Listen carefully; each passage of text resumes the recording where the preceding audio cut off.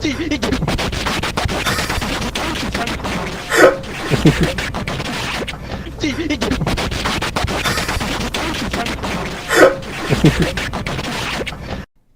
everybody, Black Ninja 797 here, and welcome back to another video, guys. And today's video, this is going to be the very first episode of our brand new series, Myth Busting Mondays. Welcome everyone to the brand new series. If you are new around here, you guys are going to have a really good time.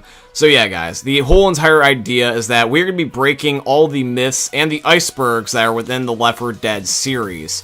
Now, by the way, guys, this first episode is going to be myths that I've compiled around the internet. However, though, this is an interactive series. If you guys truly do enjoy what you see, this is an interactive series where you guys can post your comments down below for myths that you would like to see be proven right or proven wrong in the future episodes. So if you guys want this series to continue and you want to participate, please end up leaving your myths down below. I'd be more than happy to look into them all.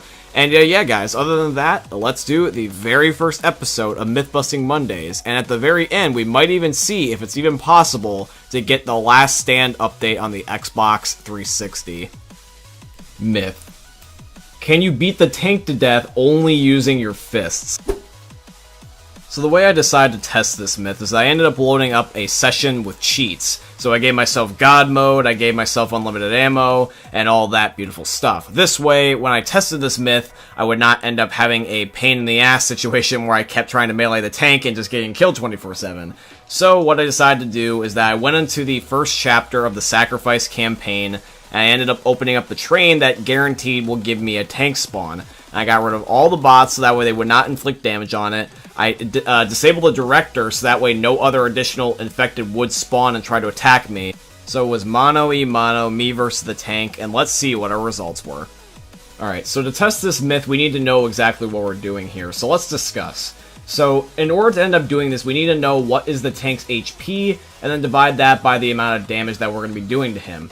So, the common infected are around 100 HP, and you can melee them to death probably in about like 3 solid hits. So that means that on average, you're probably going to be doing a little over 30 damage per melee swing. And when the tank ends up playing against you in single player, here's a graphic picture showing all of his health bars. So when he's playing against you on easy mode, which is the gameplay that you will see on the screen, he has 3,000 hit points. So if you do 3,000 divided by, like, let's say 35, you know, for the sake of our melee damage, we're roughly looking around 85 damage, which means that we're going to be needing to melee the tank around 85 times. So this was a long set of melee back and forth and back and forth and back and forth, and I felt like I was playing patty cake with the tank. But I ended up wanting to go the extra mile. I want to melee him double the amount, because that way I can make sure that just in case my arm wasn't doing as much damage as I thought it was, that way I can be 100% certain that he would or would not die. So what's the verdict? After doing a solid 5 minutes of beating the tank to death, I will say this: he is probably invulnerable to this. Now, even though you can melee the other special infected, like the hunters, and you can melee, you know, the smokers, and you can even melee, you know, the common infected with ease, the tank, he just says no. He just says, you know, John, what the hell are you doing? You know, go away, stop meleeing me, and just, you know, go die. So, yeah, the tank decides just, hey, you know, he doesn't want to be meleeed to death, and that's fine. But, hey, at least now we know, and that is our very first myth. And because of that, this myth is officially busted. Myth. Can you open the Last Stand secret room door without melee weapons? So for those of you guys that don't know what the secret Last Stand room is, it is what you were seeing right now here on the screen. What you need to do is you need to end up going over here to the very first chapter and beat this door with a melee weapon traditionally. But however though, what we're going to be trying here with this myth is we're going to be seeing if we can open up this door without the means of a melee weapon. You can end up normally using any melee weapon in the game, but we want to see if you can end up using something more creative. Alrighty guys, so I just got the door down to its last little bit of health, so it is now one shot. So what we're going to be doing is we're going to be using a variety of different things and seeing if any of these will actually be able to open up the door. So first we're going to try shooting it with a hunting rifle, and the hunting rifle does not open up the door. So after a couple of hunting rifle shots, I'm like, okay, what's another thing that we can try? And I wanted to try the propane tank. So we tried the propane tank, it did not open up the door. Then I tried a Molotov and was like, okay, maybe a throwable will be able to end up burning the door down, or maybe being at least able to do some damage, because fire in this game is extremely strong. But Lo and behold, it did not work. Then I tried to pull out one of the strongest things in the game, which is the special incendiary rounds, because this and the frag rounds are both one of the strongest types of ammos in the whole entire existence of Left 4 Dead. You can destroy enemies with this pretty easily, but a full entire mag does not end up doing it. So, for my last-ditch effort, I also tried to melee with my fist, just in case for whatever reason that worked. But no, lo and behold, it was not meant to work that way. So that was the way that the game was coded. But if we want to see if it was just a fluke or not, what we can do is we can go back over to the door and try to melee it once again with the fire axe. And what happens is that it opens up instantaneously. So, by process of elimination, this myth is busted. Myth. Is the boat at the end of The Last Stand the death toll boat? Now, one of the biggest elements of storyline that's been within the Left 4 Dead universe for quite some time now is in regards to the boat at the end of Death Toll. Players have noticed within the community that the Death Toll boat is actually in the Sacrifice campaign, and it's now a crashed vessel. So people have speculated over time wondering what happened to the owner of the Death Toll boat and wonders their fate. But however, though, I wanted to pose a slightly different question and ask you guys whether or not that exact same boat from both campaigns is identical to the one that was in The Last Stand. Alrighty guys, so now we are on The Last Stand finale, and it's at the very end of the campaign. The boat is incoming, so what we're going to do is we're going to enter no clip really quickly, so that way we can get a really good angle of the boat, and that way we don't have to worry about getting hit. And let's take a look and see if it's the exact same boat. Come on, turn around, get the footage actually. And there we go, ladies and gentlemen. Yes, it is indeed the exact same boat. The name is the same, the texture is the same, everything about it is the same. I understand that the Last Stand update probably used a lot of old assets because it was a update for the first time in over almost 10 years, but that is okay, and now we know that the same boat is in The Last Stand. And because of that, this is our very first ever myth that has been confirmed. Myth. Are any of the glitches patched from the Last Stand update still usable?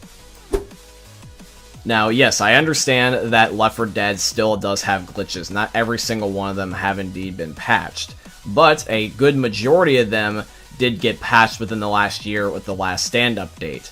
These glitches can be anywhere from survival glitches, versus glitches, or even campaign glitches, but the one I want to tackle the most is survival, especially since the Last Stand update introduced a whole bunch of new achievements revolving around survival, which I feel like that these glitches in survival are much more prevalent, therefore the focus of needing a patch. So, what I decided to do is load up one of the most popular maps, which is NSenr's Finale, and me and my friend Joseph decided to see if it was even possible to do any of the map glitches anymore with the grenade launcher. So, this is what we ended up finding here. So one of the glitches that we tried to end up doing was the glitch that allows you to be able to get onto the top floor of NSenr. This involves you having a thumper and shooting it as your buddy is jumping on your head. Now, when me and Joseph did this where I was the grenade launcher guy, we didn't really have that much luck. In fact, we weren't really getting that far at all. So our thoughts and our opinions were like, yeah, we don't know necessarily how to feel about this. We thought that the chances were low. And there was a good majority of the people that we were playing with that also probably thought the exact same thing. But we decided to mix things up and have it be where I was jumping on Joseph and he was shooting, and we did get slightly different results. Now, when me and Joseph were trying to do the glitch where I was trying to shoot him into the air, we really weren't getting that lucky. Me and him were talking back and forth, and we were like, I don't know, what do you think? I don't know, what do you think? And we were just really having our doubts. But we decided to not quite give up yet and take at least another chance. So we decided to switch the roles and have Joseph shoot me up into the air, and surprisingly, Joseph managed to fling me up to the top floor on his very first try. Now, even though I did go incapacitated, I did at least get up there this time, so this was starting to be promising. So me and Joseph decided to roll it back after he was done shooting grenade launchers into my butt. Hold up, wait a minute. But yeah, now let's move on to the second attempt. Now, once again, I don't know if it was luck, I don't know if it was skill, but Joseph was surprisingly very good at this. But the second time trying to do this, the moment that I jumped on Joseph's head, he immediately, the second time in a row, shot me to the very top floor. Now, when I did get up there, though, I unfortunately did go incapacitated again. But since we were able to make progress and started to get up there, though, I didn't want to give up quite yet. So, I decided to try this again with him one last time. So, ladies and gentlemen, this is our final attempt. What is it going to be? And I am up here. I am definitely up here, but it looks like you can't get onto the actual third floor, though. there seems to be now a invisible barrier in the way, but I'm going to walk around here just for a second just to see if I can shimmy my way past anything. But it does look like that I end up killing myself and end up falling down to the 3rd floor again. But however, instead of saying that this myth is 100% busted, I actually want to leave this myth on plausible. The reason why I want to leave this on plausible is because we only did one single map and only did a handful of glitches on them. There are so many glitches on Left 4 Dead that I can't even remotely begin to comprehend them. And I want to be able to leave this as a open to interpretation type of thing. If you guys want to do your own studying alongside with me, by all means, please send data my way at any of my social medias linked down below in the description, and let's compare and contrast, and I may or may not update it within the description box if new evidence is found. Myth. Can you get to the island out in the distance on The Last Stand? Now, for those that don't know the island I'm referring to the island that's on the coast of The Last Stand, which you can end up seeing from the top of the lighthouse. This island has always intrigued me because I always wanted to know if you could go visit it, and that is what I'm going to be testing here today. So what I decided to do is I want to end up loading into a match, and I want to put on no clip. By putting on no clip, I can end up being able to fly around at my own command, and I can end up going outside of the map. And with this, we can now start walking forward out of the map. Let's see, can you get to the island on The Last Stand? And no, unfortunately, it just ends up giving you an error, and you will just end up having no textures, and you can't see anything.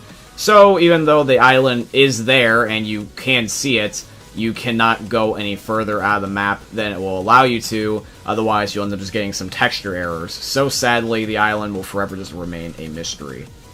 And because of that, that means that this myth is busted. But however, though, I would love to see this be implemented in a Left 4 Dead update again in the future, or just be patched so that way you can go visit if you want to. Alrighty guys, now we are on to the final myth of the episode. You guys have been waiting long and patiently, and I appreciate that, and now I am more than happy to talk about the final badass myth of the episode. So guys, as the title suggests, there is a myth that you could end up playing The Last Stand update on the Xbox 360. Now, you might be thinking that I am losing my whole entire mind. You might be thinking that this is BS. Even though everyone did want it, we all know that because of Valve, that it didn't end up happening. But however, though, you may be surprised. You may be very thoroughly surprised to see what the results were for what I did for my research here. Alrighty, guys, so let's break down this myth. Myth.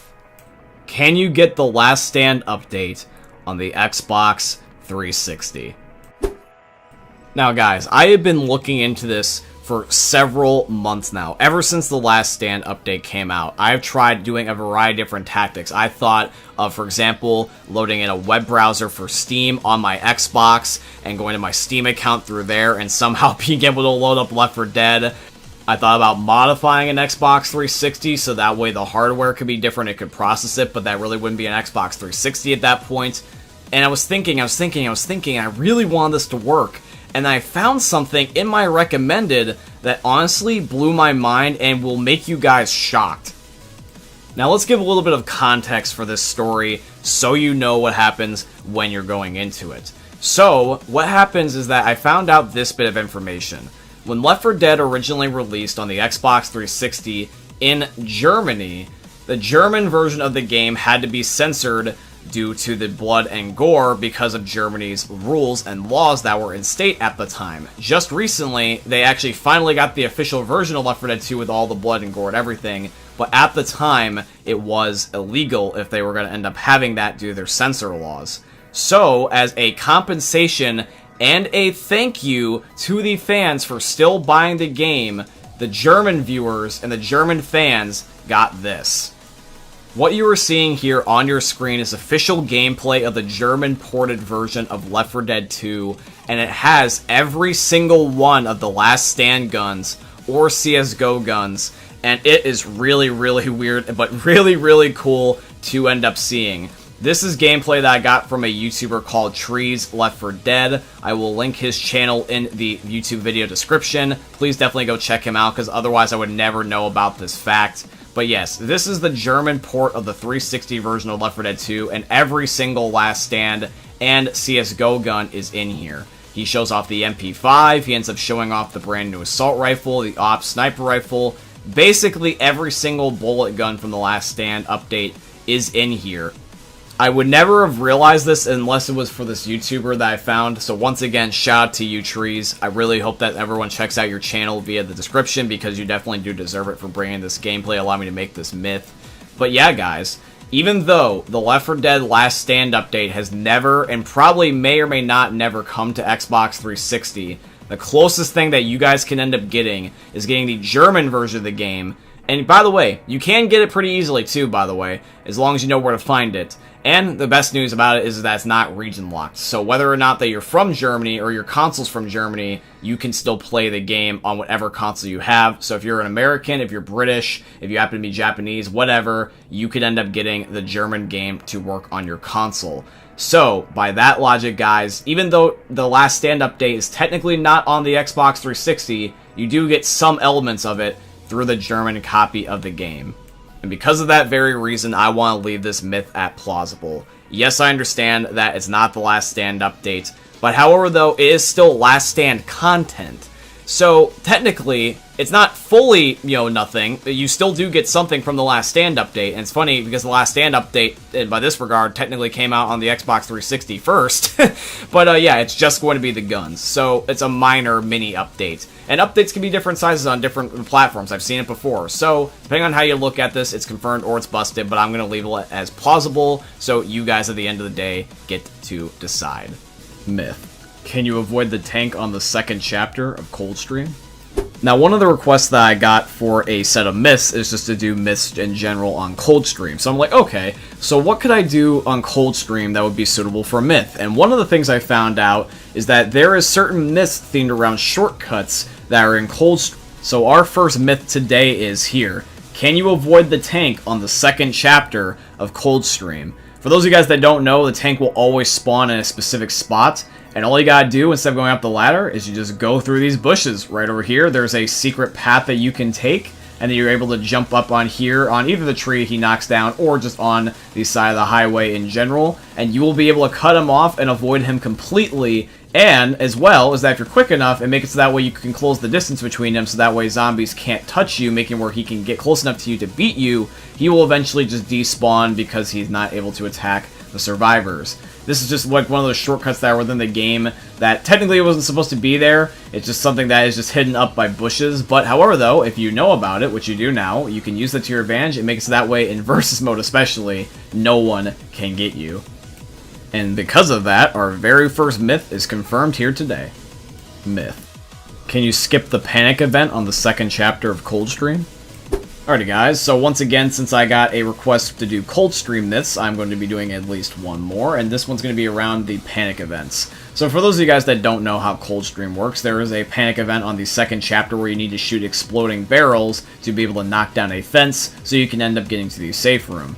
One of the ways around this for this myth is that you can actually jump over the tarp and be able to end up getting past the panic event so you don't have to shoot the barrels alerting the horde to you. And the way this is supposedly done is that you jump and crouch on the tarp, then the rocks of the mountain in front of you, and then you can end up timing the jump so you can jump over the fence that is right next to the tarp. And if you do it right, you should be able to jump over. Now, I am testing this myth myself. I saw it in a YouTube video, but I wasn't aware of whether or not it was patched in the Last Stand. And I have had multiple times where I was trying to do this, and I was just getting stuck, and I was getting frustrated, and I was going to be like, there's no way that this thing works. But eventually, I ended up trying one last time, and lo and behold, this is what happened. So you can leave your comments down below, letting me know what you think the results of this is going to be, whether or not this is confirmed or busted. So we jump on the tarp, then we jump on the rocks, and then we make a run for the fence. But if you don't go all the way over, you can jump on the tarp, and then look at that. You end up getting over the thing, and you do not have to shoot the barrel, which allows you to be able to go through the whole entire scenario event, or panic event, whichever term you like to use, with little to no issues at all. So by that logic, that means that today's myth is confirmed. Myth. Can you kill zombies with the car in the NSenr ending? Alrighty guys, so we have played NSenr for years on Left 4 Dead, of course, because that is the very first map that anyone plays, at least you're a sane person to it chronologically, but I don't judge. But yeah, at the end of the NSenr finale, or the end of the NSenr campaign just in general, there is a cutscene that you can see where our characters bust through the mall's entrance with Jimmy Gibbs' stock car. And the question is that, can you kill zombies with the car during the cutscene? I don't know. Let's see what happens. So we're loading up into the cutscene here. We're running over the zombies. That's really reassuring. And then we go through to the actual cutscene where we burst out the door. And yeah, I'm assuming by that one guy's spleen flinging out of his ass, I'm pretty sure that means that you can kill zombies. So yeah, that was a brutal death, and you can 100% kill the zombies, which means that this myth is without a doubt confirmed. Myth. Can you play Left 4 Dead 2 on mobile without Steam Link? So guys, if you're wondering what is Steam Link, Steam Link is a application that you can end up getting on your phone that is making it so that way you could be able to play your Steam games on your smartphone. You can end up playing them on Apple, and you can also play them on Android as long as you know how to link your Steam accounts. But, however though, the request is specifically asking if there's a way you can play it on your phone without Steam Link. I got this request from one of my YouTube subscribers that is currently serving in the military at the moment, and he just wants to know if there's any way that he can be able to end up playing Left 4 Dead without having to go through some tedious hoops. So I thought, why not be able to end up helping the man out by looking into this myth? So I did some research. I looked into the Steam applications. I looked into Steam Link myself. I looked into my whole entire profile just as a whole, and this is my research findings. So I looked across Steam on, like I said, mobile. I looked at through Steam Link. I looked at through Google Chrome. I even looked at my Steam profile directly. And I was trying to see if there was any correlation whatsoever. Because it does exist through Steam Link. I was just trying to be like, hey, is there any way I can get Left 4 Dead 2 to be able to exist? Hell, was there even like a third-party plagiaristic app that, you know, implemented Left 4 Dead somehow? And I hate to be the bearer of bad news, but unfortunately there was nothing I was able to find that would allow you to be able to do this without the use of Steam Link. But however though, I also did want to show this to you, my friend, just in case this interests you. There's of course the new Steam Deck that's going to be coming out at the end of the year. This is essentially a portable PC in the form of basically what is like Steam's equivalent of the Nintendo Switch. So if this interests you for whatever reason, you could bring this, even though it would be bigger, but it would give you much better hardware, realistically, to be able to play Left 4 Dead. But unfortunately, this myth is busted. Alrighty guys, so for this last and final big myth, this one's going to be pretty interesting, because the myth is what I said at the very beginning, whether or not that you can end up getting the achievement Valve Gift Grab in 2021. Now, this myth, for those of you guys that don't know what it is essentially an achievement that was for a limited time only. You were only able to originally get this in the year 2011, which was a long time ago now, over 10 years ago. And that means that this myth shouldn't theoretically be able to be done, right? Well, let's see.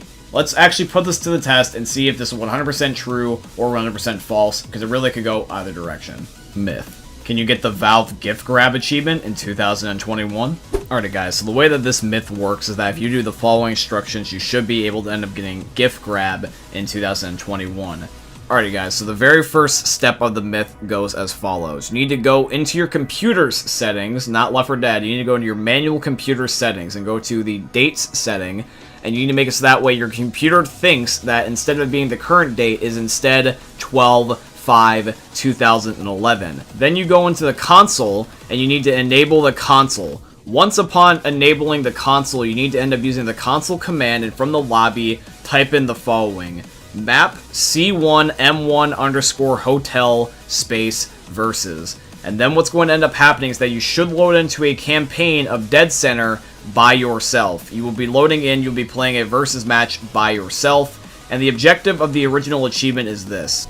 Collect 3 gift drops by Special Infected in versus mode.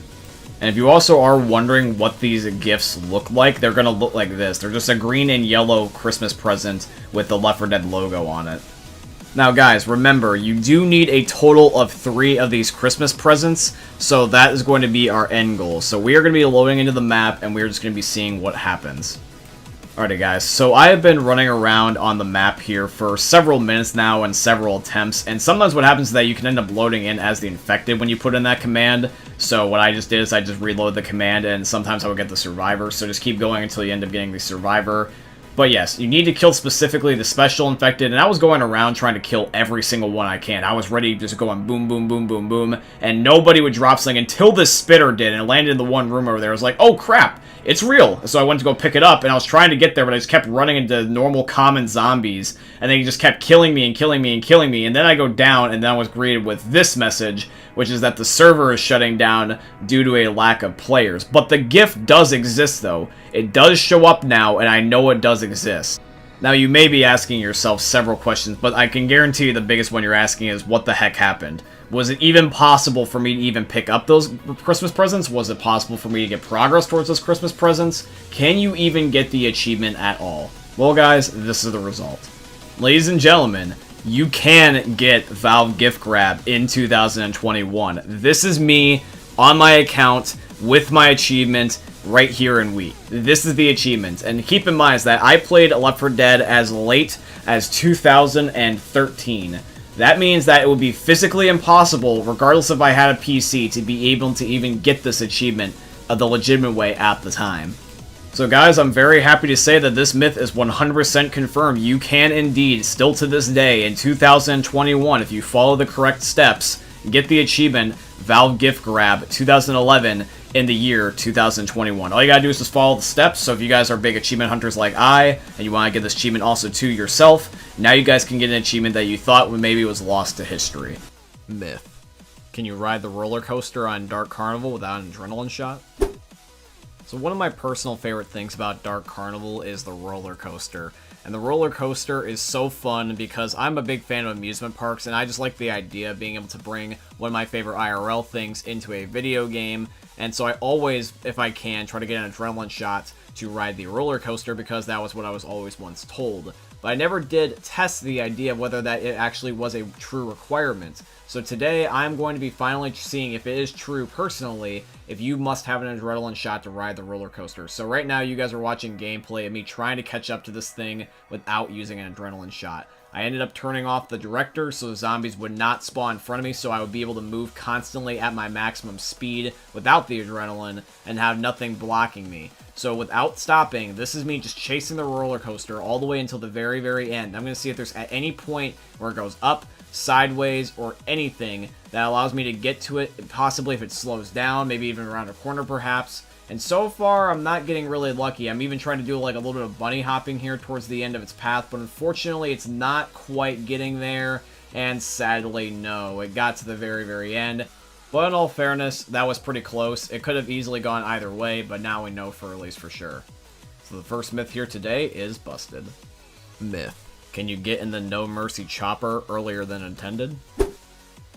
Now guys, when it comes to the finales of a lot of Left 4 Dead maps, there are so many different ones you can choose from. You got the running finales, which is my personal favorite. You've got the camping finales, such as the one tested here in this myth. And you've also even got some unique ones, such as the scavenger finales, like on NSenr. Now, no matter which finale you prefer, each one has a different objective in terms of what you gotta do to escape. But however, though, the premise is still escape. And so what I wanted to test here on one of my personal favorite maps, No Mercy, is how soon is it really possible to escape? If you're playing a versus match and you're the last man standing, you need to clutch up at the very last second. Can you or can you not escape a little bit earlier than Valve actually intended?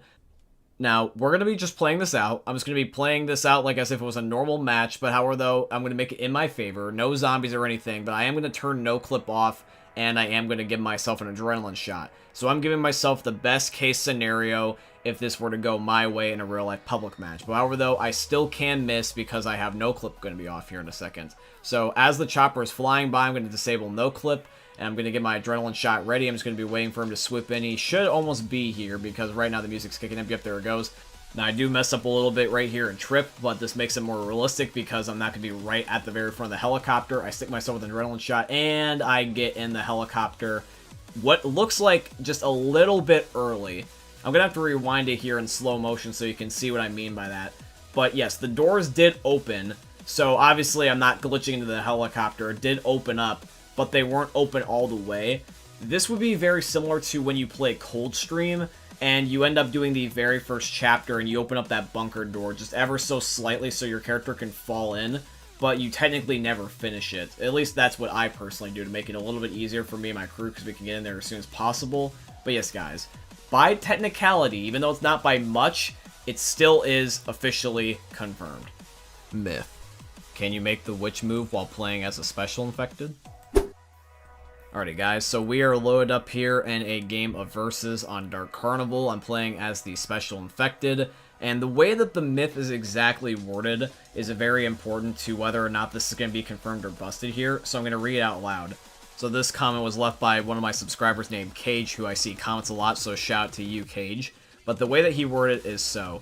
I have another myth. Can you make the witch move around as a infected to another area? Thank you for putting my myth in the video. How's your day been? Well, my day's been going good, thank you, my G, and no problem for putting your myth in a episode. I'd be more than happy to do it again here today. And let's do that, why don't we? So, let's talk about this myth. So, can we make the witch move?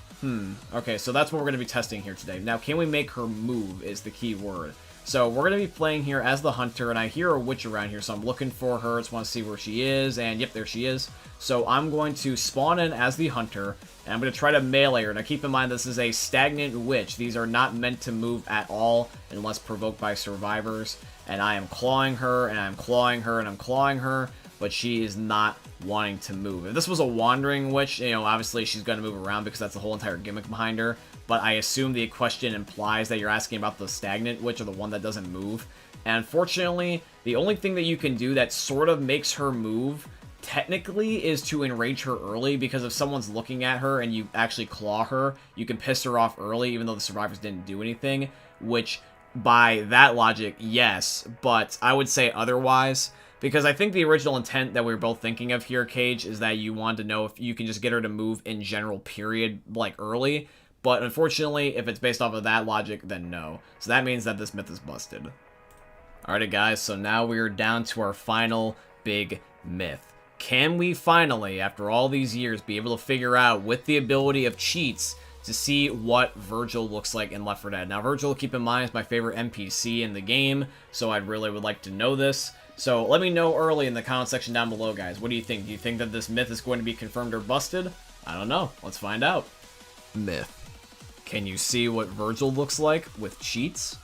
Alrighty, guys. So we are here on Swamp Fever. I'm just using the cheats so that way I can get through this quicker. I'm just going around, flying around, killing the tanks. And once I kill them here in a second, I'm going to use no clip once again to be able to go into Virgil's boat. So that way we can see whether or not that we can see the man behind the boat.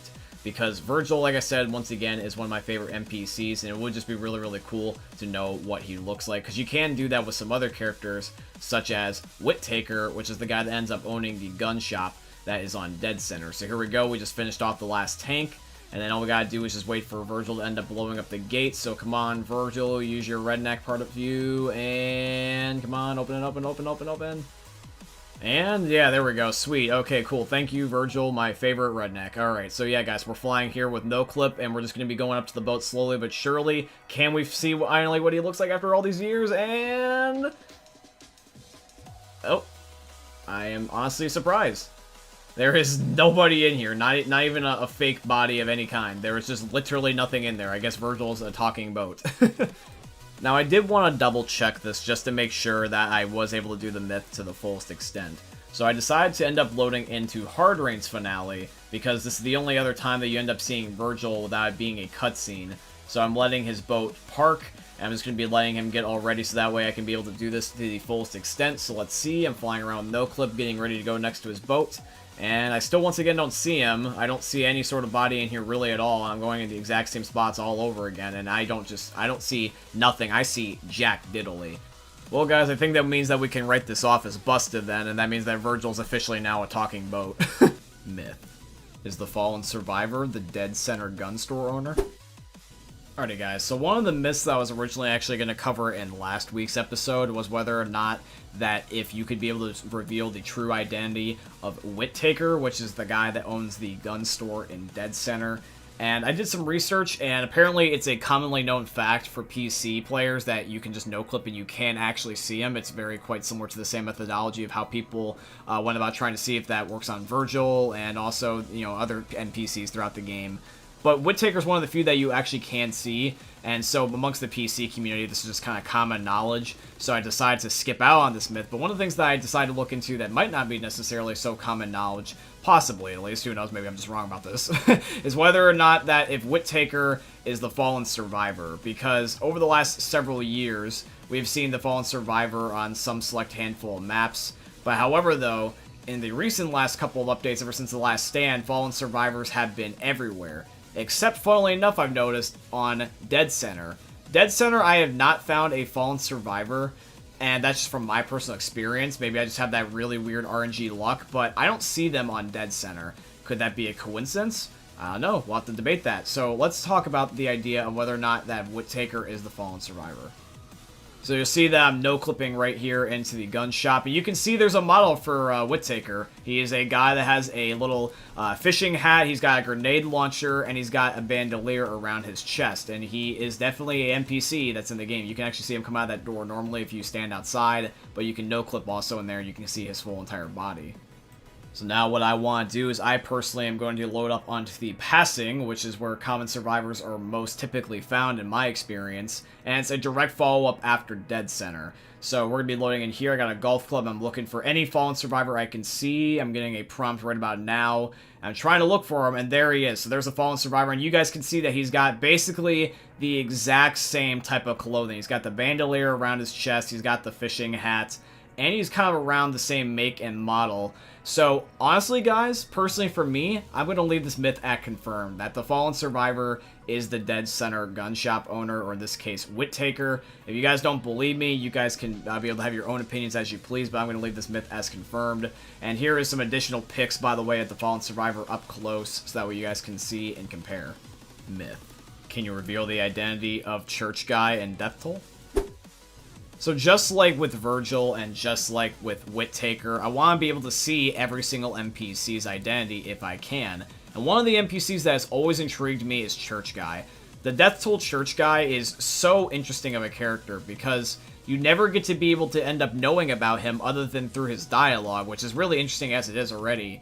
But I want to be able to know about the man behind the door. I want to know what's the agenda of Church Guy. And so what I decided to do is that I decided to go into the church with no clip, and I kept waiting, and I waited, and I waited, and I waited, and even during his dialogue, at the very beginning when you activate the Horde Summoning event, hell, even before the Horde Summoning event, he is just not there. There's no body, no NPC, no nothing on the top or the bottom floor. So I'm literally just sitting here, and I'm just chilling. I'm trying to let the event play out and seeing if he'll spawn. And when I go out, you know, there's a jockey, and I was thinking to myself, maybe if I had the director disabled, he just won't spawn, because technically at some point he is supposed to be a zombie, so that's why the jockey spawned, because I turned it back on, and then I did things to just, like, kick the jockey or whatever. And then as soon as I opened the door, he did become a smoker and show up, but there wasn't, like, a model beforehand, like the helicopter guy, or even Whittaker, or just any generic survivor in general. Like, there only is a zombie special infected as soon as you open the door. Before that, all you just get is basically a talking door. You get nothing. So unfortunately, for the identity of you know, our man here, Church Guy, this myth is going to be busted. It's too bad, because I would love to see a model for him to be able to put a face behind it. Myth. Can the Crash Course artillery gun kill players? Alrighty guys, so I've loaded up into Crash Course here on the first chapter, and we're going to one of my favorite scenario events, which is going to end up being the artillery gun. Now, the artillery gun is a badass scenario event, because you're literally shooting basically the equivalent of a goddamn bazooka at the bridge to try to clear a path. And this is extremely cool. And I want to know, how strong is this artillery gun? You know, it's enough to clear a bridge, but is it enough to be able to kill the players? And the reason why I ask that is because even though it sounds kind of self-explanatory, is because some things in this game that you would expect to normally kill an actual player do not. So I'm going to be putting that to the test just to be 100% sure. I mean, that is about, you know, myth busting after all, is to see, just, you know, to be 100% sure. So I'm playing here with my brother. I am having him move over to the bridge so that way the bots don't follow me. And I just told him to stand still. And here we go, fire in the hole, and yep, it insta-killed not only my brother, but it also insta-killed both Lewis and Bill. So all the bots and my brother went down, and it was enough to not only insta-kill them, basically, but enough to be able to prove this myth as confirmed. Myth. Can you beat any of the carnival games with Noam Chomsky? So guys, one of my favorite things about Dark Carnival is being able to play all the carnival games, and especially the one where you end up being able to play target practice to get Noam Chomsky. I think it's a really cool premise, and I like the Easter egg / the achievement behind it. And so I got an attachment to Noam Chomsky, so I want to see if I can use my little buddy here to beat any of the other carnival games, such as the Strongman competition. For those of you guys that don't know, you can actually interact with a lot of the carnival games in Left 4 Dead and be able to play with them. So, for example, if you go up to the Strongman machine here, you can actually be able to melee it with a melee weapon, and then you can win it this way. You don't get anything for it, but just something you can interact with. So, as you can see, I'm hitting with my katana, and it is saying that I'm winning. But can we do that with Noam Chomsky? Because you can't do it while you're shooting. That definitely is a thing that you can't do. I was like, where does Noam Chomsky fall? He's kind of like a melee weapon. So I'm going to try to chuck him at it. You know, I'm not getting any registration. Now I'm trying to hit it. I'm even standing on it. And I'm not getting any audio cue. I have to look down, by the way, so that's why you can't, unfortunately, see if it's going up or not. But there's just no audio cue or anything. So, yeah, in my opinion, I'm just going to say that this doesn't work. So then we're going to be moving over to the Stash Whacker, which is basically whack-a-mole. And I'm trying to punch him, and I'm just trying to get him with any sort of combat move I can think of. Because Noam Chomsky does kill things. If you melee a zombie, it will kill it. So it is considered technically like a... in between like a melee weapon and like a special thing, like a gas can. But he doesn't do anything to these carnival games, unfortunately. There's no, like, extended melee other than just basically the shove. So that's probably why it doesn't do anything. It's just because it's stuck as a shove animation rather than a normal melee animation. So I want to try just in case, but sadly it doesn't work, so that means that this myth is busted. Alrighty, guys. So here we are. We are now on the final myth, the ultimate myth, the myth to conclude the episode. And the myth is, once again, if you can end up getting the achievement Good Guy Nick in 2021. So guys, let's read the description of the achievement and see what you gotta do to unlock it. The achievement reads as so: plays games with free weekend players and helps them survive a campaign. Alrighty guys, so those are the guidelines and the rules for how you get the achievement Good Guy Nick. So now let's end up hopping into the myth and seeing if you can get it. Myth: can you get the achievement Good Guy Nick in 2021? So guys, let's talk about Good Guy Nick. So you guys saw the description and now you know the rules about how you end up getting said achievement. Now, keep in mind with this achievement is that for me personally, I do not have it. Now, however though, just because I don't have it doesn't mean that the method or the idea about trying to get it in 2021 doesn't exist. It just means that I personally don't have it, but others may still be getting it. So this is what I found out from my research about a couple of articles and skimming around the internet, and you guys can just listen and hear what I have to say. So this is basically what I've learned about Good Guy Nick. The idea is that when it comes to Good Guy Nick, as you know, you need to help a free-to-play player get through a campaign on Left 4 Dead. Now, I've done my research when it comes to this, and what I found out is that Left 4 Dead at one point in time was free to keep. It wasn't like the free-to-play weekends that they occasionally have once every couple of few months or years. You could literally just back in the day get the game for free and keep it. So that's when this achievement was kind of like starting to become like popular, is back when it initially launched.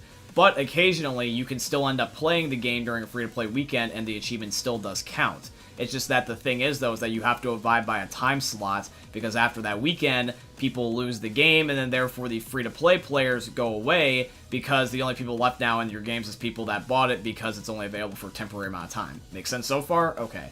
So the only way, theoretically, then, to get this achievement is to be able to play with someone that has a free-to-play version of the game, which seems to be the case. As far as I'm aware, in the year that this achievement was dropped, anybody that got Left 4 Dead for free, that account, or that however many accounts claimed it, gets to keep the game forever. It just stays that way. They're not abided by these free-to-play weekend slots where the game eventually is locked until another free-to-play weekend. But when it comes to this achievement, I see that there's sometimes people that help out the community trying to get themselves, because it's one of those niche achievements that people don't necessarily have. And it looks like that what you have to do is you must get somebody that had the game on that account that they're playing on during a free-to-play claimant. Not a weekend, but specifically where you got to keep it, which was a very niche window. You have to play with somebody that has that game under that account, and you have to help them get that account through a full entire campaign. So you need to know a guy that knows this guy's cousin, as SpongeBob would say, in order to be able to get the achievement. Now, once again, I do not have Good Guy Nick myself. It's one of the only 2 achievements left across the board from my 360 account and my PC account that I do not have. The only other one I'm missing is Ghost of Christmas Present.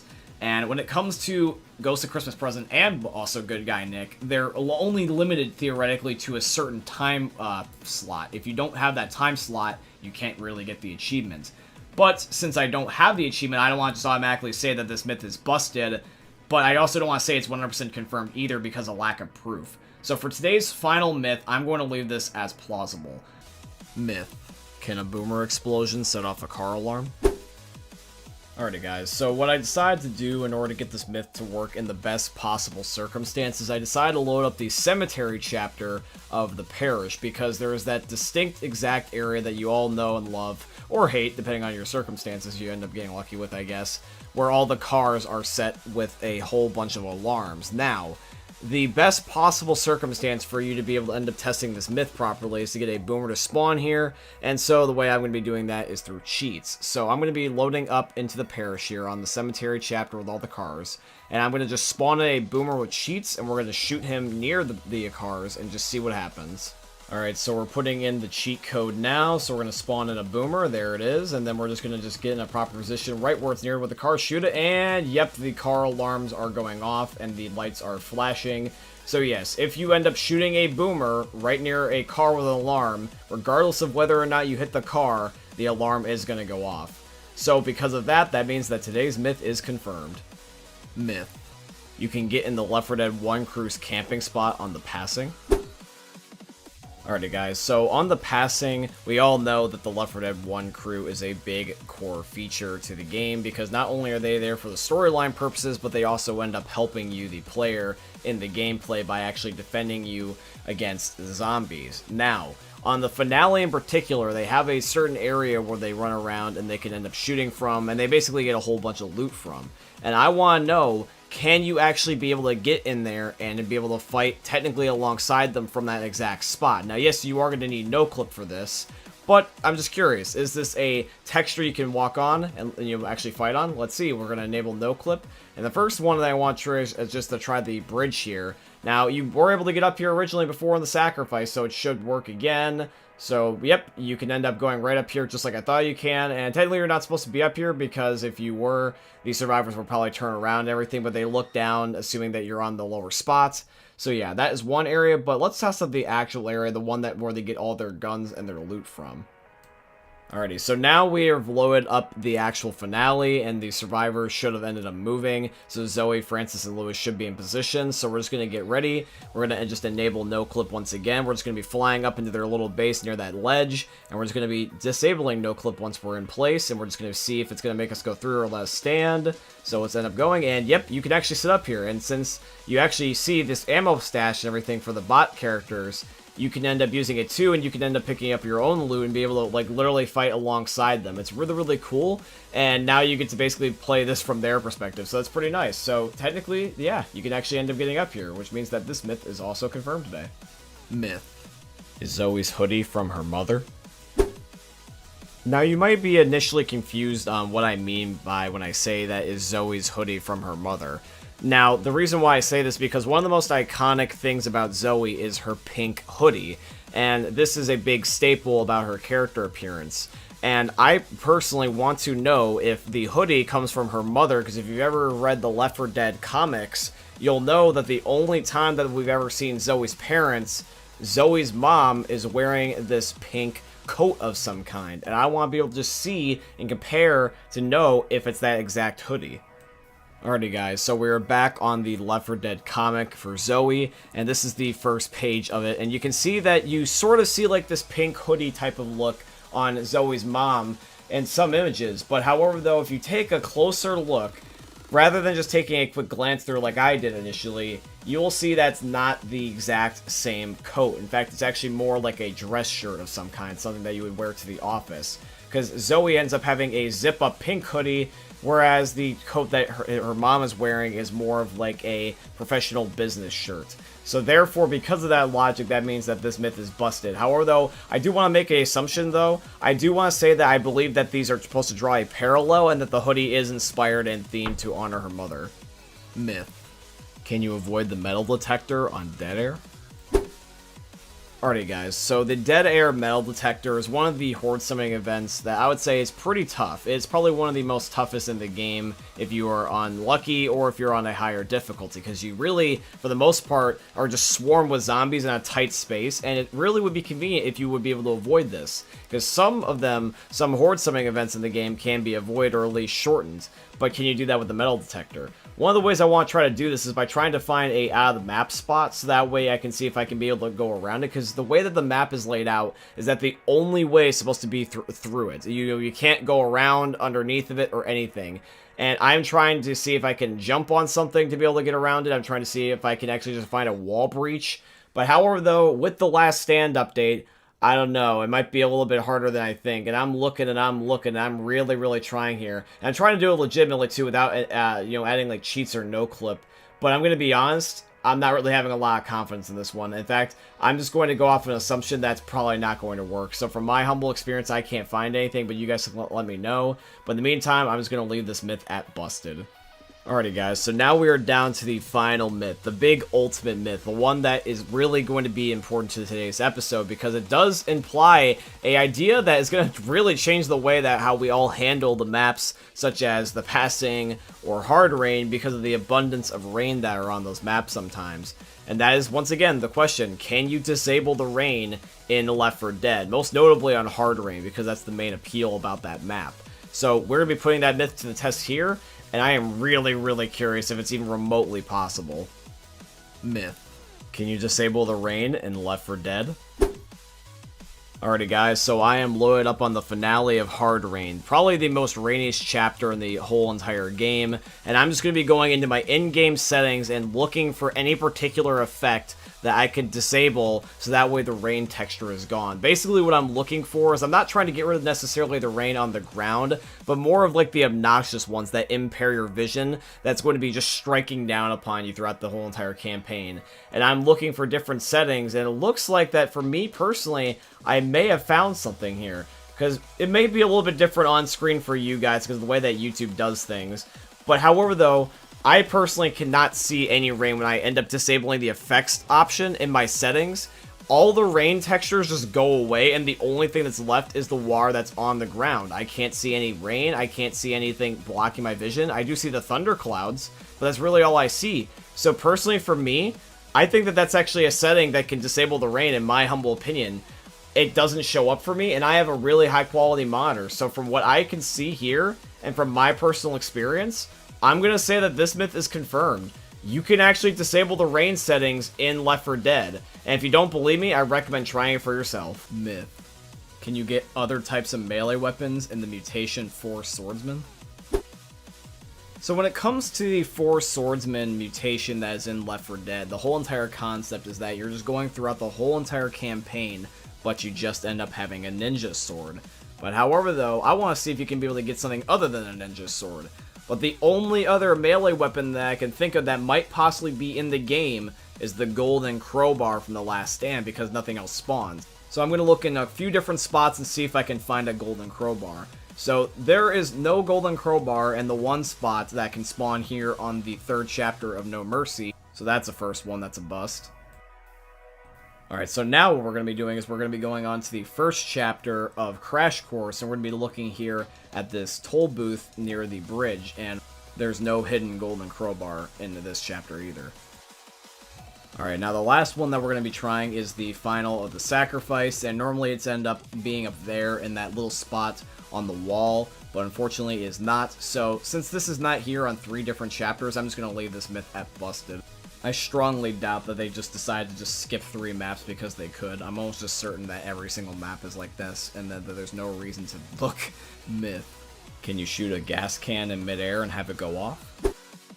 Now, really quickly, before we do begin with this myth, I just want to give a brief apology to my one viewer, Spike, who ended up submitting this myth my way. I just want to say, Spike, I do apologize the fact that it took me so long to get around to this myth, because the 1 week that you submitted this request, actually, I was on vacation, so I couldn't be able to put it in the Myth-Busting Mondays episode because that was pre-recorded while I was out of town, and then the second one I just missed, so I do apologize, but I am getting around to it now, so I hope you don't mind. But let's get around to your myth, my friend. So we're going to be seeing if we can shoot the gas can midair and have it go off. So right now I'm on a game of survival, and I'm just trying to go on a high point of a map. I thought I'd go to the Parish Bridge because it's a pretty decent high point, and just trying to chuck this off of the area that I'm at on the bridge itself, and just seeing if I can be able to hit the thing. And one of the ways that you can tell if I'm hitting this thing or not is by looking at the gas can, because it does show bullet marks. and it looks like there is one right there in the side of the gas can. So it does show that I have been hitting it. No one else has been hitting it. There's no one else in my lobby, which means that I have hit it, and this myth is busted. Myth. Can you skip the panic event in the sewer on the second chapter of the passing? Now, when it comes to the skipping scenario or panic events myths, you guys really seem to like them, so here's going to end up being another one, seeing if you can end up skipping it on the second chapter of the passing. Now, depending on which game you're playing, you can end up getting a little bit more lucky with these. Like, for example, a lot of Left 4 Dead 1 maps had their glitches patched when they came over to Left 4 Dead 2, so if you were doing the original Left 4 Dead, you may find a way. And Left 4 Dead 2 also did have their own, but they got patched, the majority of them in The Last Stand.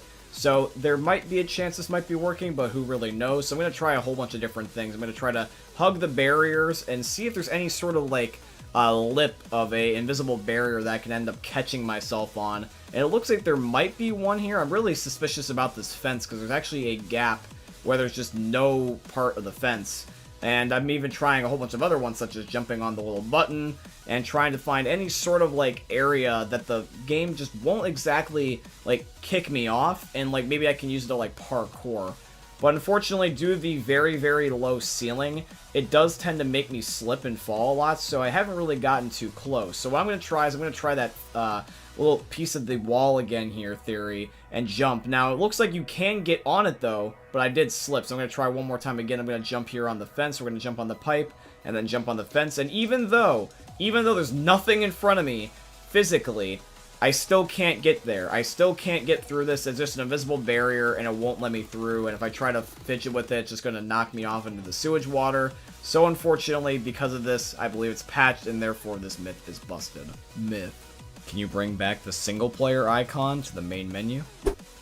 Alrighty guys, so we're going to be seeing if you can get the old single-player icon back into Left 4 Dead, and one of the ways that you can end up doing this, presumably, is through a mod, and one of the mods that is on the Steam Workshop you can get for the Last Stand update is by a guy named Zetnus, Z-E-T-N-U-S, and he ends up having a mod called Single Player Plus Server Browser, and it's supposed to bring back the single player icon, which it looks like it does, so that means that by technicality, even though it is a mod, is indeed true. You can bring back the single player icon back into Left 4 Dead, and therefore this is the first myth today that is confirmed. Now guys, when it comes to this last myth here, you may be thinking to yourself, as always, probably with these myths is because they're so outlandish, is whether or not you can actually outrun the witch. Now, the witch is extremely fast. She's probably really, really faster than you might realize, and she really can get the upper hand if you're not paying attention. Even sometimes when you are paying attention, she can get the upper hand. And if you're not good enough at being able to juke her out, she will eventually catch up to you traditionally. But the one idea that I want to try out is to see whether or not you can outrun her with an adrenaline shot. So we're going to try to test that out right now. Myth. Can you outrun the witch in Left 4 Dead 2? Alrighty guys, so here is the big final myth, the ultimate myth of today's episode. So in order to do this, we need to end up having this be in a controlled environment. So I am loaded up into a modded map that I own that allows you to be able to end up getting achievements.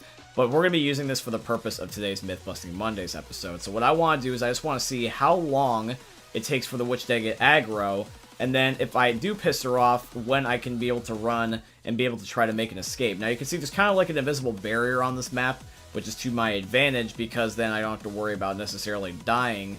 But the idea is we're trying to see how long it's going to be taking her to really get up and then chase me, because we can look at slight differences, like not really like big differences, but slight differences, such as if she swings and she misses, or, you know, if I can be able to outrun her before she gets pissed at me, or even another one is being like if I can just genuinely outrun her. So we're going to be trying to put that to the test here, and one of the ways is with adrenaline.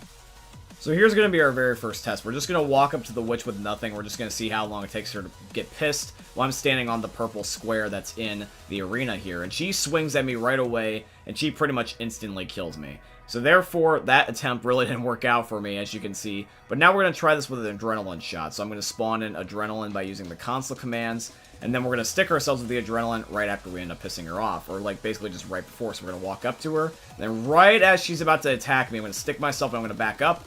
And as you can see, from what it looks like, I mean, it might be picky, but I think I was standing in pretty much the exact same spot within that purple square. And I was able to outrun her with an adrenaline shot in my system, because before she would have swung and I would have got knocked down.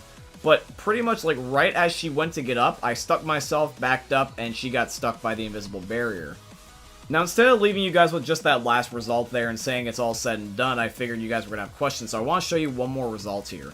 This is a few clips later when I was trying to test this out, and right as I stick myself with adrenaline, I start running away from the witch, and you will know, based off of the gameplay here, that she's going to swing, but she's too far away for me to hit me, and she ends up missing. And the death barrier is the only thing that stops her from continually chasing me, so it gives a perfect example to show from where she stops and where I escaped. So you can see that there's something going on here where she thinks that she's able to hit me, but she actually can't. So either A, it's the map I'm playing on, or B, I'm actually just running faster than her, because why would she swing if she can't feel like she can hit me?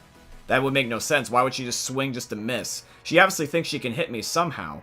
So in my humble opinion, even though this may have only been tested for a little bit in niche circumstances, I am personally going to say that this myth is confirmed, because from what I can see in slow motion, she's swinging at things that she thinks she can hit, but she's missing. I am able to actually outrun her with the adrenaline shot by basically standing in the exact same visual spot on that purple square, walking backwards, and she can't hit me. So from what I can see, I'm just going to have to say this is confirmed, but you could debate it being plausible, but that's the fun show aspect, is that it's up to you guys at the end of the day. Myth. Can you survive getting hit by the plane in the final of Dead Air? Alrighty guys, so we have loaded up into the finale of Dead Air, and as you guys know, as soon as we open up the safe room door, the cinematic plane is going to spawn, and we're just going to walk in front of the pathway of where it crashes to see if it's going to end up killing us. Now, I'm not sure if I'm going to get a different result because I'm on Left 4 Dead 2 compared to Left 4 Dead 1. Maybe we might start doing that in future episodes. But however, though, this is Left 4 Dead 2, and I, in my humble opinion, think this is going to kill me. So that's my theory on the myth. But let's just wait and see. So here it comes, and... Oh. Well, that's really surprising. And I was hit with several pieces of residue too, so it's not like it was a fluke. Apparently, you can survive getting hit by the plane in the finale of Dead Air. So that means that this myth is actually going to be confirmed. You can survive the plane crash. It's really weird what this game considers as lethal or not, because some things that shouldn't kill you do, and some things that should don't. It's really bizarre. Myth. Can you shoot a propane tank midair and have it explode? So in a previous episode of Myth-Busting Mondays, one of the requests I got was whether or not that you can shoot a gasoline can in midair and have it set on fire, or in this case, explode. So I wanted to just do this with a propane tank, so let's end up comparing and see if there's a difference. Alrighty, so I'm up here with my Magnum, and we're gonna chuck it, and let's see. Oh, we missed. Well, that doesn't mean that we failed, it just means we missed. Let's try this again. Alright, take two, and... Yep, you can shoot a propane tank midair and it's going to explode, and it was enough of a blast radius that set the gasoline can on fire, so you know it also wasn't a special effect either. So that means that, yes, this myth is confirmed, and you can shoot a propane tank midair. Myth. Can you hit a secret button to get the song Still Alive to play? Now, since there is a couple people out there that might not understand what I mean by the Still Alive song, the Still Alive song is a secret song that is in Left 4 Dead that you can play on the jukebox that is from the series Portal, which is another Valve title. And this is supposed to be by complete chance. It's a very rare song that plays, but you can end up getting it. Now, on the jukebox, you will see that there's buttons that you can end up having glow in the dark, and these will play whenever a certain song is playing on the jukebox. But however, though, if you take a look at the jukebox on the very right, there is a button for a fifth song. But however, though, there is nothing that you can end up doing with these buttons physically. It's not like you can press them manually. Or can you? Because that's what I want to try here for today's theory. I'm going to see if by hitting anything on that specific button, whether it be by looking at it directly or on a certain angle just in general, if it will force the song Still Alive to play. I also have captions on so that way you guys can see it playing, but without me possibly getting a copyright strike because the song is claimed.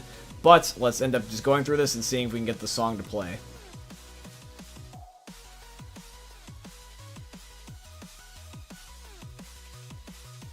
12 o'clock midnight. Alrighty guys, I'm just going to label this myth as busted because I ended up doing this for a decent amount of time, and even if it did play, which it didn't for me unfortunately, it would have been just as sheer coincidence and not that I actually did anything. And so I feel like it would have been unfair to say that it was even remotely plausible, because there's no way I'm able to prove this, because the only thing I was going off of was probability rate, and since it was so infrequent, like I said, if it would have happened, it probably would have been a fluke. So I'm just going to leave this at busted unless we end up getting a better way to document this in the future. Myth. Can you charge the witch as a charger? I hope that this works. Alrighty guys, so this is a myth that I am testing literally out of sheer just curiosity. This was just one of the myth ideas that I came up with, and it's, can you charge the witch? I am just doing this out of, like I said, just pure amusement and just out of complete curiosity. So I am loaded up into a game of Versus. We are playing on hard rain, and I did happen to end up getting a charger right off the bat. So I am just waiting for the survivors to move a little bit out of their safe room, so that way a witch is going to end up spawning. When the witch does end up spawning, regardless of if it's walking or if it is sitting, I am going to end up spawning in, I am going to try to ram the witch, and I'm just going to hope that her body will go flying, because certain special infected, they can kill each other, so I really want to see. Alright, so there is the witch's silhouette, I can see her off in the distance, so while I am technically invisible, I'm going to go over to her, and then I will spawn in once I am close enough, so that way I can get there at the ideal speed. So she's right near a lip, near a roof, let's end up seeing, and... ah, damn! Ah, damn. That would have been funny as hell if you could charge the witch in just corpse launcher. That would have been amazing, man. Come on, Valve. Come on. Alrighty, guys. So that myth is busted, but you have no idea how much I really want that to be confirmed. Alrighty, guys. So now we are down to the final myth. The ultimate myth. The absolute badass myth of today's episode. And this is for my speedrunners out there. This is going to be the myth. Can you end up beating the last stand in 10 minutes or less? Preferably less, because then it's even more fancy. And that way you guys can end up seeing if you can set some world records. So when it comes to the last stand, just for a little bit of clarification before we move on to the actual myth itself. Right now, currently, there is an achievement in the game for beating it in less than 13 minutes. And I personally already have that achievement. And it's not easy by any stretch of the imagination.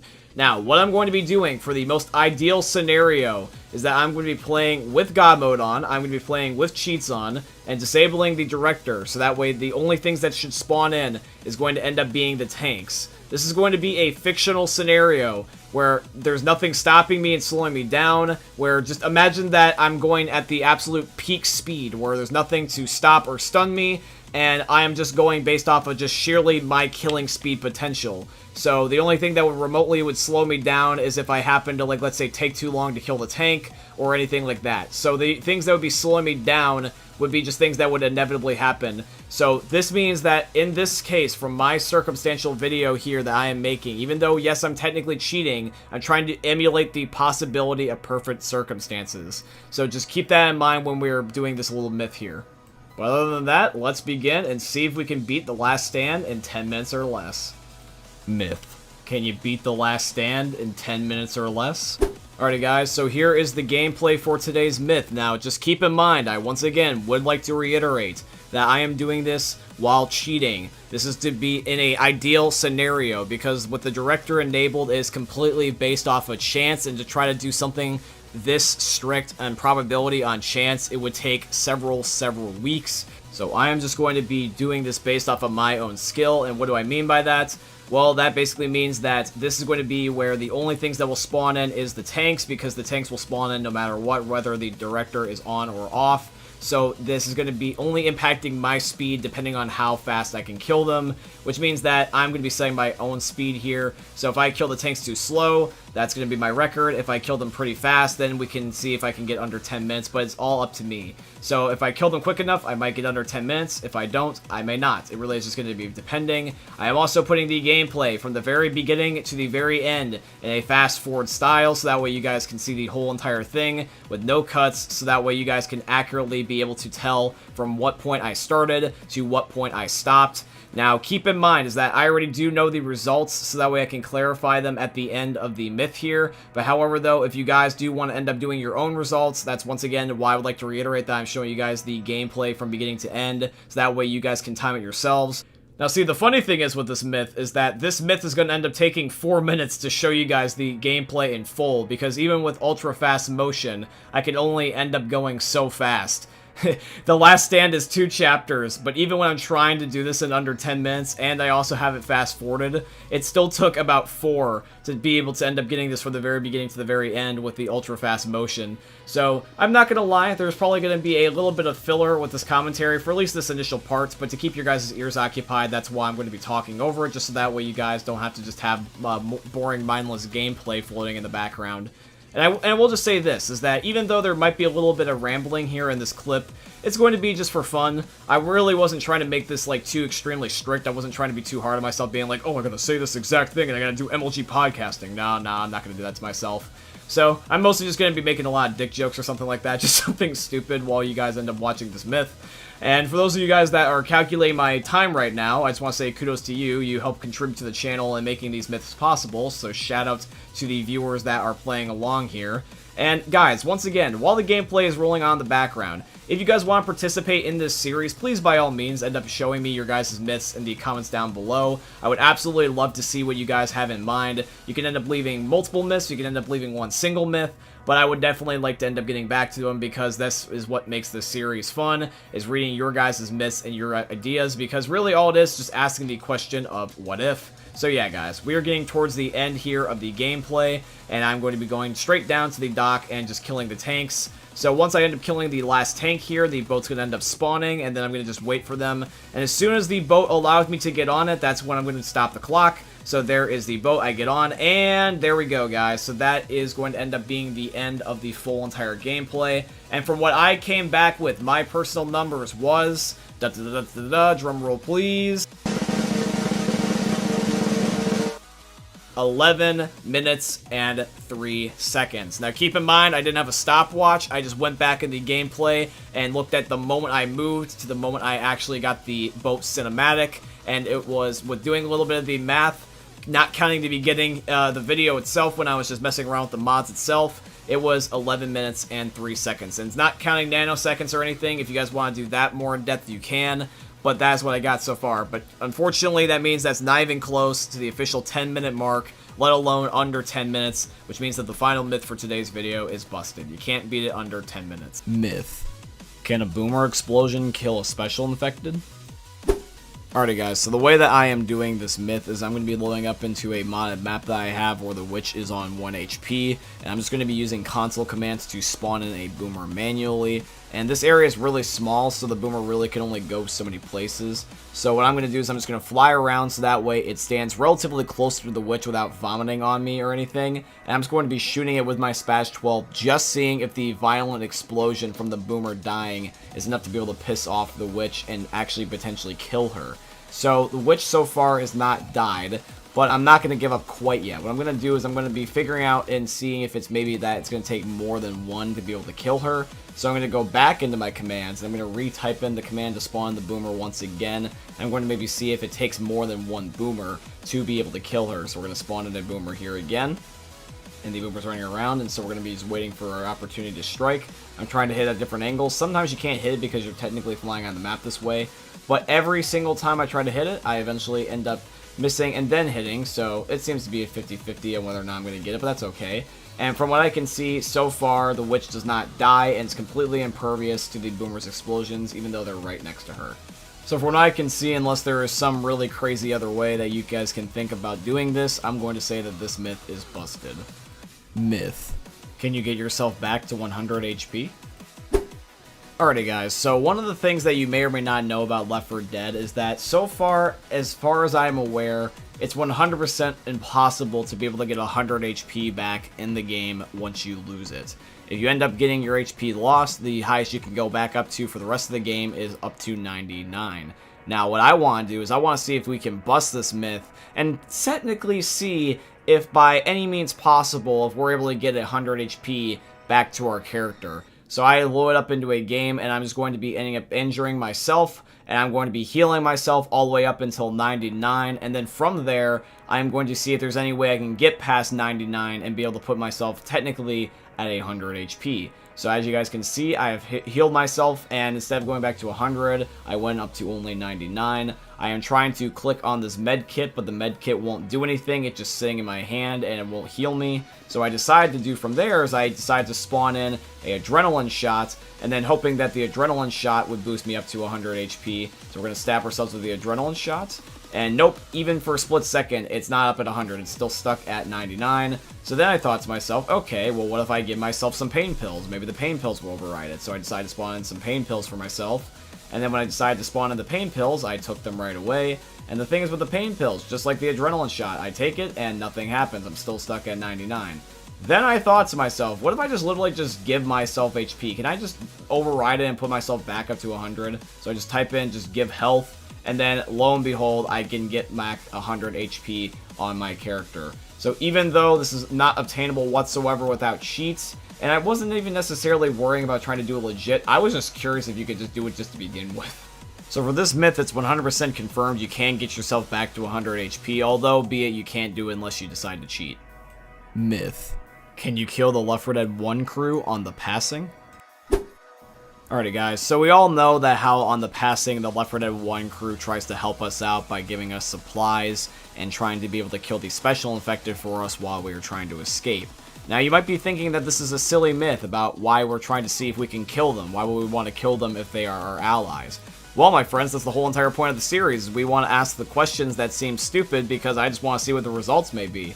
So we're going to be loading up into a game here on the passing. I'm just going to be playing here by myself. I've disabled the director just so that way it is me and then Lewis, Francis, and Zoe. And all I'm going to do is I'm just going to be trying a different set of tactics because they are technically survivors just like us. I'm just going to see if anything that would kill Rochelle, Coach, or Nick would end up killing them, because what's the difference between them being up there and defending us versus Rochelle, Coach, and Nick being on the ground? So I'm going to load some cheats, I'm going to take things like a gun, I'm going to take things like fire, and I'm just going to see if anything at all is going to end up being able to hurt them.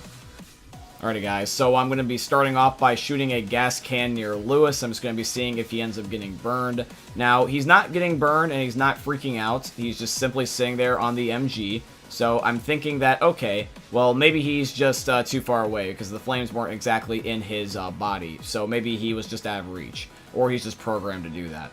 Then I decide to get a Molotov and throw it at Zoe and see if she would freak out. But no, she has more platform space, and yet she still sits there. Then I also decided to shoot her with the hunting rifle, and she didn't, like, say, ow, stop shooting me or anything. All I heard was just Ellis going caw, caw, which I thought was funny initially when I was getting this gameplay.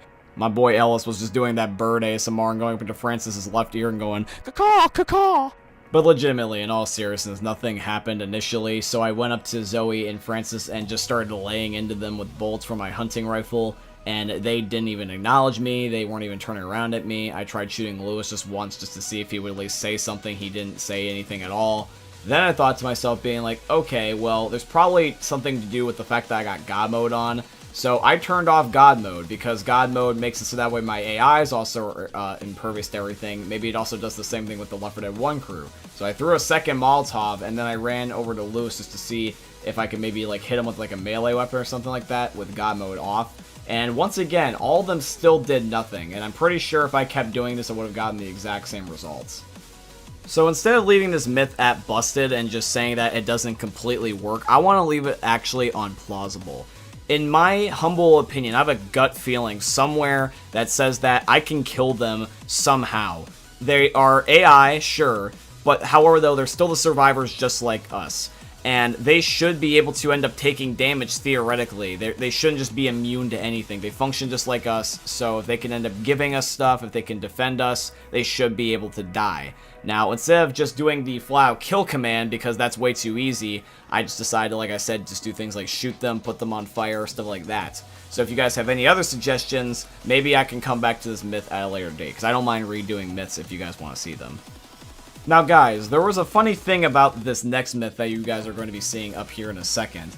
This myth was done on complete and utter accident. I thought about the last second while getting the gameplay for the last myth that you just saw about whether or not that you can kill Francis, Lewis, and Zoe on the passing. When I was trying to get the gameplay for that myth, I discovered something that really intrigued me, and it made me want to end up coming up with another myth idea. And so this myth is going to be caused because of the last myth. And even though it might sound a little bit silly, and it's not necessarily a myth. It's more rather kind of a statement of fact, even though I'm asking as a question, I know what the results are. But I thought you guys would get a kick out of it, and just see the results would kind of shock you. So we're going to be doing this just for funsies here. Myth. Can you give items to the Left 4 Dead 1 crew on the passing? This is going to be fun to see. Alrighty guys, so we picked up right exactly where we left off, and for this, what you're seeing is gameplay of me still trying to do the previous myth about whether or not that you could be able to kill these survivors. And what happened was I was trying to give myself an adrenaline shot to like make me stronger. I thought for some reason it would make me stronger and that maybe I could damage them that way by killing them somehow with an adrenaline shot in my system made sense to me. I don't know why.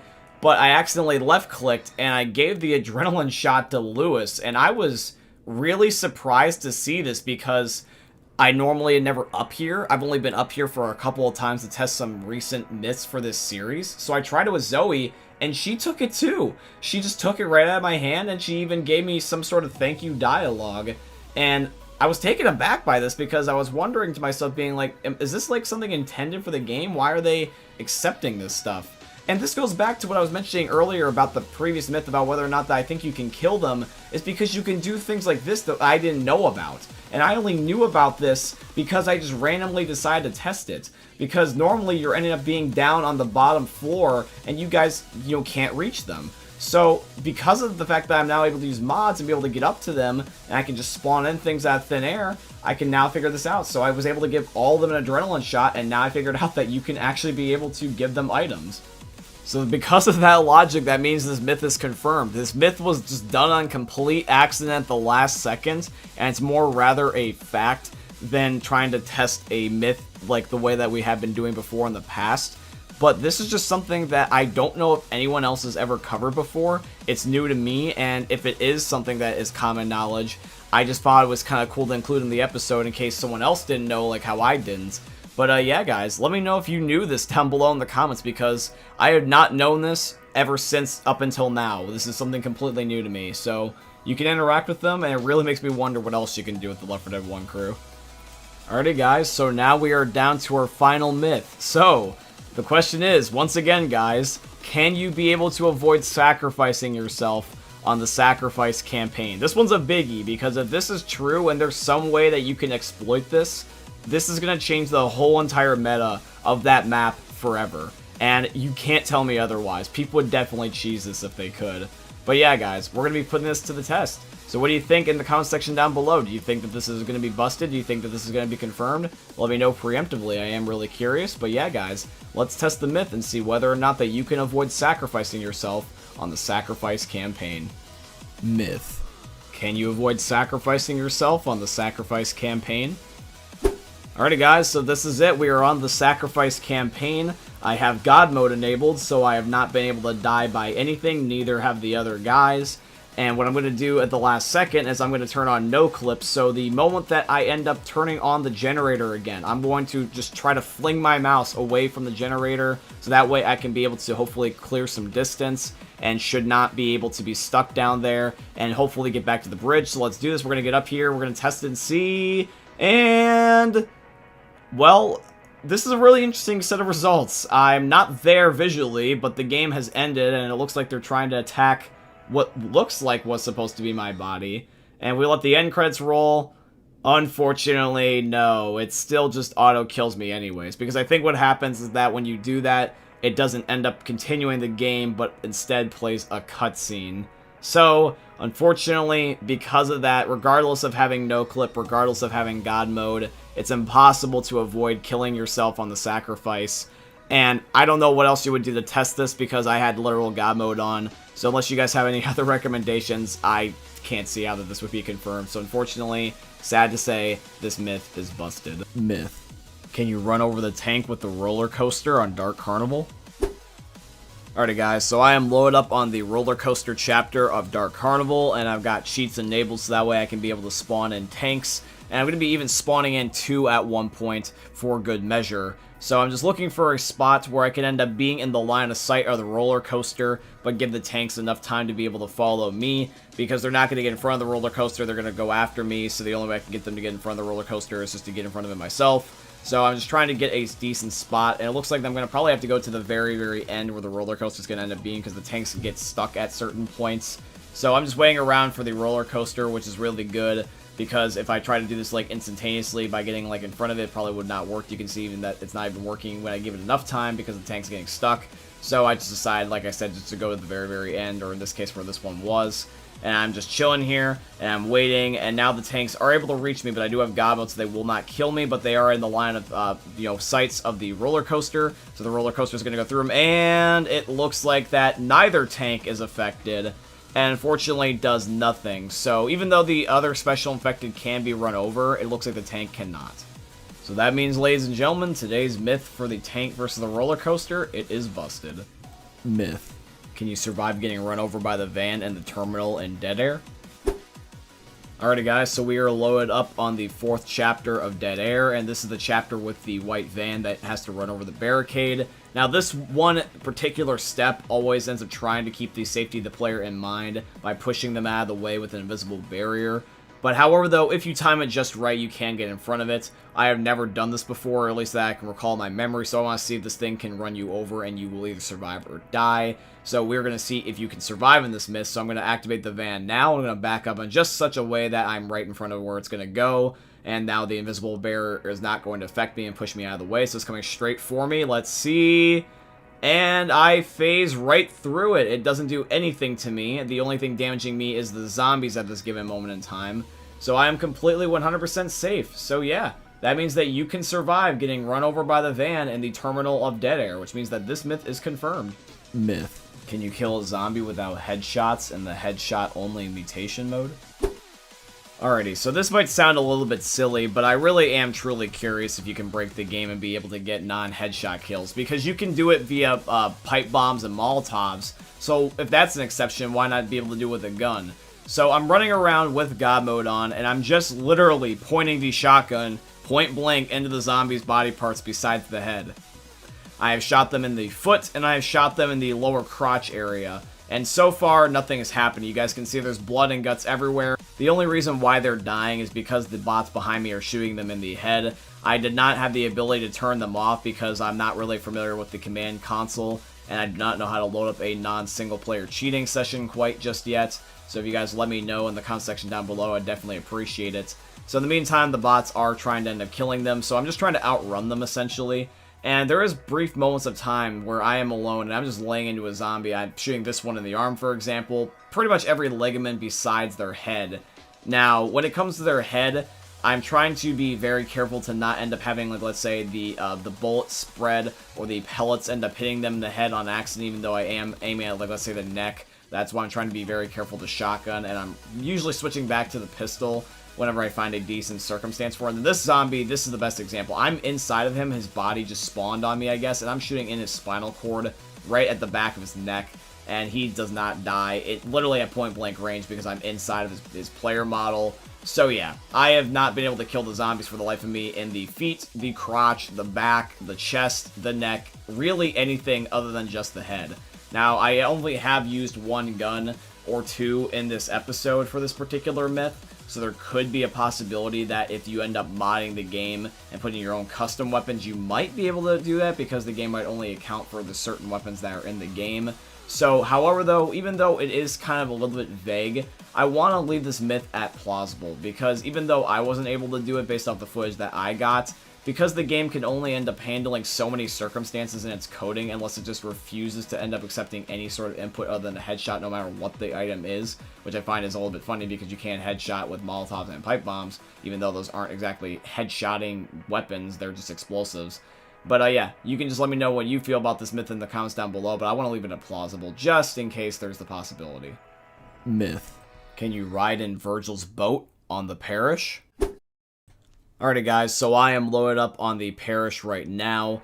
Now, the way that I'm going to go about this is I'm going to be ending up just enabling cheats the moment that I end up spawning in. Because as you guys know, when you end up loading in at the very beginning of the parish, Virgil ends up dropping you off and then immediately takes off. You barely have enough time to be able to get a gun and then turn around and be able to see him. He takes off pretty damn quick. So immediately what I'm going to do is I'm going to type in the cheats on the console and then be able to give myself no clip, and then I'm going to fly down to the path that where he goes and then disable it.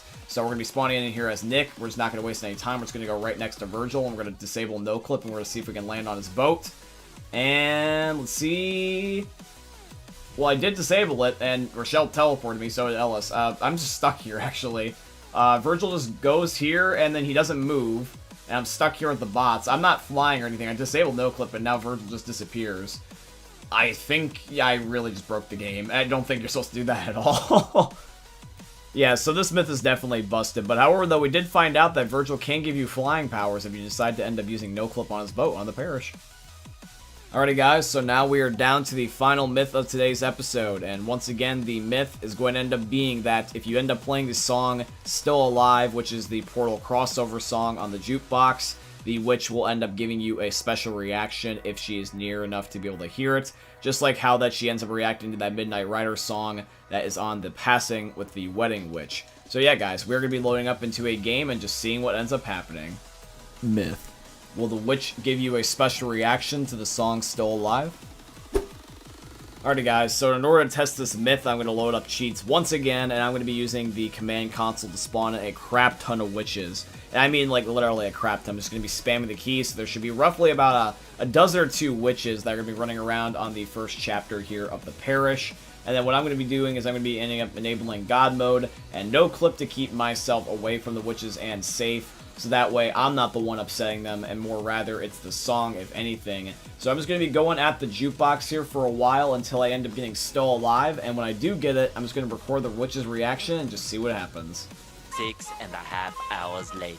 Alrighty guys, so it took me a few tries to end up getting this, to say the least. In fact, I actually had it once and then I misclicked and I actually got rid of the song, which upset me, but luckily I managed to get it back right here. So here is the song Still Alive. You guys aren't going to be able to hear in the video because the last time I used this song, it got a claim. So I'm just going to be talking over the gameplay in the background and speeding up the footage just so that way you guys can see if the witches have any reaction, because you guys can see that I can see them through the wall. So they're visible. They just will not get upset by me because I can't be seen by them. Now guys, certain songs in this game do have essentially magical powers, or in this case, like Easter egg worth timing, where the song Read Your Brains ends up summoning a horde when it gets to the one part of the chorus. So I was trying to wait originally for the song to get halfway, and I was thinking to myself being like, you know what, instead of stopping at halfway, I'm just going to let the whole entire song play, because maybe it needs to be the whole entire song. I don't know. I'd never have had a circumstance where I found the witch while the song Still Alive was playing, so I just sat here and I waited, and I waited and I waited and waited, and I got no reaction from any of the witches whatsoever. They just all walked around and moped and cried as if they opened up 100 supply drops and got nothing. So that means that today's myth is busted, but it is a little bit sucky though that it's busted, because I do wish that there was some sort of cool Easter egg with it. I always like to be able to discover something new. So yeah, who knows, maybe one day there will be something that will get added in where it maybe does that. Hopefully there will be an update for Left 4 Dead that will do that, fingers crossed. But yeah, so that means that the song Still Alive does nothing, but hopefully something else will be discovered one day. Myth. Can you kill a special infected with Noam Chomsky? Alrighty guys, it only took me 2 hours later.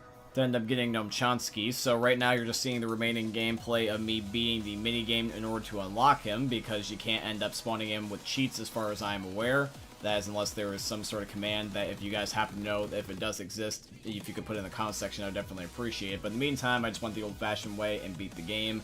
So now what I'm going to do is with my console commands via my new mod menu that I got via a Steam mod, because it was recommended to me by one of my subscribers, which, by the way, shout out to that very subscriber, Samuel, and Attila, I believe, is how his last name is pronounced. Forgive me, Samuel, if I butcher. I normally just call you Samuel in my comments. But yeah, shout out to Samuel. He's a G. He helped me out with this big time. And as you guys can see, I've enabled the director, and now we got a hunter heading our way. So I got Noam Chomsky ready, and he's ready to beat his ass. Come on, Noam Chomsky. You got this, G. Come on, Hunter. 1v1 him. You can't catch these hands. You can't catch these Gnome hands. And, yep, it looks like he didn't catch these hands. It looks like that he lost. So Noam Chomsky is victorious, ladies and gentlemen. We got a winner. This myth is officially confirmed. Myth. Can you still defib someone that uses the NSenr shortcut to get to the safe room on the first chapter?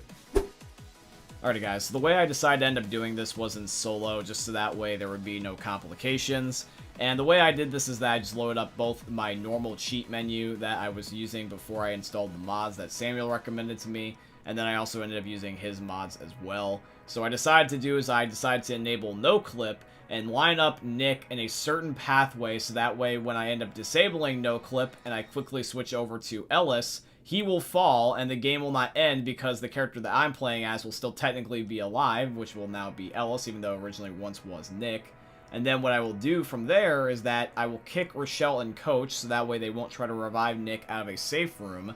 And then I will end up becoming Ellis with no clip and fly down to where Nick's dead body is, and with a defib, I'm going to see if I can try to revive him, so that way we can end up seeing if this shortcut still works. So I'm going to end up killing Nick, and then quickly switch over to Ellis so the game does not end, but Nick is now dead.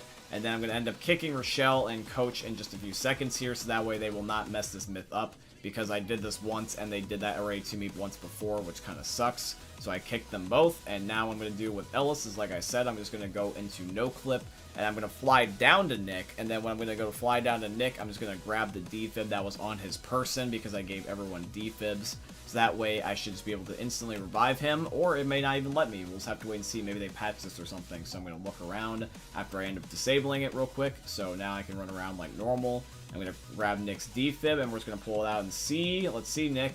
Come on, wakey wakey, come back from the dead. And yep, there he is. There is Nick, your friendly neighborhood narcissist. Alright, there he is, and he's running to the safe room, and so am I. So yeah, ladies and gentlemen, that myth is confirmed. You can actually still use the dead center shortcut to get to the first chapter safe room. Let's go. Myth. Can you prevent the minigun from overheating and spam it instead? Alrighty guys, so we are loaded up on the second chapter here of Crash Course. I'm just going to very quickly turn on the power, which will end up activating the finale, just so that way we can be able to see, because this would be really hard to judge with the lights off. So now we're going to be going over to the room with the truck.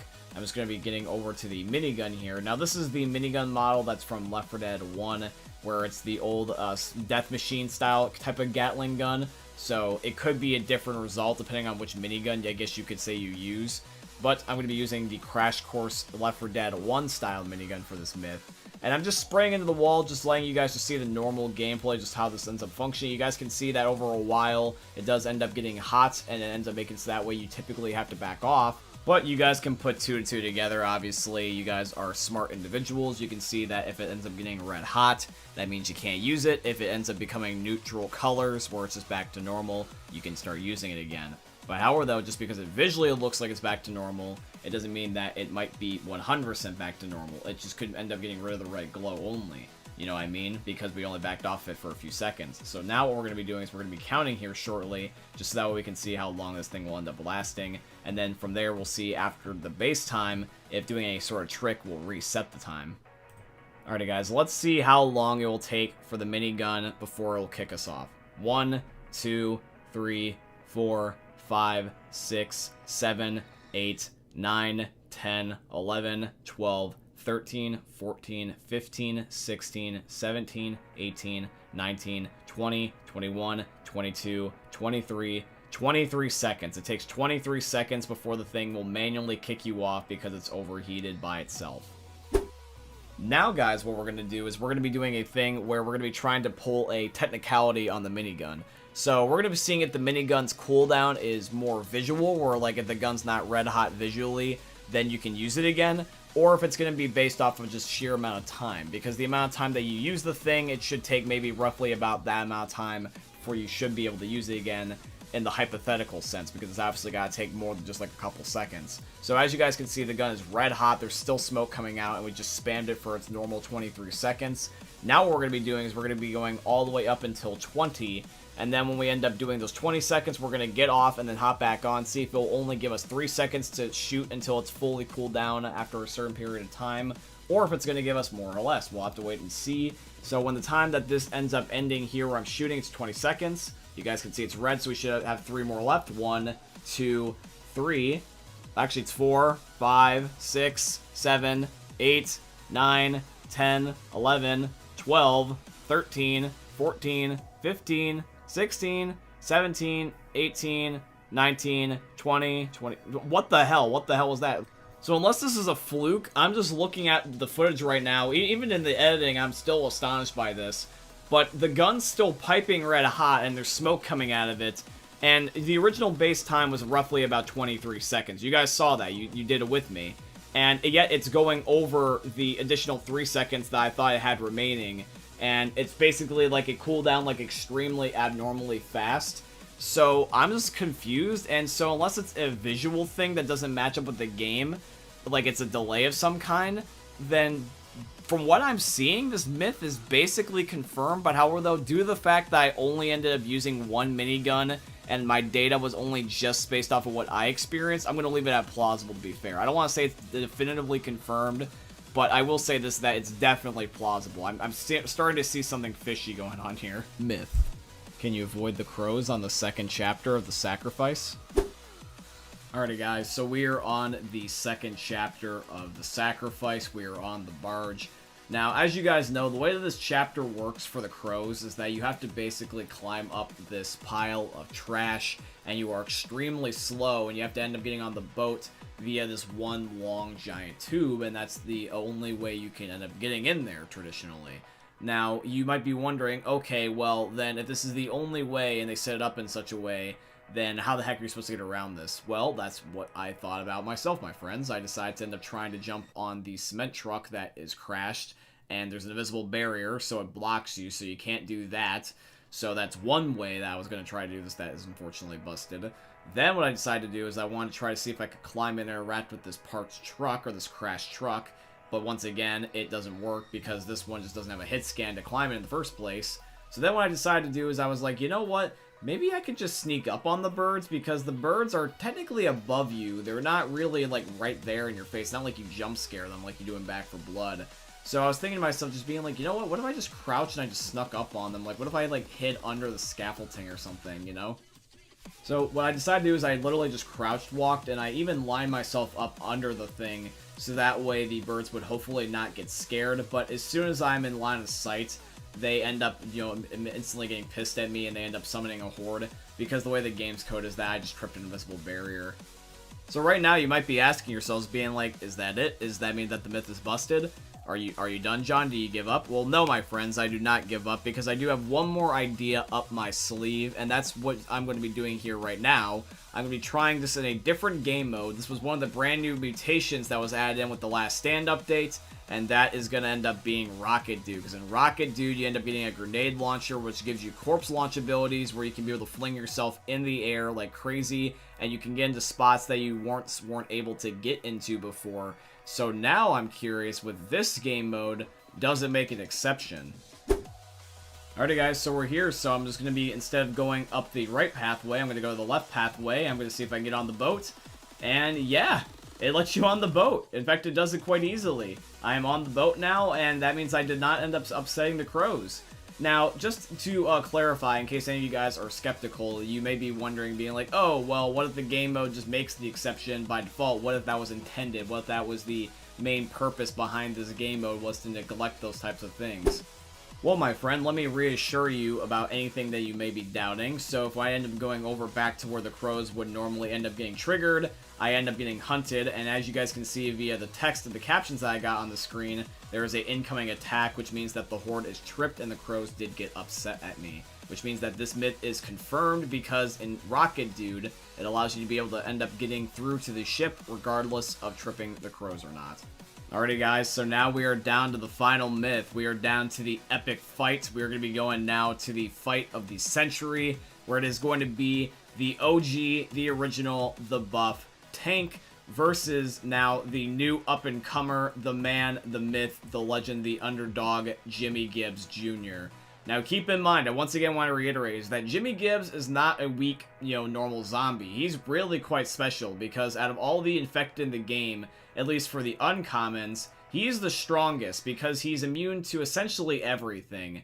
Now, when it comes to fighting the special infected, he's definitely at a disadvantage, because every one of them basically has more abilities and more health from him, minus a couple of exceptions, such as the boomer technically being weaker. But this isn't going to be a boomer fight, this is going to end up being a tank fight, the strongest zombie in all Left 4 Dead. So let's see if Jimmy Gibbs Jr. is up to the task of taking on, basically, the Goliath. So this is going to be a David and Goliath type of story. Let's see what happens, ladies and gentlemen. Let's see what happens. Myth. Can Jimmy Gibbs Jr. defeat the tank? Alrighty guys, so I used some mods to be able to force Jimmy to spawn in. And the way that I wanted to do this to make this easier for the sake of your guys' entertainment is I just spawned in several different Jimmy Gibbs Jr.'s. So this is essentially going to be a I guess you could say, like, a team effort on Jimmy's parts to be able to defeat the tank. So I'm going to be spawning in probably about, like, a dozen Jimmys at a time, and they're just going to be trying to go for him. And I'm going to be having God mode and everything, and I'm just going to be staying away from the tank because the tank will be trying to focus me hardcore. So the way I'm going to be going about this is I will just stay away. I will throw a bio bomb on the tank, so that way the Jimmy Gibbs army will end up attacking him rather than trying to join force with the tank and attack me. So just do what I did, guys, where you end up sitting back, grab a drink, grab a snack, maybe take a dump, and enjoy this epic battle. Alrighty, everyone, here we go. Cue the fight. Dun dun dun dun dun dun dun dun. Alrighty, so I threw a bio bomb on the tank. And even though it's in really fast motion and it might be hard to see, I'm just doing this so that way the gameplay is only 1 minute and there's no cuts, so it doesn't look like that. I ended up doing some editing to make it look like it was a certain fight with a certain result. But yeah, as you guys can see, I got my armies of Jimmy Gibbs Jr.'s by my side, and they are attacking the tank. I just keep bio-bombing the tank, but in turn also getting Jimmy. Now, the Jimmys do occasionally attack each other, but there always at least is one Jimmy attacking the tank because they're all piled up in a group. So now we're starting to get to what I believe would probably be the end of the fight sometime soon. So I'm just going to take the gameplay off of slow motion here. And as you guys can see, there's still a few Jimmys going. Jimmy's still in this. Jimmy's still in this. But the tank is the tank after all. He's throwing rocks at me, but however though I am distracting him. So, I mean, really, guys, this could be a coin flip. Do you guys think that you're going to get the result that would be the easy way out? Do you think you're going to get the result that would be the preferred best way to go about this? I don't know. It really could be. They could have gone logical. They could have ended up going with the fun way. I mean, that's the whole entire point about Myth-Busting Mondays, after all, guys. They always do make it just so that way it's just down to chance. You know, you never know if you end up never trying it, so I'm just going to kill all these remaining Jimmys and getting them out of the way. It should only end up being possibly just a few more epic cinematic moments left.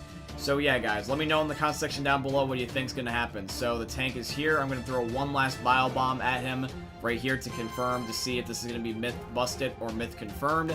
And so he's walking over there. He's really slowing down. He looks like he's trying to escape. Maybe the tank's wussing out. Maybe he's losing. Maybe he's winning. I don't know. Let's see. He's throwing one last rock, and oh my god, he actually did it. Jimmy Gibbs Jr. did it. Holy crap, he actually did it. Jimmy Gibbs Jr. just defeated the tank. What have I just witnessed? I can't believe this. This myth is actually confirmed. Jimmy Gibbs Jr. can defeat the tank.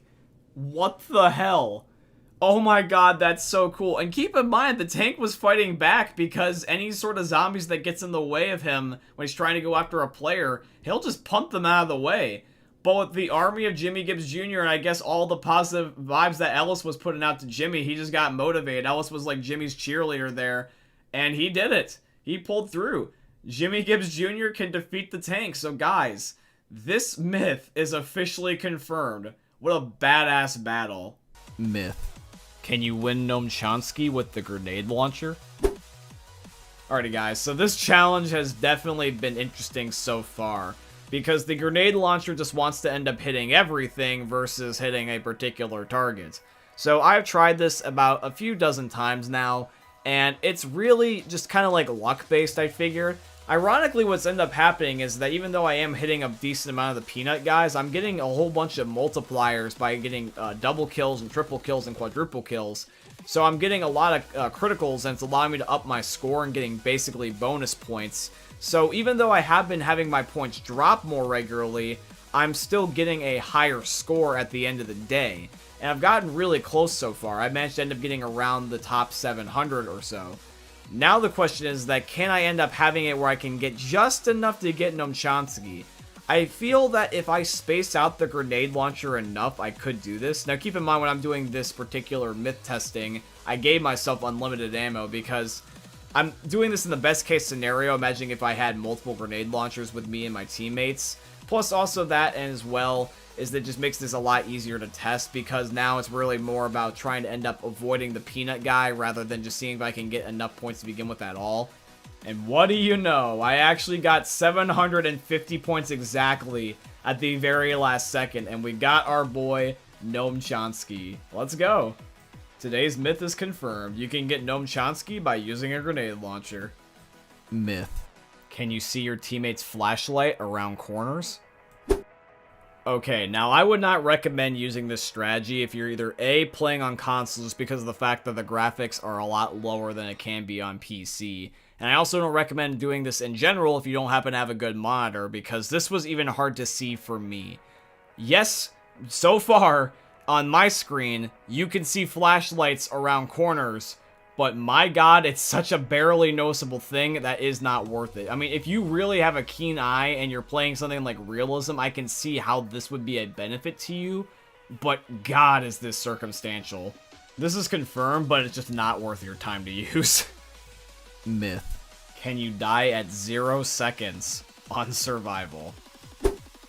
So just like the last myth, this is going to be of no benefit to anyone to know this, but I just wanted to do this for funsies, because I have played my fair share of survival, and I just want to see how bad someone could be, and if it's even possible to end up getting 0 seconds. So what I'm trying to do is I'm trying to kill myself right as I end up hitting the radio, with all my teammates dead, so that way the game will just auto-end. And as you can see, I've gotten close so far. I got 0.3. But when I end up hitting it, I unfortunately end up just getting just slightly unlucky each and every single time. Now, I'm trying to do this by burning myself to death, because even though I do end up having a mod menu that can just auto-kill me whenever I want, you don't exactly have the ability to prove visually to someone via that way that I'm actually dying from the right reasons, because I could end up hitting that button, and it looks like I get 0 seconds, of course, because me and my teammates are all dead, and since we're all dead, it's just going to auto-end the game. But it's going to make it where it looks like it's only auto-ending the game because I died, not auto-ending because I started the game and then died. That's completely different. I want to end up seeing if I can hit the radio and technically acknowledge that the survival round has commenced, but exactly at a specific time. So it's really just down to timing. And as you can see, this is a specific moment where it looks like I got 0, and I did end up hitting the button, by the way. And even though you can't end up seeing it because it would just be impossible, I tried to consider using a webcam and just aiming at my keyboard, but that would also be just very hard to do because it would just be bad with angles. I'm just going to say this, is that this was extremely hard to test even for how simple of a myth this would end up being, and the closest I could get on the clock was really, really, really low. But it still was not exactly 0.0000 because it's by point seconds. However, though, if you want to go off the technicality, yes, it's still 0, but this is nitpicky. So what I'm going to do for this myth is I'm just going to leave this at plausible for now, because until I either have a better way to end up proving that I also hit my keyboard right after I end up hitting my E key and end up hitting the radio, there's no proper way to prove this. However, though, you guys can take this as you wish, because not like I'm trying to necessarily say, hey, I got a world record. I'm trying to say, hey, I got 0 seconds, which doesn't really achieve anything. It's more of just for the lulz. So I don't know anyone that would want to fake this, so you can just take my word for it or not. So this, at the moment, is plausible. Myth. Can you kill Virgil? Alrighty, guys, so when it comes to the command console in Left 4 Dead, I am very intrigued on the amount of different things that you can use with it, because there are so many different command console codes that you can end up inputting that make the game super different. You can end up messing with the NPCs, you can mess with your guns, you can mess with the world, etc, etc, etc. It's basically endless. And I wanted to see if you can use the command console to kill the NPCs that are not necessarily your bots, which in this case would be things such as the rescue vehicles, or in this case specifically Virgil. So what I want to do is I want to have Virgil spawn in per normal on the Swamp Fever finale, and I'm going to use the command console to simply just type in whatever comes to mind to see if I can kill him, because obviously this wasn't in the list with the new mod menu I got, so I'm just going to type this in myself and just see if anything shows up. So we're going to be trying that right out now. So we're going to see if we can end up kicking him. Alright, Virgil, buddy, let's see if there's going to be anything that happens to you. Can I Thanos snap you out of existence? Okay, no, you're still standing. Ah, I see, you're a tough one. Well, what happens if I want to end up booting you? What if I, instead of kicking you, I just end up killing you? What if I boot you from existence that way? Nah, okay, I see that you are the Thanos in this scenario. Alright, Virgil, alright, respect, respect. Alright, well, I decided to end up being cheeky and see if I can mess with Virgil, but all he did was just go up to me and he just went, no. Alrighty, guys, so now we are down to the final myth of today's episode. So do you guys think that the survivors will end up being able to interact with Bill? Let's find out. Myth. Can the Left 4 Dead 2 crew interact with Bill? Alrighty guys, so I'm going to end up spawning Bill into thin air, and we're just going to start messing around with him and just seeing if he can end up being able to interact with any of the Left 4 Dead 2 survivors. And keep in mind that I am playing as Ellis, and all the bots are still here, but I am excluding Zoe, Francis, and Lewis just in case he's programmed to only talk to the original crew. So here we are with Bill, so I have captions on, and that way if he ends up talking, you guys can see if he says anything. And I'm just shooting him to see if he can end up getting hit and do any team damage or anything like that. That doesn't end up working, so I decided to give him pain pills, and that does work, but however, though, it's kind of vague. He just says thank you, and he just kind of shrugs it off. So I'm like, okay, we're kind of getting here. Now I want to see if we can do anything a little bit more cheeky, so I decided that I would go into the command console just a bit further and see if I can be able to end up killing him or incapacitating him, and then maybe by reviving him, I can end up getting a specific voice line, just like, thank you, Ellis, or thank you, Bill, or you're welcome, Bill, you know what I mean? Something like that. So what I'm going to do is that I'm going to end up hitting the button that ends up messing with technically Bill and Nick, and we're just going to see what ends up happening. So we're going to go into the menu, and it looks like it only killed Nick, even though technically it applies to Bill, which is weird. I thought that it would apply to both of them, but I guess it's only treating it because that Nick is my main teammate, and Bill is just an extra NPC. This is very interesting so far. So for this test, I decided to bring all the original Left 4 Dead 1 crew this time around, so I brought in Zoe, Francis, and Lewis. And now what I'm going to be doing is I'm going to be spawning in some special infected and seeing if there's any particular phrases that happens whenever they end up killing a special infected together. Basically saying like cover my 6 or thank you or shoot the shit out of that thing, something along those lines. And it seems that really right now all that happens at the moment is that I've noticed two things. Number one, they ignore the Left 4 Dead 1 crew completely, and they only go for the Left 4 Dead 2 crew in this situation. Like, whenever I spawn in a special infected, they just ignore the Left 4 Dead 1 crew altogether. And as well, the Left 4 Dead 1 crew, for some reason, does not register like a teammate. Any console command I input that's like Nick/Bill, for example, it only applies to Nick. Or really, for that matter, in general, it only ends up applying to any of my teammates. Any of the particular things that you would normally be able to do with like Nick and Coach and Rochelle doesn't apply to the Left 4 Dead 1 survivors, even if it's not Bill, even if it's just Zoe, Lewis, or Francis. I can't shoot them, I can't kill them, I can't make them get attacked by special infected, which I think is really weird. They almost are just like there to be there. And the only thing that I remotely get for dialogue is exchanging pain pills or adrenaline for some reason. So guys, I'm just going to have to leave this myth at busted. As much as I would love for there to be some sort of scrapped content, like a hidden piece of dialogue or a single phrase, where they just acknowledge Bill's existence, almost just as if for like a what-if possibility, like how I was talking about in my original, episodes with my own what-if series for Left 4 Dead. That would just be super cool. But however, though, unfortunately doesn't exist yet, but hopefully maybe one day there will be like a mod or something like for it that will be put in there just for something for funsies. Myth. Does the fire on NSenr kill you faster than any other fire? Alrighty guys, so we are on the very first chapter of NSenr, and we all know that by now there's fire on NSenr due to the fact that is just a part of the dynamic event theme of the map. So what we're going to do is we're going to go in the fire right now, and we're just going to be just calculating how fast that this can kill us.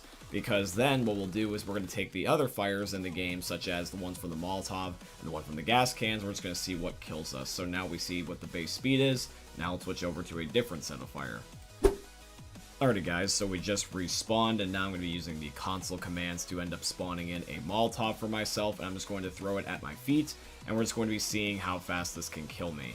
And I can just tell you guys this already, without even questioning it, there's already super big difference between the fire from the Molotov and the fire from the NSenr building. In fact, actually, if you take a look at this, the Molotov actually will run out before it can kill me. I'm doing this on easy mode, by the way, for both of these game modes, so it's just to let you know that it's not going to be different, and I'm not trying to change the game, but it looks like that the fire from the Molotov can't kill me nearly as quick. And now we're going to be going to the parish really quickly, and I'm going to get a gasoline can in survival. I'm just going to shoot this and have it also set fire, and we're just going to be seeing how fast this will light me on fire, so let's shoot it. And we're going to see, and it looks like that based off of what I'm seeing on the screen with my eyes, instead of doing nanoseconds with like a clock or something. I can just tell you this by looking at it, that the fire of the Molotov and the gas can are almost identical, and it actually, once again, just like the Molotov, was not able to kill me. So yes, this myth is confirmed. The fire on dead center will kill you much faster than any other fire will in the whole entire game. And just off an educational guess, I could also assume that this goes for just any other natural fire versus the artificial fires in the game. Myth. Can you destroy a tank rock with a melee weapon? Alrighty guys, so we are on the last stand finale here, and I have spawned in a tank, and I also have a unlimited ammo chainsaw. And the way that I wanted to do this myth was with the chainsaw, because the chainsaw is technically a melee weapon, even though it is very special in the melee class. The way you can think about it is that by having the trigger being held down and the chainsaw constantly being ready, it's almost as if that it's like a pre-swung melee weapon for the other ones. So that is why I wanted to do this, because this would probably be the best melee weapon for testing this exact myth. So right now what I'm trying to do is I'm just trying to get the tank to throw a rock at me, but he wants to just run up and charge me because of the fact that he's super close. But luckily I close enough distance, and now I'm starting to be able to hit the rock with the chainsaw. Or more rather, I'm able to hit it with my body, because the rock is not destroying, because when you destroy a rock, it's meant as a defense tactic, so that way it's not supposed to hit you. So because of the fact that even though I have God mode on, the fact that my character is flinching means that I was indeed hit by the rock and that it wasn't broken down before it got to me. And as you can see is that he's throwing several rocks at me, and I'm holding down this chainsaw and it's just pre-ready to go. So it's not like I'm missing or anything. It's just that the chainsaw isn't able to break the rocks, which, you know, in reality does make a lot of sense, but since you can't shoot them, I always just thought it would make sense that you could also melee them. I just never, you know, tested until now. But yeah, no matter how close I get, and no matter whether or not that I'm, like, trying to get, like, a certain circumstance going, I just can't seem to destroy this thing. So unfortunately, that means that this myth is busted. You can't end up destroying a rock by a tank with a melee weapon. Myth. Does The Last Stand have a second end cutscene? Alrighty guys, so what you are seeing is gameplay on my very first attempt of The Last Stand from right around this time last year. And when it comes to The Last Stand, we are all familiar with the end cutscene. It's normally like this, where it's going to be a camera view of it zooming out and shows the boat taking off, while it slowly but surely goes up the mountain here and ends up showing the lighthouse. But did you know that when you play The Last Stand in very specific niche circumstances, you can actually end up getting a different end cutscene? This camera view is going to be showing the boat taking off still, but in a different direction, and it's going up the mountain in almost kind of like a first-person perspective, and then shows the lighthouse in this manner, as if you're still on top of the island. It's a slightly different cinematic view, but it's the only difference is just you simply are just going about the camera work differently. And I think that that's cool. It's a nice little touch, because all the other maps have preset cutscenes and they'll never change, but The Last Stand is unique in that it actually has more than one. So this myth is confirmed, guys. I kind of already knew this, it's just that I wasn't really sure how to incorporate it in a video, so I thought I'd kind of do it as a fact type of style myth in Myth Busting Mondays. Myth. Can you beat the parish finale in under 2 minutes?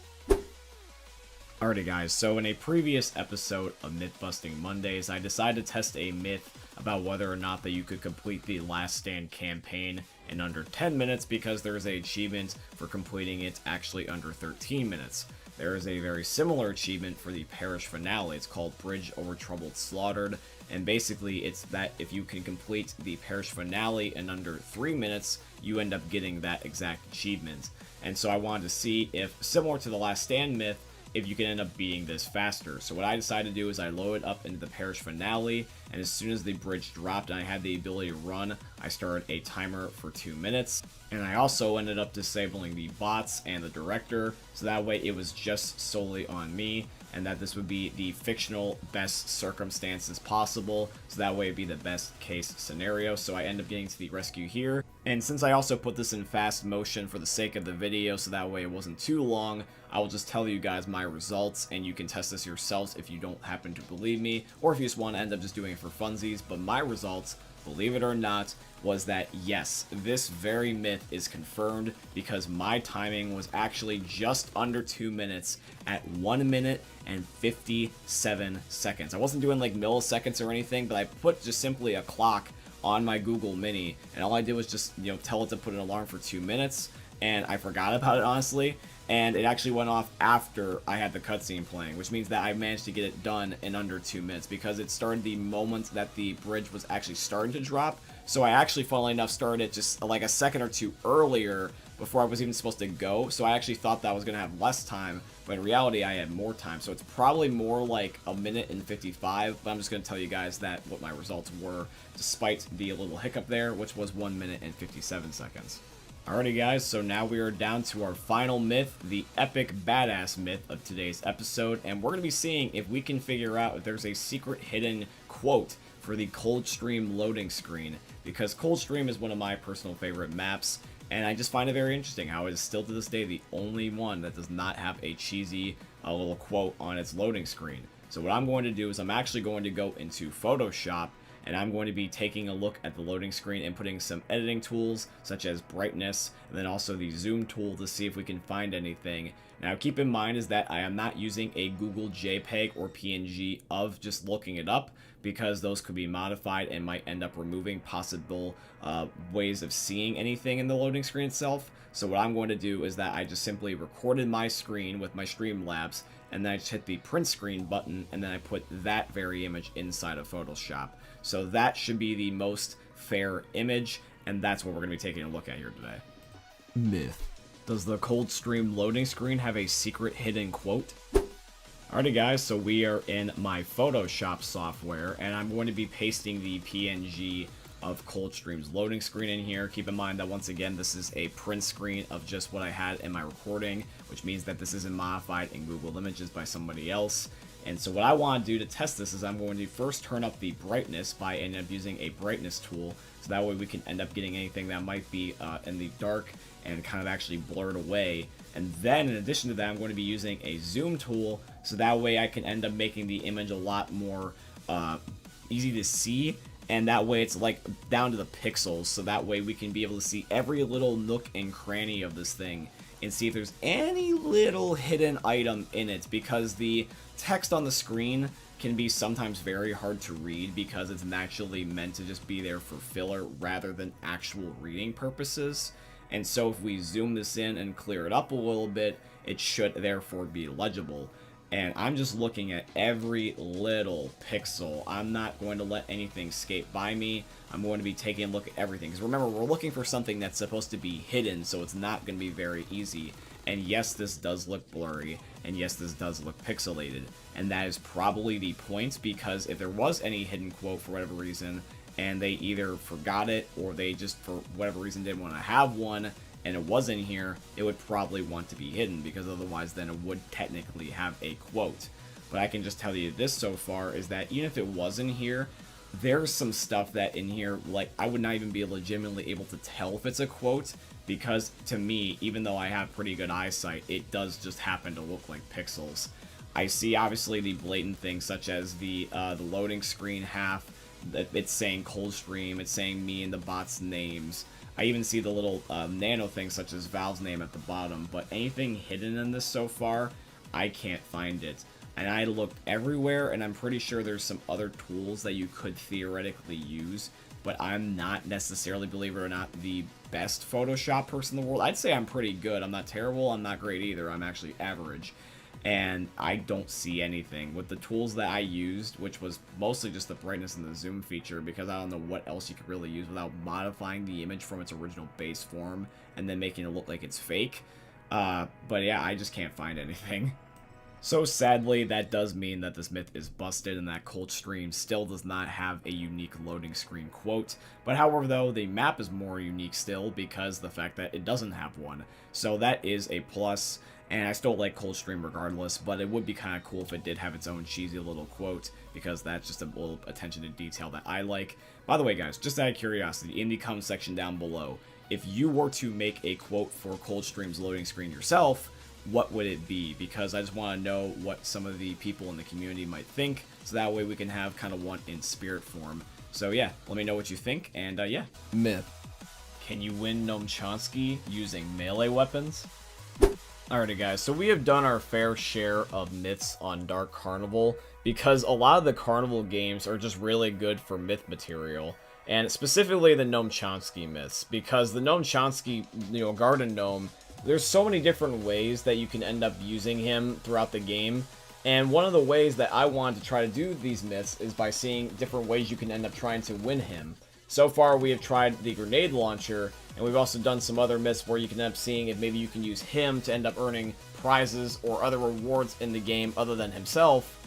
And now what I want to do is I want to see, can you end up earning Gnome Chomsky by only using melee weapons? So what I have done is I put on no clip because you can't go into the spot without it.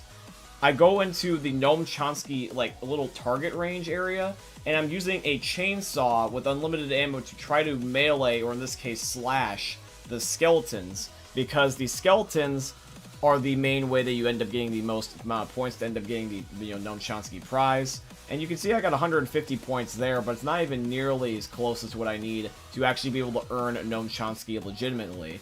Now, here's the thing, is that the problem is with no clip is that any little micro adjustment that you try to make, because trust me, you will need to make many, it's very hard to end up getting in the exact spot that you need to be able to end up meleeing any of the skeletons. If you turn no clip off, you just can't move, so you have to keep this on. And this is just so unpractical. This is just ridiculous. Now, keep in mind that if you were using cheats, but however though, if you wanted to include 3 other people and had 4 of you, you may have a better shot at completing this challenge. But however though, I only got 150 at the max. Even if you and 3 other people managed to end up getting 150 points worth of damage to these guys, you still wouldn't have enough points altogether amongst the 4 of you to be able to end up getting enough to be able to get Gnome Chomsky. You would be actually only at 600 compared to 750, which means that's way too low. So in my opinion, I'm going to leave this as busted because no clip makes it unpractical with how fast you move, and it's just too ridiculous to assume you can do this. Myth. Can you destroy a gas can as a special infected without a survivor picking it up first? Alrighty guys, so the way that I'm going to be going about this myth, I have to give you guys a little bit of backstory first. So for those of you guys that don't know, there is a couple of ways that you can end up destroying a gas can in Left 4 Dead, and some of them are by the special infected. However though, there is a lot of times this specific catch, and that's the survivors have to pick it up first. Because when a gas can is picked up by a survivor, it will go from the highlight of white to the highlight of yellow, indicating to a special infected that they can indeed end up damaging it and destroying it. This is most useful in the game mode Scavenger, and even though it is an unpopular mode, some people do end up liking it, and it would be very beneficial to people if they could end up avoiding the special infected destroying their gas cans. There's also an achievement that came with The Last Stand as well, that makes it so that way if you end up trying to end up destroying, I believe, a certain number of gas cans, you actually end up getting an achievement. You have to play as like the spitter and end up destroying a certain tally, and then you end up getting the reward. Now the thing is though, is that traditionally you have to wait for a survivor to pick up these items first, so that way you just don't go off on the map by yourself and just end up doing nothing other than trying to destroy some inanimate object. Because that's thrilling, right? But yeah, the idea is that what I want to do, and this is the gameplay that you've been seeing on the screen the last like several seconds here, is me just going off in a random part of the map trying to do that said thing. And that is beating the crap out of a gas can and just seeing if it blows up. Now keep in mind, my goal up to here was to try to end up having it where I would just melee this as a jockey for probably what was the longest time that you'll ever end up seeing this very set action in all of Left 4 Dead's history, because I don't know anybody that just ends up taking the time out of their day to go melee random gas cans. So I end up trying to melee this gas can over 100 times. Well over what you would think that would be practical, because a lot of people just wait for it to go yellow. And I'm pretty sure that this is definitely something that's coded in the game. Realistically, I doubt that this is going to actually break unless the survivor picks it up. But my curiosity is always, there, and I want to make sure that I can try to be able to end up showing you guys cool tips and tricks if something ends up shining in light, because you never know unless you try something, so this was my test. And I can just tell you guys this realistically, and pretty strongly, I doubt that this works. So even though this could be plausible, I am just going to label this as busted just for the sake of, I don't know anyone, even if they did have the slightest interest in doing this, if there would even remotely be a different result. I just don't think this is something possible. It very well could be, but my confidence is so strong that this is not going to work. I'm just going to label this busted. Myth. Can you trap the survivors in the sewers of No Mercy?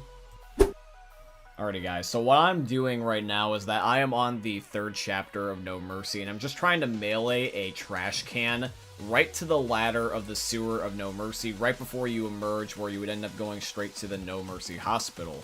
And I'm just trying to see if by blocking the ladder, because this is only a one-way in and a one-way out type of, like, you know, area. You can't go anywhere else other than on the ladder. I just want to see if it's possible to block people, so I'm looking, if you don't put it to the very edge, it does look like you can end up getting around, so I'm thinking to myself, okay, there might be a chance.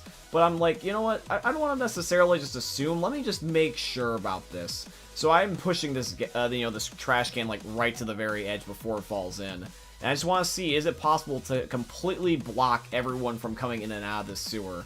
And it looks like it's pretty damn blocked, so I'm going to try to go down and see if I can try to climb it myself, but it seems I actually end up getting stuck here. And so what I'm going to do is I'm actually, now that this is a perfect opportunity for this, I'm going to unthaw Bill, Francis, and Lewis and see if they'll be able to rescue me. And it looks like Bill can't get to me. The trash can's completely blocking him. The only reason why he got to me is because he was able to teleport, and that's because he is a bot. And Lewis and Francis are also stuck. They're just not moving. They're actually completely stuck. And without the ability to teleport like the bots do, I can definitely see a person actually getting stuck here. And believe it or not, it wouldn't be, you know, that far-fetched to assume that the infected could do this to you. So yeah, this is confirmed. And the reason why I say that this wouldn't be too far-fetched for the infected to also do this to you, by the way, I saw a video a while back of a boomer doing this exact same strategy, and I was just curious if it was a fluke, or if there was maybe perhaps mods in the server. But yeah, other than the, you know, the cosmetic mods, this was a completely legitimate server, other than, of course, me freezing the bots in place so they would patiently wait for me. And yeah, you can block survivors, and you can do it even as the special infected too, based off the original video I saw, so you can be very trolly with this. Myth. Can you make the survivors talk to a clone of themselves? Alrighty guys, I am on the passing right now, and I am very shortly going to end up teleporting to Zoe and Francis. And what I'm going to do is I'm just going to end up using my console commands to spawn in bot versions of themselves, so that way there is multiple of them, and just seeing what happens. So I'm inside of the area where they normally are in the finale of the passing, and we're going to use the console commands. Let's end up seeing what happens. Okay, that's very weird. Zoe and Francis teleported away from me back into the map. That was bizarre. I figured that they would actually end up staying here and spawning in clones, but no, apparently the menu is treating it as if that it's wanting me to interact with the already existing Zoe and Francis bots. And Francis and Zoe teleport back, but that's not what I wanted. I was hoping that it would make duplicates of them, because isn't that the point, is to spawn in more bots with these console commands? I mean, I'm not the most tech savvy with the console commands, but I mean, like, it seems like it's only interacting with the current Zoe and Francis and not ending up making a clone. So that's very bizarre. Now guys, once again, I want to reiterate, I'm not the most tech savvy in the world when it comes to the Left 4 Dead console commands. I use them very casually, believe it or not. So if there's a certain result that could have happened that was different than the results that I got, I don't know how I would achieve it. So if you guys can inform me in the comment section down below, because you guys have some very helpful comments, maybe we can see if we can get a different result. So for this particular myth, guys, I'm going to leave it at plausible, because right now I don't want to necessarily definitively say it's confirmed or busted, because I really have only tested this once/twice, and I really don't have the means to be able to end up making any further tests before I can give a definitive answer. So I would appreciate any help, because that way I can be able to possibly address this myth again in a future episode, because I don't mind going back to the possibility of redoing old myths. Alright guys, and now we're on the final myth of today's episode. So this is now going to be the myth. Can you play as the Left 4 Dead 1 survivors in the finale of the passing? Because keep in mind, once again, I want to reiterate, you should theoretically only be able to play as Ellis, Nick, Coach, and Rochelle, not the Left 4 Dead 1 crew. They're supposed to be bots and AI that just assist you around the map. So what I'm going to do is I'm going to load up the finale of the passing, and with console commands, I'm going to try to end up possessing Zoe, Francis, and Lewis, and we're just going to see what happens. Myth. Can you take control of the Left 4 Dead 1 crew in the passing? Alrighty guys, so we are on the final myth now. We are on the finale of the passing, and we're walking straight up to Zoe, Lewis, and Francis right now. And just a brief moment in time, I am going to end up using the console commands to end up trying to take control of all three of them. And we're just going to do process of elimination and just see what happens. I'm curious if it's going to be one of them, or maybe even all of them. Let's end up typing in the command. We're just going to wait and see. So here we go. I'm typing in, the console command to be able to take control of Zoe first. And let's see what happens. Okay, that is really weird. Okay, and unless Zoe's all of a sudden identifying as a dude and wants to become like Nick, then I have no idea why the hell that I became Nick. Nick, do you have boobs? I have no idea why the hell did I become Nick. Unless Zoe secretly has a dick, what the hell happened? Okay, let's try to do this now with Lewis and see what happens here. And now all of a sudden I'm as Rochelle, or in this case, the Rochelle that looks like Zoe. So, I technically am Zoe, but I'm the wrong Zoe, so, okay, that's very bizarre. I don't know if it's getting confused, or if it's like, here, let me try Francis. I'm gonna just try Francis, because he's the only character left that's alive, so let's try Francis. Alright, let's see. And now I'm Coach. Okay, so unless the game's screwing with me, then I have no idea why the hell that this is happening. So I think that because that they are, like, up there, they're maybe not players yet.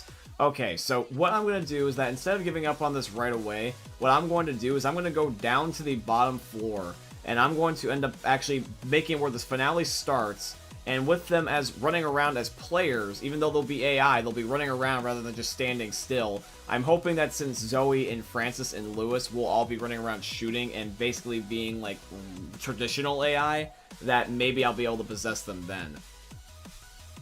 Alright, let's try to possess Zoe again, and nope, I got Ellis back. See, it would make sense if, like, the pairing was, like, similar, because in the game's files, it treats Nick like Bill, Coach like Lewis, Zoe like Rochelle, and Francis like Ellis. But trying to become Zoe and getting Ellis makes no sense. For clarification's sake, by the way, in case you guys are wondering, I don't have any other mods on that should change the game. I'm using some things such as, cosmetic skins that make, like, Rochelle into Zoe, but there still is another Zoe, obviously. And for some odd reason, I can't explain this because the cheats that I'm using shouldn't end up affecting the game in the way that it is. So unless I really screwed up my game, or one of the mods that I'm running that's cosmetic only messes with the game file somehow, I don't know why I would be doing this. You see what I'm talking about getting interesting results? This myth is weird. So for now, I'm going to label this myth as busted. I don't think that legitimately there's any way that you can end up possessing the Left 4 Dead 1 crew unless you do it by the, of course, traditional means, where you're playing on their original maps and you're meant to play as them. If you're playing on the passing, they seem to really just not be actual players. They literally are just 100% bots. And other than, of course, defending you and trying to watch your back, they're really nothing else that they are useful for other than just simply for being the purpose of being your bodyguards. Myth. Can you insta-kill the tall boy with the frag grenade? Alrighty guys, so Back 4 Blood is going to scale things much differently compared to Left 4 Dead, and we all know that in Left 4 Dead, that the insta-kill features in that game are very limited, because very rarely can you kill something in that game with one shot. There is instances where you can do it, but they're far and few in between. However though, Back 4 Blood is a brand new game that just came out, so now we gotta just figure out ourselves, basically from scratch, where the game stands. So I'm just gonna do this in the literal sense. I'm just gonna wait for a tall boy and throw a frag grenade at it and just see what happens. I'm not gonna pre-damage it, I'm just going to see if it can kill at 100 HP, but however though, I'm gonna do it when there is no armor on it, because it can be buffer that way. So here it is, and yeah. The tall boy instantly dies to one single frag grenade. Now keep in mind, it doesn't have armor, and this is on the easiest difficulty, but we weren't trying to see if this works in every scenario, we were just seeing if this works. So yeah, this myth is confirmed. You can insta-kill the tall boy with the frag grenade. Myth. Can you skip the panic event on the 3rd chapter of The Devil's Return? Now, I do want to address the elephant in the room when it does come to this myth. I know you, yes, can already technically skip this panic event by finishing it only halfway. There are some Left 4 Dead crescendo or panic events that already act like this, such as the Coldstream Bunker and the Parade boat float that is on the Parish. You can end up completing those actually halfway and just kind of doing like almost like a shortcut. But however though, in Back 4 Blood, we're going to be doing it with the situation in mind that you're just trying to do the thing without starting it at all. And I want to point out something right here with Mom. As you guys can see right now on the screen, Mom is trying to actually do this already.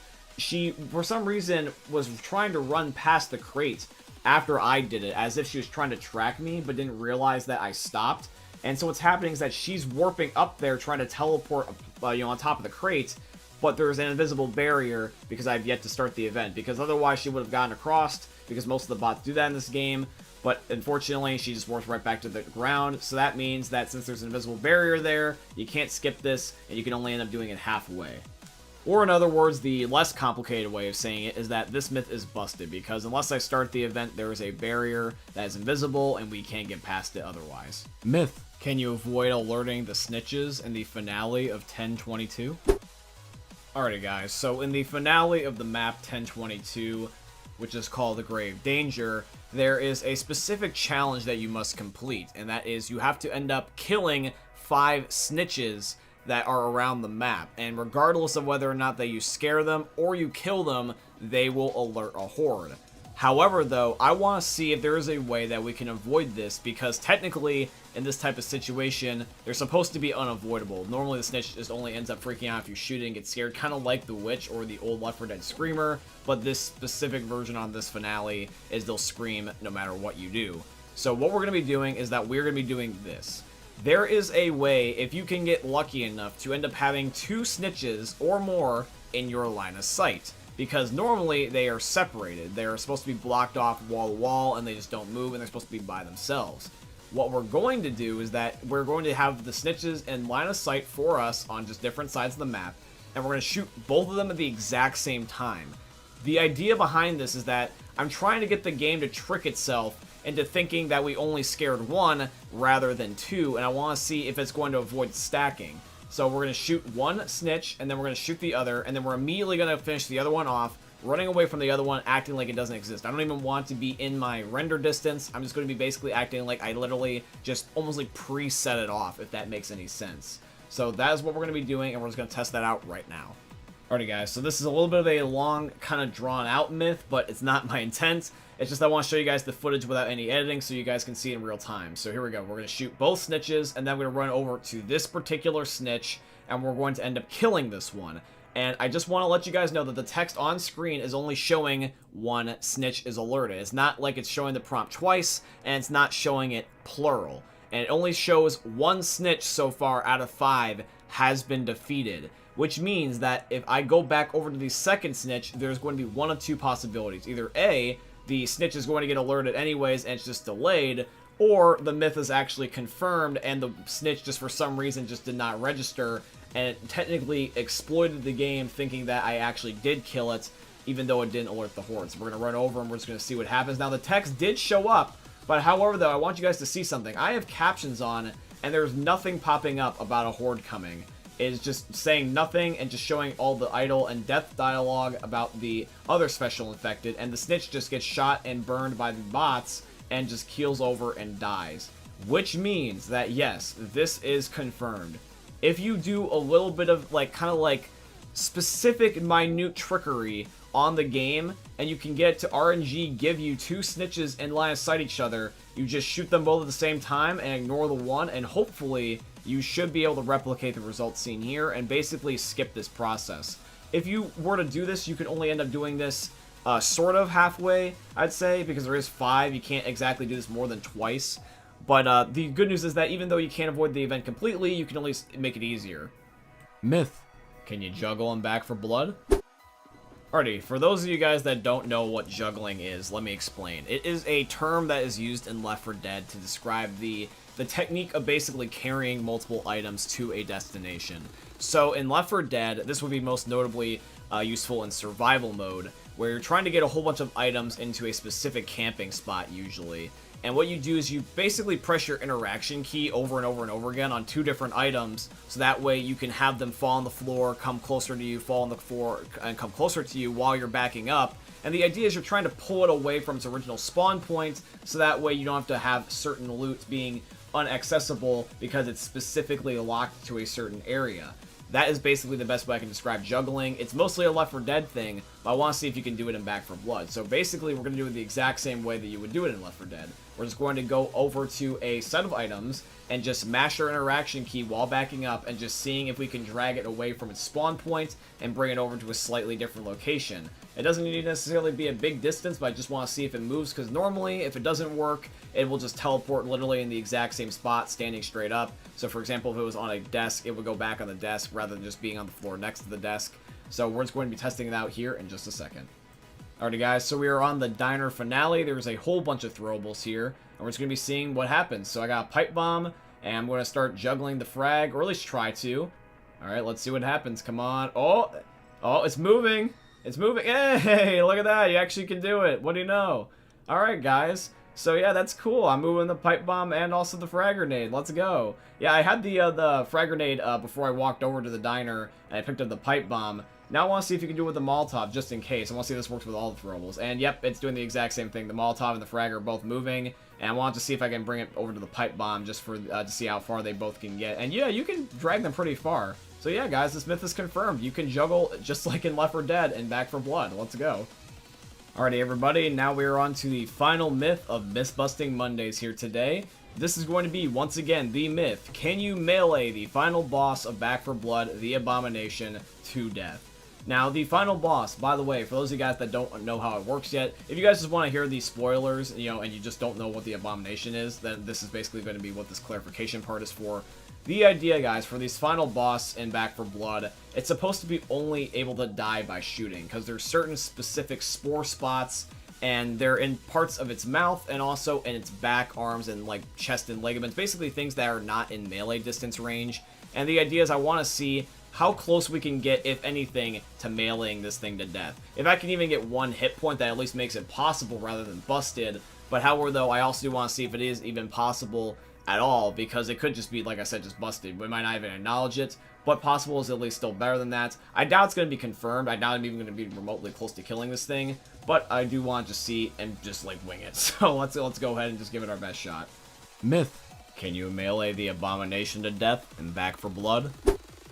Alrighty guys, to make this even easier, I'm going to be running Evangelo, and I'm going to be picking up the Fire Axe with every single melee weapon enhancing card in the entire game, so I have max melee damage. I'm able to one-shot the Special Infected. As you guys can see, I just swung at the tall boy and he automatically died, so you know that I mean business. So we're just going to be going down to the boss room in just a second here. I'm basically just getting all stacked up, and I just want to make sure that I'm 100% ready for this guy. So now the time is here, so we're just going to be jumping inside the tubes, and we're going to verse the Abomination, and we're just going to be seeing if we can melee him to death.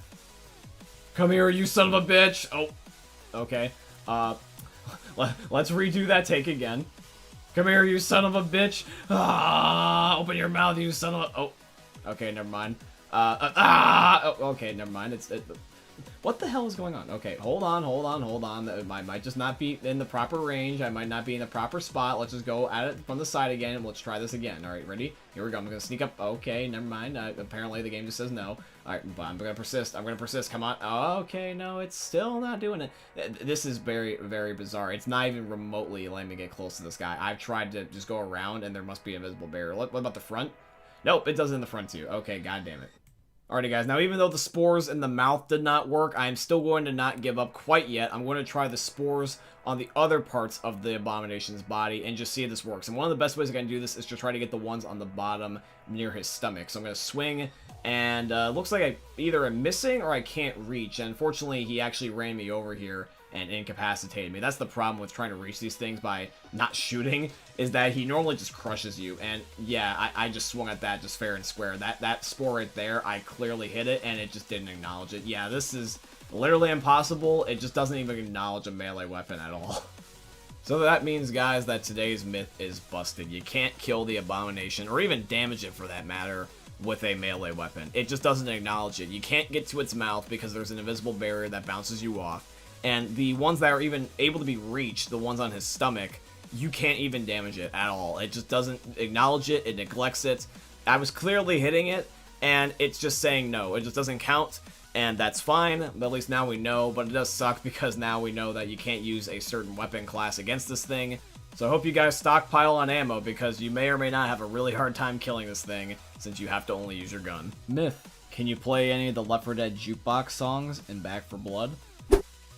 Alrighty guys, for those of you that do not know, there is a jukebox that is in Back 4 Blood in Fort Hope.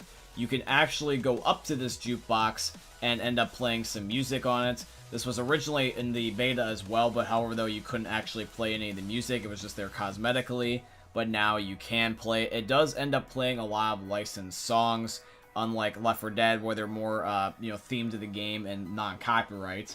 But, however though, that's fine. The idea is, though, is I want to see, just like how in Left 4 Dead that there was a secret song representing portals still alive, I want to see that if in Back 4 Blood, that if we play the jukebox enough, we end up getting a Left 4 Dead song to appear on the jukebox. So what I'm doing is I'm just going up to the jukebox in Fort Hope, and I'm just spamming it, and I'm just going to just see if I can end up getting any secret hidden song. 3 hours later.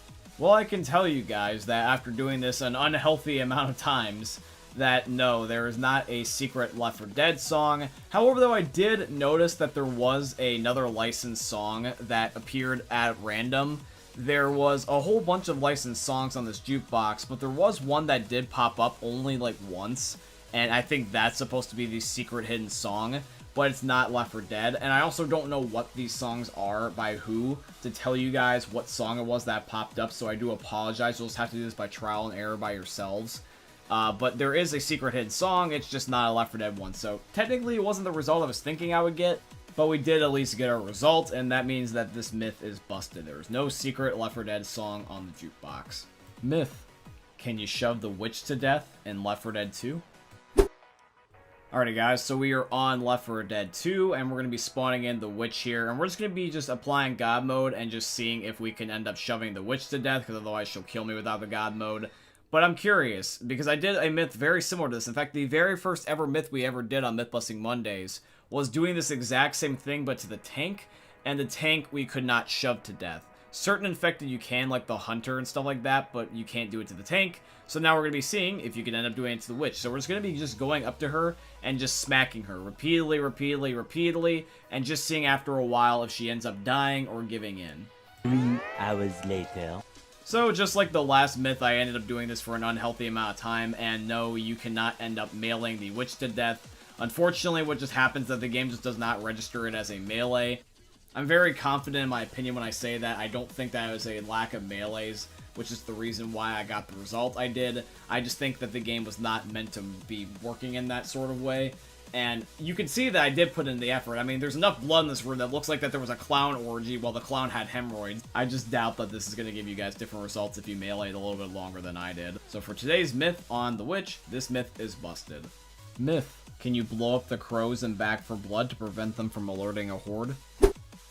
Alrighty guys, so in Back 4 Blood, one of the ways that you can end up blowing up zombies really quickly is by using the frag grenade, which is my personal favorite piece of equipment in the game, and I always end up rocking one. Now, however, though, when it comes to Back 4 Blood, one of the things I don't like is the amount of crows that are everywhere, specifically on the very first map, Evansburg, because it always seems to feel that there's way too many of them, and they get in the way a lot, especially right before the safe room. So what I want to do is I want to throw a frag grenade at them, and just off of a hunch assume that the frag grenade will function like it would in real life, where it would just evaporate the crows, and end up seeing if we can end up destroying them with it, so that way they don't end up alerting the horde, because if you do anything else in the game, such as walk near them or shoot them, they will end up getting angry, and then they will end up making the zombies come to you. So we're going to be testing this theory out, and I hope that this works, because this would be really great and change the meta, in my opinion. Of course, the one time I want there to be crows, there's only a select few of them, so there's a pair of crows down here, and what I'm going to do is I'm just going to get my frag grenade ready, and I'll just see what happens. So let's throw it. Ready, and go. Alright, well, I just see smoke for right now. I just see the blast radius. And, yep, there's no more crows. There's no more horde either. There's just a big pile of blood. So, yeah, you can indeed end up blowing up the crows with a frag grenade in Back 4 Blood. This is definitely a way you can end up avoiding these zombies now if you really want to. So this myth is confirmed, ladies and gentlemen, and it looks like it's a pretty good strat. Myth: can you defeat the tanks at the end of the sacrifice?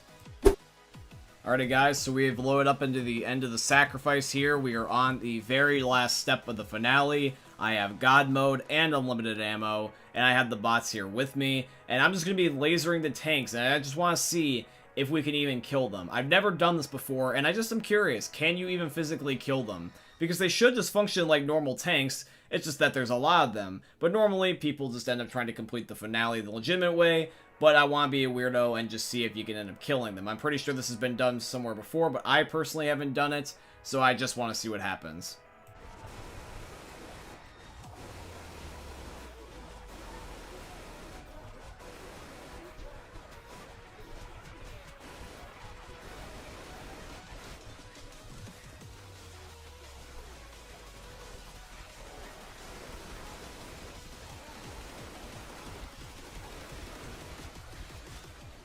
Alrighty guys, so for the last 30 seconds that you guys have been seeing the gameplay of me just destroying the tanks, they function like normal, and all that just happens is when you kill them, they just spawn in more tanks. So this is supposed to be an unbeatable step, and you're not meant to survive, or at least one of you is not meant to survive. But I was just curious for my own self-amusement that I thought I would put it in Myth Busting Monday, so I hope you guys ended up enjoying this myth. So technically it's confirmed, but it really wasn't meant to achieve anything, it was just for funsies. Alrighty, ladies and gentlemen, now finally, for our last myth, we are getting to the Boomer myth. This is going to be the myth, can you end up disabling the Boomer Vomit effect in Left 4 Dead? I had a very similar myth to this, where we decide if we could end up disabling the rain in Hard Rain, and believe it or not, that worked. You can actually, in Left 4 Dead, if you went into the settings, disable the certain settings to be able to make it so that way the rain in Hard Rain just goes away. It's not a visual impairment, and it acts like it doesn't exist. I want to see if the Boomer functions like that. Can we make it so that way the Boomer Vomit does not impair us like how the rain did in Hard Rain? And if this is the case, then this is going to change the Left 4 Dead meta forever. Myth. Can you disable the Boomer Vomit effect in Left 4 Dead 2? Alright, ladies and gentlemen, so here we are. We are on the testing grounds of our final myth here today.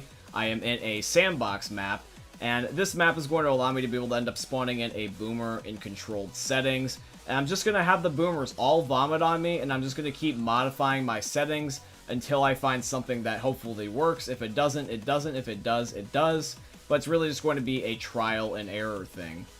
So the Boomer has now vomited on us. I am going to go to my advanced settings, and we're just going to be turning off a setting one at a time and just seeing if an individual setting is all we need to be able to end up removing the Boomer Vomit effect. And we're just going to just see what happens. So far, we just got the normal Boomer Vomit, and then we're going to end up just trying to see what it's like when we first remove a setting.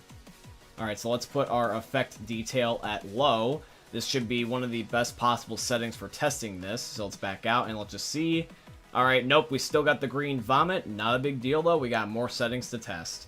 This would probably be our next best candidate, which is going to end up being the shaders. And keep in mind, I also already did end up turning down my film grain, because I just naturally do that by default. So I think that having the film grain also down is going to be a bonus to this. Now, this so far doesn't really seem like it makes a difference, but if you take a look closely, the vomit was more of a dark green, so we're getting close to modifying it. Really, the last thing I can think that would end up changing the graphics is by just changing my filtering mode, because this will make it just a completely different filtering mode than what I normally use. So I'm curious if this does anything, because if this doesn't do anything, I don't know what else will, because the other ones are mostly about just changing your borders and changing it like borderless windowed and stuff like that. And it doesn't look like it does. Unfortunately, it looks like that. It just leaves it the stereotypical green color.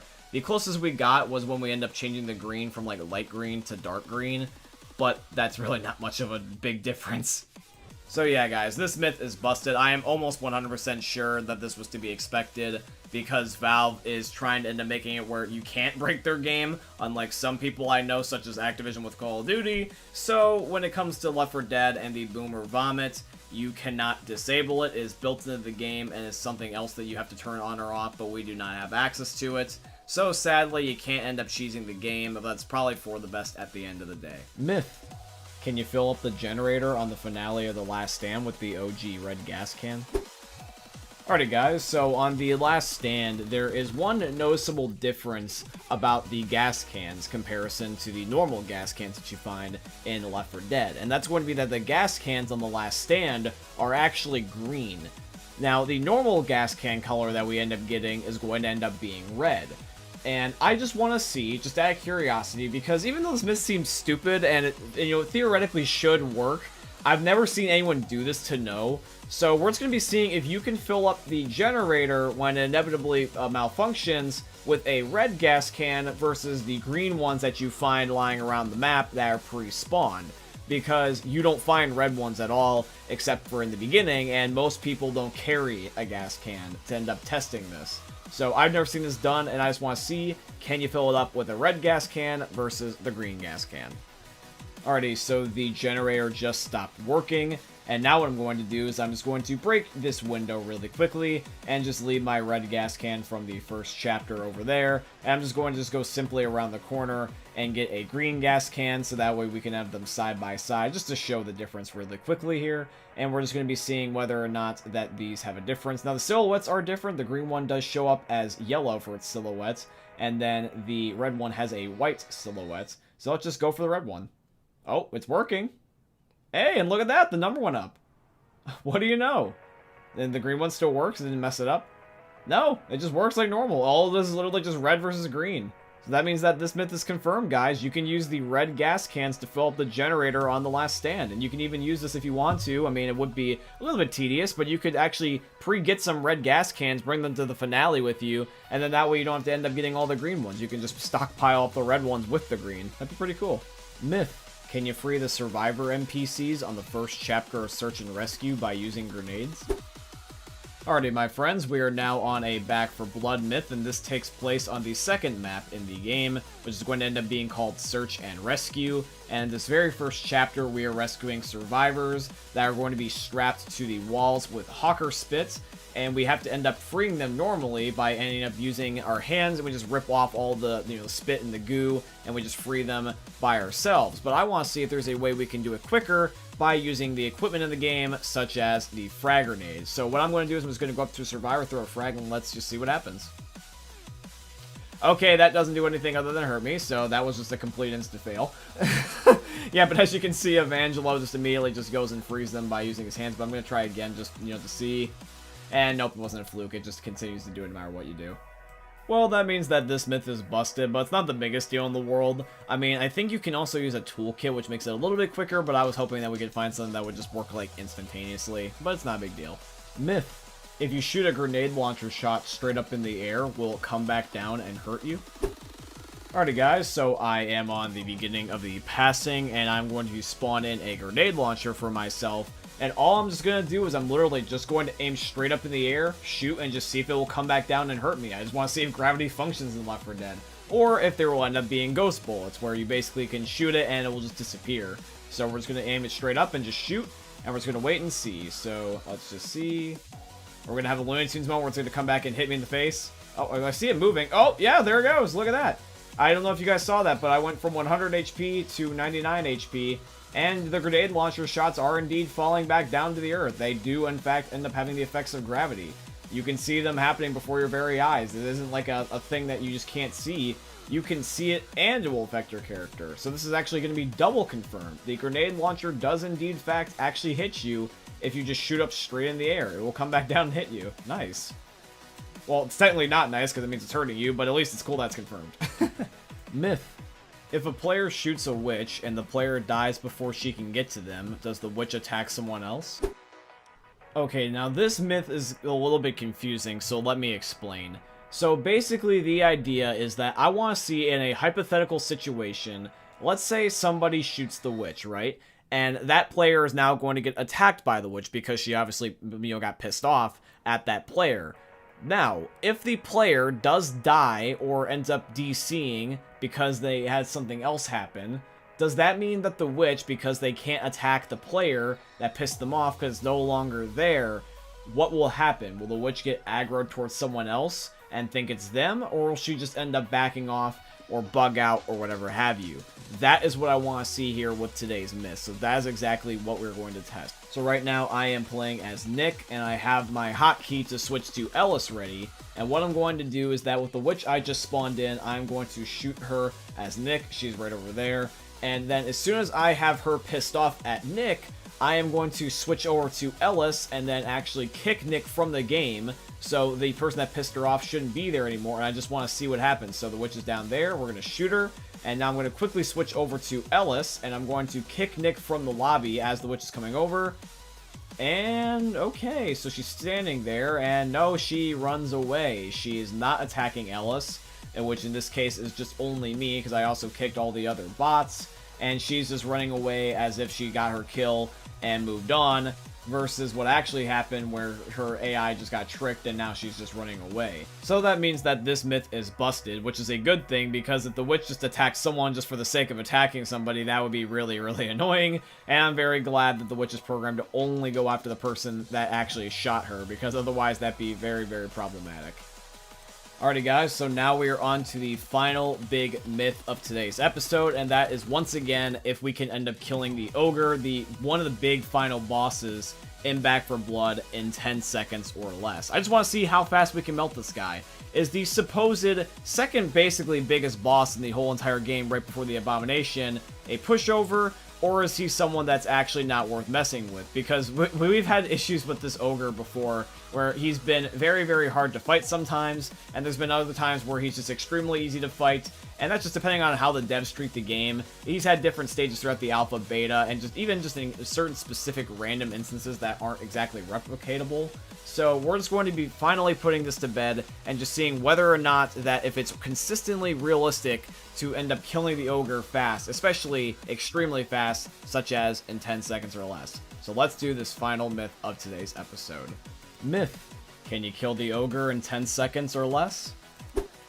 Alrighty guys, so we are on the final myth of today's episode. We're going to be trying to fight the ogre and try to kill him as humanly as possible. So I'm going to be loading onto a specific campaign chapter where it's only just a ogre boss fight, and then it's just straight to the safe room. So yes, there will be zombies in the background. Of course, I can't exactly turn off the director in this game because there's no mods, unfortunately, and there's no console commands. Hopefully they'll put that on later down the line. But in the meantime, this is the best circumstance I can get, is just loading into literally a chapter that's essentially an ogre boss fight only. So I've got several grenades, and I'm going to be having the minigun that is right here, ready to go. And we're just going to be seeing how long it takes to end up killing this thing. I got my randoms helping me out, and here we go.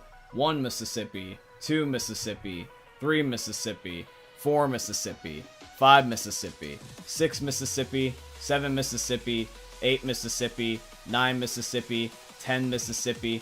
Oh wow, that was actually just on time. 10 seconds. Now keep in mind, I was going in Mississippi seconds, but that's still 10 seconds. What do you know? And I also wanted to clarify one more thing before you guys end up giving your guys an opinion on the myth, just in case, is that this is indeed also on the easiest difficulty, so that might also contribute to the fact about why I was able to kill him so fast. But yeah, technically I understand if you end up playing the game mode on higher difficulties, or if you end up having crappier circumstances like less equipment, stuff like that, yes, this is more of a threat. But realistically, it's really just going to come down to just your setup. If you have a lot of upgrades and a lot of lethals, and you know what you're doing to hit those critical spots, you can kill this guy pretty fast. And in fact, even though this isn't my gameplay that I'm about to mention here, but I've seen people kill the ogre as early as literally 3 or 4 seconds. I just don't want to end up taking their gameplay without their permission. So even though I wasn't able to get less than 10 seconds, I at least got exactly 10 seconds, which at the end of the day does leave this myth at confirmed. Is the ogre a pushover? Not necessarily. It really, like I said, just depends on the circumstances. He's still pretty much a significantly decent boss. He was a lot better in certain maps than others. Like, for example, like this one map that I did this test on, he's really easy to kill because they kind of give you everything. They even have several mounted miniguns. But on, of course, like things like the Devil's Return, where you first see him, that's pretty much like things like where he shines, where he catches you off guard. So at the end of the day, it's circumstantial, but this myth is still cool nonetheless. It's really cool to know that you can actually cheese him if you really want to. Myth: can you get Noam Chomsky without winning him? Alrighty guys, so here we go again with another Noam Chomsky myth. It's funny, you think that we wouldn't be able to get that many myths out of this thing, but nope, we actually managed to get several myths so far, and we're on to another one. I want to see if we can get Noam Chomsky without officially winning him and getting the 750 points at the Carnival game.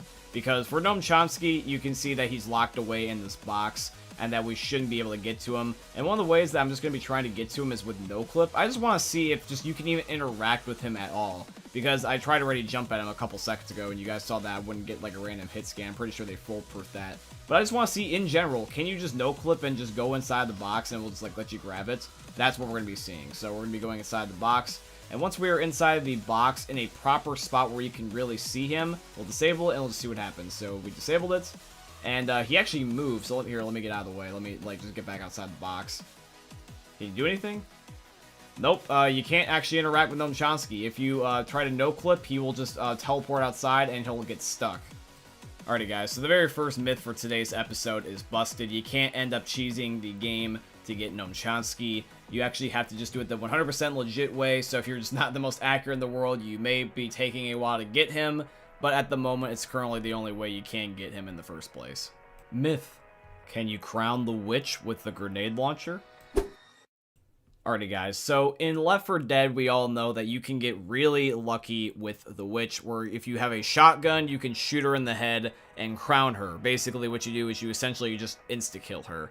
I want to see with whether or not that's possible if you can do that with the grenade launcher, because it's a goddamn grenade launcher. Why would you not be able to do this? If a shotgun can end up killing the witch basically at point blank, the grenade launcher should be able to. It just seems stupid to not to. So that's what I'm going to do is I'm just going to go up to her and just shoot her in the face.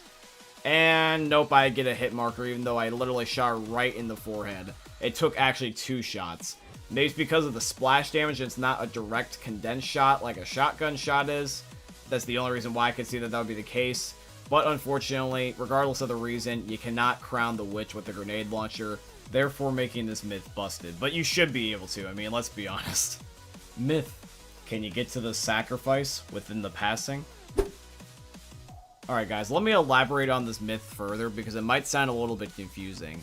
Basically, what I wanted to do for this myth is I want to see if there's any old assets of the sacrifice map within the passing. Because we all know that the passing is basically kind of like a remake of the sacrifice. And in specific areas, we all know that this was old areas that you could originally get to within the sacrifice. And I just want to see if you can do that in the passing. So, like, for example, the area I'm in right now, I want to see if you can go back to, like, for example, the final safe room right before the sacrifice finale. And it looks like I just keep getting out of bounds areas, and it's just great. I tested the other chapters before this as well, but I'm just not going to show the footage just because it was literally nothing. There was nothing I could find. And this is just to show you guys that I at least did try this myth in general. So I am personally going to write this off as busted, because even though I didn't find it, and I know some people could theoretically find a potential spot, I don't think it actually exists. It doesn't make sense in the coding to end up having sacrifice assets within the passing, just because it just makes the map bigger, and you can't even interact with it anyways. It just makes more files unnecessarily cluttered. So I'm just going to write it off as busted, but it was at least worth a shot just to see if it was there anyway. Myth. Can you jump on a car without setting off the alarm? Alrighty guys, so we all know that in Left 4 Dead, that some cars end up having their car alarms active, which means that if you shoot them, or if you touch them, the alarm's going to go off and it's going to attract a horde of zombies.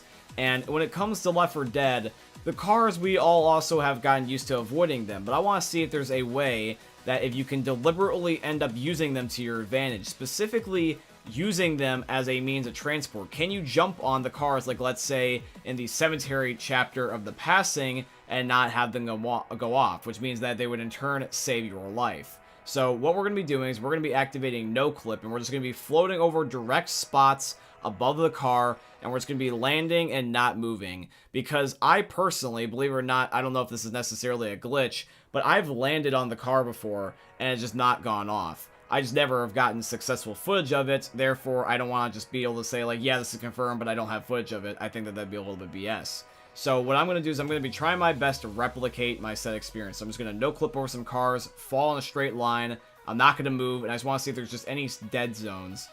Now, if you pay attention to the captions on screen, you will see that the car alarm did go off on that particular car. I still do have a couple of other cars left. I want to give them a try. Now, maybe instead of no-clipping, I decide that, hey, you know what, I'll just replicate the way I did before, where I just jump on a random corner. I even ran around on all the different edges to see if it maybe was a specific edge, but nope, this car did indeed go off. Alrighty, but we are not going to be giving up yet, though. So we have another car here, we have 2 more cars remaining, and even though it looks like I'm going to no-clip at first, I actually decided to back out of it, and I'm actually going to be just jumping on the front of the car instead. I'm just going to be just jumping on the hood and just seeing if that works. And I personally don't think it's going to, just because it's such an inconsistent thing, and I just don't think it's going to work like in a realistic strategy type of way. But we got 1 more car left. So, okay guys, so this is what we're going to be doing. We're going to be no-clipping, and I'm just going to land on the glass. Not the car, but the glass, and just see for whatever reason if landing on that helps it.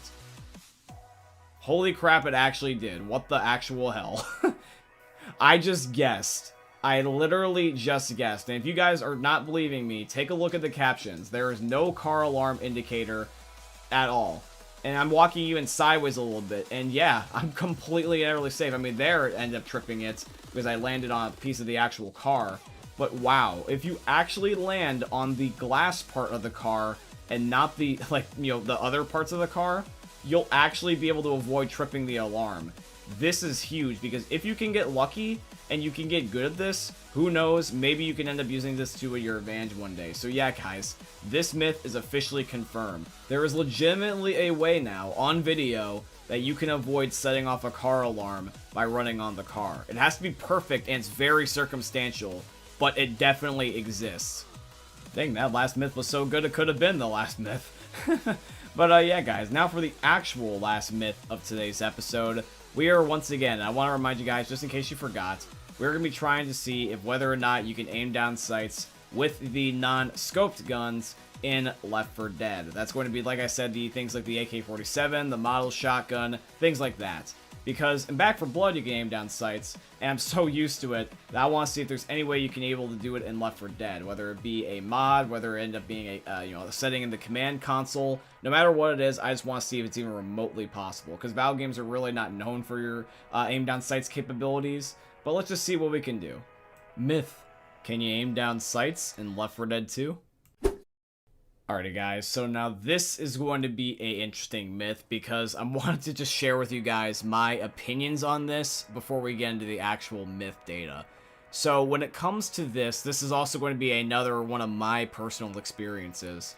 But the mod of the Desert Eagle that you're seeing on screen, this is going to be a big factor about what I'm about to say when it comes to this myth. So, in Left 4 Dead, we all know that by traditional means you cannot aim down sights unless it's with select guns. Now, these are usually the guns with the scopes, such as the hunting rifle and the military sniper. Now, in Left 4 Dead, with the scoped weapons, we all know that those are just hipfire only. However, some mods you can install that have custom gun skins can allow you to aim down sights. Now, since these are only mods, they are not officially in the game, and they all are subject to change. So, one mod might end up working one day, and then when I go to use it, it might not. So, for example, the Desert Eagle mod, which I'm going to be going back to now as my example, this mod before, back when I've used it, and I swear to God, I swear it's in a video somewhere, if you guys can look around with me, just in case, but I swear to God, I saw this thing aim down sights at least once. And it's not because I ended up hitting a particular button, it's just that if you let the gun go idle for a while, it will just do it on its own. Which means that technically it would have done it, but I don't have the ability to replicate this because it just won't do it anymore. And so that is why what I want to do is when it comes to this myth, I'm going to be showing you guys the exact gun on screen, so that way you guys can be able to tell me personally if you guys have had this exact same experience and we can compare data. Or if you guys want to, you can also end up recommending me some other mods that do allow you to still currently aim down sights and weren't changed by the modder. Because I cannot personally find a single mod to safely install at least without like being able to risk my computer getting a virus that would allow me to have a gun that aims down sights. So for this particular myth, I'm leaving it at plausible because I've seen it be done before. I have done it myself. However though, I don't have the means to replicate it again, and if I can't replicate it again, then officially that means the myth shouldn't be unconfirmed. So yeah, that's why I'm going to be leaving it at plausible. Please feel free to let me know if you guys have had any experiences like this in the comment section down below. Myth: can you get out of bounds in Fort Hope? Alrighty everybody, so what you're seeing right now is gameplay of me trying to get out of bounds in Fort Hope. I'm literally just trying to end up seeing if I can end up finding a hit scan, so that way it will allow me to be able to climb on a roof or be able to get out of the bounds of the map itself. Because when we end up loading into Fort Hope, right, there's a whole bunch of areas that just seem like you could actually go there. There's AI, there's buildings, and it looks like there's also solid ground. And in my opinion, I feel like that Fort Hope is way too small. I would love for it to be expanded, but it was just only this size from the beta, and that means that we're going to have to just deal with that. Now, that's okay. However, though, I still would like to end up seeing it improved. So here's hoping one day they might improve it. So what I'm going to be doing right now in the meantime is until that day when there hopefully is an expansion upon the social space here, I'm just going to be seeing if I can end up figuring out if there's a way that I can glitch and do it myself. Because if anything, Back 4 Blood social space is just getting harder to end up training because they actually patched the one method of climbing on the tarps that are right outside of the firing range. And you were able to climb on those originally, but now you can't even do that anymore. So if anything, they're just patching it. And it looks like currently, right now at the moment, it doesn't look like I'm going anywhere. I think they've been very thorough about this. However, though, instead of leaving this just as flat out busted, I want to purposely leave it as plausible. I'm only doing this just because I only ended up trying this for like a solid 5 minutes, and I did it by just simply running around for hit scans. And the funny thing is that the hit scans with this game is tricky, because they've been changing them, and they've been making it so that way some are easier and some are harder, and I can only just figure that it's going to be a matter of time before someone else finds a way to do this. Myth. Will Vanessa freak out if you shoot her dead husband, Ben? Okay guys, for those of you that don't know who these characters are, Vanessa is the one lady that you run into on Blue Dog Hollow, the final map of the very first act in the game. She's the woman that ends up having the RV safe room. And for those of you guys that don't know, her husband, which is Ben, is dead. Vanessa's basically like not acknowledging that he's dead, and Ben's dead body is just on the top of the like the driver's seat area in the RV. And I want to see if by shooting him, will Vanessa freak out, because she ends up reacting if you shoot her. So I'm curious, will she overreact and end up freaking out if I shoot her dead husband? I know that sounds very morbid, but I'm just very curious if the AI is that detailed. So let's try something. Okay, that's weird. I shot her, and she's saying don't shoot Ben. And you can even see that she ends up, like, protecting herself now. She ends up raising her arms, which she never used to do before. I don't necessarily know if they've gone back and tweaked Vanessa because of the fact that players just shoot her, or just players just shoot the AI in general. But keep in mind, I'm not shooting Ben, I'm shooting her. But she's giving the dialogue anyways, and I'm not playing with other people. Now when I'm also shooting Ben, by the way, the same dialogue cue that you just heard is now not happening. It only is if I shoot her. And I know this because I went back and I did this again off camera, and she did the exact same thing. So this is very bizarre. She ends up freaking out, but only if you shoot her. It's like the dialogue just doesn't match or something. It's very bizarre. So I'm going to leave this myth actually at busted, because even though, yes, we did get a dialogue cue, I didn't shoot Ben to trigger it. And I don't know if you would necessarily agree with me on this, but if it's not shooting Ben, I feel like it just doesn't count, you know? Myth. Can the Midnight Riders tour bus run you over? Okay, so this is an interesting one, because this revolves around an Easter egg. So for those of you guys that don't know, on the second chapter of the passing map, there's actually an Easter egg where if you run to a certain spot, you can see the Midnight Riders tour bus actually driving by. And I want to see if you can actually get run over by this thing, because technically, it's something that's out of the map, and I don't know if it's a solid object or not. I'm just curious if this thing can actually interact with you in the way that I would think it would. So we're just going to fly over there with no clip, and there it is, and let's just, you know, see what happens. And yep, I immediately got destroyed. So yeah, apparently the Midnight Riders tour bus is a solid object, and it will function like a normal car would, and it will immediately murder you. So yeah, this myth's confirmed. I just only wasn't sure, and I was just being hesitant at first, because even though, yes, it's a car, it theoretically should be able to run you over, keep in mind, this is, I think, the only Left 4 Dead car that's ever had the ability to run you over. Because, like, for example, like, let's take something such as the Blood Harvest military vehicle. That thing runs people over all the time, but it never kills anybody. And that's like a hardened, super, really insane, crazy vehicle. And it should be armored to the teeth, but no, apparently the only thing that can kill you is getting run over by a band's tour bus. Myth. Can you get through the Back 4 Blood furnaces without them killing you? Alrighty guys, so the map that is right before the final boss in Back 4 Blood, with the chapter A Friend in Need, there is a pair of 2 furnaces that you need to disable in order to end up proceeding throughout the map. And I wanted to see, with all the cards that are in the game that allow you to be able to move faster and get a stamina boost, I want to see if you can end up using those and just simply just run through the fire, and if you can end up outrunning, essentially, death. So that's what we're going to be doing. We're just going to leave the furnace on, and we're just going to see if our speed is enough to be able to get through those without turning the thing off. Alrighty guys, so I got the key card. I'm just going to open up the door now, and we're going to be heading there in a second. So let's see if I can channel my inner Keemstar and be as fast as F-boy. So let's go up to the furnace, and Nope, I immediately went down and immediately died. There was zero way in hell that was going to work. And even though I was crouching, I doubt that I would have been able to get through that even while sprinting. There is absolutely no way, based off of how fast that thing killed me, that I would have gotten through that. Yeah, that's just not meant to be something you can cheese. So, yep, that myth was busted, but, I mean, it's fire. I mean, kind of like, what was I expecting? Alrighty, guys, we're on the final myth of today's episode. So we're going to be, once again, seeing if we can end up being able to have unlimited primary ammo in Back 4 Blood. So let's put this to the test. Myth. Can you get unlimited primary ammo in Back 4 Blood?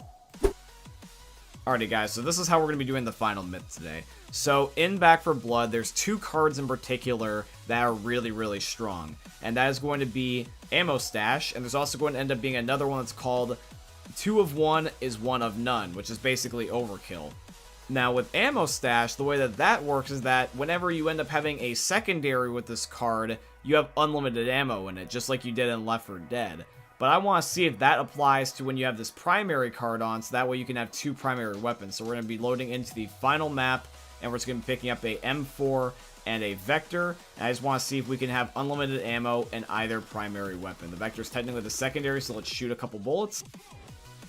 And no, it doesn't look like the ammo is actually staying. It looks like it's going down. Now, this could be a thing with the Vector in particular, so maybe if I switch to the M4, this will fix it. So let's switch to the M4. And no, it does literally the exact same thing. The ammo is indeed going down. So, unfortunately, it looks like that these don't stack. You either pick the primary weapon, or you end up getting the unlimited secondary ammo. That's such a shame, because that would be a really cool thing that you could combo if this would actually work. Alrighty, guys, the final myth of today's episode is going to end up being busted. You unfortunately cannot have unlimited ammo if you end up having a primary as your secondary. But it's such a shame, too, because you gotta admit that that'd be really, really cool if you could do that. And you theoretically should be able to. Or at least I think you should be able to anyway. But yeah, it was kind of funny. Me and my friend Jake, Vengeance5714, we were talking about this idea earlier. We're being like, you know what? I wonder if these could stack. And we were like debating about this back and forth, and we just decided to make this actually a myth for Myth-Busting Mondays. So now we know. Unfortunately, you can't cheese the game, but at least now we know. Myth. Can you ride the ogre in Back 4 Blood?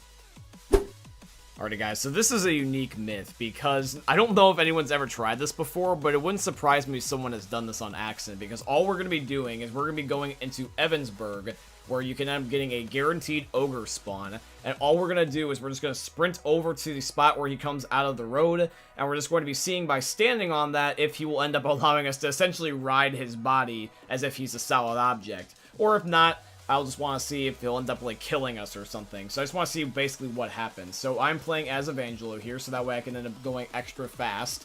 And I'm just going to be swapping over to my machete. And once I end up sprinting and I get the Q, I'm hoping that what will happen is that I'll be able to climb on top of him and basically at least ride him for a short period of time. If not, we'll just see what happens. So I'm going to switch over to my machete, and we're going to be running over, and we're just going to be climbing on top of the ogre and just see what happens. So come on, ogre, let's see what you got. And, okay, he knocks me away. But however, though, I think I might have been a little bit off. I wasn't right on his head. So what I'm going to do is I'm going to reload another game and try this again a second time. Alrighty, guys, so we've loaded into another game. I got a pipe bomb to get the zombies out of my way, and let's see if we can end up trying to get on the ogre again. So let's see. Come on, ogre, come on. Okay, I think I'm like, okay, no, damn it. I was going to say, because you saw that. I was literally right on top of him. My view was going inside of him for a second. But no, unfortunately, it just kicks me off once again. It won't let you get away with it. Alrighty, guys, so the first myth here today is busted. You cannot climb the ogre or ride him in Back 4 Blood, sadly. Myth. Can the roller coaster in Dark Carnival run you over? Alrighty, guys, so in a prior myth on Myth-Busting Mondays, I wanted to test the myth about whether or not that the Midnight Riders tour bus on the passing was able to kill you or not. Because that only spawns in a select handful of times, and most people have probably never been able to get out of the map while having God mode disabled, so that way they can see this. So that's why I did it last time. It also makes sense about why I could kill you, because you were never meant to get to it in the first place, but I want to see if something such as the Dark Carnival roller coaster, which is always going to be really close to you, and something you'll have access to, if that can kill you. So what we're going to do is we're going to no-clip so that way we can get in front of it, because traditionally you can only get on or behind it, and let's just see if it's capable of running you over. So we're going to get in front of the roller coaster, and we're just going to wait and see. Here we go. Moment of truth, and yep, it auto-kills you. So yep, it's confirmed. The roller coaster in Left 4 Dead will actually kill you if you get in front of it. So now we know that both this and the Midnight Riders tour bus can kill you. I wonder what we'll find out about later on. It's funny. I like knowing these, even though this will never even be a problem, because you can never get in front of the roller coaster for it to kill you like this anyways, but it's just kind of interesting to know. Myth. Can you get to No Mercy Hospital from spawn? Alrighty guys, so in No Mercy, we all know that in the background you can actually see No Mercy Hospital. It's meant to be there to let you know where to go, and it's kind of essentially basically like an Easter egg. And I want to see if, despite the fact that even though this is only the first chapter from the spawn, did they end up having at least some textures so that way you can get to No Mercy Hospital from the very first chapter. So that's what I want to see. So we're going to enable no clip, and we're just going to make a straight shot for No Mercy Hospital and just see what happens. So I'm going to enable it now, and I'm just going to go straight for it. So let's see what happens. Come on, is it there? And no, it's automatically just going to make me have like just this gray screen. God damn it, that would have been so cool if you could at least get to something on No Mercy Hospital, but no, instead what just happens is that the map is just, you know, a hollow texture, and you can't actually do anything with it. So unfortunately you can't get to No Mercy Hospital unless you end up doing it legitimately. God damn it. So yeah, this myth is busted, but I actually really want this to be confirmed, man. Come on. Myth. Can barrel explosions one-shot the tank? Alrighty guys, so on the Sacrifice, there is exploding barrels that can end up really doing a lot of damage, and I want to see if specifically just the explosion itself, if there's enough barrels, can it one-shot the tank? Because we all know that the tank is strong, and it's basically like a literal tank. It can't really die that easy, so I just want to spawn in one and just see if the barrel explosion, not necessarily the fire, but if the explosion just by itself can end up taking out the tank. Because I've tried it with the grenade launcher, and the grenade launcher doesn't work. That makes sense. But can, like, two giant, like, exploding barrels do it? That's going to be the real ultimate test. Because I don't know what else would be able to one-shot the tank, other than maybe, like, a car falling on it. Maybe that'll be another myth one day. But we're going to be having this tank that I just spawned in come over here while I'm out of the map. And I'm just going to blow it up as soon as I get the chance. So let's see. And no, the tank's still there. He's just burning and he's on fire. So he'll eventually die anyways because of the fire. But no, the explosion itself's not enough to one-shot him. So today's myth is busted. If you guys actually have an idea about a myth I can test to see if there's any human way that we can actually one-shot the tank, please let me know, because I feel like that would be an interesting myth that we should look into further. Alrighty guys, so now we are on the final myth, the ultimate myth of today's episode, and I really want to find out if whether or not that it is true that there's any Back 4 Blood Easter eggs on the last stand in Left 4 Dead 2. Because Left 4 Dead Easter eggs are in Back 4 Blood, and it's not too far-fetched, because keep in mind, Back 4 Blood only came out around a year later, so there could have been any little, like, minute Easter egg that they could have put in here, so I really want to see if they even at least acknowledge it at all. Myth. Are there Back 4 Blood Easter eggs in the last stand? Alrighty guys, so I've loaded into the last stand, and this is how I'm going to be approaching the final myth. So what I'm going to be doing is I'm going to be enabling God mode, so that way I can't die. I'll also be disabling the director, so that way zombies will not interfere with what I'm doing. And I'm also going to be enabling no clips, so that way I can get in and out of the map as I please. That way, in case there's also something hidden to the player, rather than being something hidden altogether, because it might have been just there for the devs, kind of like that Noam Chomsky Easter egg I found a long time ago. So that is what I'm going to be doing here today. So I'm going to be showing you guys some of my highlights of what I found that was the most interesting, because instead of going in super fast motion, you guys not being able to see it, this way you guys can be able to see it in all of its detail. Alrighty guys, so the very first thing that I found that was a significant Easter egg, and it's not even necessarily a Back 4 Blood one, it's just actually a Left 4 Dead one I never even noticed before, but I was looking at the graffiti in the generator, like, startup horde summoning event. Inside the one main room on this wall here, you can actually end up seeing a quote from one of the fictional characters of the game, and underneath of it's actually got a quote from the Sacrifice loading screen where it says, "It's your funeral." So that's actually kind of like a nice little touch there. I actually just found that out today as I was making this video. But, unfortunately, after that one little tiny Easter egg, I have not found anything that I think was actually significant. That is just because I was not able to find it myself. That doesn't mean that it doesn't exist. So, even though I was not able to find any Easter eggs that I would say are Back 4 Blood related, other than technically the one Left 4 Dead Easter egg, which just doesn't count, I'm going to leave this myth at plausible. Because here's the thing, is that there is tons and tons of secrets hidden throughout all of games, and sometimes they take years to find on end. So just because I didn't find it by just simply no clipping around, doesn't mean that it doesn't exist. So if you guys know about one that I have yet to see, or you want to look with me so that we can come back and compare data at a later date, please let me know, because I would like to see if there's a Back 4 Blood Easter egg in Left 4 Dead one day. Myth, can you one-shot the tank with the No Mercy gas station? Alrighty guys, so we all know about the 3rd chapter of No Mercy and how it has the infamous exploding gas station. The gas station basically blows up so severely that you would probably end up being able to properly compare it to somebody's intestinal tract after they've been to Taco Bell for 3 hours. But yeah, we are going to be seeing if that force is strong enough to one-shot the tank. So we're going to spawn one in manually, just shoot the gas station, just see if that alone is going to be able to kill him. So we're going to spawn the tank with console commands, and I'm just going to shoot the gas station, let's just see what happens. So I'm going to blow it up, and I'm not going to do anything else, I'm just going to let it explode. So fire and everything and all. And let's see, is he surviving? Yes, he survives. Wow, this tank has got either, like, a lot more health than I realized. Either that, or the gas station is just not as strong as I thought it was. But that means that today's myth is busted, my friends. You cannot one-shot the tank. I wonder what can one-shot the tank eventually, if there even is a way. Myth, can you one-hit melee the breaker in Back 4 Blood? Alright guys, within the same vein as the last myth, we're going to be doing another final boss type of myth, which is going to be, can we one-shot melee the breaker in Back 4 Blood? I have a whole bunch of melee damage cards that I have made into a deck, and that's the only cards I have in my deck. Now keep in mind, I don't have every single card in the game yet because I've still yet to earn them all. However, with the remaining cards that I currently do have in my deck, I want to see if I can be able to make a melee deck strong enough to be able to one-shot melee the breaker.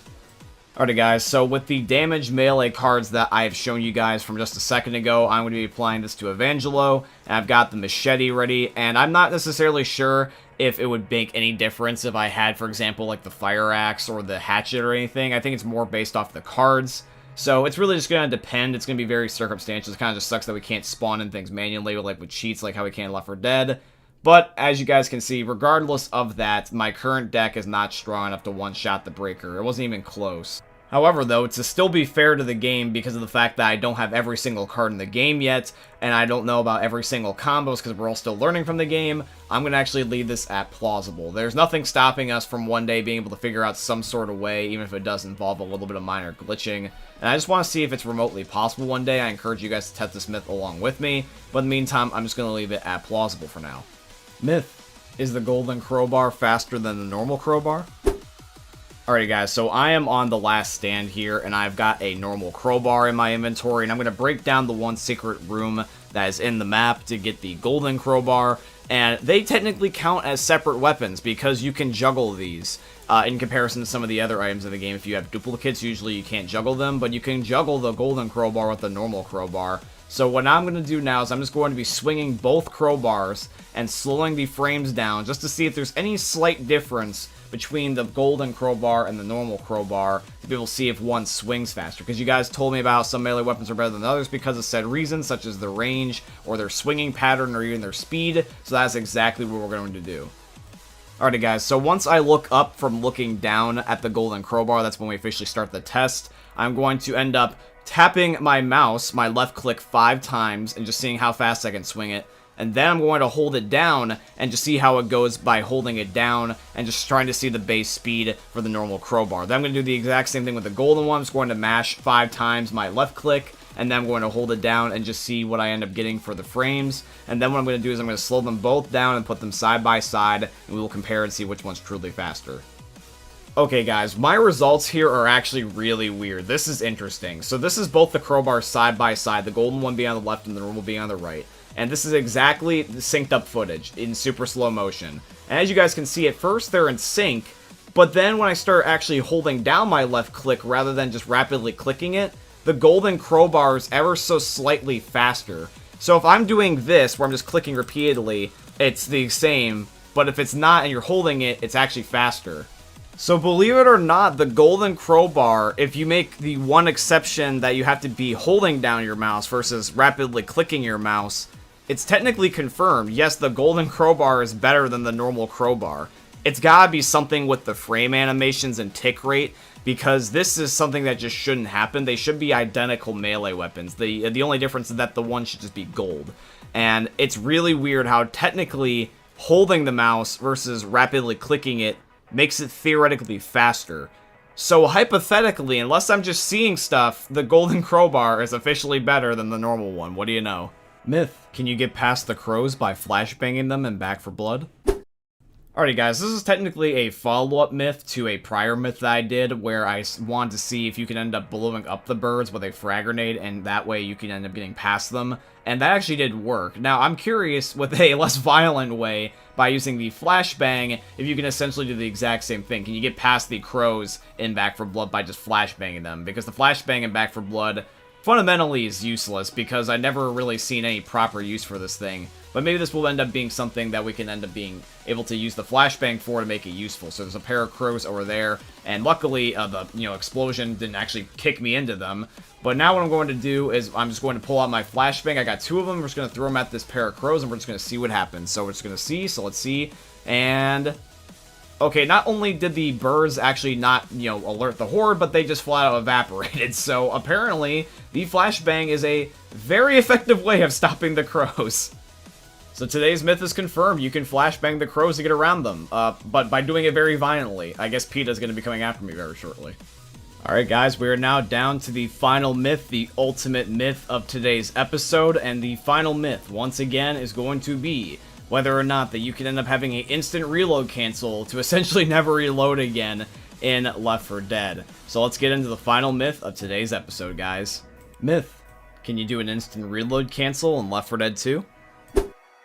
Alright guys, here is the final myth of today's episode. So what you need to do in order to end up doing this is you need to end up making so that way you can force idle. The way you would do this is that you would bind it to your keyboard via your console commands, and then what you need to do is that in order to end up performing this, instead of reloading like you normally would, is what happens is once you reload, you want to force your idle, and then once you force idle, you want to respawn back, and then when you end up doing that, you should just be able to have your gun, like, instantly reloaded. And the animation just basically cancels. So that is exactly what we're going to be doing here. We're going to be going to a multiplayer match. We're going to reload. In the middle of the reload, we're going to idle. We're going to pop back. And we're just going to see if it's going to auto-reload our gun for us. Alright guys, so this is the footage that I'm trying to replicate. This is by a YouTuber called DXSamXD. And basically what they're doing is that they are going idle to try to instantly reload their gun. And it looks like it actually works relatively well based off the footage, and it even shows the comparison of no fast reloading, then the fast reloading, and then shoving. So it seems pretty simple enough, right? Okay, so that's exactly what we're going to be shooting for. We're going to try to see if we can get around, basically around a second or so for reloading. So let's end up doing this for ours. We're going to shoot the mini Uzi, and we're going to be seeing what's like when we idle. Now keep in mind that I'm a little bit rusty at this trick. I have not done it except for only just ever since last night, so I might not necessarily be the best at it, but I'm going to try to give it my all. So we're going to pick up the pistols and just get rid of these zombies that are in my way, and we're going to just try to shoot the Uzi. So let's shoot the Uzi, and then we're going to go idle, so let's see what happens, and no, I'm just really bad at this. Okay, please forgive me, hold on a second. 3 hours later. Alright guys, here is going to be one of my last attempts because I've been trying this like so goddamn long, but here we go. So we're going to shoot the mini Uzi. Let's just go for it. Here's the footage, so I'm going to be shooting it. And then we got 1 Mississippi, 2 Mississippi. Okay, I am just extremely bad at this. We're going to try this one more time. Here we go. Okay, ready? Here we go. Ready? 1, 2, 3. It's not nearly as close as the one guy, but I don't want to say it's busted. I just think I'm just bad. Legitimately, guys, I think that this is actually real and that I'm just bad because I, for some reason, cannot master this trick.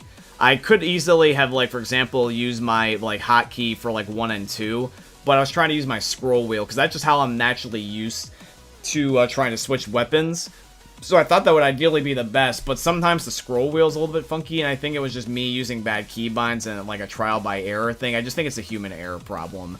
So, because there actually is decent footage of it and a lot of likes and views supporting it, I want to say that's confirmed, but I wasn't able to replicate it myself, and so therefore there might be a possibility that it actually doesn't exist anymore. It never really did exist without outside peripherals. You could have had like extra mods or something. So I'm just going to label this as plausible for now. I'm going to give him the benefit of the doubt, but I'm just not going to outright just say it's just confirmed. Myth. Can you dodge the sleeper and Back for Blood? Alrighty guys, so when it comes to Back 4 Blood, we all know about a lot of the special infected by now. We're starting to get used to them and starting to memorize their names.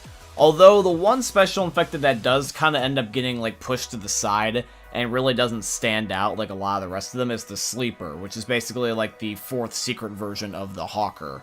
And the thing is with this particular infected is that they are really, really good at screwing you at a moment's notice. Because if you're running around a corner and you don't end up having, like, let's say, captions on, you can end up getting jumped by these things really, really easily. They're basically just, like, hawkers that are preset on the wall and ready to grab you. And it's basically kind of like the scrap concept of, like, how when the hunter was able to hide on the roofs and be able to jump at you from that angle. But instead that these guys are on walls. Now, I want to see if you can time a jump right, or just run through them, and you can avoid the Sleeper, just so that way they can't pin you, because they're really quick. So, I'm going to run past a couple of these and just see if I can avoid them. So that one got me. Alright, so that one doesn't count. That one died, so that doesn't count. That one got shot. The bots are actually killing things when I don't want them to here. Alrighty guys, but fear not, there is still plenty of these guys on search and rescue, so we're just going to keep going. That one got killed. Now, there's probably only about, like, 2 left here, so that one got me, or we got, like, one more shot at this, so let's go for it. Alright, and I don't know if you guys saw that, but I'm going to replay that in slow motion. He jumped right in front of me, and he barely missed.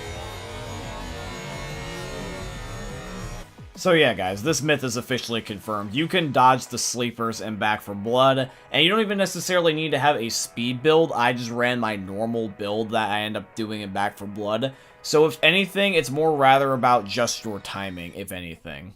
Myth. Can you glitch to the top of the diner in Back 4 Blood?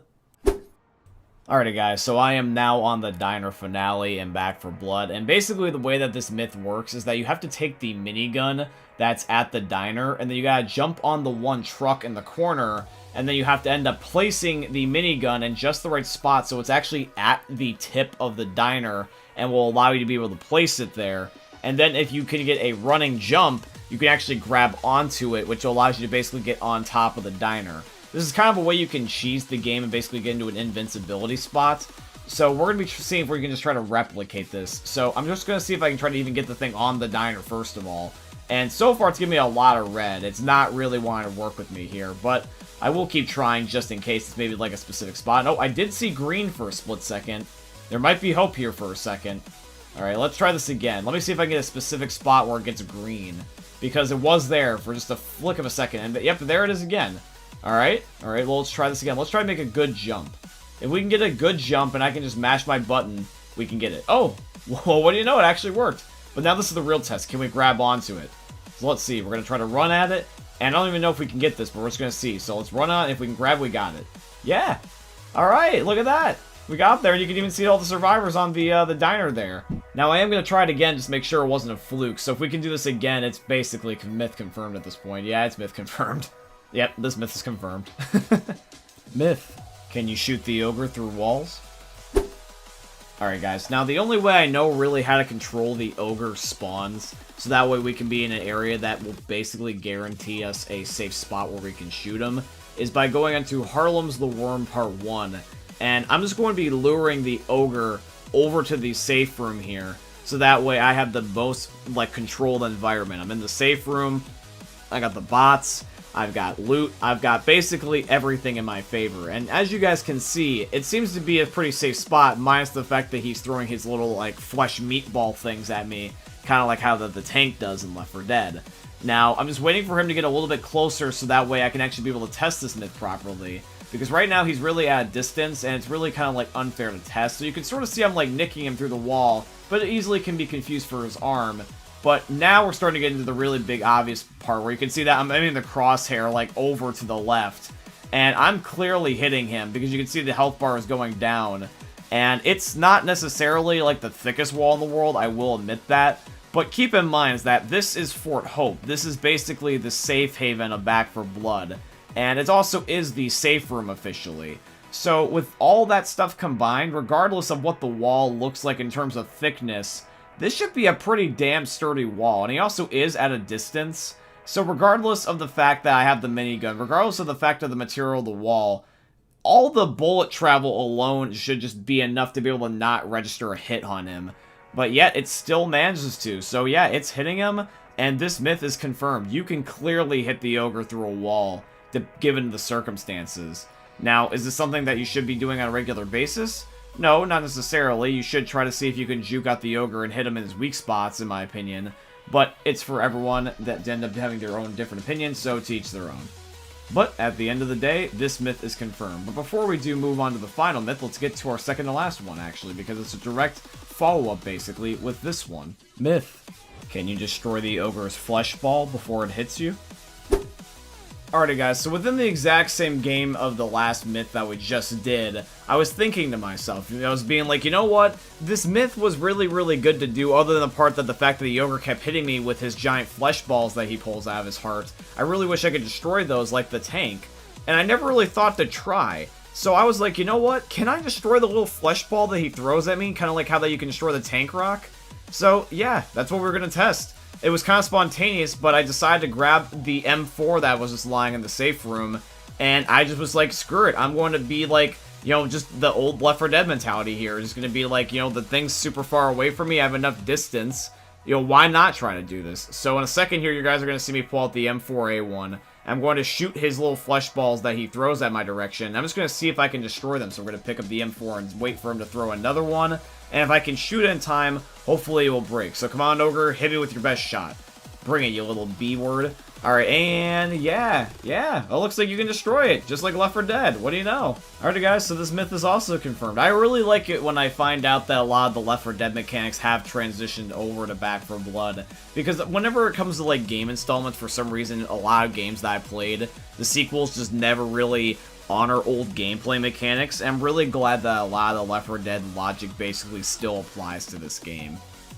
Alrighty guys, so now we are on the final myth, the ultimate myth of today's episode, and we're going to be seeing once and for all if the gravel trap on Pain Train can kill you in Back 4 Blood. We're going to see if this thing can suffocate you to death, because it should technically, not that I want it to of course, but it technically should suffocate you, because eventually what happens is that all the gravel does pile up. And, you know, playing games, for example, like Minecraft, we know that gravel can actually be quite lethal. So, if standing directly underneath of this thing, will it cause the gravel to function like it would in real life? Or will it end up having, like, some sort of loophole exception because of game design? Let's find out. Myth: can the gravel filler kill you in Back 4 Blood?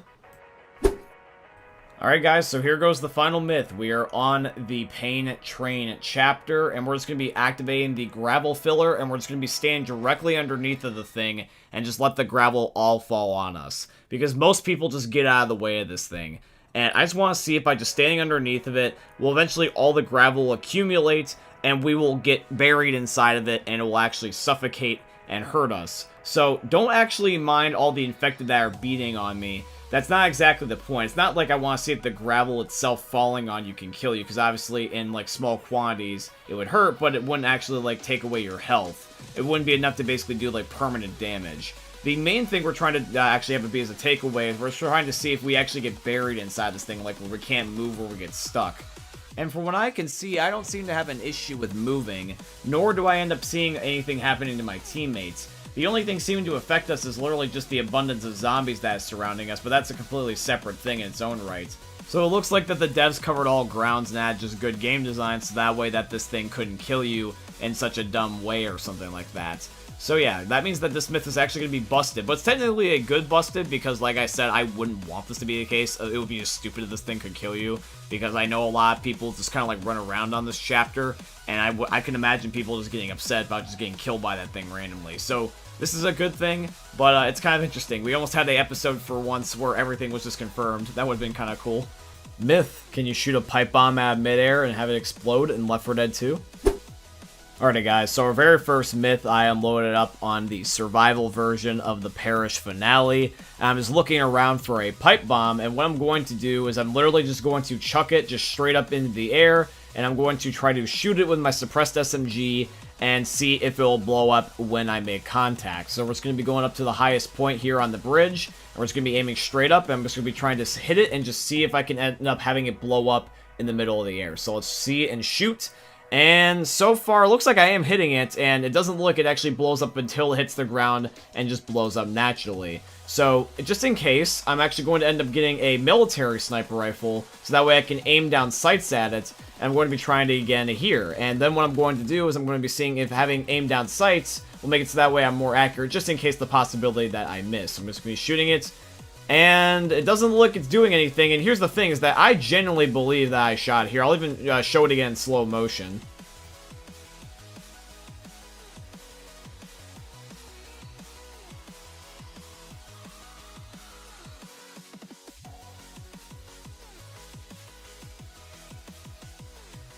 But yeah, as you guys can see, that didn't work, so this myth is going to be busted here today. You cannot blow up the pipe bomb by shooting it out of midair. Myth, can you have two of the same exact guns in Back 4 Blood? Alrighty guys, so I am currently loaded in on the finale, the final mission of Back 4 Blood, and I have the card applied to my deck called 2 of 1, 1 of none, which is the overkill card of Back 4 Blood, essentially allowing me to be able to carry 2 primary weapons within my inventory. Now, when it comes to this game, I have tested a myth prior before with this exact same card, and it was to see if whether or not that you can have unlimited primary ammo as your secondary weapon, and that did not work. But however, though, I want to see what other useful traits that this card can have, such as perhaps using the exact same gun in both slots, because we all know that we have our favorite guns in Back 4 Blood, and I just genuinely want to see if we can end up being able to end up loading into a match and just being able to pick our favorite gun twice.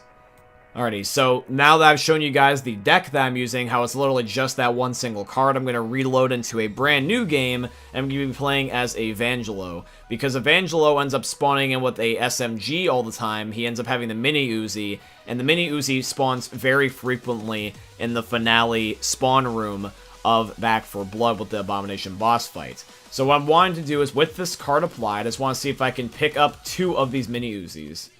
And it looks like that this myth, just straight off the rip, as soon as I picked up the other Uzi, it is busted. As soon as you pick up the one mini Uzi that has all the attachments and stuff like that on it, you drop your default Uzi, therefore making it so that way you could only end up having one Uzi, or in this case, one of a certain type of gun.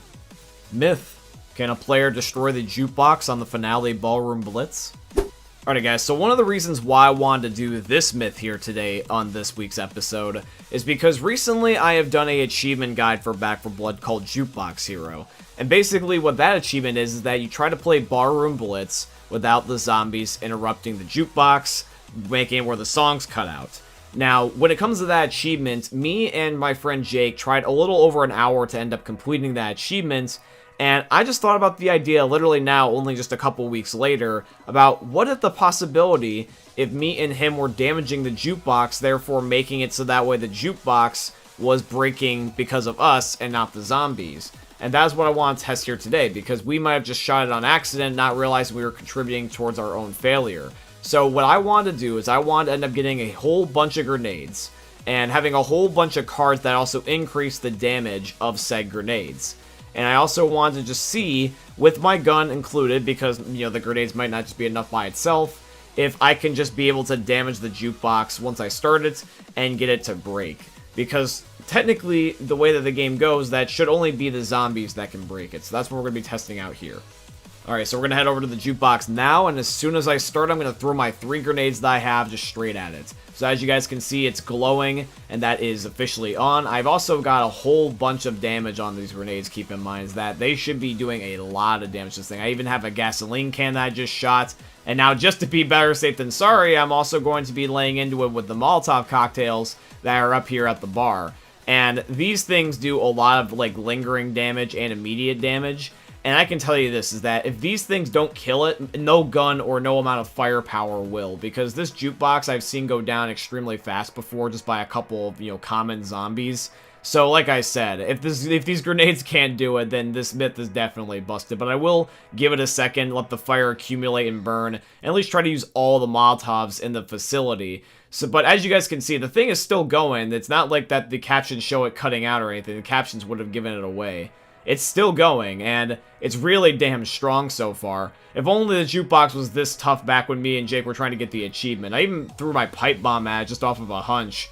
But yeah, as you guys can see, it's not stopping anytime soon, so that means that this myth is also busted. You can't destroy the jukebox by yourselves. It has to be done by the zombies. I'm pretty sure this is meant to prevent griefing is why. Myth. Can you throw fireworks out of the map and have zombies kill themselves? Okay guys, so for this myth, the reason why I wanted to test this out is because this is actually me trying to replicate something from Left 4 Dead again. And for those of you guys that don't know what I'm referring to, I want to see if I can do something very similar to the Left 4 Dead Center first chapter strategy where you throw a bio bomb off of the building so that way the zombies jump off and die trying to chase it. So on the very first chapter of Evansburg, I want to throw firecrackers or fireworks down below outside the map and see if zombies also fall off and kill themselves too. So I'm going to chuck them off the side of the building. I'm going to back up and purposely try to give the zombies the ability to try to like focus on it and go after it.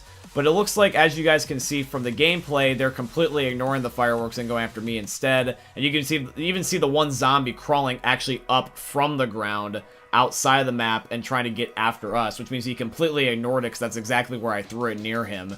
So yeah, this myth is clearly busted. They just ignore it, and they will not go after it unless it's on the map itself. Alright, meme lords, we are on to the final myth, the final ultimate myth of today's episode, the myth to possibly end all myths. This is going to be the myth. Can the common infected kill the witch? Let's find out. Myth. Can the common infected kill the witch? Alrighty, everyone. Here goes the final myth. So we are loaded up into the first chapter of the parish. And I'm going to be kicking all the bots so that way they don't try to shoot the witch themselves. And I'm also going to be giving myself God mode and no clips so that way the witch can also not kill me. And I'm just going to be making it so that way the witch is ideally, hopefully, just going to try to chase me and end up not being able to, like, hit me. And then just kind of leaving herself open for the common infected to hit her. Because the way I'm going to make them try to hit her is by throwing bile bombs at her constantly. Because the bile bombs don't do any damage to her, luckily. So it's not like I'm going to be inflicting any damage myself. Is literally only just the zombies going after the witch. Because I'm literally just changing their functions with the bile bomb. I'm not doing any single damage. It's just completely just on the zombies, just up to them to kill the witch. So I'm going to be chucking one at a spawned-in witch right now, and we're just going to be looking at the gameplay and just seeing what the zombies do. And for the sake of time, I am going to go in super fast motion, just to show you guys the results over time. Now keep in mind, this is taking over the course of about, like, probably 8 minutes, maybe even 10 minutes. And luckily the witch just got stuck in this one spot trying to get me since I was floating. But as you guys can see, tons of zombies are going after her. And it looks like that she's just swiping at them all, just insta-killing them. But however, though, it does look like they are getting swings on her. So if my theory is correct, she is getting damaged. And if that is the case, it looks like, yep, she dies. Confirmed. You can have the common infected kill the witch. Although, you will never see this happen in a public lobby just solely because of the fact that the witch will guaranteed get you if you startle her like this, or someone else is going to end up killing the witch, making it literally impossible. The only reason why this happens is because the witch was constantly aggroed on me, but you will never see this happen in real life. Myth. Can you revive someone and heal yourself at the same time? Alrighty guys, so I'm here loaded up on the parish, and I've got a bot version of Zoe / Rochelle with me, and they are already low on health, and so am I. And the idea is, what I'm going to do is I'm going to knock Zoe down with my shotgun, and then I'm also going to try to heal myself with my medkit that I just spawned in while I'm trying to revive her. So all you would need to do is just end up holding down your left click /E or whatever your keybinds would be for your button interactions, and we're just going to be seeing if this works. Can I heal myself at the same time that I revive a bot? We're going to wait and see. So here we go. And wow! Wow, this actually surprised me. It legitimately works, and that was easy too. So this myth is officially confirmed. You can res a teammate and heal yourself at the same time. This makes versus actually a lot more convenient now for the survivors. Myth. Does holding down the voice chat button cancel the falling to death animation? Alrighty guys, so I'm on the finale of No Mercy, where it's very easy to fall to death. And even though this myth is not exactly meant to benefit you in any way, I am just genuinely curious if this actually does work. So as you guys can see, I jumped off and killed myself, and that gave me the kind of like a zoomed out camera angle death animation that we normally expect when we end up having this happen to us.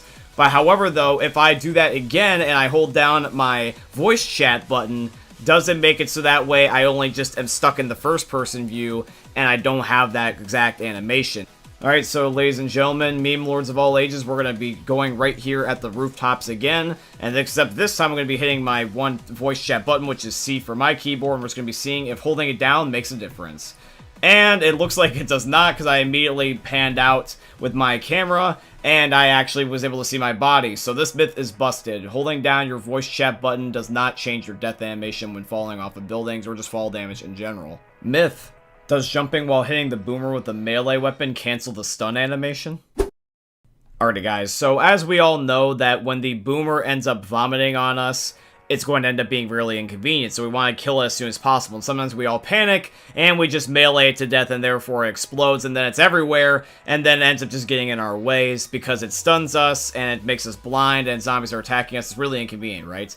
So I want to see if by doing a melee attack while jumping in the air at the same time, if that actually can cancel the stun animation, so if anything, I'm just blind, and I'm also not stunned on top of it where I can't defend myself, because that's the worst part, is when you're stunned and you're blind. So we're going to be spawning in a boomer here with console commands, and we're just going to be meleeing him just the standard way, where he ends up just, you know, coming at us. There's nothing crazy with the jumping. We just want to have a control. So as you guys can see, he's just here, he vomits on me, and then when I go to melee him, Ellis goes into third person and then stumbles back, which means that that's going to be our control. Now what I'm going to do is that once I end up getting these zombies out of my way, I'm going to do literally the exact same thing, but all I'm doing, guys, is I'm just jumping. No other fancy things, and the mods are just a separate thing. Those are not relevant to the myth. They just happen to be in the footage. So I'm going to back up, and I'm going to find a specific spot to spawn the boomer, so I can get close enough, and then we're just going to spawn him in. So here we go. I'm going to go up to him, and yeah, it actually works. Look at that. I still get vomited on, but hey, at least I can actually defend myself. So this myth is officially confirmed, guys. If you end up meleeing the boomer as you jump, it will actually completely cancel the stun animation, which prevents you guys from getting stun blocked. This is really useful here. This is something I'm going to start using. Myth.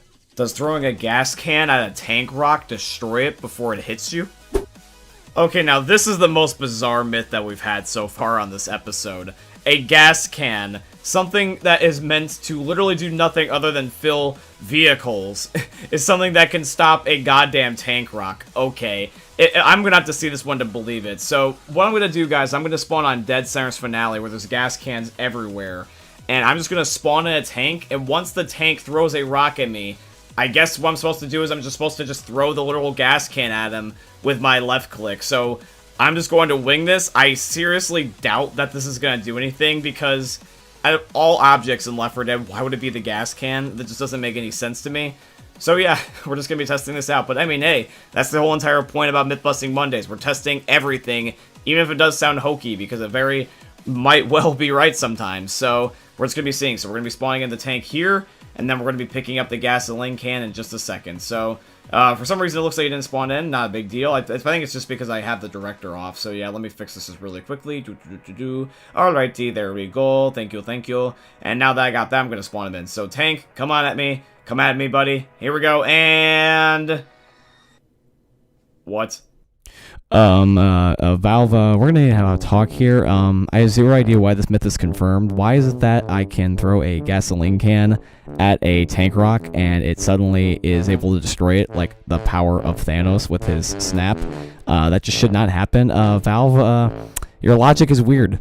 Alrighty, guys, I hope you don't mind the Black Ninja ASMR there that you just ended up hearing. But, I mean, like, legitimately, I have zero idea how that last myth was confirmed. But, anywho, we still do got one more outlandish myth left for today's episode. And that is going to be the myth that can you end up one-shotting the witch with explosives if you just simply play on a local server? Because, in reality, all of these myths have made zero sense so far. The ones that were busted, you know, that one should have been confirmed just because of the fact that it was just, you know, such an innocent little thing. It wouldn't surprise me. But then the ones that are just extremely bizarre and weird that just don't make sense, and I almost was sure that 99.9% a lot of these were going to be busted, but no, they actually were the opposite and were confirmed, which I think it was just really weird.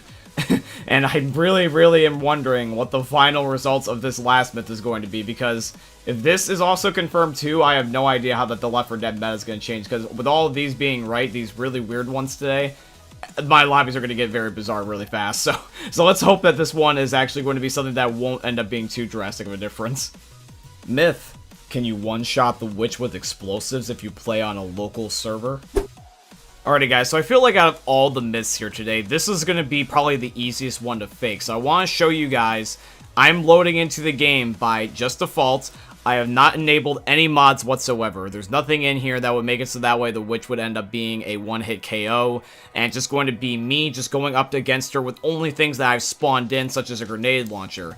This would be different than if I just made her at 1 HP. And the grenade launcher is just going to end up just being the gun that I just choose to use as my explosive, because this is technically the strongest explosive without cheating. So I'm going to now no-clip on the second chapter of Hard Rain where I'm in the sugar mill. I'm just going to look for the first witch that I see, and as soon as I see her, I'm just going to lay into her with one grenade launcher shot. So here she is. Let's see. And... Nope.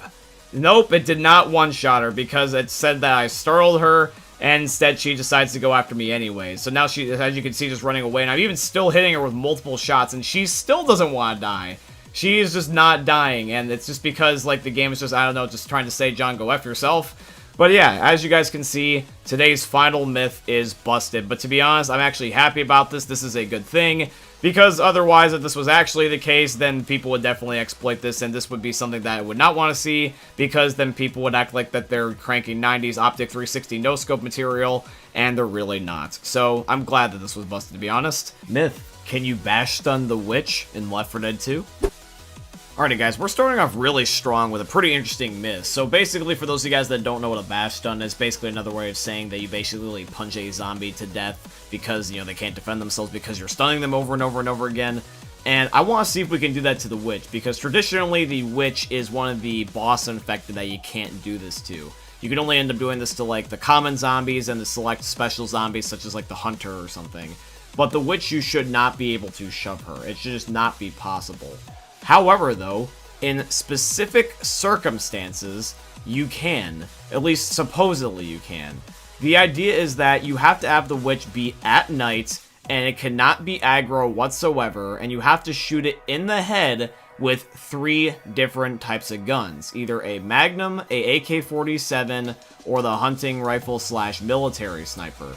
And if you use any of those guns, for some reason, all of those given combos put together makes it where in such a situation where you're like running around, you run into a witch and you like panic shoot, you might get lucky and be able to stun her temporarily, allowing you to find an opening to be able to stun bash her.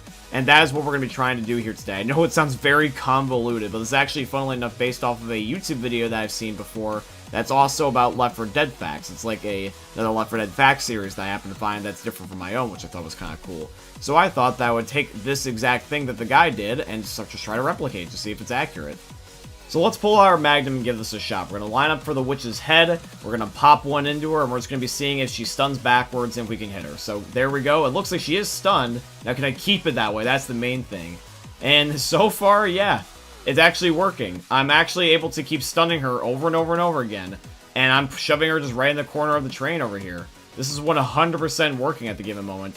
Although, be it if you run out of your stamina, eventually the witch is going to recover if you can't kill her quick enough.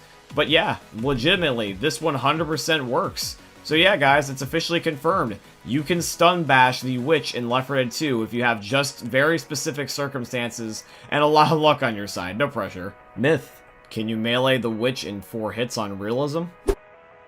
Alrighty guys, so for this myth, one of my subscribers wants to know if it's possible to kill the witch in 4 melee hits on realism mode. I think this is one of our very first myths that involves realism mode, so I'm more than happy to check it out.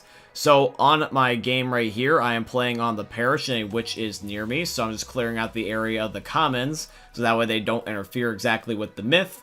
And what I'm going to do is that with my modded machete that looks like a cool karambit, I'm going to melee the witch and just see if I can hit her in 4 attempts and see if I can kill her. So we're just going to be just looking for her. There she is. And I'm just going to start slicing. So 1, 2, 3, and then I think I missed the 4th one because I didn't hear a sound, and I got her with that 4th one right there. Even though I did hit the zombie just because the machete has enough lunge. But yeah, this is confirmed, guys. You can kill the witch in 4 hits on realism mode, although it's probably going to be very unlikely to actually happen in a non-modded server just because, you know, without God mode, this is literally impossible. Myth. Can you destroy a tank rock in midair with a propane tank? Okay, so I sort of lost my mind a little bit last week when one of the myths that we ended up doing was, can you destroy a tank rock in midair with a gasoline can? And that actually ended up working. And it was something that really surprised me. I genuinely was shocked to find that out. And I got a comment from one of you guys asking if I could do it with the propane tank, just to see if there was any single difference with the textures by any chance, or just the items in the game. So I was like, sure, why not? Let's do it for the propane tank too as well. So guys, we're going to be seeing if Valve has really weird technicalities with their games with also another one of their objects in the game. So we got a tank spawned in here, and I'm just going to be waiting for an opening where he throws a rock at me. And I'm just going to be chucking the propane right in front of myself and just seeing if it can block a tank rock that is in midair. Now, if it does it also with the propane tank just as much as it does it with the gasoline tank, I'm not only going to be 1A, surprised, but I'm also going to be 2B, just thoroughly just confused. I just don't understand why this works. But anywho, let's try here. So here we go. And yep, it does the same exact thing. So this is also confirmed. You can do the exact same thing with the propane tank. What do you know? Logic, right? How about this, guys? Why don't we end up doing something ridiculous and seeing how far this myth can actually go? Myth. Can you destroy a tank rock in midair with Noam Chomsky? Alright guys, so this myth has been going on as a joke basically for the last week, and I want to put this thing to the ultimate test. I want to see if yo boy, Noam Chomsky, the hip garden gnome that he is, who is capable of doing a lot of things, is he able to literally stop a flying tank rock? Can our little friend Noam Chomsky do this? So we're going to be spawning in a tank, and we're just going to be waiting for an opening to do the exact same thing as we've been doing for both the gasoline and the propane, and we're just going to be seeing if Noam Chomsky can deflect this thing. So tank, give it your best shot, and we're just going to be seeing if we can find an opening. So it looks like Noam Chomsky did miss. He didn't quite get it just there. So we're going to need to find an opening, my friends. This is an epic battle we're watching, where Gnome versus Giant Rip's swollen zombie. Can he end up defeating him? Tune in next week on Mythbusting Mondays. No, I'm just kidding. We're actually just going to keep going until I end up finding the opening. So here we go. We're picking him up again. And we're just going to be looping the tank back around. And we're going to be going for the epic 360 no-scope. So here we go. Alright, tank, you failed miserably. You got in my way. And you also managed to somehow miss. You're bad. Alright, so here we go. I think this is it. The final opportunity. Don't miss your chance to blow. Ready? Come on, me tank. Come on, remember. Eminem Slim Shady. Alright, anyways, here we go. This is finally it. I don't want the memes. Alright, ready? And yoink. And, okay, logic is completely thrown out the window with this myth. This is confirmed, just like the other three. I'm so done with this myth. Alright, but now, ladies and gentlemen, for a myth that will actually not mess with my sanity as much, this is going to be the final myth, which is going to be, is there a secret hidden loot room on the 4th chapter of Dark Carnival? I've known Dark Carnival like the back of my hand for several years, and I've actually managed to figure out a lot of its secrets. But however, though, I've never heard of this one. This one's new to me, so I'm curious, is there a secret hidden loot room in Dark Carnival that's been sitting there for all these years and we just did not know it? Let's find out. Myth. Is there a secret hidden loot room on the 4th chapter of Dark Carnival? Alrighty guys, this is it, the final myth of today's episode. So we are on the 4th chapter of Dark Carnival, the Barns, and basically the way that this myth is that we have to go to a specific spot, which is going to be right before the safe room, and hidden within one of the walls, we have to no-clip to get to this room. Basically, this room was supposed to be an area that originally you were supposed to once access that got scrapped, and loot can spawn here. So we're going to be going over to this room right now. So this is right before you end up doing the panic event, right before the safe room where you got to end up getting into the stadium. And basically the room is just in front of the stadium. It is right here where you actually have to open up the gates. So if you go through here with no clip, there should be loot that's spawned in there that you just can't get access to. So we're going to be seeing that right here. So we're going to be activating no clip, guys, and let's go in there. So let's see if there's any secret hidden loot. Is there? Well, I can definitely tell you it's very dark in here. And the verdict is nothing. There is zero loot in here. It's just shells and a black void. So unfortunately, that means that this myth is busted. There is no secret hidden loot room in Dark Carnival. And keep in mind, yes, I did end up looking at this several different times and relaunched the game several different times. It's not a RNG thing. I literally have not managed to get any loot to spawn here despite how many times I tried. So it's not like it's dumb luck, it just doesn't happen. So maybe this existed one time before in the past and maybe got patched out with The Last Stand. Who really knows? But unfortunately, as it stands right now, this myth is officially busted. Myth. Can you block the witch with a door like in the Left 4 Dead trailer? Alrighty guys, so this was actually a suggestion by my one friend Jake, who's actually testing this exact myth with me, so shout out to Jake, by the way. I will actually put a link for his channel down below in the description.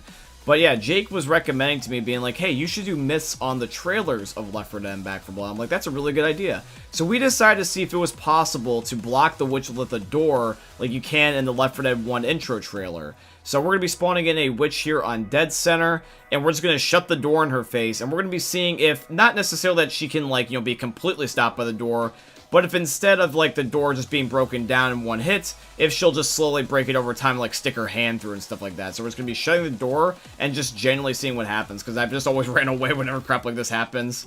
And this is really weird. She's actually getting stuck in the wall, but then she corrects herself. So I think it was a tracking issue, because I was just right behind the door. It's not like she was trying to follow me, because all she had to do was walk straight. So I just think that that was a fluke, so let's test that again real quick. Alrighty guys, so I'm right now loaded into the exact same game as before. I'm just going to be spawning the witch inside of a hotel room now. And we're just going to be just shutting the door and just seeing if she does anything differently. And it looks like that she just hits it open in one hit, and then she starts going after me. So that's pretty much going to be, I would say, a definitive no there, which means that therefore that this myth is busted. I mean, I know that we all kind of went into this expecting this result, but I was just genuinely curious if there wasn't occasionally the, you know, the one fluke. Just like how there actually was at the beginning where she couldn't track me right away. I just want to see if there would be just something that we missed. Just wondering. Myth. Can you shoot the crows in Back 4 Blood without alarming them?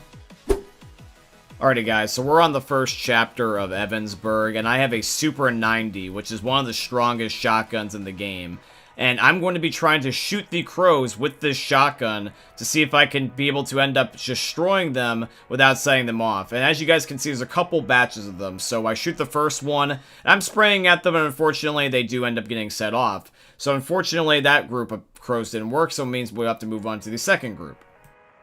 Okay guys, so now we're about to shoot the second batch of crows, so I'm going to be getting a little bit closer here, and I actually want to purposely hip fire this time, just to see if it's actually able to get a straight bullet and have a better spread. So that crow batch actually flew away, but there is one more left, do not worry.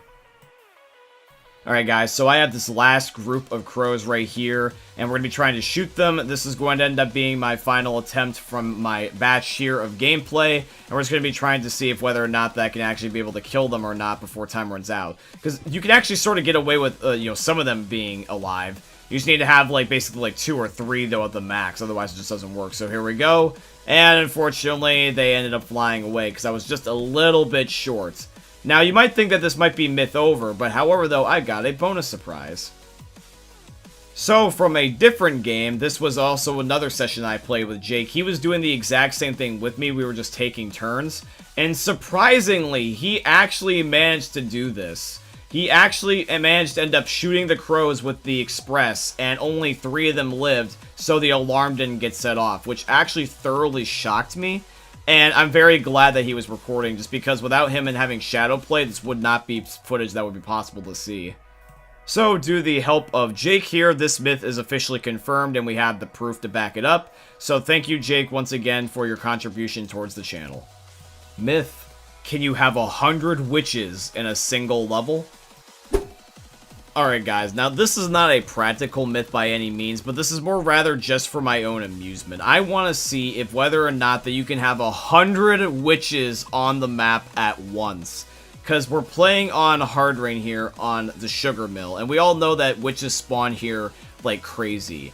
But even if this is realistic or not, I just want to see how many witches I can spawn into the game before we start noticing things like an FPS drop and stuff like that. So I'm wanting to see if it's possible that you can have 100 witches on the map at once before they start, like, despawning because the game's freaking out or something. So that's what me and my friend Jake are going to do. We're just going to be sitting back, relaxing, and just spamming the one button on my keyboard to spawn the witch. Now for an epic fast-forward motion montage, presented to you by Black Ninja 797. But no, seriously, guys, like, as you guys can see, I'm just looking around, and the witches are multiplying extremely fast, and it doesn't look like they're despawning, like, anytime soon. And I can just tell you this as just flat out, because I was counting, that this myth, I can just tell you already, was able to spawn in 100 witches, and then therefore that this is confirmed. it's scary how many witches that can actually be on the map at once, because if you were to tell me that this was a possibility, like a 1 in a billion chance that could this happen in your lobby, back when I was like 12 years old, I probably would believe you, and it would scare the shit out of me. Myth: can you survive in the breaker storm for 1 minute or longer? Alrighty guys, so we are on Heralds of the Worm Part 2 actually, and we are on the part where the Ogre and the Breaker both spawn in to try to kill you before you gotta migrate to the safe room. So as I am killing the Ogre, me and Jake are discussing our plans about how we're gonna do this. And basically what we decided to do going into this is we made our best possible card deck and also weapon classes, so that way we essentially can end up being able to heal ourselves in the storm. Because it doesn't matter what we do. We're going to be using pain pills, any sort of like first aid cabinets that we find. We're going to be using our own cards to be able to heal ourselves upon like kills. For example, like with melee kills. We're going to be doing everything in our power to stay alive. We're even going to be healing each other, etc, etc, etc. So as you guys can see that we just killed the Ogre and the Breaker is already coming. So I am ready to end up going to the storm as soon as possible. So once he ends up jumping and screaming and the storm ends up getting queued up, we will just go straight into the storm. We're going to be seeing if whether or not it's possible to survive for 1 minute or longer. So there he goes, and now he's about to scream. Welcome to a random episode of him screaming, and we're just going to be heading straight into the zone here. So we're going to be seeing if we can try to wait this out. So the time starts now. And when it comes to the storm here, just to let you guys know, is that this is on recruit difficulty. So that does in fact mean that this is going to be the easiest storm possible, because I want to be able to make sure that this is actually more rather in my favor rather than the Breaker's favor. Just because going into Veteran and Nightmare would just be unnecessary, and probably trying to do it would be just flat ridiculous, and a lot of you guys probably play on recruit anyways. So I'm going to be just showing you guys a time lapse really quickly of the footage just to give you guys the final results.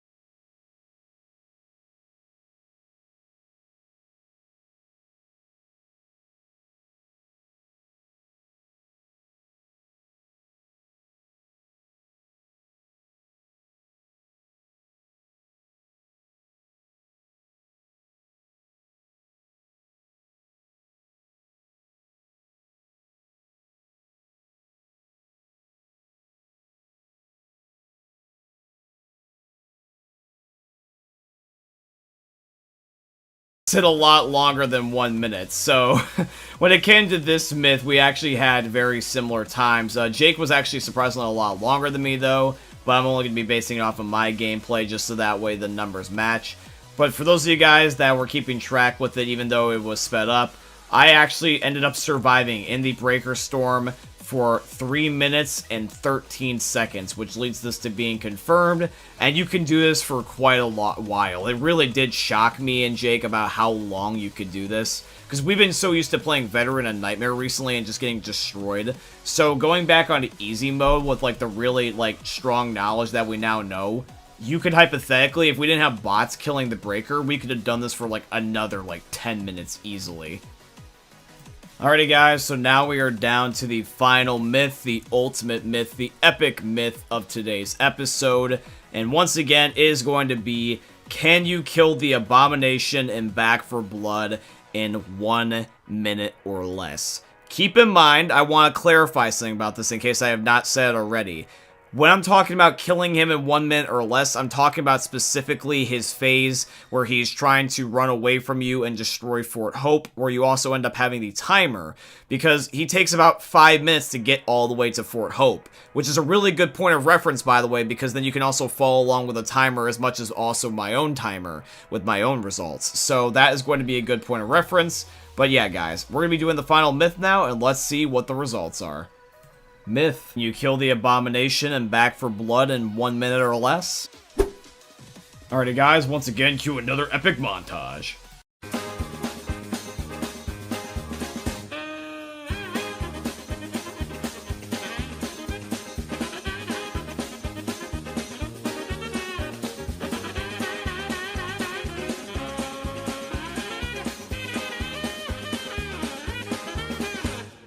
Alrighty guys, so as the footage is wrapping up here, I'm going to explain the final results. So if you guys were following along with the timer, you will know that from when I actually started having the timer appear to when the cutscene appeared, it was literally exactly 1 minute. It couldn't have been any more perfect. Now, Jake did say, by the way, that technically, if you go based off the health bar, it was actually under 1 minute.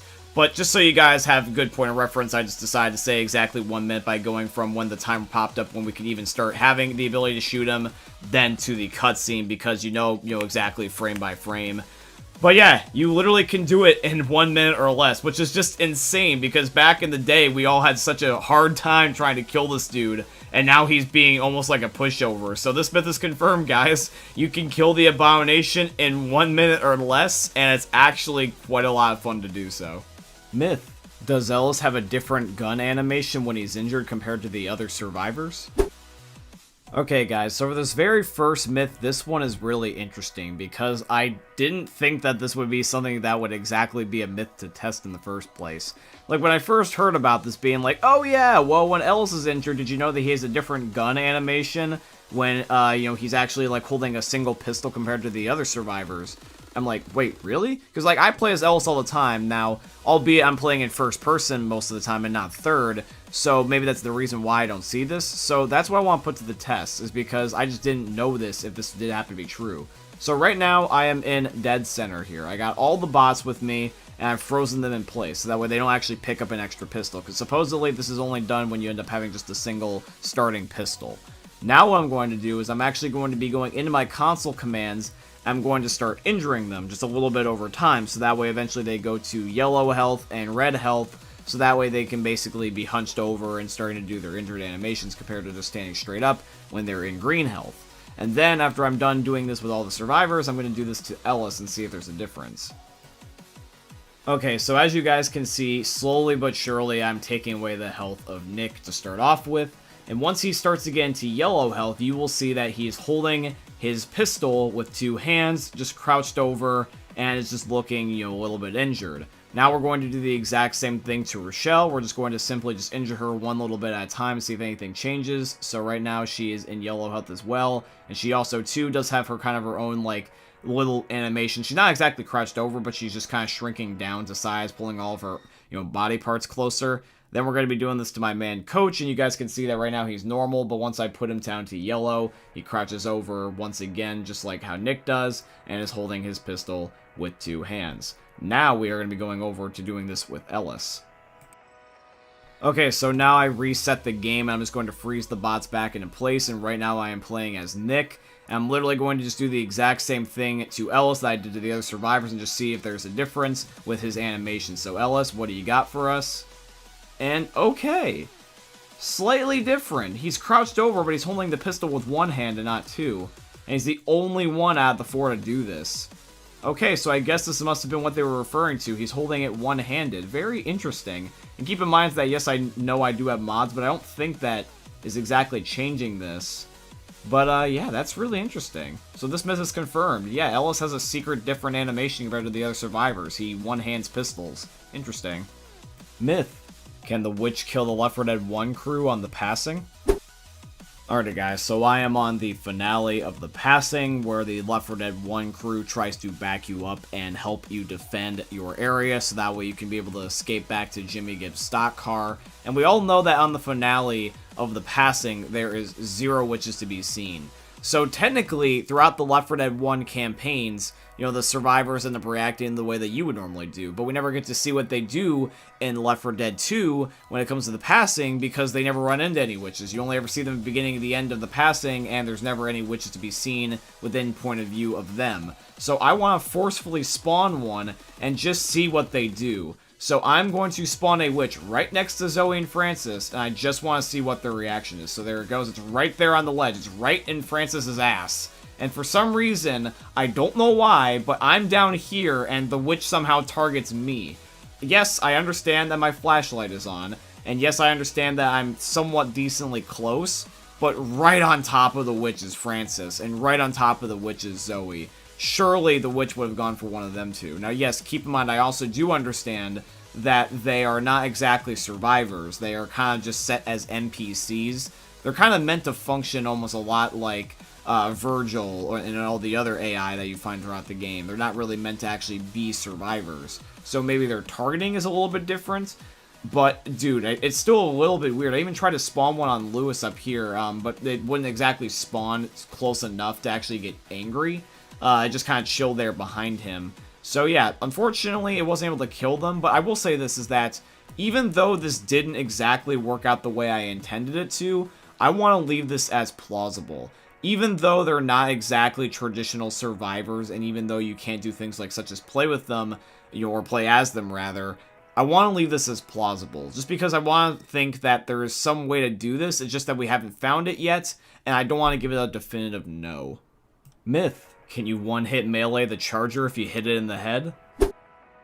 Alright guys, so I'm loaded up on the second chapter of NSenr The Streets, and I'm going to be trying to spawn in a charger with console commands, and basically what I'm just trying to do is I'm just going to get him to waste his charge so I can go up to him and just melee him in the head and see if there's any difference. So I got him right here, and I'm going to try to see if I can get my cursor right on his head. I think this is close enough, and I'm going to swing, and okay, what do you know, I actually was able to get him there. Now, keep in mind is that even I too myself thought that this was just a dumb fluke. So I'm going to make sure I do this again, because I want to make sure that wasn't something weird, like because of, commands or cheating or, like basically like manipulating the game and not literally playing it just like single player. I understand I'm trying to manipulate the game in my favor here, but I'm trying to see if it's just a fluke. So here we go. We're going to do it again, and I'm lining my cursor up with his head, and ready, 1, 2, 3, swing.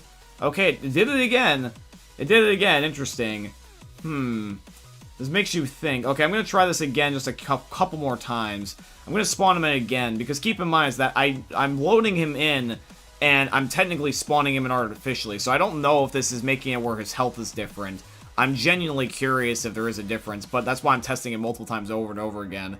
So I'm going to swing again, and I'm going to try to see if I can get his head. Now, that time, I didn't get him. But I think it's because my cursor just generally wasn't lined up, because the next one I did hit him again. Traditionally, the charger does take 2 melee hits anyways, because it also, it's just the way it is, so that probably could have been a fluke. Let's try one more time. So I'm going to line up as perfectly as I can. It's right on his face. So here we go. I'm going to swing right when it lines up, and boom.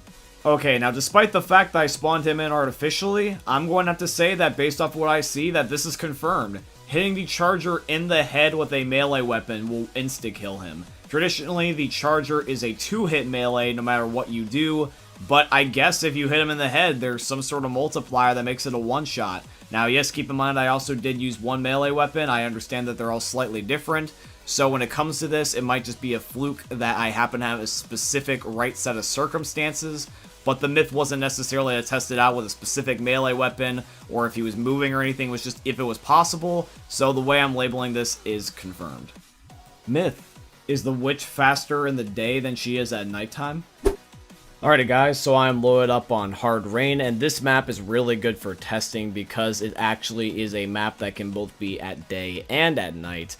And basically I'm going to be going to the exact same spot. I'm going to be going right before the safe room at the elevator that is on the sugar mill. I'm going to be doing this once in the day and then once at night. I'm just going to be shooting a witch that is in the exact same spot, more or less just because I don't know if I spawned her exactly pixel for pixel in the exact same spots. But basically I'm going to be trying to spawn her in pretty much the exact same spot and then shoot her with the exact same military sniper rifle and just see if by shooting her in the daytime versus the nighttime, if there's going to be any difference in her speed. So here is the day test. As you guys can see, that's just her knocking me down at normal speed. She was quite close. For me personally, I'm really interested in this myth the most of all of today's episode, just because this one is going to actually make me take the witch actually more seriously in different daytimes if that's the case, because I really want to know if she truly is faster in one or the other. I always just kind of thought she was the exact same speed. Let me know what you think is going to happen in this myth. I'm just curious. So now I'm going to actually load this chapter in for chapter 3, and I just want to see if in the night version that the witch is any faster than she was before. Okay, so right now I'm on the nighttime version, or in this case chapter 3 version of basically the sugar mill, and I'm going to be spawning in the witch again in the exact same spot using the exact same gun, so there's no placebos, and I'm going to be trying to get her basically in the exact spot, give or take. I might be like an inch off, but keep in mind as I'm trying to basically line up as perfectly as I can, and I shoot her as well. And now what's going to happen is I'm going to be playing the footage from when she was shot in the day versus night, side by side. Alright guys, so you are seeing a frame-by-frame video of both the nighttime and the daytime version of me shooting the witch. The nighttime being the upper left, and the day being in the main screen. And as you guys can see, even with slow motion or without slow motion, the witch at the nighttime version clearly kills me a lot faster than she does in the daytime version. She not only responds to getting shot quicker, but she also can sprint to me a lot quicker. But the thing is, though, is that that's kind of the exact opposite of what the myth's supposed to be. The myth is supposed to be that she does this actually in the daytime versus the nighttime. So ironically, the myth is backwards. She actually is more dangerous at night than she is in day. At least in this particular testing, I use the exact same guns, and I use the exact same map spot. I mean, literally, it's just hard rain in the exact same spot day versus night. So since it's technically the opposite of what the myth is, this is going to be busted, because being faster at night is definitely an interesting result, but the idea is that it was supposed to be actually faster in the day if it was going to be confirmed. So we still got an interesting result, just not the one I thought it was going to be. Alrighty guys, so now we are on to the final myth, the big epic myth at the end of the video, and this is going to be the one Back 4 Blood myth for all the Back 4 Blood fans out there, and that is going to be, can you sprint backwards in this game? Is it actually possible? It's going to be, once again, a thing with the cards and just how they combine or don't combine, and whether or not their values can actually end up making some really interesting results, so that is what we're going to be testing out right now. Myth. Can you sprint backwards in Back 4 Blood? Alright guys, now you're probably wondering to yourself, being like, okay, so how is this even remotely, like, even a possibility? There's two cards that are in this game that I just want to see if they stack together, and that is going to end up being Marathon Runner and Run and Gun. So these two cards cause two different things to happen. So Marathon Runner is a card that makes it so that way your movement speed is not changed based upon your strafing or walking backwards, and Run and Gun makes it so that way you can shoot while sprinting. So I want to see if technically by combining these, if I'm shooting or even walking or sprinting, just in general, am I able to just start sprinting my ass backwards? Is it possible? Because traditionally you just walk. So we're in the spawn room right here, and I got my deck auto-applied, and I'm just going to be seeing if anything can happen. I'm going to be doing a multitude of tests, and we're just going to be seeing. So I'm walking normally backwards right now. Nothing's changed. I'm going to sprint. I'm just sprinting like normal. Now I'm trying to hold down my shift key, and I'm not sprinting backwards like I intended to. I'm walking forward now. I am shooting while walking forward. I'm shooting while walking backwards. I'm shooting while walking backwards a little bit faster than I would without the card, but it's not a full-on sprint, because that's a full-on sprint right there. So it looks like that there's a multitude of different things happening, but it's not actually allowing me to sprint backward, which is what we wanted in the first place. So therefore, even though it does happen to be a little bit sucky, but kind of expected, this myth is busted. You can't sprint backwards in Back 4 Blood, or at least at the moment, given the card deck that we tried here. It may be possible with a different deck, but at the moment, we're going to be leaving it at busted. Myth. Can you reveal the identity of the military in the Blood Harvest finale? Alrighty guys, I am loaded up on the finale here of Blood Harvest, and I got no clip active. I'm just waiting for the military truck to come by, so that way we can no clip inside and see if we can end up figuring out whether or not these soldiers look like anybody in particular, or just even if we can see what they look like in general. We've done this before to no avail with like Virgil and Church Guy, but I want to see if there's just one chance that somehow one of these people end up having their identity be revealed to us. So I'm going to be looking inside of the truck. And so far I have actually not managed to get the perfect angle, but it looks like I might have it now. And I'm just trying to see if I can see anything, even if it's like a floating head or a face or something. And I think I'm honestly in the best spot I'm probably going to be in, and it looks like I can't find anybody. So no, unfortunately, that means that this myth is also busted, just like all the other revealing identity myths before. But here's hoping that they will actually be possible one day in the future. Myth. Can you run out of supplies in the loot boxes on the passing? Alright guys, so I am now on the passing, and I'm just going to be looking for one of those supply cache loot crates, and I'm just going to be see if I can just spam them basically into oblivion, to see if eventually that they run out of adrenaline pipe bombs or Molotovs, just so that way we can see if whether or not that they truly are indeed unlimited, because I think that they're supposed to be. So basically, more rather than anything, this is just going to be a game of patience. So I found one here with adrenaline shots, and while I'm busy listening to Ellis go for the next 5 minutes, I will just speed up the footage to let you guys know what my final results are.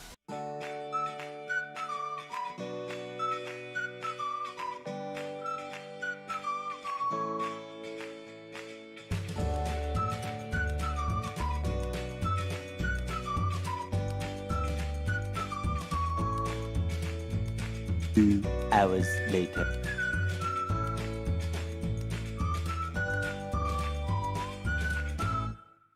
Six and a half hours later.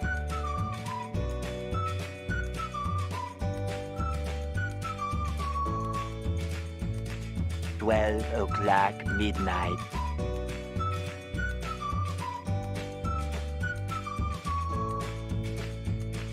The next day.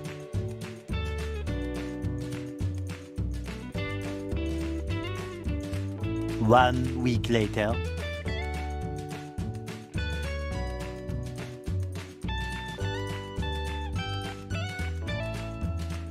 Thousand years later.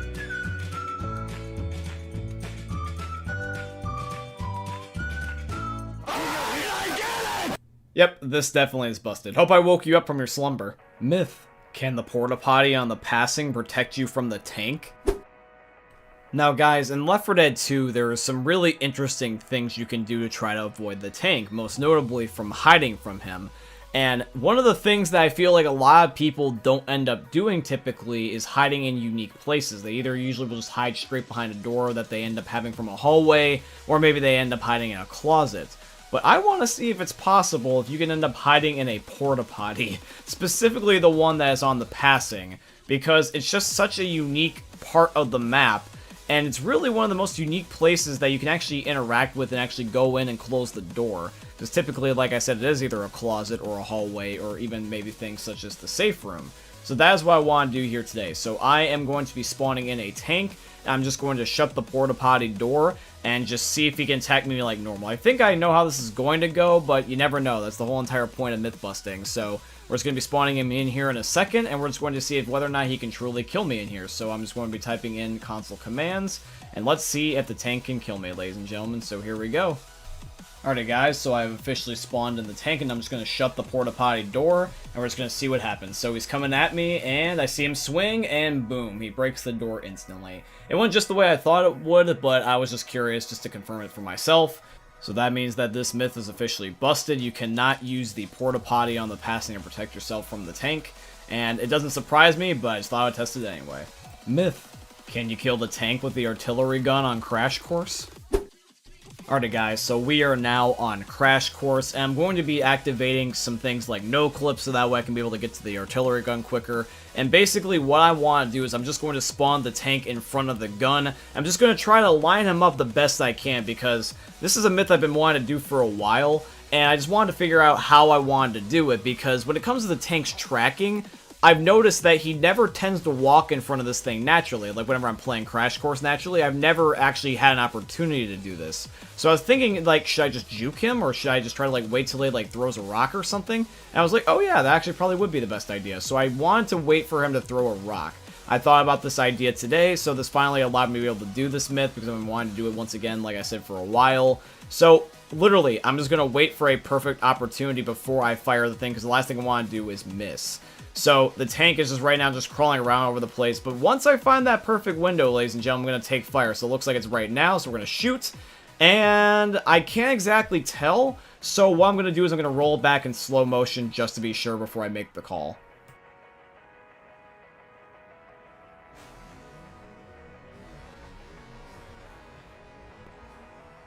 Well guys, I hate to be the bearer of bad news, but unfortunately this myth is busted. I looked right at the footage, and I even had it in super slow motion, and it literally looks perfect. The only way that could have been any more perfect is if the gun was right in the tank's face, and if I did that, I would have to have someone be playing as the tank. But I think that there's no reason to do it, because it literally was perfect. Like, frame by frame, you can see that there was no way it was going to get any more accurate than that. It's just unfortunate that it ended up not hitting him, so I just believe that you just can't do this, so I'm going to call it busted, but it would have been really, really cool, because out of all the myths, I want this one to be real, because it would have been something nice to have in the game, because the tank spawns so infrequently in this particular spot. It'd be just kind of cool to have as an Easter egg if you were really able to make a clutch play. This would be impressive if you could do this realistically. Alrighty guys, we're now on to the big final myth. Is it possible to survive the explosion on the No Mercy gas station? Well, let's find out. Myth. Can you survive the gas station explosion on No Mercy? Alrighty guys, so this is it, the final myth. So I am on chapter 3 of No Mercy, and I'm right next to the gas station. I'm here with my buddy Jake, and the way that we want to do this is in this way. So right now, me and Jake are going to be right here at the gas station, point blank range, but we have the difficulty set to easy, and we're at 98 health, so that way we can actually heal each other. What I'm going to do is I'm going to shoot this with my chrome shotgun as Jake is healing me with a med kit. So ideally what should happen is that I'll be healing at my maximum HP right as this thing goes off and hopefully allow me to live. So here we go. Jake's healing me. I'm ready, locked, and loaded. Let's see. Well, that was violent. Alrighty guys, so for the final myth, it looks like it's busted, which also means that this is the very first episode where every single myth has been busted. So who knows, maybe in the future we'll have one time where there's going to be every myth confirmed, or maybe even every myth at plausible. Those would definitely be really interesting, especially the plausible ones. Myth: can the No Mercy gas station kill the tank? Hey, look at that, we're already back on the No Mercy gas station. We actually ended up having a myth, believe it or not, guys, for those of you guys that didn't see last week's episode, that was revolving around the gas station here. It was actually the final myth, and we wanted to see if whether or not you could survive it blowing up on you. And now we want to see if the gas station this time around is strong enough to kill the tank. It's obviously strong enough to kill us, but can the tank survive it? That is the question. So we're going to be blowing it up right here on the tank, and let's see if this hulking behemoth can match this gas station. So we blew it up, and I don't see him. The tank's not having a good way. He's kind of engulfed in all the flames and rubble, and I think it's safe to say that the gas station killed him. So yeah, this is confirmed. You know, the gas station's got a good track record going. It's killed us, and now it's even killed the hulking behemoth known as the tank. So what is there that this thing cannot kill? Myth: can the taser and Back for Blood free you from the ogre? Alrighty guys, so I'm loaded up here on Back for Blood. I've got a stun gun in my inventory, also known as the taser, and we are in a spot where the ogre is guaranteed to spawn on the second chapter here. And I'm just going to be going to this one room where basically he can't end up chasing us any further, and the best thing he can do is try to grab us, which is perfect for this myth because it's exactly what we want him to do. So I'm going to try to get him to reach his arm through, and I'm going to purposely try to run into him while I have not one, but also 2 tasers inside of my inventory. And I have no cards, by the way, influencing this, you know, possibly. So it's just going to be only me with the tasers. So we're just going to be seeing whether or not I can free myself. So here we go. I am grabbed. I'm mashing my keys, but I unfortunately didn't end up being able to use the taser until he just let me go. So unfortunately, that means that this myth is going to be busted. You can't end up using the taser to free yourself if the ogre grabs you and Back for Blood. You can only use it right after he lets you go. Myth: can the spitter acid destroy a tank rock? Alrighty guys, now this myth was the hardest to do in not only this episode, but in the entire series, because I had to have the help of not only my friend Jake, but also my friend Joseph. So this took 3 people in its entirety to do, and this took us over 3 hours of trial and error. So what we actually decided to do is we went into a versus game on a local server, just playing the 3 of us, while me and Jake were infected and our friend Joseph was a survivor, so the game wouldn't end from lack of players on both teams, and it was just a pain in the butt. So if you're going to drop a like, please drop it for this, most certainly, because I really think that not only that this myth was difficult, but also that Jake and Joseph deserve the recognition. So please definitely do so. But anyways, let's mostly get on with the myth now. So essentially what we need to do is we're just going to be taking one of us as a spitter and one of us as a tank, and just seeing if the spit colliding with the rock will destroy it, or if the rock will just simply break from player collision. So here's Jake as a tank and me as a spitter. I'm going to shoot. Okay, now that part is really tough to judge. So let's not only play in slow motion, but also screenshot it at a certain frame.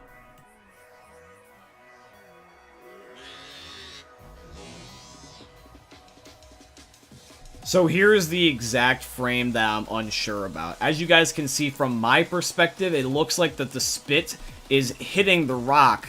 But the problem is, though, is that the rock is so close to me that it actually could either be A, the spit did break the rock, or B, it could be the player collision breaking the rock. If the rock broke further away from me, I would definitely say it's the spit, but at this angle, I genuinely cannot tell. So now what I'm going to be doing is that I'm going to be showing you Jake's point of view from his shadow play.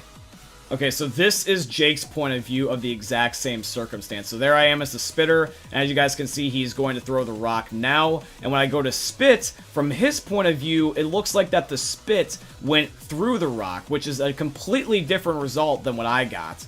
See, now this is a screenshot from Jake's point of view, and this actually tells probably the most logical half of the story. In addition to that, I'm also going to be telling you guys what Jake told me when he was getting this gameplay. Now, when you're looking at the screenshot right here, you guys can see that the rock is already broken, but my spit is now forming on the ground. From what he saw, he basically told me that from his point of view, that the rock and the spit, technically the images, like the pixels, they did collide, but they went through each other. It's like they were intangible. So they don't actually register and actually hit each other's hitboxes. They actually went through each other, and the rock only exploded on me, and it just happened to look like that the spit had a chance of being able to be the reason, just because of how close it was from my first-person point of view. But from Jake's, it actually clarifies that it wasn't actually the spit, it was instead just bad camera angles. So my friends, this myth is busted, but it does give us a good piece of life advice, which is, this is why you always want to have multiple perspectives. Myth: can you disable a door alarm by shooting the door handle and Back 4 Blood? Alrighty guys, next myth. We are back to Back 4 Blood, and we are on Evansburg once again. This is going to end up being a nightmare run. Now, with this nightmare run, I actually have it where there's a whole bunch of alarmed doors, not only just because I know this map very well, and they typically do that to me, but also I know because I got a corruption card that specifically said so. So now what I am going to be doing is that I'm going to be trying to basically replicate this strategy that I see on Reddit, 'cause that's actually where this myth originally comes from. This was like a Reddit tip. And I want to see if I can actually shoot the door handle, causing the alarm to essentially basically turn off and break. So I've got a Super 90 in my hand. I got it decked out with a whole bunch of attachments. I feel like basically having a Super 90 will essentially be the best option because of the type, bullet spread if I actually aim down the sights. Plus also shotguns are usually meant for like destroying doors anyways. So what I'm going to do is once I find one, I'm just going to aim down sights and basically barrel stuff the thing and just see if that works. So I'm in the area now where there's going to be probably the most alarmed doors. I'm just going to clear out some of the zombies just so that way they're out of my way and they do not mess up the experiment, because if the zombies break down the door, then we don't really have true results. So I want to do this specifically with just the shotgun. So here we go. I found one. It's highlighted in red because I'm Carly. I'm just going to aim down sights and shoot. Okay, so far there's no alarm. That's actually really reassuring. So I did it again, and boom. Yeah. I mean, other than the zombie technically being behind it and also hitting it afterward, but keep in mind it was in between, this is basically confirmed. Yeah, you can shoot the door handle and it's not going to set the alarm off. And plus also you can combine this with the zombie strategy where you just have the zombies break down the door for you. But yeah, if you want to use this actually as an alternative option, now you got one. Sweet, this is going to make Nightmare a lot easier now. Alrighty, ladies and gentlemen, now we are on the final myth, the ultimate myth, the big bad myth of today's video. And it is going to be, once again, is there any secret hidden maps that are in Left 4 Dead?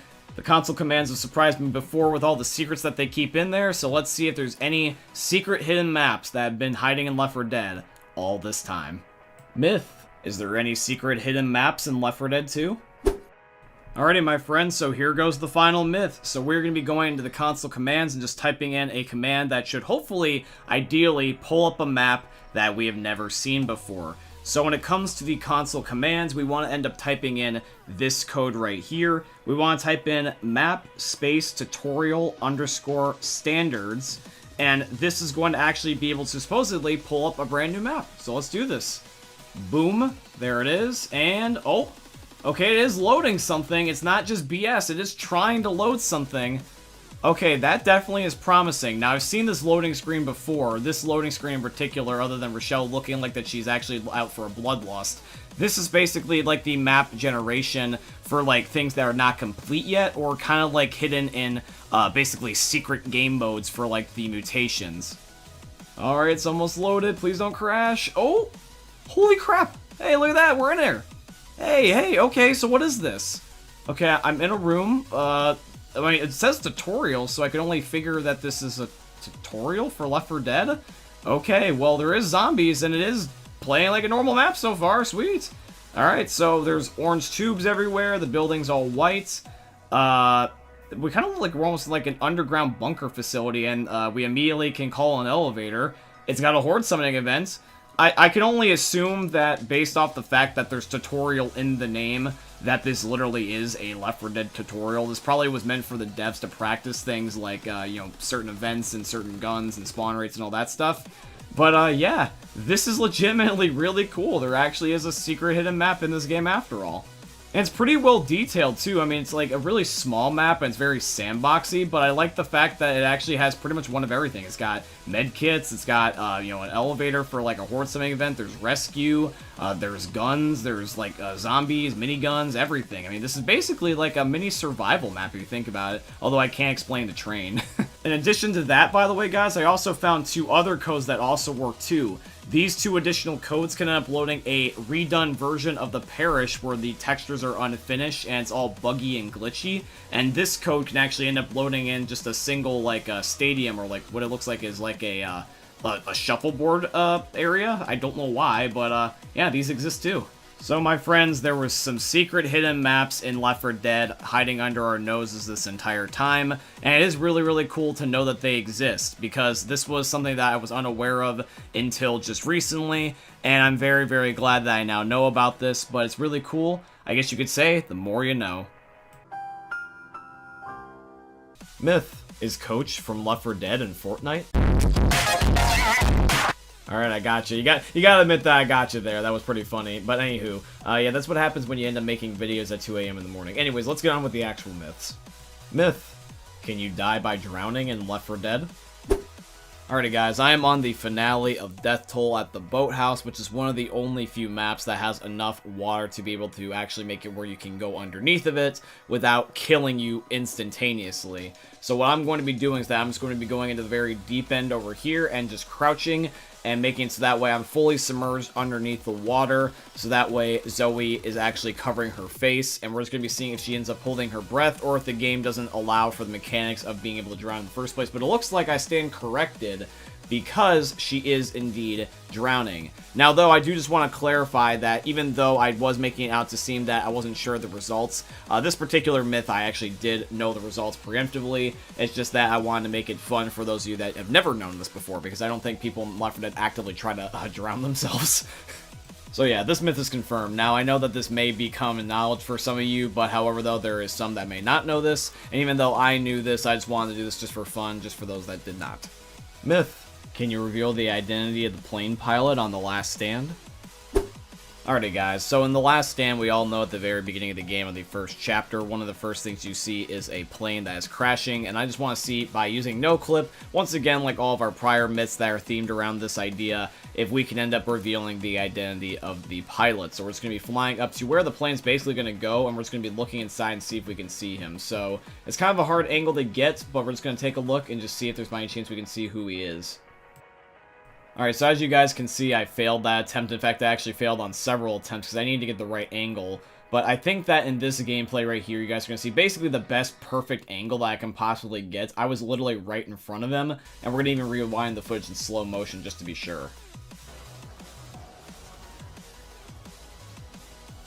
Alright, well that's another character down that we still do not know the identity of. I mean, I'm pretty sure it's just for the sake of coding that there are obviously just going to be no characters inside these objects, but I've seen people end up forgetting to remove some stuff later on in some particular games, so I feel like there's going to be something one day that I'll find, and I'll let you guys know if I do find it.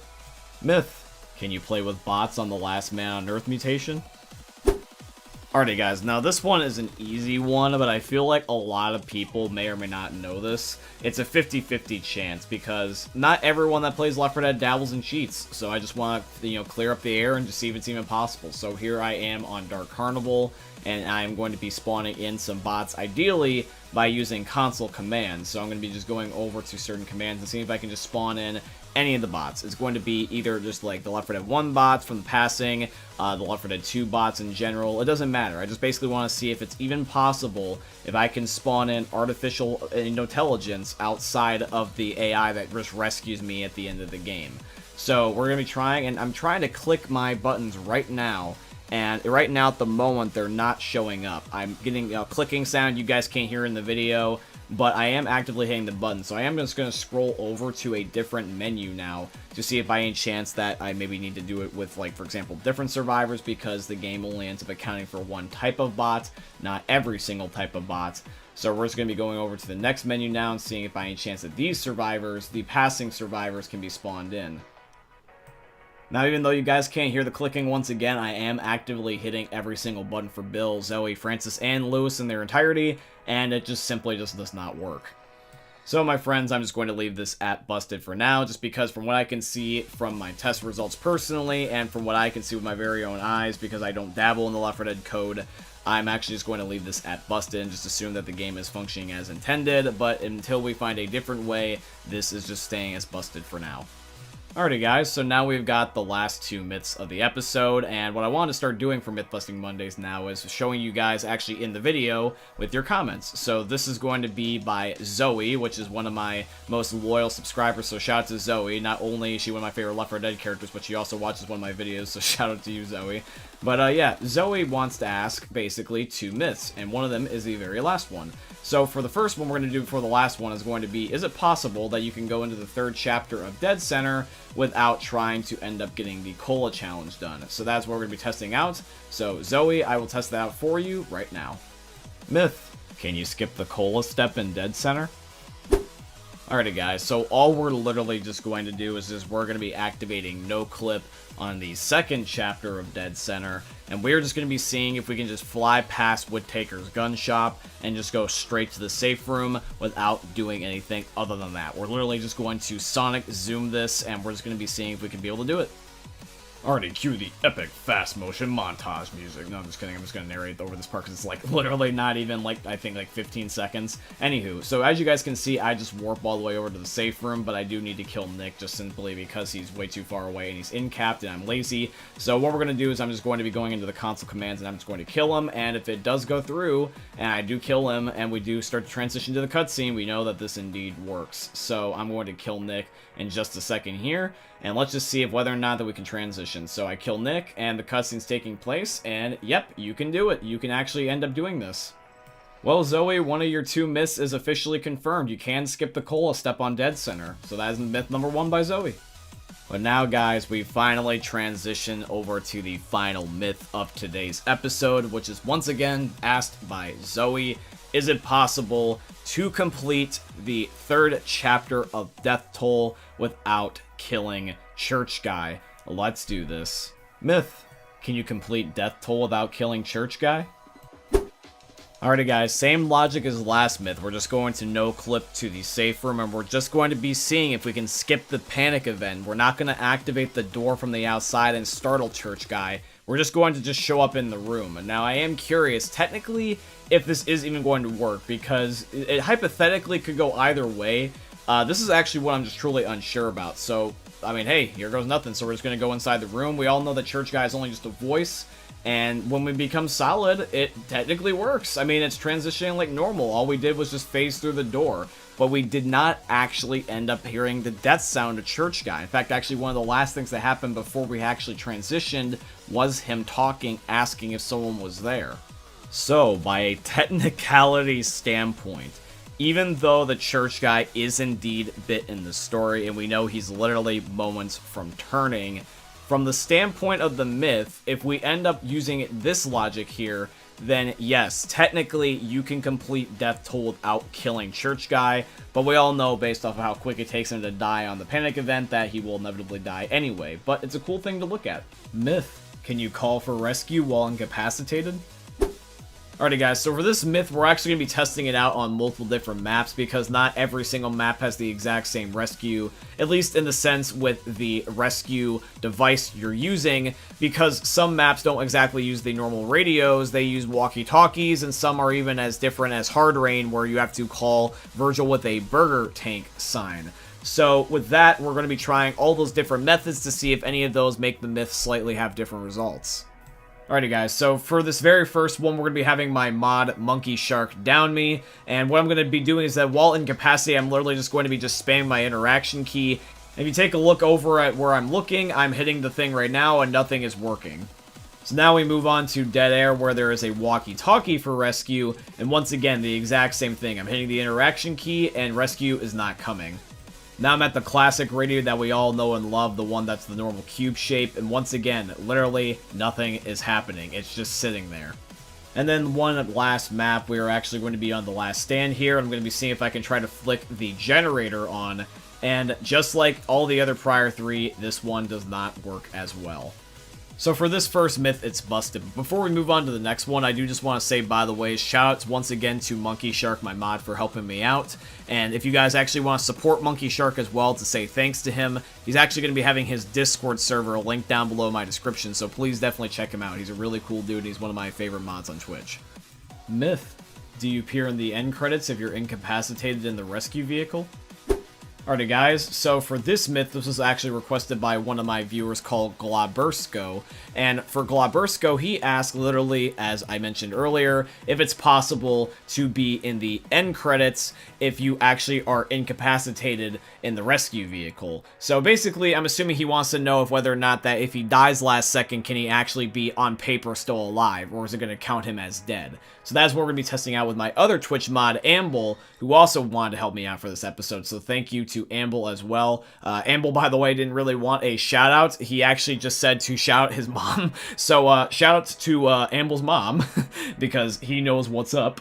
So yeah, literally what I'm doing is I'm just downing him inside the military truck on Blood Harvest, and then as soon as he is downed in the very far back, I'm going to crawl inside, and we're going to be letting the military car actually drive off in the distance, and I do just simply want to see if whether or not that he's going to be classified as dead, because if he shows up on the credits, he is dead. If he doesn't show up on the credits, then that means that technically he's alive. So we're going to be rolling off now, so Transformers more than meets the eye, and here comes the credits. So if he shows up, he's going to be dead, and then technically that means that the myth is going to end up being busted, and it looks like, no, it is just Bill and Francis, so he does live, actually. Now, one thing I would also like to clarify, by the way, is because this myth is going to give you technically different results if you play on console versus PC, and I actually make all my Left 4 Dead content now pretty much on PC. Now, in the Last Stand update, they actually added in a feature where now when you do incapacitate in a rescue vehicle, it does count you as alive, whereas pre-Last Stand, it actually did not. And I remember this back when I was actually younger, because I used to be able to play, and I would have this happen to me. So if you play on the Xbox version of Left 4 Dead, because there is no Last Stand update, you will still technically be dead if you incapacitate on the vehicle, but on the PC version, you will not now. So technically, this myth is yes and no. But technically, plausible was not really a good answer either, because for plausible, that means that it could happen. But we already did prove it can happen on one platform. So just because there is no perfect answer, I'm just going to just say it's confirmed. I know it's only confirmed on PC, but I do want to just clarify this just for my Xbox viewers in case you try this and it doesn't work. Myth: does Church Guy still spawn in if you disable the game director? So, Dreads, or I believe another way you could say this is Dr. Zed, please let me know how you pronounce your name, my friend, in the comment section down below.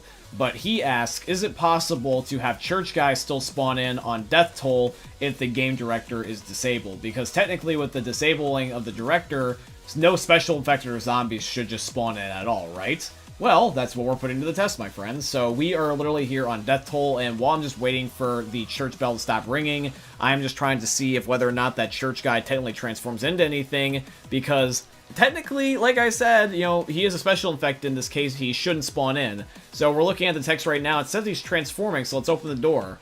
And we open the door, and okay, he became a smoker, but I have it disabled and nothing else spawned in, so that must mean that he is actually not tied to the game director, and maybe is tied to something else in the game instead. So yeah, Church Guy still turns regardless of whether or not that he actually has the director disabled on him, but it actually might be explained away because he's probably tied to something else. A good example I can give of that is he might be actually tied to the map itself, rather than the game director handling the AI. I'm pretty sure one of you guys can easily explain that away. In fact, actually, one of my subs that probably will explain it away because I actually think he's a super genius, because I see your comments all the time, my friend. Samuel Antilla, he always comments on the myth busting, so Samuel, I know you're watching. Maybe you can explain this away for me. Be my secondary in spirit form Mythbuster guy. Shout out to Samuel. Myth: is it possible to escape a tank corner trapping you without killing it? So this one is interesting. We're not even trying to do something that crazy, but it would be very beneficial to know if this was possible. So what we're doing, my friends, is we're literally just going to be having it where I'm going to get body blocked by a tank and just seeing if I can shimmy and sidestep my way out of the tank. Can I get away without killing him? Do I have to be able to, like, you know, duck underneath of him? Do I gotta maybe jump on a certain thing? Is it going to be just completely about glitching our bodies together until I just warp through?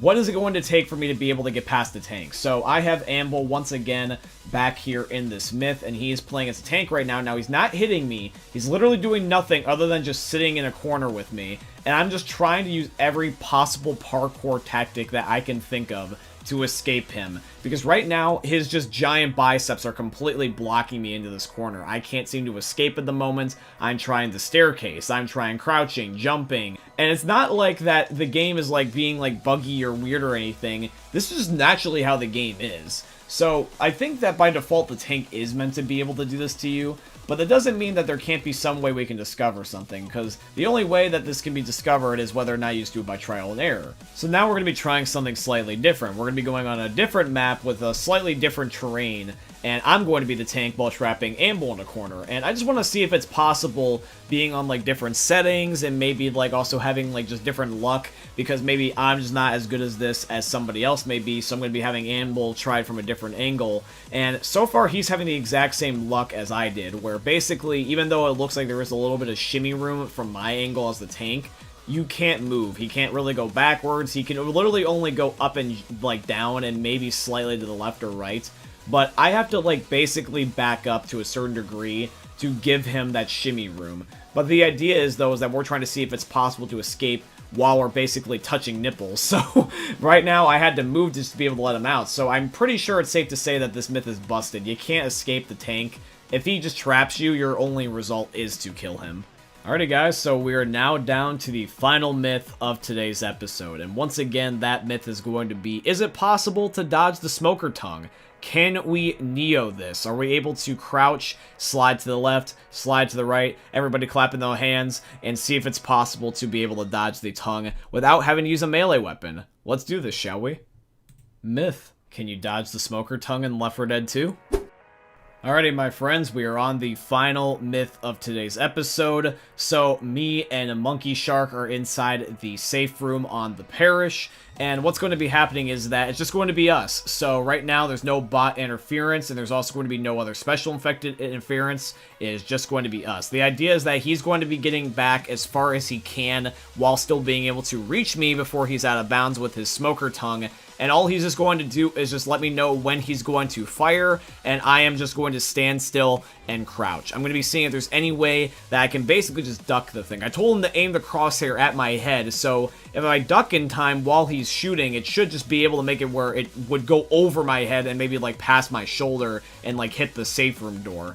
That is the idea if the game does it the way I think it's going to do, but we're really just going to be seeing whether or not the game has something else up its sleeve. So we're going to be having Monkey Shark fire his tongue here in just a second. Let me know what you guys think the results are going to be down below in the comments before it happens. But yep, here we go. So he's going to fire it right about now, and I'm just going to be timing my crouch. So Monkey Shark, give me what you got. So here he goes, and da-da-da-da-da!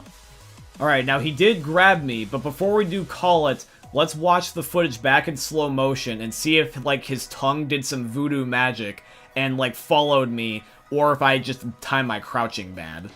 Now, this is interesting. Look at the tongue here for a second. The tongue is going on a certain path and then arcs at my chest last second. So that means that the tongue is using auto-aim to lock onto me. So he was originally gonna miss, and then the game just decided to basically arc his tongue at a different angle. That way it would give him the kill. So the game is actually kind of giving, essentially, Monkey Shark a form of aim assist with the smoker tongue. Even though we're on PC, and I don't think that technically does exist, but the tongue was actually moving. I'm even going to show it again just to make sure you guys saw it. Watch very closely here again. Take a look at this. The tongue is going straight and then arcs down to hit my stomach. So it was originally going to go over my head, and then it locks onto me. So it actually was the game helping Monkey Shark out there to get me, rather than him just aiming at me correctly or me messing up. So that means that this myth is busted. So no Neo logic is in this game, unfortunately, because the smoker is technically cheating. Because that was absolutely BS. That smoker tongue should have not had me. That was some auto-aim Warzone hacking BS. Myth. Can the artillery gun in Blue Dog Hollow kill you in Back 4 Blood? Alrighty, my friends, it's been a minute. It's been a minute indeed since we had a Back 4 Blood myth on a episode of Myth Busting Mondays, but I thought I would bring it back just because there is some of you guys that are still big fans of this game, just like I am, and I do want to honor those fans by at least including some myths every now and again in this series. So, ladies and gentlemen, once again, this is going to be the myth, can the artillery gun that is on the finale of Blue Dog Hollow kill you?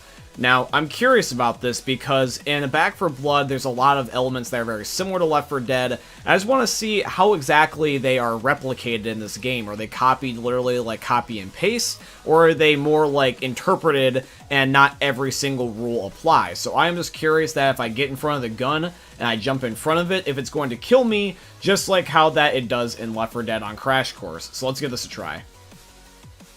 Alright guys, so here I am in a public match with some randoms, and I actually just asked if they would help me out with this myth, and they were completely willing to do so. So shout out to these randoms, because I very rarely get help from them for myths when it comes to this series. So yeah guys, basically all I'm doing is that in this particular instance, I'm just jumping in front of the barrel and just having a random shoot at me, just because I can't go to the end of the tunnel.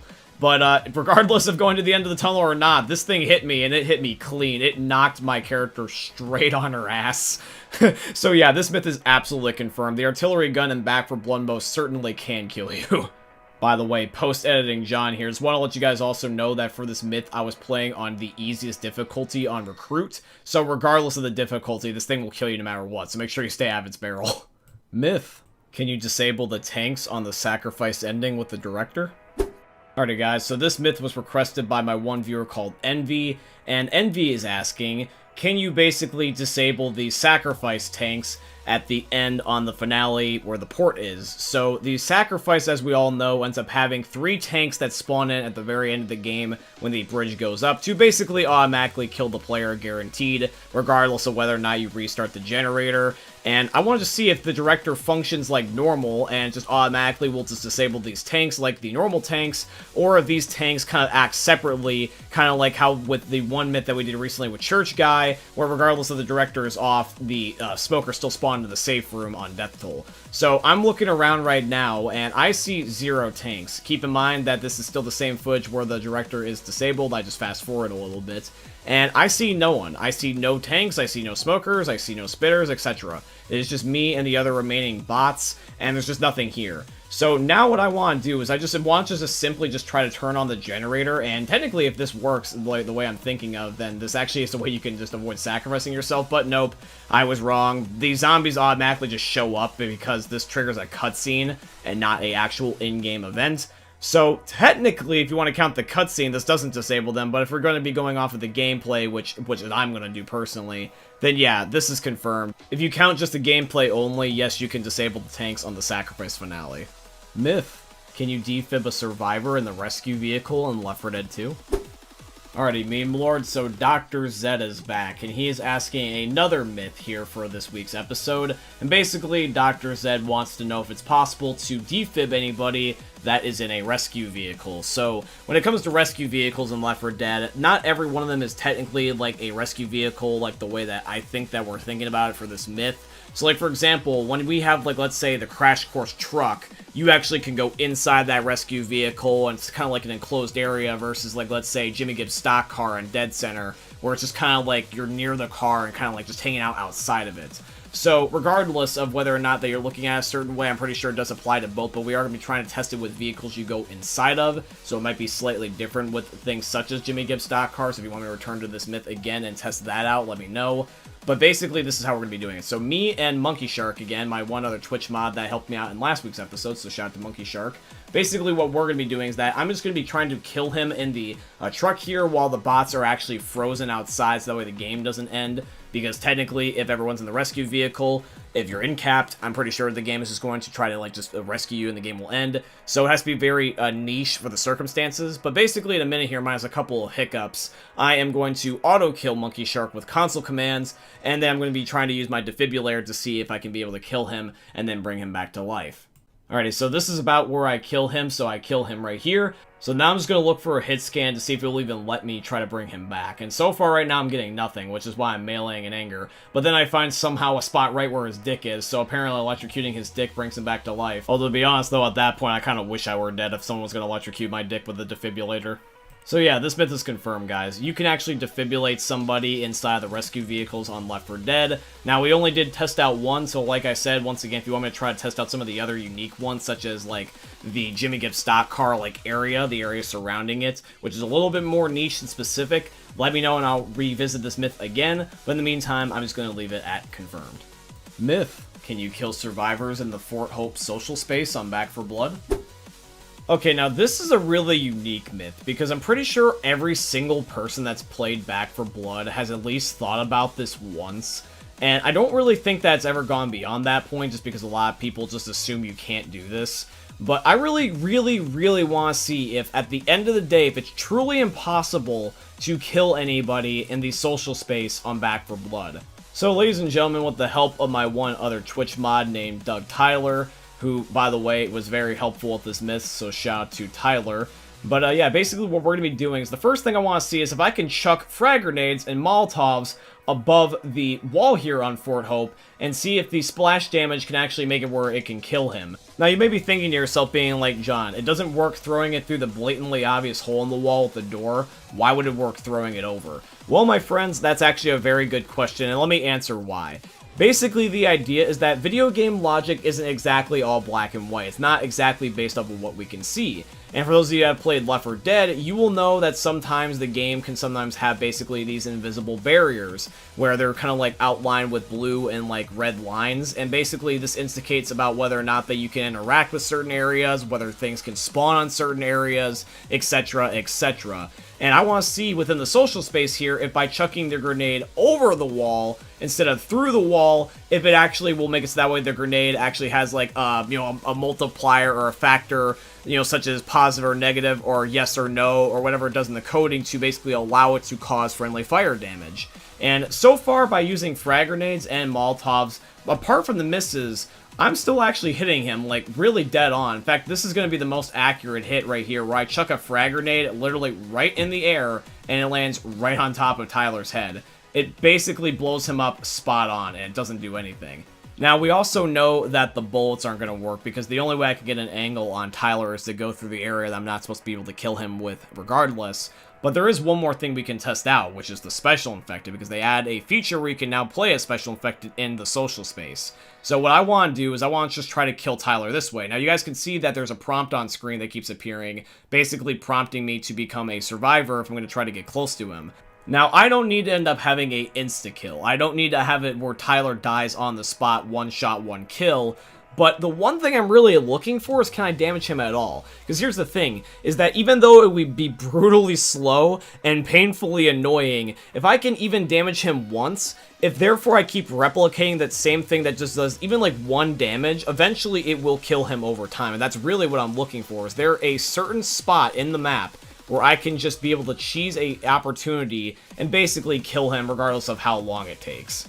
Now, when I was doing this recording session with Tyler, we really weren't having any luck. There was some Special Infected I just had to skip because they literally would just not work based off the way that they work. You know, some Special Infected sort of worked, where, like, for example, things like the Hawker, I could technically hit Tyler, it's just that I couldn't kill Tyler. It would just only bounce him back and basically give him kind of like a little bit of whiplash, but that's really the best that I was able to get at a certain point. So at this point, we were running out of options, and I had one last hope. I was like, you know what? Let's try the Crusher. Let's try the one version of the tall boy that can grab people and just see if for whatever reason that this works. I'm going to just basically see if I'm literally taking a shot in the dark. I'm just going to use his arm and see if he can, like, I don't know, like, pull him out of Fort Hope and be able to, like, strangle him in the gun range. If this doesn't work, then the myth is completely shot, because no other Special Infected will work based off the way the gameplay mechanics are. And what do you know? What do you know? This is shocking. Okay, so I try to grab him, and it says that I'm too close and to back off. But when I say no, which, you know, is of course going to warp me away then, it actually still grabbed Tyler and took him with me, and actually resulted in me killing him. I don't know if that's a bug, but I gotta assume that's a bug. Now I do it again, And this time I don't even have to warp. I just got him close enough to where I could stick my arm out without getting the prompt, and I'm automatically killing him. It's not like that he was actually close enough to me that it counts as the firing range. I actually pulled him out of Fort Hope because his gun was put away, and if his gun's out, then that means that he's in here. If he's got his gun put away, that means he's in there.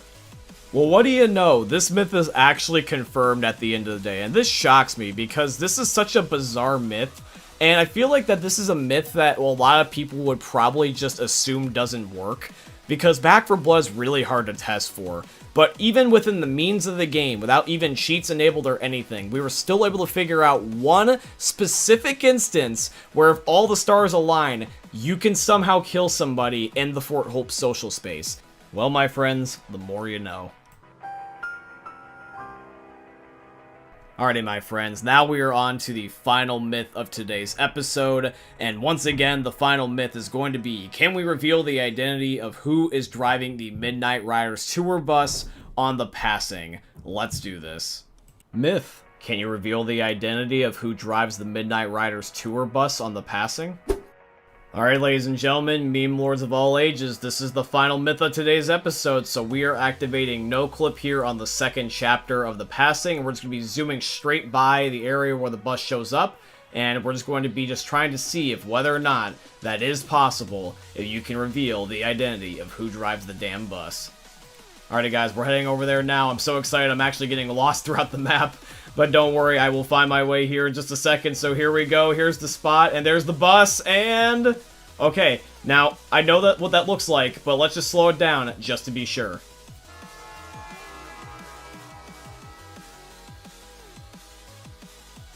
Ladies and gentlemen, we finally figured it out. We finally figured out who drives all the vehicles in Left 4 Dead. It's none other than the man, the myth, the legend, John Cena! Are you sure about that? Alrighty guys, so this myth is busted. You can't reveal the identity of who drives the bus.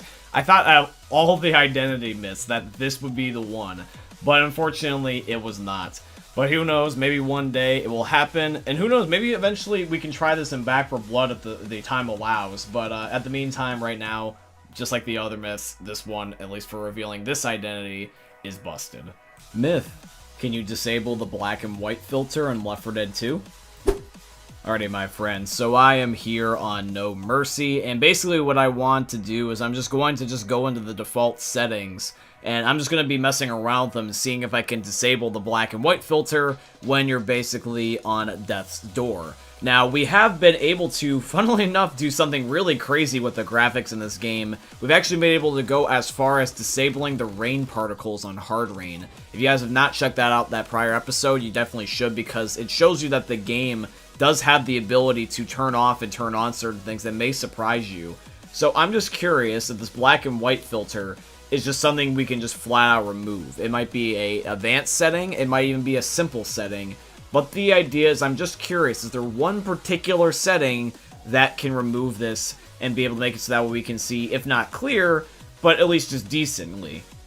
So I'm just going to be fast forwarding all my little gameplay snippets here just to show you guys basically what I did, because I did every single little setting except for the ones that would have to involve me like restarting my game and changing stuff for my computer, because I don't want to go that far. That'd be almost like too ridiculous. I feel like nobody would even bother to test this out themselves, because I always do these myths in ways that make them easy for you guys to try on your own in case you are curious as well for the results.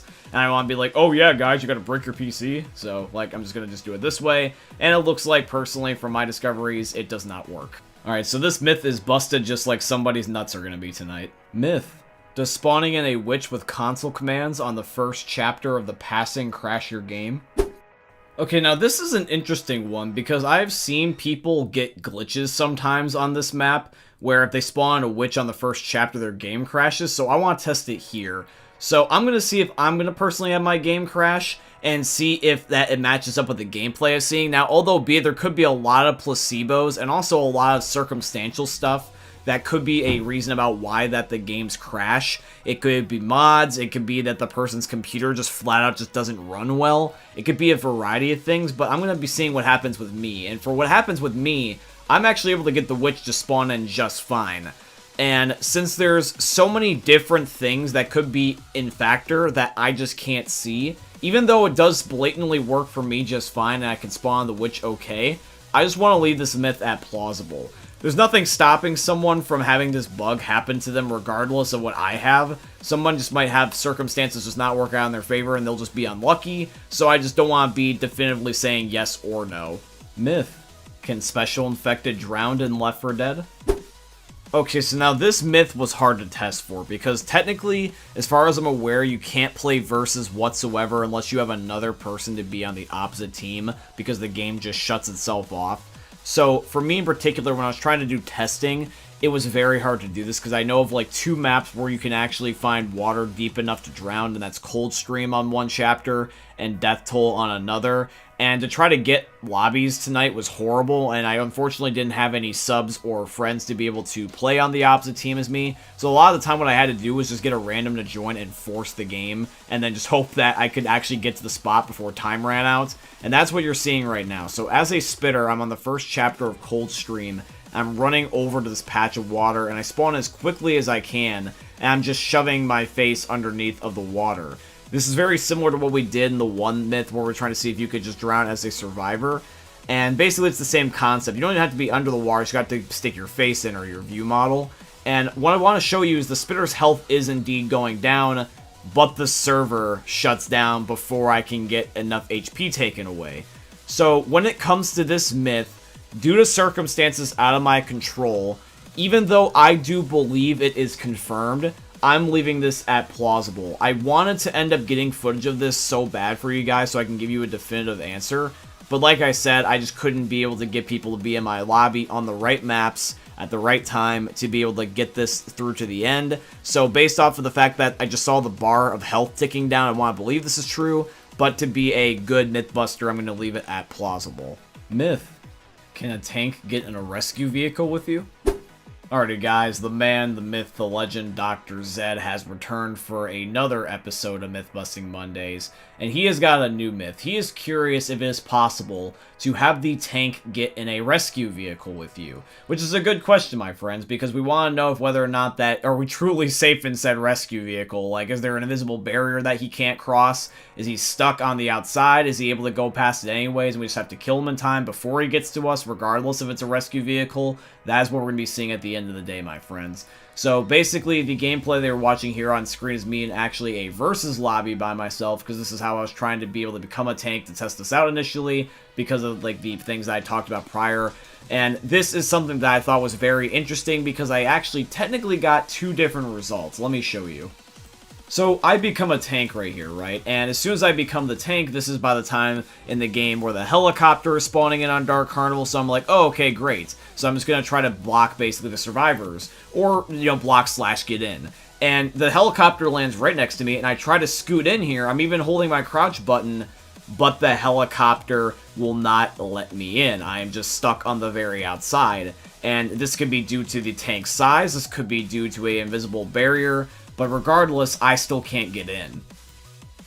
So now we're going to be showing something different. I am in single player right now on the finale of the parish with the giant helicopter that is at the end of the bridge. And I've got Rochelle frozen outside, and I'm just a second here about to warp Ellis and Coach to me inside the helicopter, so that way the tank that I spawned outside will notice us, and the game actually won't rescue us instantaneously. And as you guys can see in just a second here, when the tank ends up showing up, he gets sort of into the helicopter, like about halfway, which basically is in the helicopter. But then he backs out. He decides to prioritize Rochelle for some reason, I guess because she's technically more exposed. But then it also gets to the point where I'm like, you know what, I'm curious, let me test out something. I'm just going to spawn in as many tanks as I possibly can, all literally right in front of me, and I just want to see if they'll stay put. So this is me literally just spamming infinite tanks, and they all automatically go for each one of us, and I get my own personal one, basically just destroying me in the corner over here. And yeah, he's completely in here. It's blatantly obvious on the screen that despite the, you know, visual shaking, he's definitely in here, and he's definitely killing me.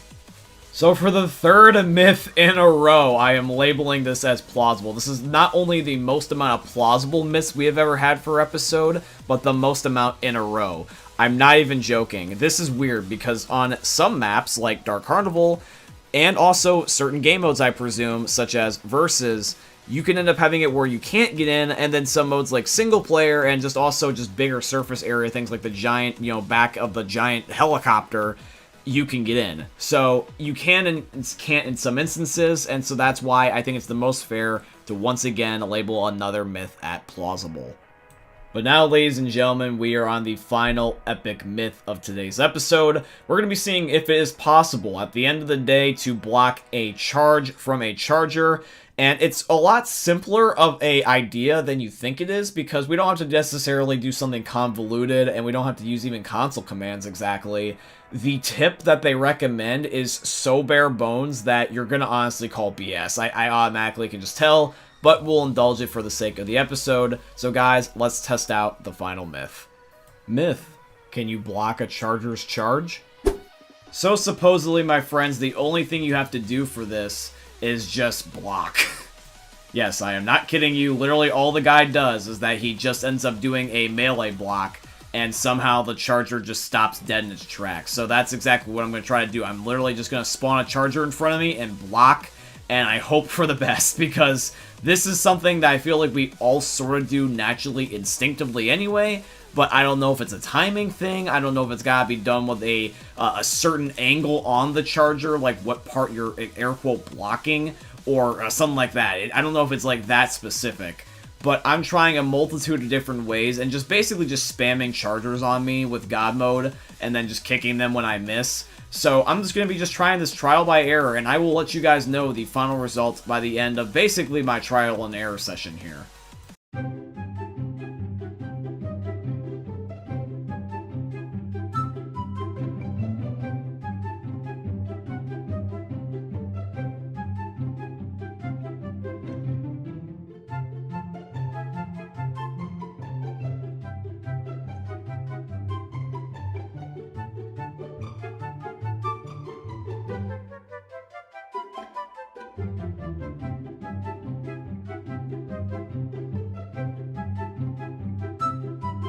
Okay, so I've done this several times now, and I am just honestly pretty sure that this doesn't work, but I'm going to try literally one last time for you guys, and if the charger does not get blocked by this, I'm just going to call it.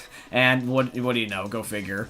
So ladies and gentlemen, I'm calling the final myth as busted. Now, this could hypothetically have existed at some point in time, or it does still exist, and I just happen to suck at this, but I can tell you this with 100% certainty is that even if it does exist, it's still just not worth it, just because if it does, it literally is so hard and painfully annoying to do that if I can't do it having the charger like in a controlled environment and I'm standing still and waiting for the perfect moment, there's most certainly no way in hell this is going to work when everything is attacking you all at once like normal Left 4 Dead works. Myth: will the game block you from reviving a player with a defib if they have died from fall damage? So guys, the way that this myth is worded, essentially what we're going to be seeing is that will the game just flat out block us from being able to defib a player if they have died from fall damage? Because we all know that we can bring back somebody from the dead in Left 4 Dead with a defib, but does fall damage negate that? Let's see. I just spawned Nick into the sky and made him die from fall damage, and now what I'm going to do is I'm just going to defib his body, and I'm just going to be seeing if this is possible. Alright, so right now I'm going to be going into my mod menu, and I'm going to be turning no clip off so that way I fall back down to the ground, just so that way there's no placebos. I'm going to be pulling out my defibs and start clicking on Nick, and even though you won't be able to hear it because it will not be in the video, I am clicking on my mouse rapidly here trying to see if I can get Nick to respond, and nothing is working. So that means that yes, this myth is confirmed. The game does block you from defibbing a player if it's specifically fall damage that kills them. This also does apply to if they fell off of a ledge or if they just jumped, but it's kind of funny how the game is picky about this for some reason. Myth: can a smoker tongue break open glass? Alrighty guys, so I am in a session of Versus here on the second chapter of NSenr, and I have just become a smoker, and what I'm going to be doing is I'm going to be going back to Whittaker's gun store, and I'm going to be going over to something that I know is breakable glass by the survivors, which is the guns in their containers, and I'm going to be seeing if I can do that with a smoker, so let's see. And yep, it works. So yep, my friends, this is confirmed. The smoker tongue can actually break down things like glass, which I would assume also would apply to anything like a breakable window, which could be very good in a actual versus game if you want to use that as a technique and maybe try to shoot it through something that people think was a solid piece of glass and get them by surprise. Myth: can you complete NSenr's finale if you've no-clipped into the room? Okay, my friends, so this myth is once again by the man, the myth, the legend, Dr. Zed, and Dr. Zed simply asks, basically, if it's possible to beat NSenr on the finale if you have no-clipped into the arena, which basically means that you did not use the elevator to get in. But however, though, minus that exception, if you don't cheat otherwise from that point onward, can you still do it? And that's what we're going to be testing, my friends. So I've actually started the finale just already from the very beginning, because what happens is that if you don't take the elevator, you can actually activate the finale by just going over to the one like column post stand thingy. I don't know exactly what you would call it, but the thing that's just like chilling next to Jimmy Gibbs' stock car, and you can just click on it, will act like as if it's the elevator and just trigger the finale. And if you don't do anything from that point onward, the finale basically functions like normal, except that you will notice that the gas can counter is not on the screen, and also there's no gas can highlights. So essentially it's like you're playing without a HUD, and it can kind of make it where you cannot find gas cans, so that's why it actually took me a while to get up to the point that I did, and that's why all this gameplay is in super fast motion. Like, I literally condensed down like 10 minutes worth of footage into 2, just for the sake of your guys' sanity. But yeah, I wanted to show the gameplay footage actually uninterrupted regardless if it was fast, just to show you that I did not cheat other than just no-clipping in here to begin with. So I'm pretty sure he wanted to check just to make sure that if you, like, let's say did like a glitch versus flat out cheated, that if you could still do it. And that's going to be the thing we're going to be testing, literally. So I'm just going to be just trying to juggle as many gas cans as I can get here, and just while we're talking for filler, just so that way there's just something to say while we're testing this myth to begin with. I just want to say is that shout out to Dr. Zed. Thank you, man, for regularly submitting in your myths to these series. I definitely appreciate it. And once again, guys, if you want to do like what Dr. Zed did here and you have a myth that you want me to test out for next week, definitely by all means feel free to submit them my way down below in the comments. I would love to definitely just check out your guys' myths to see what you guys can come up with. But as we wrap up the gameplay here, we're going to be just inserting the last few gas cans, and I got one left. And we're going to be seeing if we can even escape in the first place. So here we go. It says rescue has arrived, and yep, the cutscene has commenced, which means that at the end of the day, my friends, this myth is confirmed. You can complete the finale if you no-clip into it, and if you don't cheat anything else. Myth: can you give meds to a survivor at the same time that they're pinned by a special infected? Alright, my G's, so we are here on the passing on the port, and I'm going to be here with Coach, and basically what's going to happen is that I'm going to be spawning in a hunter on him, so that way it will pin him where he cannot move, and then I'm going to be giving myself some pain pills, so that way I can be able to see if I can just click on him and give it to him and have it go into his inventory. So we are going to be having it where now Coach is going to be pinned once I freeze him, so that way he, like, you know, won't fight back and stuff, messing up the myth, and then I'm going to spawn in the hunter and just see basically what happens. Alright, so here we go. So here is going to be the hunter, and he's pinning Coach, and then I'm just going to pull all my pain pills and just go up to Coach, and okay, that's a new one that apparently works. Yo, Coach, I know you're getting your internal organs scooped out, but have some ibuprofen, man. Just relax, take a load off. So, even though it's stupid, this is confirmed. But now, my friends, we are on to the final myth of today's episode, and once again, we're going to be seeing if it's possible to basically boink the hunter with a pipe bomb and interrupt his attack. Is the hunter powerful enough to withstand the ultimate force in this universe, known as the boink? Let's see. Myth: can you stop a hunter mid-pounce by throwing a pipe bomb at him? Alrighty, my friends, we are on to the final myth now of the episode. Now, I do just want to let you guys know here is that you guys are only seeing the last little bit of my footage from my testing, because this did actually take me a few attempts before I wanted to get to my conclusion, because when it came to this myth, I thought that this sounded hokey. I thought this sounded silly, and we've had some really silly sounding myths here on the channel before, but sometimes, for whatever reason, they can sometimes be confirmed. So I was like, you know what, I want to give this a thorough amount of testing. So I took a lot of time just to sit down for a few minutes and let the hunter pounce me over and over and over again, because I was just not getting the result that this myth proclaimed to say that it gives you. And eventually got to the point where I was like, maybe this is like an angle thing? So I decided to actually start spawning the hunter on an elevated surface like the stadium steps, And I was like, you know what? I'm going to give this like one more try. So we're going to be just trying to throw a couple more pipe bombs and let's just see what happens. So I throw it at the hunter, and what do you goddamn know? It actually really works. The hunter can be stopped if you boink him just hard enough with a pipe bomb. This is actually something I was not expecting. So, ladies and gentlemen, the final myth of today's episode is confirmed. You can stop a hunter, a beast of a special infected, in the middle of a deadly pounce by just simply throwing a pipe bomb and boinking him on the face. What do you know? And does this mean that there's going to be now a strategy or a meta where people are going to be throwing pipe bombs and boinking the hunter? I don't know, but it definitely would be a highlight for sure. Myth. Can you start the finale of Hard Rain without activating the burger tank sign? So this myth is asked by your boy, Dr. Zed. And Dr. Zed, I know this might not exactly be what you were expecting to have happen, but technically you can activate the finale of any map by just going into the console commands. And that's, as far as I'm aware, the only way you can end up starting this finale without going up to the button manually is by using the console commands, which is technically cheating, but it does actually end up being a proper answer to the question, though. It is a possible way. So, by technicality, this myth is confirmed, even though you were probably looking to maybe perhaps find it like a glitchy method, but as far as I'm aware, there is no glitchy method to do this. Myth. Can you stop the jockey from pouncing you if you throw a pipe bomb at him?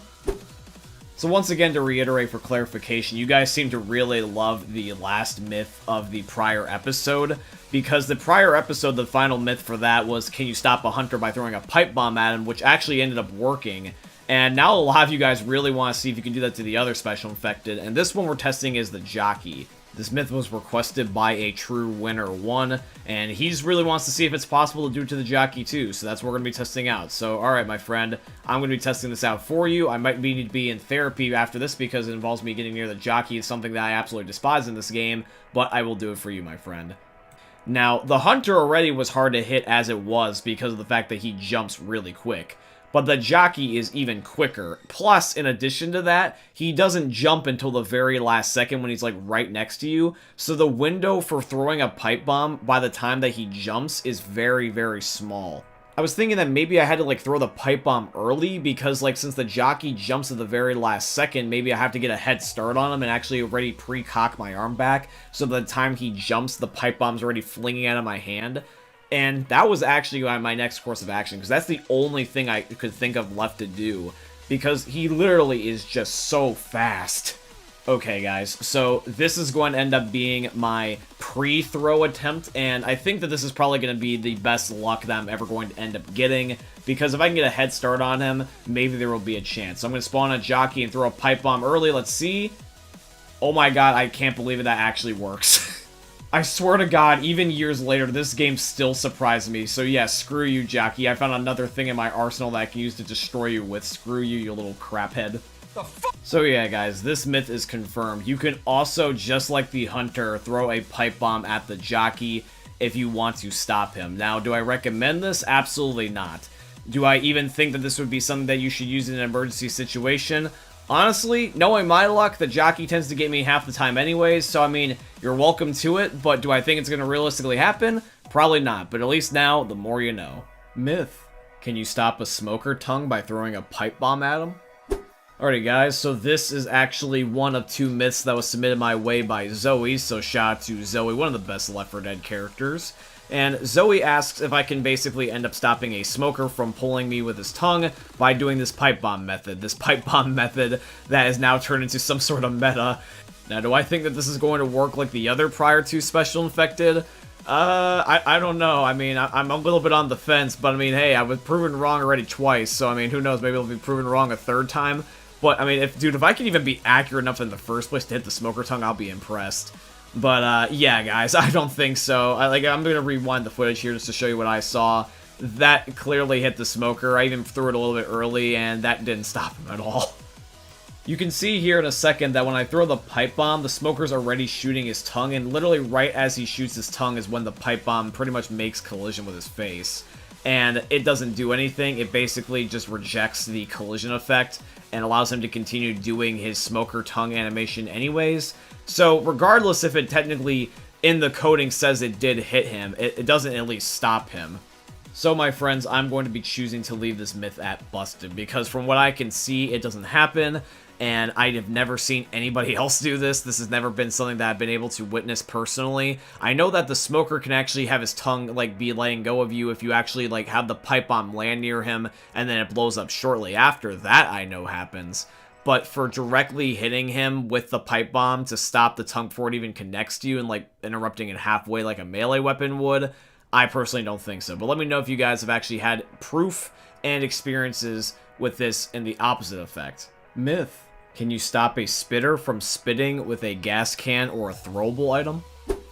Alrighty guys, so this is actually Zoe's second myth that she sent in, and for this second myth we're basically trying to see if the spitter now has something that can end up stopping it.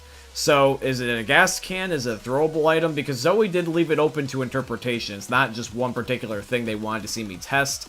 So, I'm going to be testing a variety of different things here. I'm going to be testing both the pipe bomb and the gasoline can, so that way we have a throwable item from our inventory, and also one that we just pick up from the environment. So I'm going to be trying these, and we're just going to be seeing if whether or not that any of these can end up colliding with the spitter before she spits, or even in mid-spit, and, you know, for whatever reason, if it actually, like, if I could hit the spit projectile, that'd be impressive. But if I can end up stopping it in any form of capacity, I'm going to be seeing if that's, like, even something that is fathomably possible. So, let's see. Alrighty guys, so here we go with the gasoline cans first. So I'm in console commands here on the finale of NSenr, where there's a whole bunch of gasoline cans. I got a whole set of them just stockpiled right near Jimmy Gibbs' stock car. And basically what I'm doing is I'm just spawning in the spitter infinitely. I'm just trying to just find a window where I can chuck the gasoline can. And I was even curious to see if, like, the gasoline can does even anything to the spitter at all. Like, I even threw it at her, and, like, it doesn't actually, like, move her or face her at all. So that was already something that was not reassuring. So when I realized that the gasoline can was giving me issues and was just not working, I decided to switch over to the pipe bomb, because this has been the thing that has, out of 2 out of 3 instances, worked. And I want to just keep that streak up. So I'm once again just going to be spawning in the spitter with a pipe bomb. I got it already pre-ready, and the spitter is actually pretty damn quick too. She's very similar to the jockey, but from my testing, I just couldn't get this to work. Now, however, though, despite that fact that I was not able to end up getting the footage that I was hoping for, I personally want to leave this myth open to interpretation, because I do believe that there is something going on here, because in a prior episode of Myth-Busting Mondays, one of my main commenters, one of my top subscribers, Samuel, he actually ended up leaving a comment saying that the spitter does actually have a collision effect with her spit. This was actually when we were testing out a myth about whether or not the spitter's spit could actually break a tank rock, and we said that it doesn't work, and he actually said that it should work because of the collision effects in the game. So I would like to believe that since we have thrown gas cans at the tank rock before and it works, and he says that the spitter spit also should work on tank rocks, that there also must be something in the opposite sense where something should work on the spit. So I want to say is that since the gas cans work on certain things, and the spit works on certain things, and the rocks work on certain things, I just want to leave this at plausible. Because this myth, personally, I was not able to get a result definitively either way anyways, so I thought I would just leave this open to interpretation and just let you guys decide what you think it is. So, by the way, guys, before we do get into the last myth, I do just want to say thank you for all the comments that you guys left. I really enjoy reading your guys' comments and seeing all the cool myth ideas that you come up with. So if you guys want to have your myths featured in the next episode, definitely put some more down below in the comments. I really love to see what you guys also come up with for next week. But yeah, guys, now we transition over to the final myth. Now, for the final myth, this is going to be, once again, can the boomer just flat out kill you by using his body weight to jump on your head? Now, the explosion we all know doesn't work, but I'm just curious if the boomer's fat ass can actually do it. So, at the end of the day, let's see if the boomer can actually kill you by killing you with his body weight. Myth. Can the boomer kill you by landing on your head? Alrighty guys, I thought about a map that would end up giving me a lot of surface elevation, so that way the boomer could end up getting a lot of velocity, and I decided to pick the finale of NSenr just solely because there's several floors in this place, and the boomer can definitely get some momentum going if he decides to fall off from the very, very top.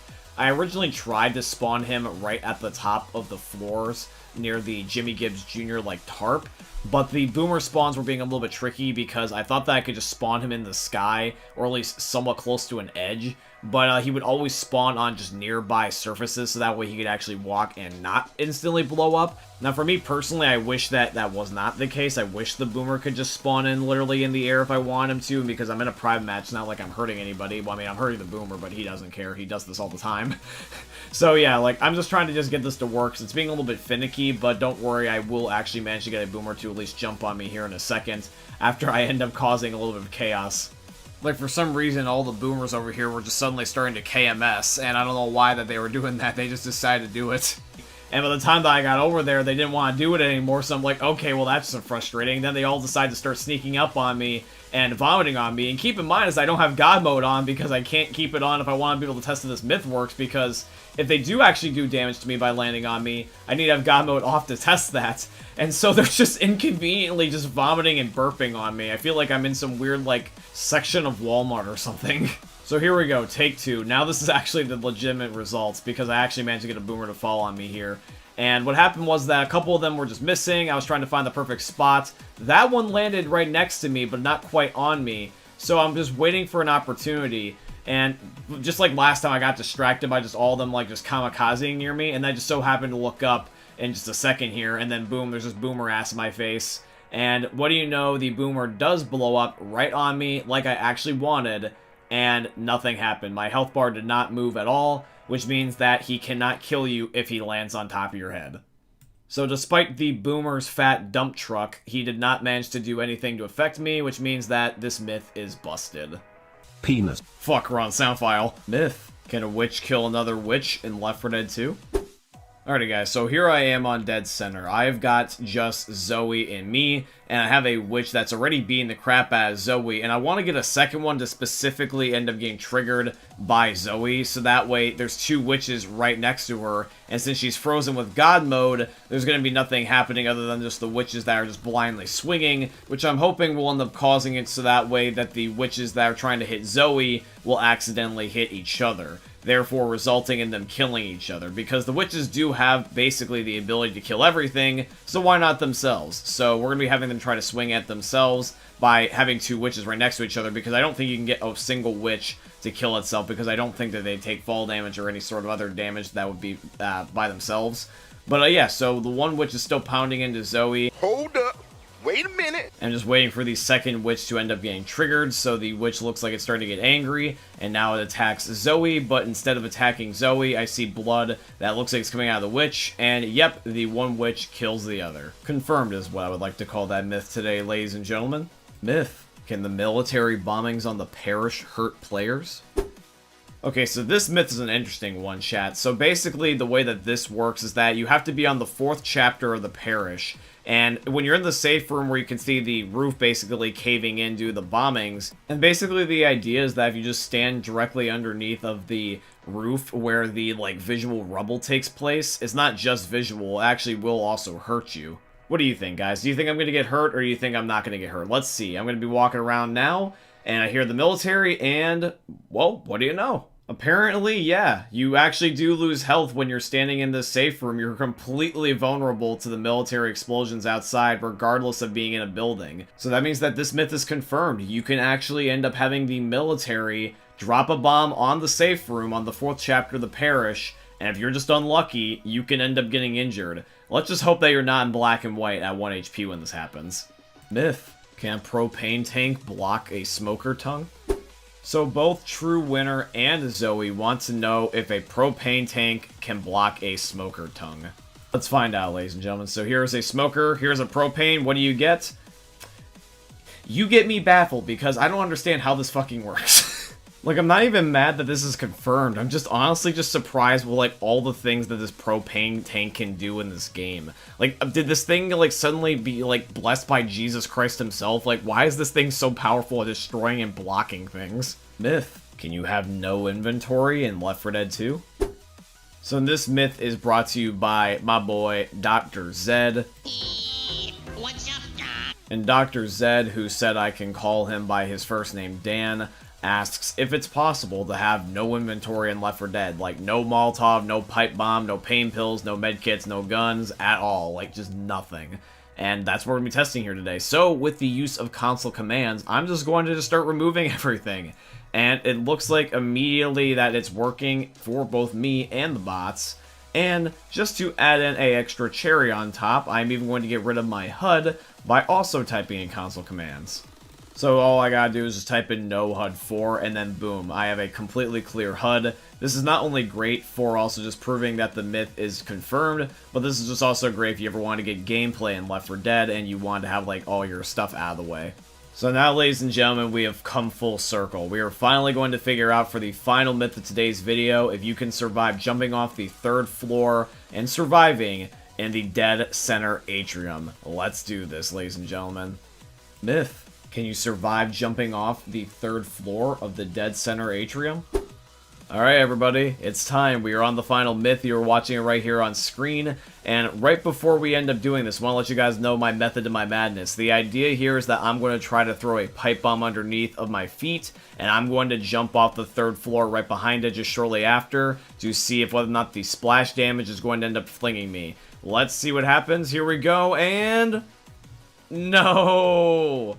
Ah, god dang it. And see, here's the thing is that if you look at the gameplay, it did go off before, so it's not like that I ended up having bad timing. It's just that all it did was just damage me before I hit the ground. Damn. So meme lores, that means that the final myth is busted. You can't survive via my method. However, though, if you guys have any single other bit of gameplay or knowledge or tips that you can end up giving that can prove that this myth actually is true, then please definitely send it my way, and I will update it in the description or in the comments to let you guys know about the new results. But from what I can see, I was not able to get this to work, and this was actually the best attempt that you guys also saw, because it just took me literally just 16 plus minutes just to be able to even get the timing right. And this is only the pipe bomb method, not counting even the pain pill consuming or adrenaline stabbing method I did either.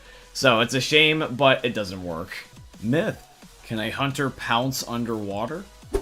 So my friends, is it possible for the hunter to pounce underwater? Let's see. I am on death toll here on the finale, and I am as a hunter. Now, I am just spamming my pounce button, and I'm not seeming to be going anywhere. I'm trying angles up vertically, horizontally, diagonally, and nothing seems to be working until I actually stick my head above the water. So if you're completely submerged under the water and you do try to pounce, it will not work, which means that this myth is busted.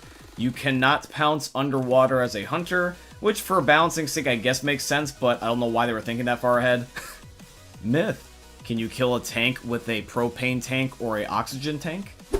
Alright, geez, fleshy mammals and meme lords, this myth is submitted by Vader, one of my Twitch mods, so shout out to you, Vader. Now, Vader, for your myth, I do see that you ended up saying for propane or oxygen tanks. So I decided to do propane tanks just because those are much easier to find on things like such as survival, which is how I'm going to be testing this myth in the first place. So I am on the Parish Bridge version of survival, and I got a grenade launcher here and a whole bunch of propane stacked behind me. The idea is what I'm going to be doing is I'm going to be spawning in a tank with console commands, and I'm going to shoot him a couple times with a grenade launcher to make him really, really weak. So hopefully any of the damage that goes towards the tank from the propane tanks will end up being enough to kill him, because I'm going to be stacking a giant pile. I have 6 of them all right next to each other, and the idea is I'm going to lure him to the propane and then just shoot it so that way the propane is all one giant massive explosion. So I'm going to spawn in the tank now, and I'm going to shoot him a couple times with a grenade launcher just to get him weak, and then we're going to be trying one giant explosion at the very end. So I'm going to be luring him back this way. This is going to be the ultimate explosion, ladies and gentlemen. This tank should not survive this. If anything, this is definitely going to really hurt him. So he's hitting me with rocks, but luckily he can't do anything because I am, you know, Jesus Christ right now. I have God mode. So bring it on, tank. You can't do anything anyways. I just want to test out my stuff. And here we go. And kapooyah. So what happens? The tank still stands. What do you know? That's actually shocking. Okay, tank. Not that bad. Not that bad. Now, I do want to just say this, though, Chaz, that instead of just leaving this at busted because he didn't die, I'm going to personally put it at plausible.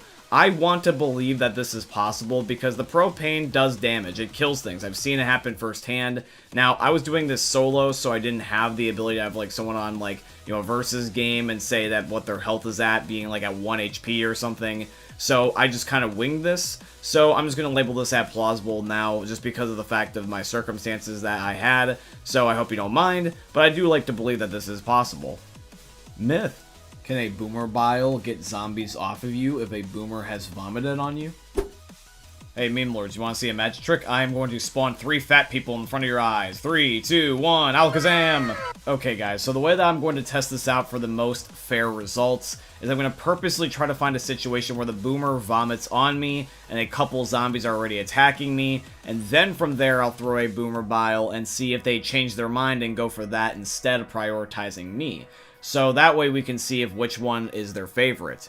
So I'm going to be letting the boomers here just end up having their vomit recharge while they're just sitting here slapping my nipples. And then what's going to happen is that I'm just going to literally just do what I just said and just chuck the boomer bile and just see if the zombies prefer the boomer vomit in a jar versus the fresh kind. So here we go. They vomited on me and I'm going to chuck this. And now I'm just waiting for the zombies to get over to where I am. Now, even though you can't really see it with the effect going on, I did end up making the boomer bile connect to the ground, and you can see in the distance over there that it was actually active, which means that based off the zombies hitting me, that this myth is busted. The boomer bile is not going to get the zombies off of you. It might possibly end up distracting some new ones, but if you're using this as a way to get the current ones off of you, then it's not going to work. And also just one little thing I would like to clarify in the editing stage of the video is that I do acknowledge that the black smoke in the background may be confusing because it does make it look like that the boomer vomit wasn't there and it was just the black smoke. I do promise you, though, is that it was just a timing thing. The boomer bile did break and was over in that general direction, but by the time that the visuals of the boomer vomit on my character wore off, the smoke from the bile bomb disappeared. It's just that you couldn't see it while it was active in the moment just because of the green on green, but I do promise you it did happen. Myth. Can you revive yourself in single player? So this myth is submitted by my boy, Dr. Z/Dan. Now, Dan, my friend, one thing I wanted to mention about your myth is that I actually have a question for you because I'm not exactly sure on the wording. The way I would like to believe it based off of your interpretation, I imagine in 2 ways. That number 1, you want to know if it's possible if you can just revive yourself in general with console commands, or if you can actually revive yourself by being like AFK into the idle position, where like you can see yourself in third person, you're basically spectating your bot self.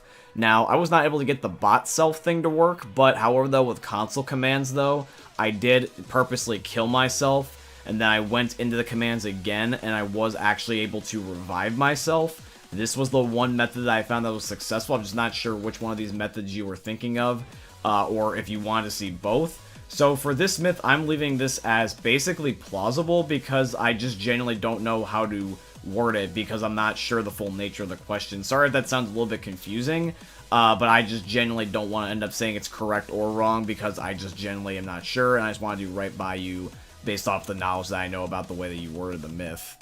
Alright, ladies and gentlemen, we now move on to the final epic myth of today's episode, the one that you have all been waiting for. Is it possible to end up getting the achievement Strength in Numbers in Left 4 Dead in solo? Ladies and gentlemen, can we get a drum roll, please? It's time for the moment you've been waiting for. No, God!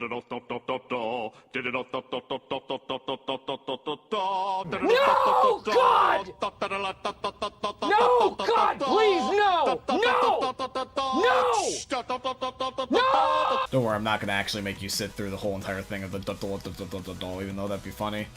Myth. Can you get the achievement Strength in Numbers solo in Left 4 Dead 2? So guys, this is a lot of steps to do this, but I am willing to see this through and see what the results can be. So for the first step, in order to end up getting this myth to even have a possibility of working, we have to install this mod right here, which is going to be improved bot AI, allowing us to be able to end up having the bots be sentient enough to the point where the game will not end up ending the server due to lack of players. Then, if you have the console commands enabled, what you need to do is you need to load your own solo session. So you want to load in map and then pick the map you want. I'm picking the Dead Center Atrium, then put Team Scavenge, and then what you want to do is hit enter, and then you're going to be loading into your own solo scavenger game on whatever map you pick.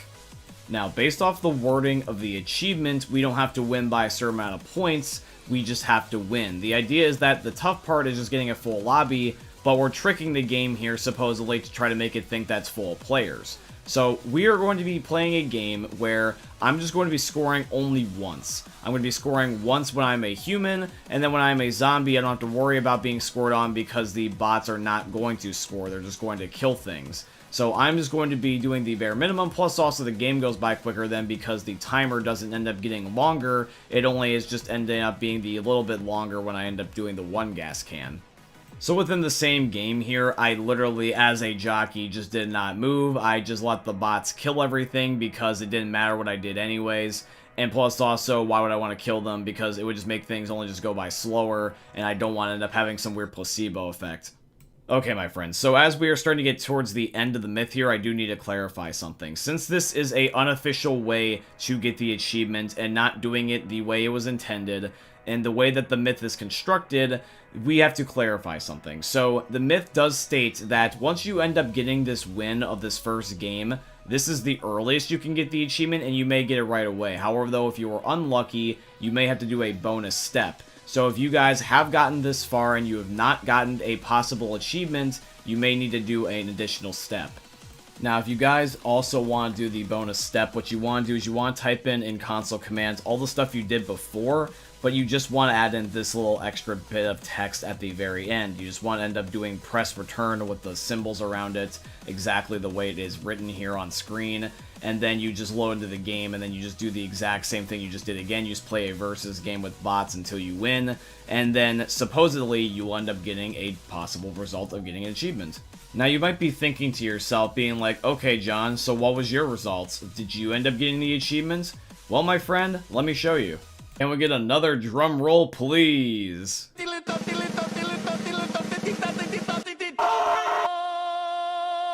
Boom, ladies and gentlemen, look at that. Strength in numbers on my account using this exact same method. And now, my friends, I do understand how that you may be possibly a little bit suspicious due to the fact that I never showed me getting the achievement on the screen. Well, I want to show you something. This is a video by Ho Gaming where he actually has an achievement guide about how to get Strength in Numbers solo, and these are all the positive comments saying that the achievement still works, even as early as 1 week ago. Strength in Numbers was one of the last 4 achievements I never got on the Xbox version of the game, because on the Xbox version of the game there was no such methods like this to be able to get this achievement. So I eventually ended up stumbling upon this guide and decided to replicate it and take it as inspiration and do it as a myth for today's episode of Myth Busting Mondays. So when all is said and done, this myth is confirmed. You can get Strength in Numbers in Left 4 Dead via solo if you really wanted to. And that is why I think that this episode is great, because if any of you guys want to try to get this achievement, you can not only end up using Ho-Ho's video, but you can also use this as a video reference as well. Myth. Can a tank rock blow up a propane tank? So for those of you guys that don't know, the tank rocks in Left 4 Dead have a really weird, interesting collision effect with the propane. If you throw a propane tank at a tank rock, it will destroy it. But I'm curious what will happen is that if a tank just ends up throwing a rock at us while we're holding a propane tank surrounded by other ones, does it blow up? I'm really curious. So in this instance, I'm surrounded by several things of propane. I was even holding one, and a tank was at, really small distance gap between me, and he threw a rock and nothing happened. But I wasn't satisfied with that answer. I was really curious because I feel like I've seen this happen before, and I really wanted to just keep it going because I want to show you guys something that I thought was really weird. So watch this. I'm actually slightly no-clipped into the lighthouse right now on the last stand, and just trying to see if maybe perhaps that, the tank was not able to hit the propane because my body was in the way. Maybe instead of hitting the one that I was holding, maybe I could get him to hit the ones on the floor. But for some reason, all I did was just go into the wall a little bit, and then all of a sudden the gasoline cans just started catching on fire. I don't know if he somehow I guess no-clipped himself and flung his body into the gasoline and lit a fire, because I could not explain why the gas just suddenly got lit on fire. That was just bizarre to me. It's something that I was originally wanting to say busted, but seeing these really bizarre results and knowing what the collision effects can happen in this game with propane versus tank rocks, I just want to leave this myth that plausible. I cannot explain the weird shit that I saw today. All of a sudden, the gasoline can't start getting on fire like there's a poltergeist, and I'm so baffled. And I'm pretty sure that some of you may be actually thinking to yourself that this is something that's pretty common and simplistic, or can at least easily be explained away. So if that is the case, then please let me know in the comment section down below what you think happened. Myth. Can you kill a witch with propane tanks? Alright, so this myth was requested by my one Twitch mod and good friend Vader. And Vader wants to know, can you kill a witch with propane tanks? We tried to see if we could do this with the tank in the last week's episode. So I'm curious, and so is Vader, if we can end up doing this to the witch. So I am here on the Parish Bridge survival map once again, and I'm getting some propane tanks ready. And basically all I'm going to do is just spawn in a witch and see if 6 propane tanks is good enough to kill her. So let's see, my friends. Alright, here we go, my G's. 3, 2, 1, and... okay, let's see. Through the smoke. Okay, the witch is still definitely there, but she's stumbling back and actually acting weird. And nope, she got pissed, and she survived. Now, just like the last time, though, that we did this myth, I'm just going to leave this at plausible because I would like to believe that the propane can kill the witch. I just think that we just don't have enough on the map at once to be able to kill her. Myth. Can a tank kill a witch? Alrighty, guys, so this is asked by, once again, Vader. Now, when Vader says, can the tank kill a witch, I would like to believe what he means is that will the AI tank be able to kill a witch? Because we all know that a player tank can definitely do it. All you gotta do is just go up to him and just literally just, you know, bitch slap the witch. So I'm curious, will the AI tank do it? That is the question, my friend. So what I'm going to be doing is I'm going to be on No Mercy's apartments, a really crowded area, and I'm going to spawn in a witch and then shoot it, and then right after I shoot it, I'm going to spawn in a tank, and I'm just going to just chill in the closet and just be in a close quarters area, and with God mode on, hope that basically the witch and the tank will hit each other and just see what happens. So the witch and the tank are both pissed, and as you can see, the tank just lays the witch out on her ass.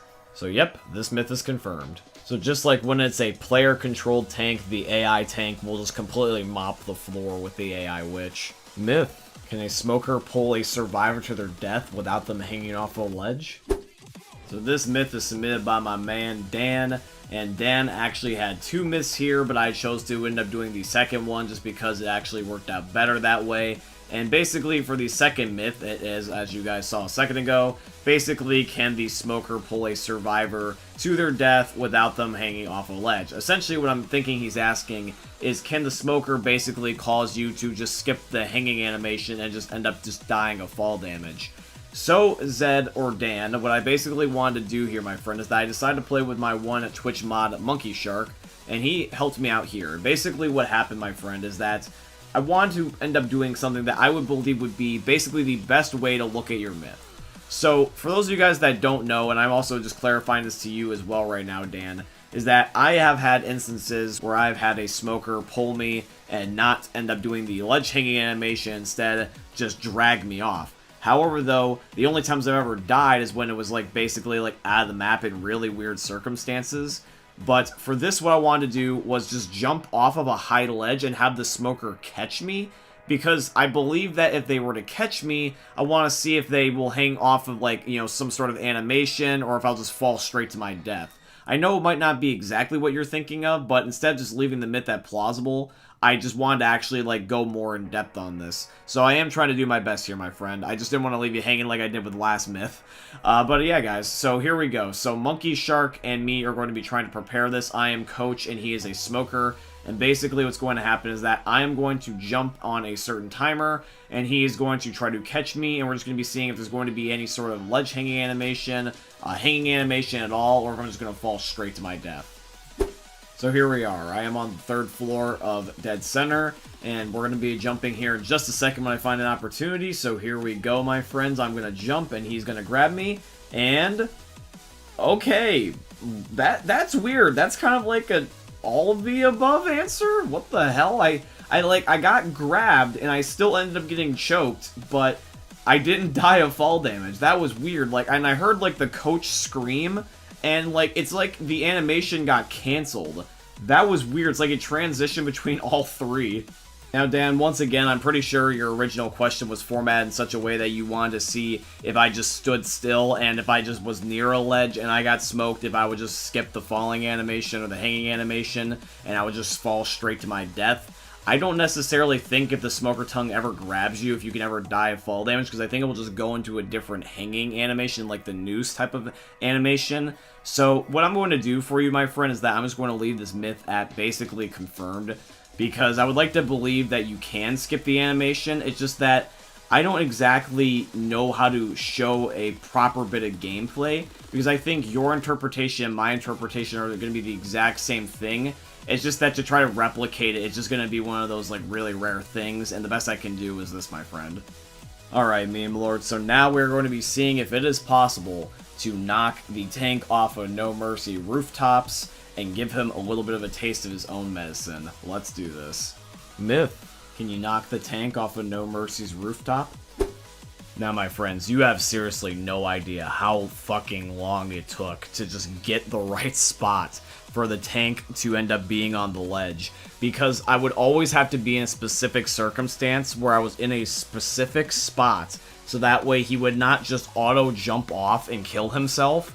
And also at the same time, not just be in an area where he would constantly try to like reposition and climb because of my no clipping. So what I had to do is I had to just find the wee little sweet spot where I just no clip, where I'm in a spot where he'll just stand still, and I have the propane directly underneath of him while he's at the very, very tippity edge of the ledge of the building without him jumping or falling on accident. So rant's over, let's get on and test your final myth here, Vader. So this is what I'm going to do, my friends. I'm going to be going right over to this specific spot of No Mercy's rooftop. I'm going to be getting 4 propane tanks on survival here, and I'm going to be trying to place them in such a way that when they blow up, he will blow up and like fling himself towards the ledge and not the middle or the sides, because that was also another issue that I was having. As you guys can see, this myth slightly annoyed me, just a little bit. But yeah, anyways. So basically, my friends, as I prepare here and get all the final stuff set up, I just want to say that shout once again to Vader for the myth, and thank you for submitting it. Thank you guys all for submitting your myths. I really enjoy doing these for you guys. And my friends, let me know in the comments down below what you think the final results are going to be for this very last myth. I am very curious to see what you guys think. Okay guys, so this is the exact spot you have to stand in. You have to be basically like a certain height in the air, so that way he can't hit you, but you also need to end up having your crosshairs in such a way that he won't just jump off the ledge. This is kind of like where he'll just be stuck shimmying, because he will try to get to you, but even then again, it's still not perfect sometimes. So here we go. Blowing up the propane now, in just a second. Please kill the tank. Oh, thank God this actually worked, because this took way too long. To be honest, I'm actually more happy that this is just complete, because this myth took ungodly long. But no, legitimately though, I'm very happy that this is confirmed, because if you're ever desperate, this will save your life. Myth. Can a smoker tongue break a tank rock? Alrighty guys, so this first myth was requested by Zoe, so shout out to you, Zoe, the best Left 4 Dead character in my opinion. And I actually had help here for this myth, and I would not be able to do this myth without the help of my lovely subscribers, Dr. Zed, who you've seen before in prior episodes, or Dan. And shout out to the other meme lord that helped me, Fier Drages. So shout out to Drags. Both Dan and Drags will end up having their social medias linked down below in the description. I would highly appreciate if you guys could go check out their channels and their socials just to say thank you, because I want to be able to share the love to them and make sure that they end up getting the attention that they also deserve. So please definitely go check them out. But anyways, guys, back to the myth here. So we are playing here on the finale here on the Parish. And the idea is that Dan is a tank and I'm trying to get a smoker. And I'm going to just have Dan throw a rock at me, and I'm just going to shoot my smoker tongue and have my crosshair line up with it and just see if it breaks it or something happens. So I got the smoker here. We've already done this from my perspective as the tank, but it probably would be better to get as a smoker because you guys can see everything. So that's what you're watching here. So Dan is going to chuck a rock here at me, and this first one is going to miss. But this second one, though, is going to connect. So I want you guys to try to guess what the results are going to be. So here we go. Dan throws the rock. I hit my tongue. And I immediately die. Now, I am going to play this again for you in slow motion. So that way you can see that I did not miss. And you guys can clearly see that I end up shooting my tongue and have the cursor and the crosshair, everything, literally all lined up on the rock. So there was no doubt about it that I was able to end up getting the aiming right. It's just a matter of whether or not that the rock was going to break, which it didn't, and instead I died from the collision effect. So I would like to believe that if the smoker tongue were to do anything, it would have saved my life and I would have not died. So I'm going to personally leave this myth at busted. If any of you guys would like to elaborate on this and what you think happened, just please let me know in the comments down below. Myth. Can a pipe bomb get zombies off of you if a boomer has vomited on you? Okay guys, this myth was requested by JJ Lipscoms. JJ, I do apologize if I butchered the shit out of your name. I really tried my best. This is like the 5th take, but for some reason I can't say your name, like, at all. So I hope that you understand that if I just call you JJ. So anyways, JJ ends up having a myth here about whether or not that the boomer vomiting on you, if you can just counter it with a pipe bomb. So that's what we're testing right now. I got a zombie horde on me, and after the boomer vomited on me, it looks like that the pipe bomb does do the trick, but I don't want to just like end up saying that one experience is just going to be the end-all be-all. I am going to test this out more than once. Okay, so I've got a boomer here again, and I'm just going to let him vomit on me, and now I'm going to end up making it aware that the zombies, I'm just going to like just let them see the pipe bomb immediately. I'm just going to back up and not going to let them get close to me at all. And immediately they go for the pipe bomb, but I'm going to try one more time, except this time I want them to completely surround me and then throw the pipe bomb, because I feel like that once they're already attacking me, they're probably not going to want to go for the pipe bomb unless they're already like, you know, far away from me, and that's the first thing that they see instead.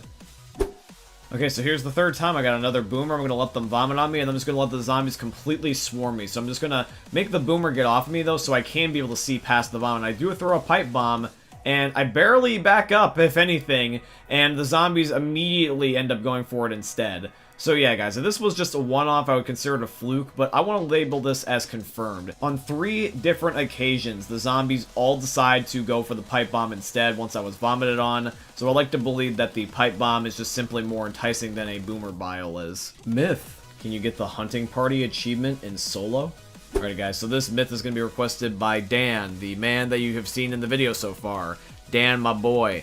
So, now, there's no myth here on screen because Dan just told me his myth verbally rather than just, like, leaving a comment. So that is why there's no visual part to this myth. However, though, Dan did have a really good myth here. I did like the idea of this because the hunting party achievement in solo. That's an interesting question because basically for those of you guys that don't know what that achievement is, it's the achievement for winning a scavenge game in Left 4 Dead. Now, for a scavenge game, you may think that, like, how could that be so difficult? Why would he want to do this in solos? Well, it's just because, basically, scavenger mode is essentially like this. So, yeah. So, anyways, Dan, I'm going to end up talking about your myth right here, right now, and try to give you the best answer I can about whether or not that this achievement is possible in solos. So, Dan, the way that we're looking at your myth is that I kind of have a little bit of a conflicting belief of whether or not I want to call it plausible or I want to call it busted. Because the main reason why is that there's going to be 2 different approaches to looking at this. The main approach is console versus PC. Take a look at this little article right here that I'm showing on screen. This is basically to kind of prove my point about what I'm about to say. Basically, for console, if you wanted to, all you would have to do is just load up a split-screen game and just play with an AFK controller, and therefore you can easily get this achievement no problem in solos, technically. However, though, for PC, the only way that you can end up rocking split-screen is to use console commands, which when you use console commands basically makes all the achievements in the game null and void. So, in order to split screen in Left 4 Dead, you can't get the achievement, and you can't get the achievement unless you can basically split screen, unless you want to just get people that will just AFK with you. Like, you can convince people just to be in the lobby and then, like, let you win. And I don't know about any, like, third-party mods or peripherals, because technically I don't even really want to count those, because I try to avoid those at all costs, because that's basically cheating, and, like, more so than console commands, it's literally, like, just modifying the game flat outright with, like, a third-party company. So depending on what platform you're playing on, this is either confirmed or basically busted, so I feel like that the happy medium is just going to be plausible. Because I know that this works on Scavenge for console, if you want to be able to get this achievement. However, though, due to the nature of the way that PC is, and just the fact that you can't split screen unless there's just some other idea I don't know about, which I can't say for sure, I just want to leave it at plausible. Because I do believe that you could find a loophole for this. There's a loophole for everything. Even some of the other achievements that I thought were literally impossible to do solo were possible in solo. So I'm just going to leave this at plausible. But thank you for submitting your myth, Dan. Myth. Can the military bombing raids on the parish kill the witch? So you guys know how on the 3rd chapter of the parish on the cemetery, where like right before it that there's going to be a military bombing raid, and basically the road ends up getting destroyed? Well, I'm curious, has anybody ever noticed how that there's no special infected that basically ever spawn up there? Most notably things like the witch, they'll either spawn like before the cemetery, like where the cars are, or just after it. I'm curious if that was deliberate, so I'm going to purposely spawn in a witch in that area and then just walk up there so the cutscene will play, and I just want to see if the bombing will actually be able to affect the witch in any way, or if there's going to be some sort of like invincibility frames or something like that going on, because I've just noticed that. So I'm going to be going over here with NoClip just before I'm in the area where it would trigger the events. I'm just going to spawn a couple witches. Not that many, and I just want to see if any of them will be dead by the time that this happens. So I'm going to spawn, like, let's say, less than 10. You know, like, maybe, like, just, like, a few. Now, even though they're barely visible, they are still there. So, in just a second here, I'm about to walk up, and I'm just going to see what happens. So, here we go, ladies and gentlemen. I'm just about to finish spawning in the witches now, and let's just take a moment and just walk up here and just see whether or not that the military bombings are actually helping, or, well, not helping, but at least killing like they're intending. So, let's see.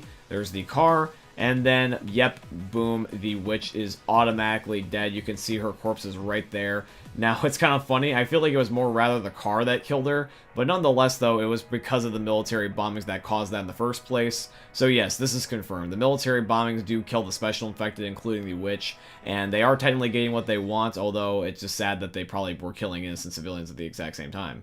Now, even though I'm talking about a video game, let's just pray to God that the YouTube algorithm does not pick up on the fact that I've said the military bombing like several times, because I do not want this video to get demonetized. Alrighty, now, ladies and gentlemen, we are down to the final epic myth of awesome proportions. We are going to be seeing if whether or not it is possible for the witch to kill multiple people at once. This is just going to be insane if this is confirmed, because you realize that truly how ridiculous this is going to be. Like, if the witch can kill multiple people, this will just change the way that people look at the witch. They won't look at her as, like, a threat. They'll look at her as basically, like, the best zombie in the entire game. Because this is something that was scrapped, remember that. Or supposedly it was. Because this is still in the game, and this happens, this would scare the crap out of a giant group of people. I'm just saying this. But we'll have to wait and see what happens. Whether or not it's real or not, it's just still a cool concept nonetheless. So anyways, guys, let's see if it's possible the witch can kill multiple people in Left 4 Dead 2. Myth. Can the witch kill multiple people in Left 4 Dead 2? Alrighty guys, so here we go. This is the final myth. So now you're probably wondering, how the heck are we even going to test this? Well, me and the boys decided to take a look at all the things that anger the witch, like such as walking up to her, touching her, flashing a light in her face, turning on even things such as the Midnight Riders song on the passing with the wedding witch. All these different things are just some of many that can piss her off. So what we decided to do is take a collection of all these things and mix and match them to see if we can get the ultimate combo and just do them back to back.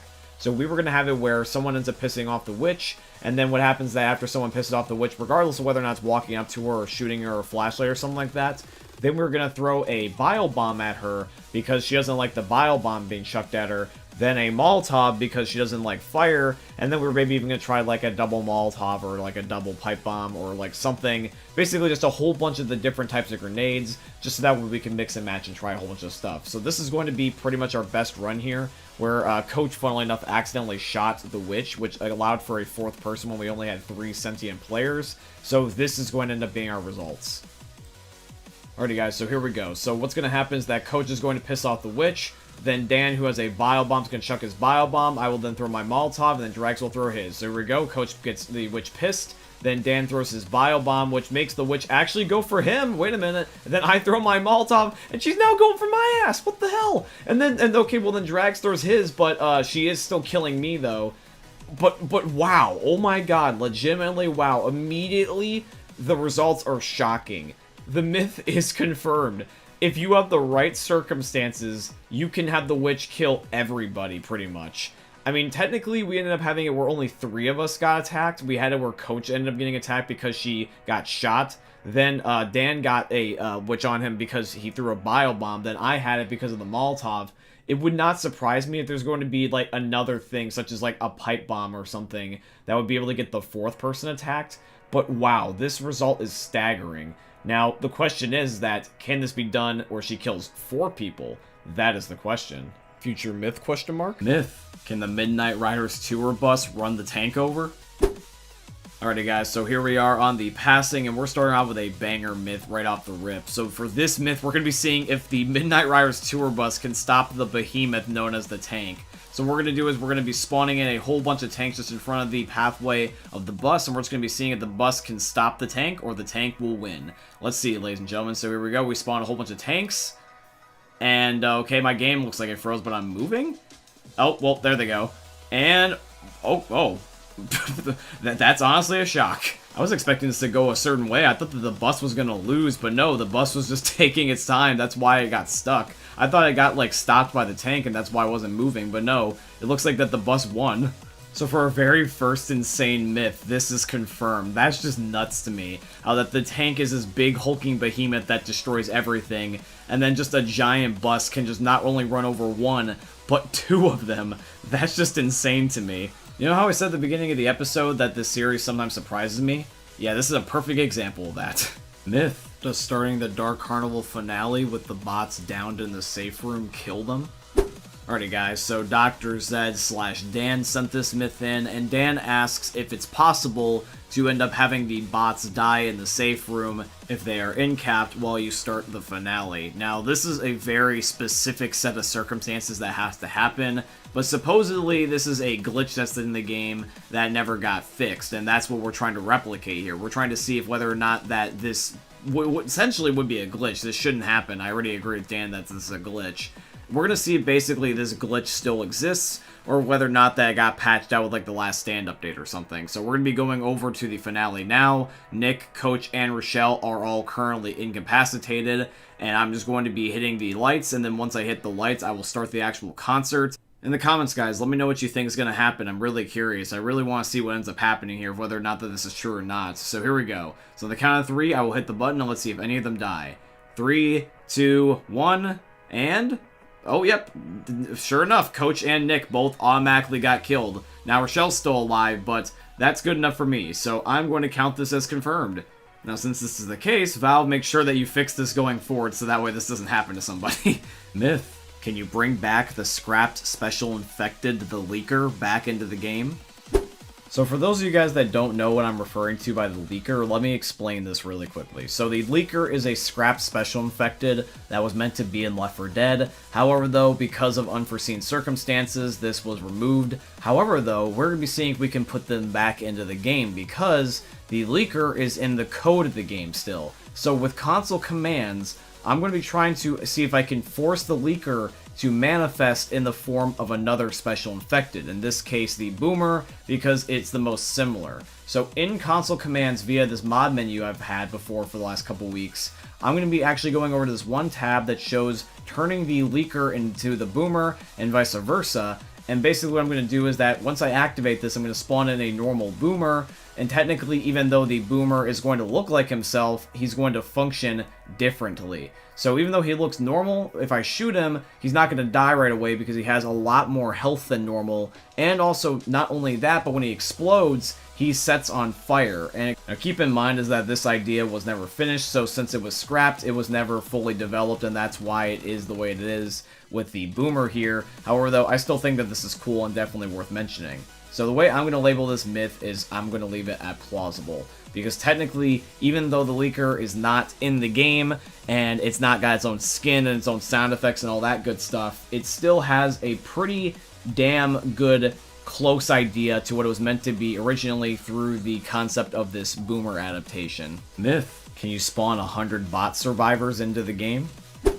So, I don't know if you guys have ever had this experience where you're playing online and you end up getting these occasional lobbies where there's just a crap ton of people playing and it's like 20 plus survivors in the lobby. I've had that happen to me personally, and one of the things that I thought was kind of cool about that is that the idea that you can just play with a whole bunch of your friends. Now, I'm curious if you can have that sort of similar experience in single player, and so what I'm going to be doing is I'm going to be going here on the passing, and I'm going to be kicking my normal bots, and I'm just going to be spawning in artificial bots. So we're not going to be counting the default bots or the passing bots, the ones that are just a part of the passing normally. So that's going to be 6 that we're not counting. So we're just going to be seeing how many I can spawn in with console commands. So on the count of 3, we're going to start spawning in. So ready? 1, 2, 3. Here we go. Let's start counting. So here we go. 1, 2, 3, 4, 5, 6, 7, 8, 9, 10, 11, 12, 13, 14.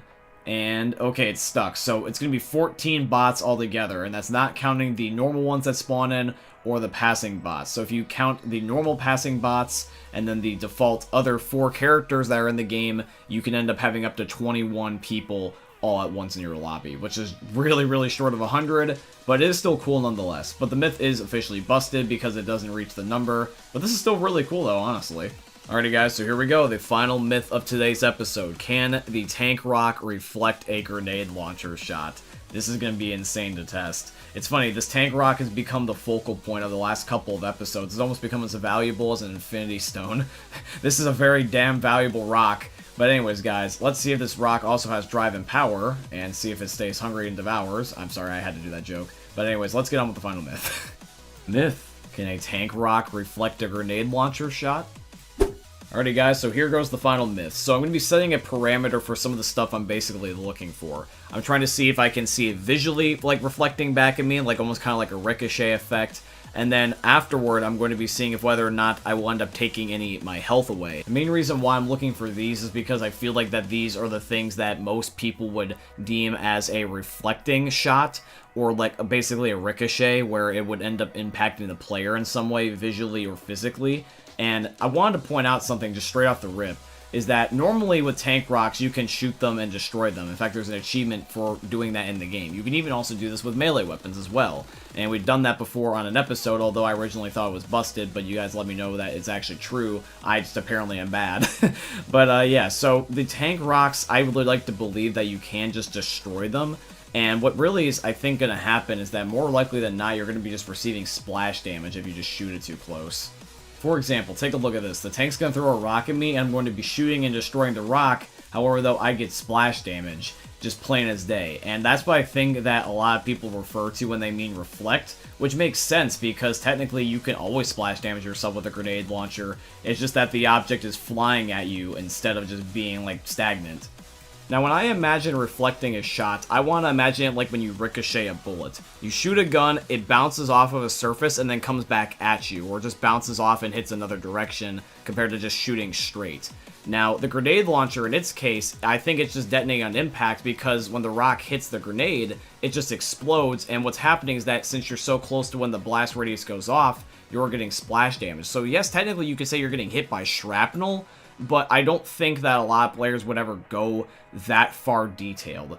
But however, though, I do see the final point and kind of like where people are getting at, so I think at the end of the day, it's just subjective. To make this myth the most fair, I'm going to leave it at plausible, because I feel like that some people might say that, oh yeah, if you get hit with shrapnel off the rock, it's bouncing, and that's ricocheting, and that's reflecting at you. But I feel like some people might be like, nah, that doesn't really count. I'm expecting like a traditional bullet ricochet and not just an explosion, and then the shrapnel is the ricochet. Some people could be very nitpicky about this, so I'm just going to let you guys decide, and that's why I'm leaving it at plausible today. Myth. Can a hunter pounce a survivor that's using a chainsaw? Alrighty guys, so this myth is submitted by Glabersko, and he just wants to know if it's possible that if you can pounce a survivor that is using a chainsaw at the given moment in time. So by this I mean like they're not just holding the chainsaw and occasionally using it on zombies and just nicks you with like the corner of it. I mean like full on like aiming at the hunter and like fully using the chainsaw. That's what we're going to be seeing, of whether or not the hunter can basically just like pounce through it and essentially ignore the animation.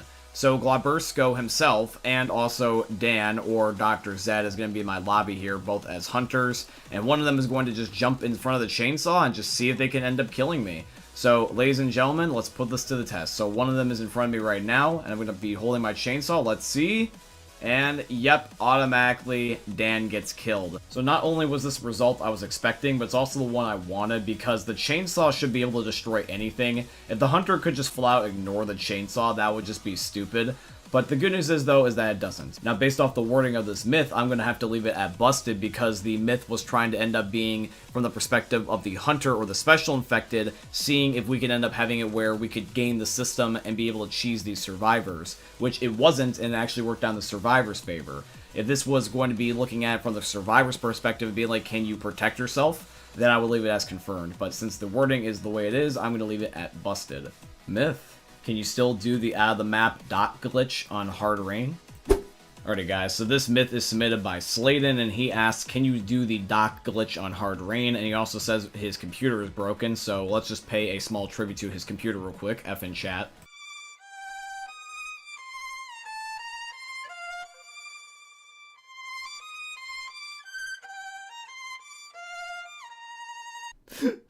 He was just a boy! Alright, now that we've paid homage to Slayton's PC, let's get back to the myth. So Slayton asks if you can still do the dock glitch on hard rain. Now, me and Dan discussed this, and we were thinking to ourselves, being like, we assume he means the one that's just going to be on the finale / the spawn, where you can end up basically getting out of the map, and that way the zombies cannot touch you. And that's what me and Dan are trying right now, and it looks like for the most part it genuinely works, because me and Dan were getting killed a lot of the time, and then finally he was able to get it, because so far he's not falling, and this is without no clip enabled and everything, because I can even show you some of our attempts here where he basically just descended into the water and just died immediately. Come on. Alright, shitty attempt number 1. So after Dan got into the glitch, I shortly after just no-clipped into the same spot as him, and yeah, no infected could reach us, so we were basically invincible. Unless it was a fluke, like, for example, a smoker was able to, like, start grabbing us, or a tank actually flung us further into the water. But other than that, this thing works. So I'm going to leave this myth at confirmed. You can still do the dock glitch on hard rain, it's just that there's no guarantee that you will survive, because something still can kill you. Myth. Can you complete the parish finale without activating the bridge? Alright guys, this myth is submitted by Zoe. Zoe wants to know, can you complete the parish finale without calling the military or activating the bridge? Now when it comes to the finale here on the parish, there's a lot of invisible barriers that are around this area, and you can end up seeing these with console commands. Now I'm not doing it for the sake of the video because I know you guys just want to get straight to the results right away, so I'm basically going to explain my findings and then just show you guys the results. So me, Dan, and Globbersko just tried to use a variety of different ways. We tried parkour. We even tried grenade launchers at one point to, like, fling ourselves because of the fact that grenade launcher can fling players. We tried a variety of different things. We just want to see if you could do it, like, legitimately this time, because for any other prior myths, I've just always just no-clipped them, like, okay, there you go, myth confirmed. So instead of doing that this time, we just decided to try grenade launchers, other explosives, jumping on each other's heads even. There really was nothing else we could do because the game just spawns in these invisible barriers everywhere, and unfortunately you really can't parkour up the bridge until you get more into the bridge, which at that point you've already activated it and it really doesn't count anymore towards this myth. And see, these invisible barriers are really strict. Globbersko and Dan were both on different halves of the upper half of the bridge because I no-clipped them up there, and they couldn't even get back down because the invisible barrier was still there, so they were stuck up there like how I couldn't get flung up. So the only way you really can do it is no-clip. So the final results are going to be dictated about whether or not that you're counting no-clip towards a possible solution, and if you are, this myth would be confirmed because no-clip basically works for everything, but if you were trying to do it any other way, I was not able to find a way for myself. However, though, I would like to believe that this myth is definitely still possible in some other way, so I'm going to leave this at plausible because, yes, I understand that there's invisible barriers all over the place, but new glitches and bugs always get discovered in this game, and it would not surprise me in the slightest if somebody found something if they had enough time on their hands. Myth. Can you save yourself from fall damage by defibbing a player? Alrighty guys, so this myth was submitted by Dr. Zed or Dan. Now, Dan asks if you can end up saving yourself by using a defib, because for those of you guys that don't know, you can revive somebody to save yourself from fall damage. Look. Ta-da! Pretty cool, right? So yeah, when you revive somebody while you're falling, it essentially resets the falling animation, making it where you would not die. Now, Dan wants to know if you can do this with a defib, because there is a defib animation in the game that is kind of similar to the revive animation. It's just that the only difference is that you use a item rather than your just, interaction key. So we tried to do this on NSenr, where me and Dan and Globbersko all just took turns basically killing each other, and then we would try to defib on our way to the ground and see if the animation would reset like the revive animation, and we had some pretty interesting results.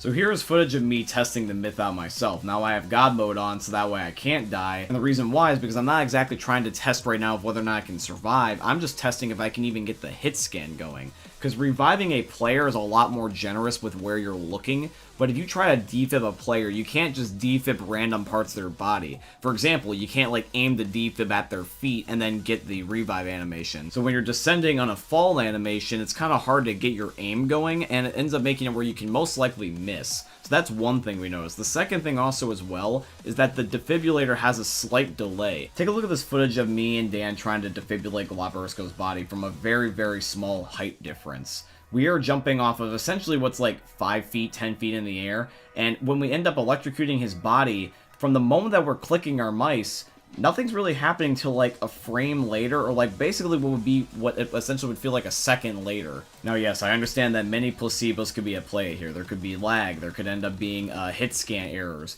there could also just be us simply being bad and missing. I completely get that, but it's very noticeable when you compare it to the reviving animation and how you can save yourself with that. Take a look at them side by side. This is just footage of the reviving animation that Dan used to save himself earlier on in the myth, and take a look at it right next to my footage of me trying to defibrillate Glabersko to try to save myself. It's not really that close, it's kind of got like a second delay, because Dan's just simply doing his action quicker than me. Also notice how that when Dan ends up going to revive Glabersko, he essentially floats in the air while I end up landing on the ground already.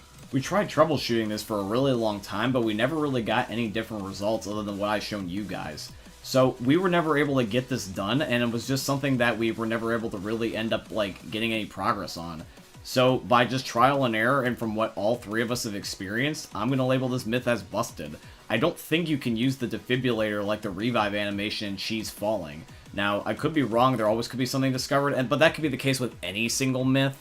And if that was the case, I would be stuck always leaving these things at plausible every single episode. So I'm just going to trust my gut instinct and just say that this is busted. But like I said, there always is the possibility. But I'm pretty sure that as of right now, as we're recording this video, there's just nothing that exists on how to defib somebody to save yourself from falling. Alright guys, so now we are on to the final myth of today's episode. For the final myth, once again, is going to be, can you save yourself from falling in Left 4 Dead? When you run out of HP from your falling animation, is there any way to save your own life? Ladies and gentlemen, let's find out. Myth: can you save yourself from falling to your death in Left 4 Dead 2? Alright guys, the final myth is submitted by Monkey Shark. Monkey Shark wants to know, can you survive from falling in Left 4 Dead 2? Now when it comes to falling in Left 4 Dead, there's a lot of things that factor. There's going to be like, how high are you falling from? Where are you falling from? And if so, where are you going? Are you falling straight down? Are you falling at an angle? What's going on? The reason why I say this is because I tried with Dan and Glabersko for several hours trying to do different methods. We tried to fall and then like immediately move over to a close object that's like lower to the ground, so that way we could like try to grab onto that, kind of like in an action movie. We tried to shoot grenade launchers from underneath of each other to corpse launch ourselves back up. We even tried to end up using propane and just basically making like a giant nest of it, so that way we could blow it up all at once, so that way hopefully that would fling us up back to the sky. But no, none of it works. Glabersko, Dan, and I tried essentially everything. We were on the verge of giving up. We thought there was no way in hell that this myth is possible. We tried everything. There's no way it works. And then something hit me, and I thought, why don't we try something weird? And then this happened. You have God on, right? Yeah, you don't. It's disabled now. Watch this. Don't hold spacebar. I have God disabled. Watch when I shoot the glass, because you're hanging onto that. You grab onto another object, see? One word. Glass. The glass on NSenr's atrium is perfect for this myth, because essentially what it does is that it's a glorified reset button. Think about it. If you're falling in Left 4 Dead, it's very likely that you're just going to fall straight down. It's very hard for you to get the momentum to keep turning around and moving and maybe even grab onto another ledge or something. However, though, if you have essentially another object just right underneath of you, you can just grab on without having to move, which is basically what the glass does, is that it's a layer on top of another layer of something that you can grab, because all the player has to do is just grab onto it. If you end up shooting out the glass then would break, and you would grab onto the bridge with barely having to move, which would reset your timer, and therefore you get a complete another minute, basically, to revive your teammates. Now, the teammate in question does have to be the one that shoots for you, because we tried to do this ourselves, like where we were hanging and then just quickly shoot and then lean into it, but it doesn't work that way, unfortunately. The timing has just never been perfected. But if a teammate does it, it completely works almost all the time. Now, in my opinion, this is going to be extremely hard to do, and I wouldn't necessarily put your life on it. I would never put a bet on it. But if you really are desperate and you just need to clutch that playthrough, this very thing can save your life. So ladies and gentlemen, this myth is confirmed. Myth: can a charger still charge someone that's using a chainsaw? Alright guys, so this myth was submitted by Glabersko. Glabersko asks, can you end up charging through someone that's using a chainsaw? This is very similar to his myth request from last week, where he was asking if it was possible that you could hunt somebody and pounce them through a chainsaw, which that myth was busted. But does this same logic apply to a charger? We're going to find that out, ladies and gentlemen. So Glabursko, the man that submitted the myth, is going to be in my lobby here as the charger that's in front of me. And even though I was holding down the chainsaw, he still manages to charge through me and actually end up starting to incapacitate me. So that means that, yes, this myth is confirmed. If you were holding down a chainsaw, regardless of how long you were holding it for, the charger will just charge through regardless and kill you. Now, I should mention that here in the editing stage of the video, I did not think to test in the gameplay about the possibility if the charger, like, let's say, was one shot, and he was really, really weak, could the charger die by the chainsaw then? I'm just going to say that that is definitely a possibility. But despite that possibility, I'm still going to leave the myth at confirmed, because the myth was just simply looking at if the charger could in any circumstance charge through a chainsaw, which he did. So that's why I labeled the myth as such. Myth: can you start the Coldstream finale without answering the chopper pilot? Alrighty guys, so this myth was submitted by Zoe, and Zoe, my friend, I have a thing I want to show you here on the screen. This is the Coldstream finale here outside where the fence is, where we actually have console commands enabled so we can see all the crossable barriers that are on the map. Now, red means that nothing can pass through it, whereas purple means that only zombies can pass through. And if you take a look at the fence is going to be completely covered in red, which means that we would not be able to get over this fence, despite the fact that the fence itself is the only thing that's red, where everything else above it is not. You would think that with the red being only on the fence that we can't go through the fence, but we could go over the fence. But no, that's not the case, because me, Dan, and Glabursko could not get over the fence no matter literally what we did, unless we just no-clipped, which means that you would basically have to cheat. Because this would be the only logical way to go, because you can't force yourself through the door unless you also, once again, have no-clip. So with all of that in mind, just the way that the game is made, this fence was not meant to be crossed. So I'm going to fortunately have to leave this myth at busted. There is no way, with the way that the game is designed, you're getting over this fence or getting through the door without no-clipping. So technically, if you wanted to no-clip, sure, but any other way, I don't think it's possible. Myth: can you skip the crashed plane panic event on Swamp Fever? Alrighty guys, so this myth is also submitted once again by Glabursko. Now Glabursko, since he was filming with me, didn't type this. All he did was just speak it to me, which means that there's going to be no myth here on screen. But it was indeed submitted by Glabursko, and Glabursko wants to know if you can just skip the plane that is on the second chapter of Swamp Fever. Do you have to open the emergency door, or can you just go around it? So me, Dan, and him were just trying to spam grenade launchers and seeing if we can hop over any potential invisible barriers. So far, we have not managed to do it. There is invisible barriers on the plane. However, though, I have seen people skip this part before. So really what it is, that it's just a matter of trying to find the right spot. So we decided to go to the right half, where there's a little bit more visual, like cracks and open stuff in the plane. And when I jump on Dan, he shoots a grenade launcher up into my body, and then boom, I am on the other side, meaning that yes, this myth is confirmed. You can still skip this panic event on Swamp Fever. Myth: can you shoot a shotgun with frag rounds into the floor to save yourself from fall damage? Okay, so this one is extremely hard to explain, but I will try my absolute hardest to.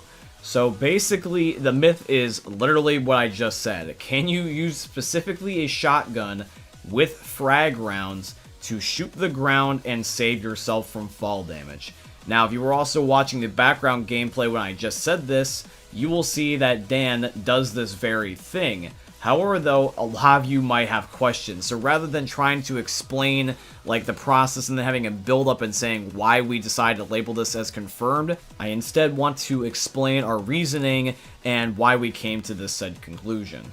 So, Dan, or Dr. Zed, has seen a YouTube video before about Left 4 Dead speedruns, and one of the ways that you can try to cheese the system for speedrunning in the game is to make it so that way you can fall off of high surfaces. And in order to do that, one of the ways you can end up negating fall damage is to shoot a frag round shotgun into the ground as you are descending. This does this really weird effect where the frag rounds, since they end up giving you splash damage, you know, they kind of give you like a whiplash effect. There is a brief period of time from the moment that you're falling and before you hit the ground, if you shoot your gun, you don't end up dying. which is really weird because you think that with a frag round, that with all the splash damage that is in that thing, the gun would just kill you. But it's not enough to kill you, but instead it just weaken you. So instead of dealing with the death from the fall damage, it's better to deal with the splash damage from the frag rounds, which would end up making it where you might end up taking damage, but you still save your life, which, you know, it's better than dead.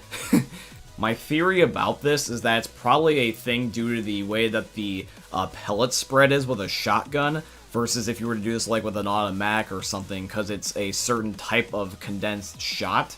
Whereas if you had like an AK-47 or something like that, it's just a whole bunch of splash damage from just a whole bunch of rapid fire mini shots, which isn't as crazy as like, let's say, one giant shotgun shell.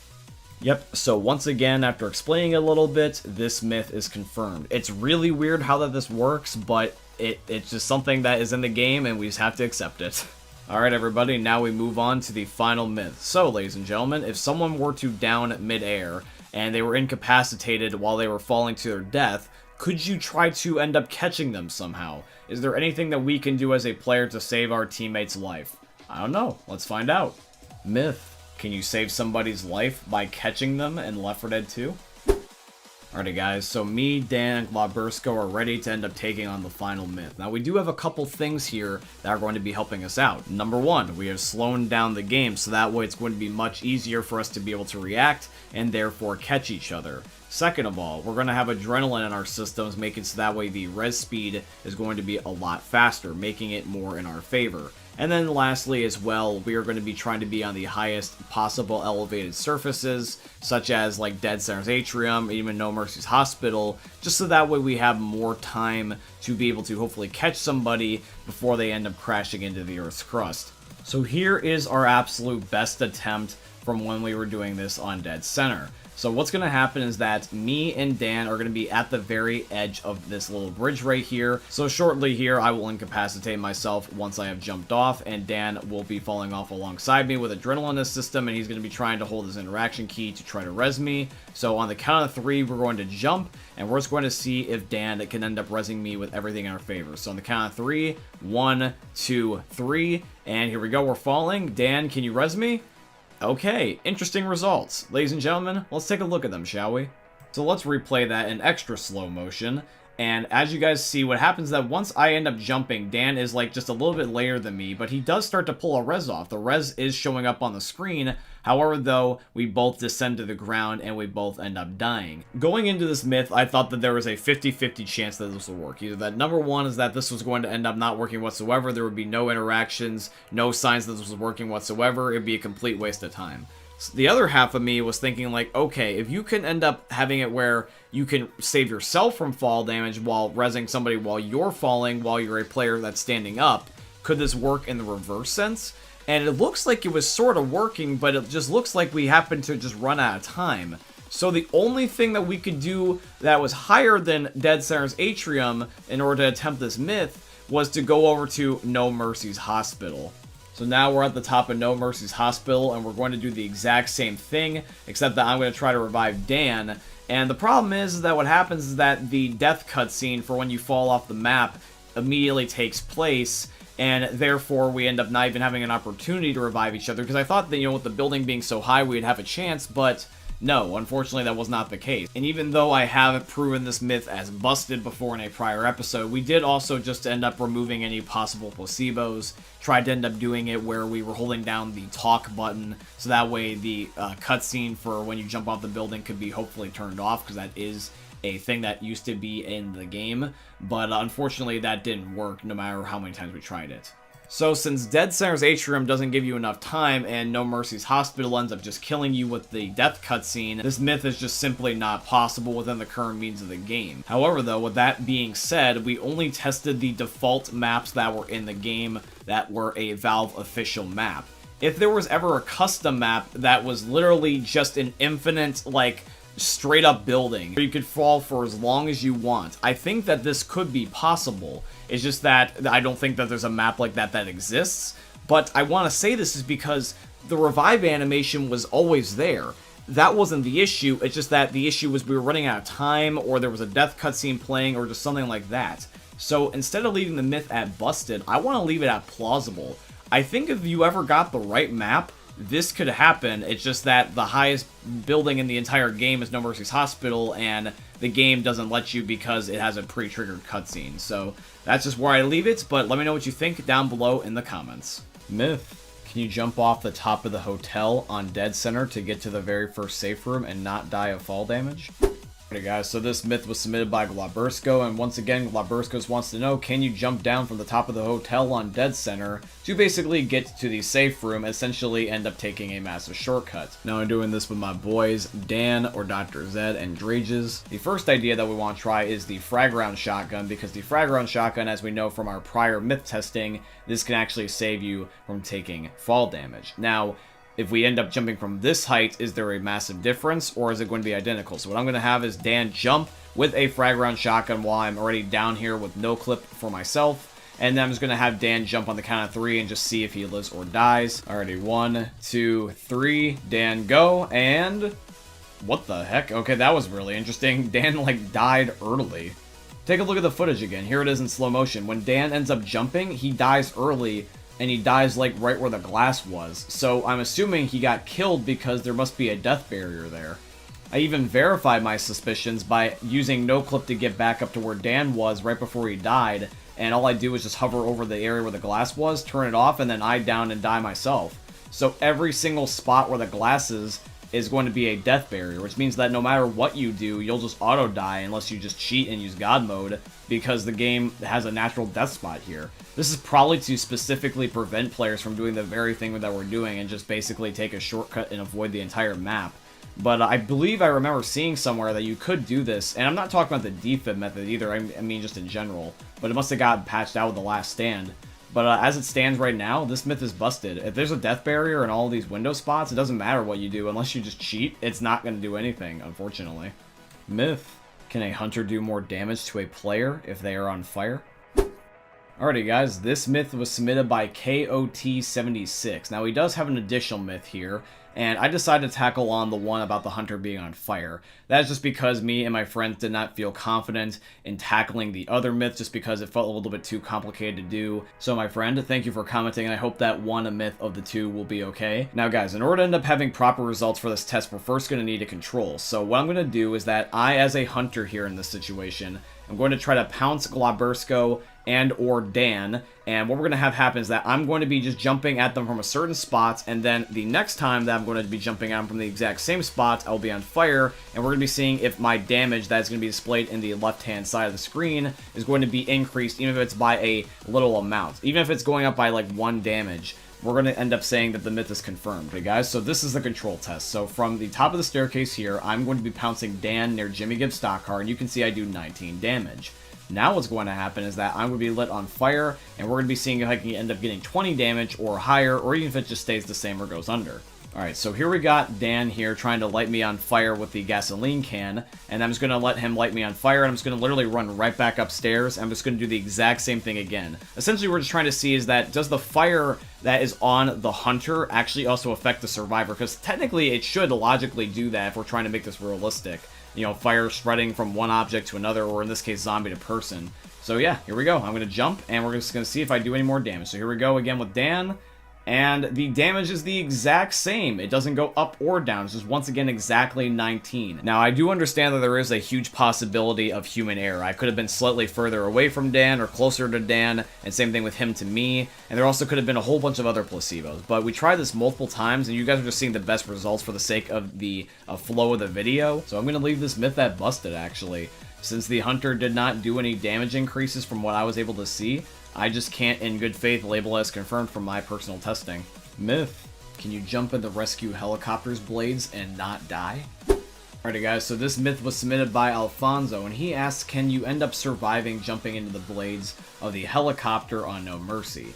Now, my friend, I'm going to be doing you one better. I'm not only going to be testing this out on No Mercy, but I also want to test this out on every single other map that has a helicopter as its means of rescue. So we're starting off with No Mercy, but we're going to do some other maps too as well. Alrighty, so right now, me, Glabursko, Dan, and Drages are all going to have our no-clip be deactivated at the exact same time on different parts of the blades, and we're just going to see what happens to us. So right here, I catch myself and everyone else, and we went through the blades, but we didn't die, which I thought was really, really weird. We don't have God mode on or anything. In fact, actually, a couple of us landed on the helicopter. You can see Drages landed, but I, like, fell through the blades and died of fall damage, even though I'm still on the building, which is really weird, and I can't explain this away. It's like, there's only certain parts of the blade that can kill you, but not the entire thing, which, from a realistic standpoint, just does not make any sense. In fact, I even land right next to Drages, and you can see that it's not a fluke, because I, too, land just on the helicopter,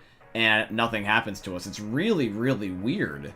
We also even tried it on Dark Carnival, and Dark Carnival, we weren't even able to get this one to kill anybody. Like, no matter what part of the helicopter that me, Glabursko, Dan, or Drages picked, we would just not die. It's like that the helicopter was like a solid object, and all we would do was just float, even though our no-clip would be off, or we would land in spots that didn't kill us. We actually more rather died of fall damage than anything in this myth testing, which I thought was really, really weird. Coldstream was the exact same thing as well. I mean, I was just sitting here either levitating or just defying the laws of physics and preventing myself from somehow getting decapitated. And then the one that was the most baffling of all was the Parish, because this is a gigantic military helicopter. There should be no reason why we should live. But yet, at the exact same time, as much as I'm saying that we shouldn't be able to live, we're basically pulling a Houdini, and we're just sitting here just casually floating like Jesus. I can't explain this away. And the thing is, though, is that it's not every time, though. There is some times where the helicopter blade will kill us, but it's usually on the outer part of the blades, and not the direct center. And plus, also, the closer we are to the center, like, more like the actual inside of the helicopter, we die more often. The thing that was the most baffling to me about this myth is that, first of all, I thought that this was automatically going to be busted. I thought that by just jumping into the blades of any helicopter, the game would be realistic and just, I don't know, kill me. But no, like, sometimes there was just unexplainable moments where we were all invincible, and I cannot explain that away. And I can't really understand it other than just making the educational guess that maybe that there is a moving death barrier on the blades, and it only does it in certain areas, like, for example, the outer part of the blade, and not the center of the blade. Now, Alfonso, even though you only asked about the results in No Mercy, I want the extra mile for you, and I wanted to show you all the other maps, in case there is a possibility that whatever results that I give you from the No Mercy footage, you want to try to do the other ones. So I'm going to label this myth at plausible, because to say it's confirmed or busted, depending on how you look at it, is just incorrect. So the most fair ground is to just say it's neutral at plausible. But I do hope that you end up respecting why I did this, and also appreciate the effort that me and everyone else decided to go to try to do this myth for you, man, because we want to make sure that we gave you a definitive answer. Myth. Can you complete finales by no-clipping to them and not calling for rescue? Alrighty guys, so this myth was requested by Zoe. Zoe wants to know, can you basically no-clip to the helicopter pilots that are on Coldstream in the Parish without calling them and still win? Now, I'm going to be going the extra mile for you as well, Zoe, and I'm going to be doing this on not only Coldstream and Parish, but also things such as Dark Carnival and No Mercy. So we're starting off with Dark Carnival here, and I'm going to be no-clipping into this helicopter without starting the concert and just seeing if I can fly away and escape. So we're going to be having technically 4 of them. So let's do this, my friends. So here we go for the very first one. I'm going to no-clip inside, and it looks like that I escape, so that is one accounted for. Alrighty, now we move on to the Parish, which is going to be one of the original 2 maps that Zoe asked for. So we're just flying over there with no clip, activating our Superman powers. And once we trigger the 1 checkpoint, which is going to be at the very end of the bridge and not activating the radio still, the helicopter blades will start to warm up, and then we can go inside the helicopter here and see if we escape. And yep, that is indeed the case, although they left me behind, goddamn you military. And the bridge explosions, also goddamn you military. So that is 2 maps accounted for. Now let's move on to the next. Alrighty guys, now we're on to No Mercy. So 2 of these have worked so far. And when it comes to the one here on No Mercy, I think it's going to be the same. Because basically all the rescue does is that it just allows you to end the map. Whereas the radio, or like calling for rescue in the first place, just ends up removing any barriers that are in your way to get to that location. So like, for example, raising the door on Coldstream, or allowing you to be able to like lower the bridge on the Parish. I think that's really what it does. And then here on No Mercy, once again, you can see now I'm also escaping. So that is going to be 3 of the 4 maps. Alrighty, and now we are on Coldstream, the very last one, and one of the ones that Zoe wants to know about. So for this one, Zoe, I just have the confidence that this is going to be the exact same, but I will double check for you, my friend. So when it comes to this myth, I'm surprised that not only were they all consistent with each other, but they were also very easy. In fact, like, for this Coldstream one, once again, literally just like the other prior 3, the exact same thing happened. It just, like, allows me to be able to escape. Hell, I'm even in a no-clip and I'm still floating, and I didn't actually get taken behind, because really all it does is just trigger a cutscene, if anything. But yeah, guys, this is going to be confirmed. You can easily just no-clip all the way over to these helicopters, and you'll be just fine, and you'll win the map instantaneously, basically. Now, my friends, instead of transitioning to the final myth like we normally do, I got a surprise for you. I'm going to be doing an extra bonus myth for you guys. We're going to be doing this right before the final one just for fun, and let's see what this next myth is. Myth: can 4 survivors climb the same ladder at the same time? Alrighty guys, now this myth was submitted by Drages, who was actually one of the people that was helping me do myth busting this week, and me, Glabursko, and Dan Drages just were all messing around here when we were trying to do the helicopter blade myth, and we were all realizing that we can end up being on the exact same ladder at the same time. So this is already confirmed, but I just want to show you the footage because of how ridiculous this looks, and Dre just thought it was so funny he wanted me to include it in the video, so that's why we have a bonus myth here. I hope you guys end up enjoying it.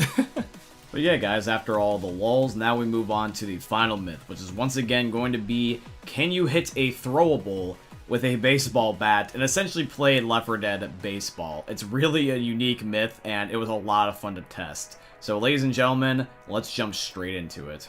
Myth: can you play baseball in Left 4 Dead? Alrighty guys, this myth was submitted by Glabursko, and Glabursko, just shout out to you, man. The creativity on this myth was already cool, but the amount of fun, stupid shit that we did throughout this episode, just testing this, made my day, so thank you. Like, this was a lot of fun. So, guys, we're trying a whole bunch of things here. I've got Dan, Drages, and Glabursko all just throwing things at me. And even though this myth might end up being one way in your head, just watch the entire thing, because there were so many different times throughout this, like, testing where it was myth busted and myth confirmed, like, basically rotating on a loop. Here is some footage of me actually trying to throw things at Glabursko now with the other guys, and you can just see explosions going off constantly, and I don't know why, it was just really amusing to me. And then we ended up having Dan switch over, and now we decided to throw some stuff at him, and it was just funny just throwing a whole bunch of random objects at your friends. We even tried Molotovs next, because, I don't know, for some reason in my head I thought that, hey, you know, if it doesn't work with a pipe bomb, who's to say that the physics, you know, don't work on the other stuff? Because Glabursko said any throwable item. We even tried bio bombs at one point, but it's like, this is like, for some reason in my head, just funny to me, because it's like the most extreme version of baseball, like, possible. It's baseball, ladies and gentlemen, to the death. Now here is Drages trying to end up hitting bio bombs, and I know that this seems like the least likely one to end up working, but we were wanting to try everything at this point because we were just laughing our asses off, and we were just screwing with each other by this point. There was even at one point we tried a one of everything. We tried bio bombs, pipe bombs, Molotovs, and there was just chaos erupting. We even tried to end up getting right up in each other's faces, basically, with just barely enough time to react, while in slow motion, as a giant line of the 3 of us were just trying to end up hitting the pipe bombs, bio bombs, and Molotovs coming our way. But all that happens, it just looks like it's connecting, but nothing actually happens. We were expecting kind of like the grenade of choice to like bounce back towards whoever threw it, but no, instead just ended up like going further, and it really never got anywhere. So even though, unfortunately, this was one of my favorite myths I've ever done, I'm going to have to label this at busted. You can't play baseball in Left 4 Dead with the grenades, but damn, that would be so much fun if you could actually do that. Myth: can you cancel the voting system in Left 4 Dead 2? Alrighty guys, so this myth was submitted by Glabursko, and Glabursko is going to be testing this myth alongside with me and Dan, and the idea is, guys, that we're going to be trying to cancel voting by killing ourselves, because when we kill ourselves, the game technically does a glorified reset back to the beginning, and we want to see if this changes any of the voting. So for the first voting, we're going to test it on map changes, so we kill ourselves, and then we're going to see if it goes through. And yep, this first one goes through. It switches us over to NSenr, so you can't end up killing yourselves to change the map. That one will go through, but we still have another few that we want to test here. Alrighty, so for this one, now we're going to be testing out if whether or not you can cancel the voting for the difficulty changer. So we are going to be going from normal mode to advanced mode as soon as the game ends up starting. And basically, once we have control of our character and the mod menu is open, we are going to end up killing ourselves, and then we'll see if it will impact the game or not. So we are going to be doing it now, and it looks like that says vote passed, which means that it did go through and it did switch over to advanced mode. And even to verify that, just in case, I actually pulled it up again, and it does change over to advanced. Now we have resetting the entire campaign, so I'm on the Blood Harvest finale with the guys, and we're going to be seeing whether or not that it will boot us back to the very first chapter of the map. So we're once again going to do the literal exact same thing, because essentially, like we said, this should be a glorified reset button, and so we do it right here. Now the map does end up queuing the loading screen, however though, it could just simply reload the exact same chapter we were on. I don't know why it would do that, but I do want to show you guys this just in case it goes to the finale again or something, or even something random like another chapter throughout the entire campaign in general. So it's going towards the end of the loading here, and let's see whether or not it puts us back at the beginning. And yep, the very intro cutscene that I was just referring to is commencing, which means that you can't stop it from resetting the whole entire campaign either. Okay, now we're going to do kick a player, which is probably going to be one of the ones you want to see the most, I assume, because it'd be really interesting if we could prevent people from getting kicked, although that'd probably be a very, very bad thing. So for this test, I'm going to be ending up trying to kick Dan, and if Dan ends up getting kicked out of the lobby, we also know that this is ticked off the box. I really am curious about this one specifically, too. So we down ourselves, and it looks like that Dan does indeed get kicked out of the game, so it's just me and Glabursko now. So yeah, you can't prevent people from getting kicked either based off of this method. Alrighty guys, so now we're down to the last one. This is going to be return to the lobby vote, and we're going to be seeing that this final one is the last nail in the coffin that we need to label this myth as busted. So here we go, we're calling the vote right now, and let's see if whether or not that downing ourselves will end up resetting the vote or not. So it says vote passed, but nothing's happening. We're actually just continuing to die. So, does that mean that it worked? Hold on a second. Yeah, it just reloaded the entire map again. Wait a second, that means that this works. So out of all the voting options that are in Left 4 Dead, the only one we were able to cancel was return to the lobby. Now I think I have a suspicion about why that this is the case, is because when you down in Left 4 Dead, if everyone is down, the game obviously can't continue. You can't revive yourself from the ground, and there's nobody else to revive you. So when the game ends up seeing that, it's just default going to end, because that's just the way that the game's, coded.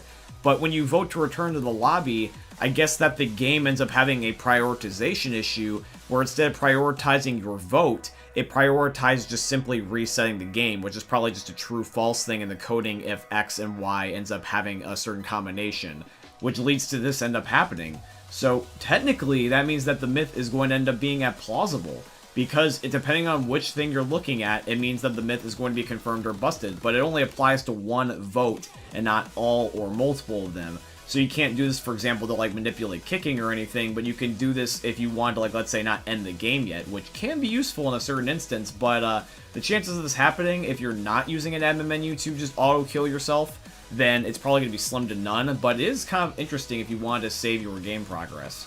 Myth: can you kill a jockey with a chainsaw?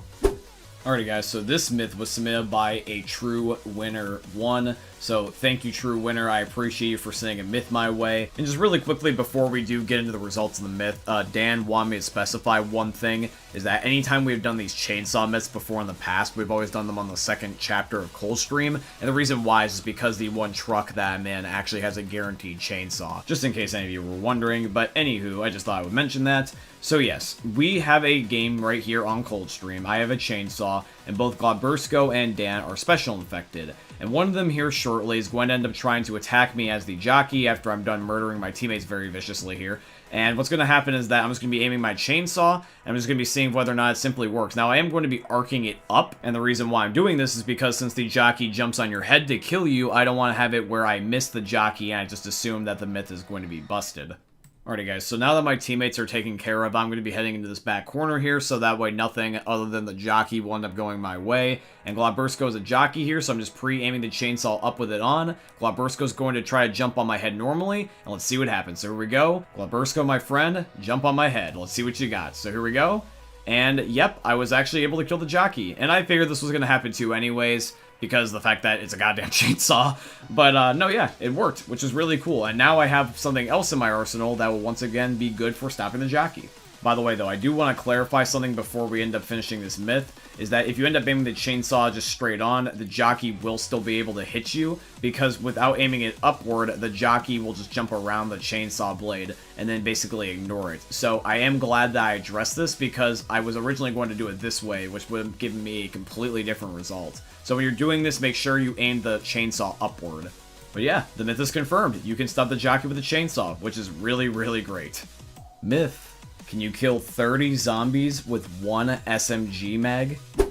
Okay guys, so this myth was submitted by Zoe. Zoe asked, can you kill a group of 30 common zombies with one loaded SMG?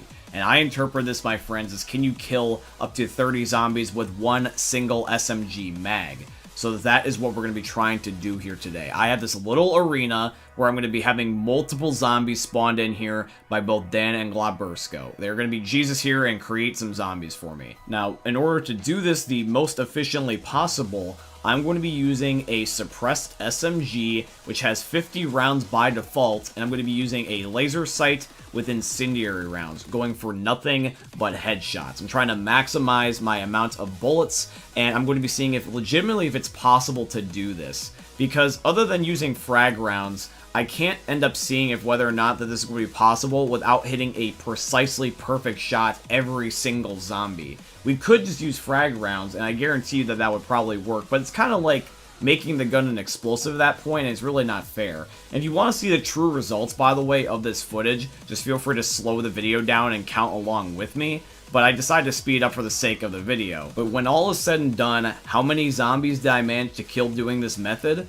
You're going to be shocked when you hear this, and honestly a little bit surprised. But it's 29. 29 zombies. Literally just one short of the actual goal, which would have been huge. And the thing is, like I said, I could have just used frag rounds for this video, and I guarantee you it probably would have worked, but it basically is like cheating. I understand this is already kind of like cheating, because this is essentially perfect circumstances, but we are trying to see if it legitimately is possible.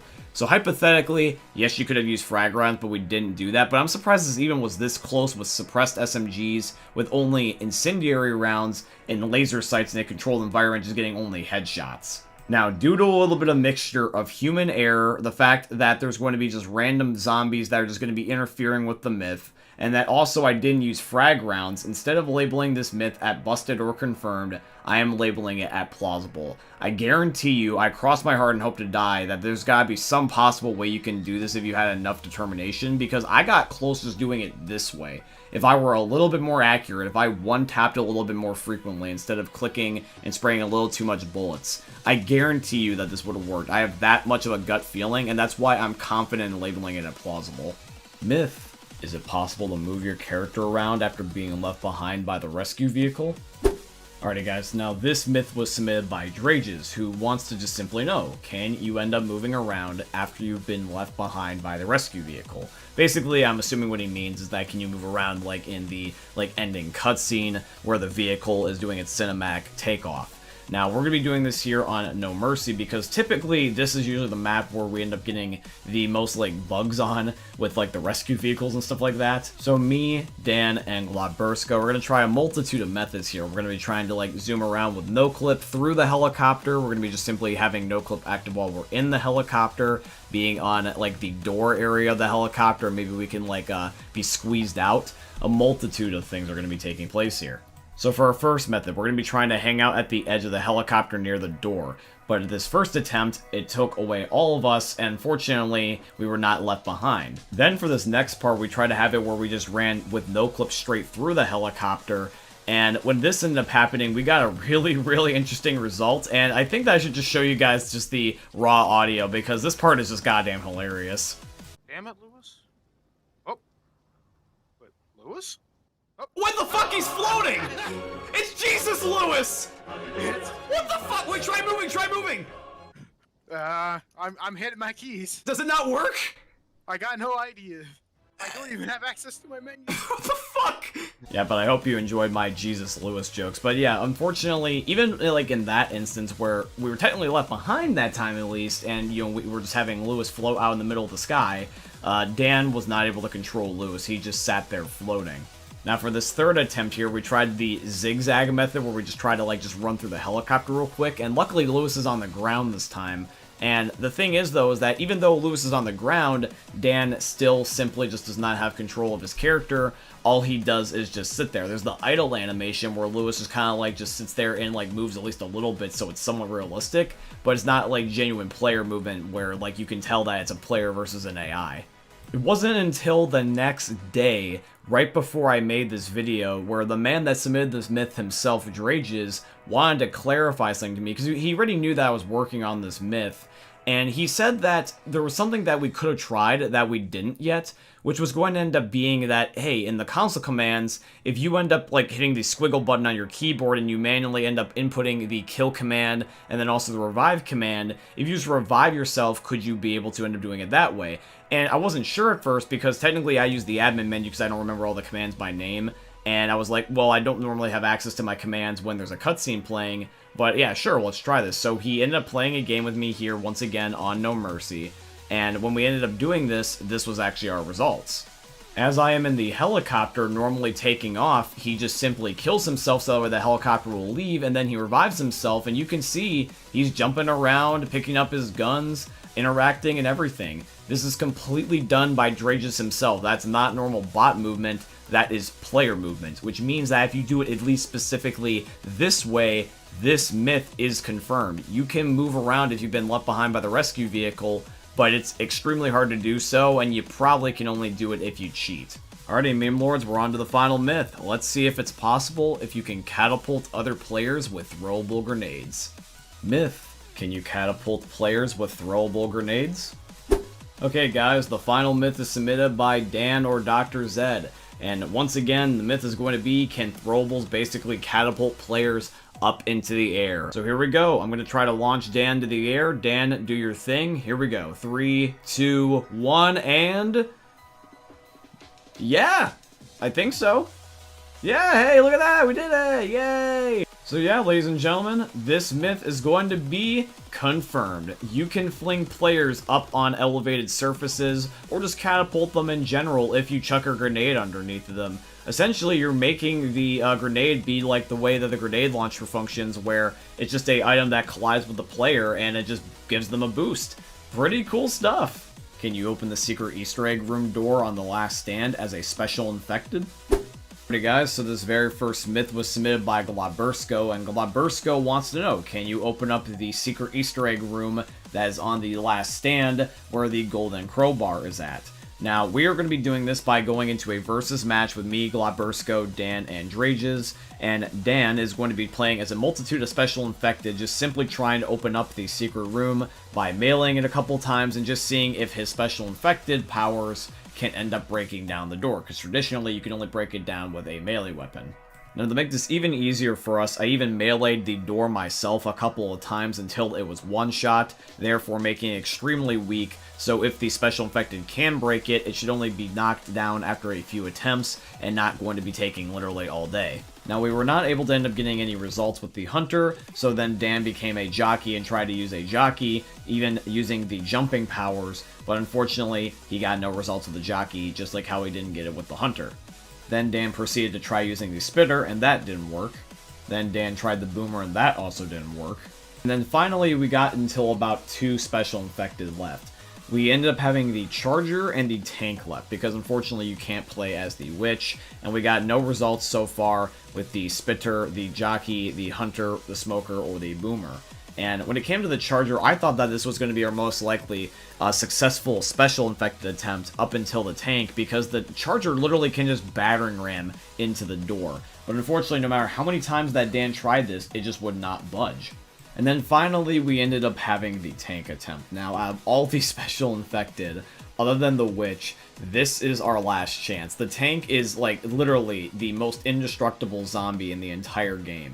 He is big, and he is strong. Like, his brute force of his body should be able to knock this door down if he's allowed to. If the tank doesn't knock it down, then you just simply cannot do it as a special infected. So Dan is trying to throw rocks at the door. He's trying to end up meleeing the door. Hell, like, he's tried everything so far, but we've not given up hope yet. Maybe it's a brute force thing. Maybe he's got to melee it or shoot rocks at it multiple times rather than just simply doing it once. Maybe it's a commitment thing, who knows. But Dan is trying, and he is really trying. And we even got to the point where we said, hey, Dan, just try to even, like, melee the wheelbarrow and fling the wheelbarrow into the door, and maybe you might get a different result. And we even tried, like, even some other random things, such as, like, some jump shots, trick shots, certain angles of the door, but unfortunately, no matter what we tried, nothing ended up working.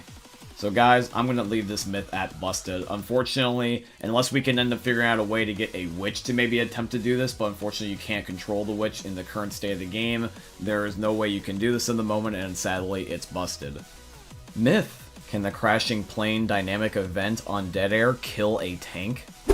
Alrighty guys, now this myth was submitted by Vader, and Vader wants to know, can the crashing plane dynamic event on dead air kill a tank? Now that is a really good question, my friend, because the tank is a big boy, and he can literally, a pun intended here, tank pretty much anything. But even though that he's that strong, can he tank an entire airplane? So that is what we're going to be testing here, my friends. So Dan, Glabersko, Drages, and I are on the runway here with a whole bunch of tanks spawned in, and as long as at least one of these tanks dies by the plane, then we know that the myth is confirmed. So Dan is just luring them all right into the middle of the pathway, and the plane's going to crash any second now. If I find at least one dead body of a tank, then we end up getting our results. So here we go, here comes the plane, and what is the results, ladies and gentlemen, as this brutal chaos is unfolding? Let me see, and wow. Okay. I thought that the tank was resilient, but Jesus Christ, it survived. Every single one of them survived. The only tanks that managed to die were from the fire that was already on the ground prior to the plane being there. So maybe there might be a little bit of a placebo where, like, sure, you could say that the plane's, like, fire was the reason why that the tank died and therefore it counts, but I don't really count any, like, events that spawn in because of the crash. I really am just counting the crash itself, and it looks like that it cannot kill the tank. Alrighty guys, so this myth is busted. The tank just flat out doesn't give a fuck. He literally will just ignore the plane and act like nothing happened, and unfortunately, it can't kill him on dead air. Myth: can you play golf in Left 4 Dead 2? Alrighty guys, this myth was once again submitted by Glabersko. So Glabersko originally a few weeks ago asked, could you play baseball in Left 4 Dead 2? And now he's coming back at it again with golf. So we are going to be throwing some pipe bombs on the ground here on the passing, and me and the boys are going to be seeing whether or not it's possible to end up moving it even slightly, just ever so slightly, with our golf clubs. Because if the golf club can get the pipe bomb to move even just a little bit, I will count that, because I'm not looking at this from a practicality sense. I'm not looking for it to go far. I'm just looking to see if it will even move at all. So I'm just chucking the pipe bomb just straight down to the ground on my feet. So essentially it's just straight down and does not move, and then that way there's no placebos or anything. And it's really hard to do this because I'm pretty sure that you just can't exactly get the hit scan. It's like that the melee weapons don't have a collision effect with any throwables, and instead they just kind of do their own thing. Even got to the point where me and everybody else just all threw down multiple pipe bombs at the exact same time, and we just proceeded to melee them, and pretty much nothing happened. There was, like, moments where we thought that they were moving, but I'm pretty sure that that was just our characters, like, shoving them, rather than actually meleeing them with the golf club specifically. And unfortunately, I don't think that this is possible, and I just want to leave this myth at busted. It's a cool idea and concept from a practicality standpoint, though. Not so much. Myth: can you kill multiple zombies with one shotgun shot? Alrighty guys, this myth was submitted by Zoe, and Zoe's wanted to know, can you get collaterals or multiple kills with a single shotgun shot? Now, out of all of the zombie weapons that are in the game, the shotgun is one of the most strongest weapons in the entire game, and this thing, it would make sense to get collaterals, and it does end up luckily doing that. You guys can see gameplay right here of me just killing a whole bunch of zombies with one pump of each shotgun shot that I shoot, as Dan is spawning in zombies in like a straight line here, basically lining them up for collaterals. Now this is with the normal like Left 4 Dead 1 pump shotgun, but I am also going to switch here shortly to a chrome shotgun. I decided to show the pump shotguns because I'm pretty sure when it comes to the spaz and the auto shotgun, many people will just assume that those guns will one-shot because of their high power, and that is definitely the case. The assumption is correct. Now with the starting shotguns though, such as the normal pump and then the chrome, I'm going to be showing gameplay just to clarify things up with Zoe because Zoe just simply wanted to know. And yes, this is going to end up being possible. You can end up getting one-shots with both the normal Left 4 Dead 1 pump shotgun and the chrome, which means that, ladies and gentlemen, this myth is confirmed. Alrighty guys, it's final myth time. We're going to be seeing if whether or not it is possible that if you can get over 1,000 ping in Left 4 Dead 2. Can you get 1,000 ping before your computer essentially has a heart attack? Has anybody ever lagged this bad themselves? I don't know. Let's find out and set a record. Myth. Can you get over 1,000 ping in Left 4 Dead 2? Alrighty guys, so this last myth was basically submitted by me and the boys, Drages, Globbersko, and Dan. While they were playing with me, we're kind of messing around and we were just spawning in a crap ton of stuff and we were really getting some bad lag. And I thought to myself being like, hey, how bad can we make this? Is there a way that we can make this really bad to the point where like our computers basically shut off? And I thought, hey, let's pick a number. Let's shoot for 1,000 ping. And that's what we decided to aim for. So me, Dan, Globbersko, and Drages just spammed everything.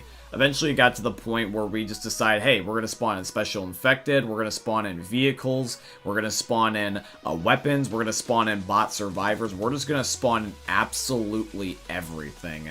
We decided to play a little bit of God. And we wanted to see how bad it could truly get. So what you're about to see is basically just a crap ton of everything. It got like really bad. It was getting so laggy that our computers, I honestly thought, were just gonna explode. Now here is the one thing when it comes to this myth, is that it was extremely hard to end up getting the results that we wanted because our computers would just crash constantly. It was getting frustrating because we couldn't even achieve something as simple as lag. Like, trying to get lag was hard to do. And unfortunately, it was just repeat after repeat of just the game crashing over and over and over again. Now, in hindsight, that's technically, I guess, a good thing. It means that our computer is not trying to force the game to load and then basically completely killing itself. But I did want to see if we can get certain results. I was able to, even though I unfortunately didn't get this on camera, go up to like 800 plus ping, which is a lot. But this is the kicker. Take a look at this photo. This is Dan when he was playing by himself, and he managed to get over 900 ping. That is just ludicrous to me, and I am honestly surprised he was able to get this picture before his house exploded. I'm legitimately shocked. Because the fact that his computer did not shut down, that is some resources. That is a really strong computer. Dan, your computer must be Jesus. Like, I have seen some bad lag before in video games, but I have never managed to see somebody get over 900 ping. Is it possible in the right circumstances, though, where it could get just a little bit higher and go up to 1,000? I want to say yes, which is why I am, ladies and gentlemen, leaving this myth at plausible. I think in the right circumstances, if you ended up having all the stars align and you had your computer just like in a certain way where the internet was slightly unstable, maybe you had like rain out, maybe you had people connected from different countries, maybe you spawned in a certain amount of like random objects that your computer just was like, you know what, to keep up, I'm just gonna ramp up everything, and you end up getting 1,000 ping. So that's why I'm calling the myth here. And if you guys have any experiences where you have lagged this bad, please share your experiences with me. There will be actually a link down below to my Discord, and I want to just see your guys' crazy stories about how you lagged and possibly, maybe you guys even had 1,000 ping. Myth. Can you block the artillery gun on Crash Course from shooting the bridge? Alrighty guys, now I have really been wanting to test this myth for a long time. This has been in my backlog of myths to test. And this myth, the reason why I want to test it so bad is because the artillery gun is one of the strongest things in the entire game. This thing can obliterate literally anything. And so I want to see if we can truly stop this thing from destroying all that gets in its way. So that's why me and the boys, Glabersko, Dan, and Drages, are just going to be shoving in every single inanimate object that we can think of in front of this gun. We're going to be using cars, we're going to be using fences, we're going to be using cement, we're going to be using barricades, we're going to be using even random things that shouldn't even be in the map at all. And by everything, I literally mean everything. Take a look at this right here. So shortly here, while I'm flying in the air with no clip, one of the guys is going to shoot the artillery gun, and we're just going to be seeing if the artillery gun will almost act like a cutscene and just shoot through everything, or if it can be blocked and end up having collision, kind of like how it does with the special infected and the players in the game. So here we go, we're about to end up shooting the gun, and let's see if all of this can stop the artillery gun. So here we go. Oh, it looks like we're getting some things flying. Oh, Jesus Christ. Okay, it's already starting to get chaotic in here. And when it shoots, it looks like nothing really ends up stopping it. It just either knocks cars out of the way or just simply ignores the physical objects that can't be moved. So it looks like that this myth is going to be busted. No matter what we put in front of this thing, it either ignored it or moved it out of its way. So the artillery gun on Crash Course cannot be stopped by anything, so when that thing goes off, you better get the hell out of the way. Myth. Can a tank launch a gas can by punching it?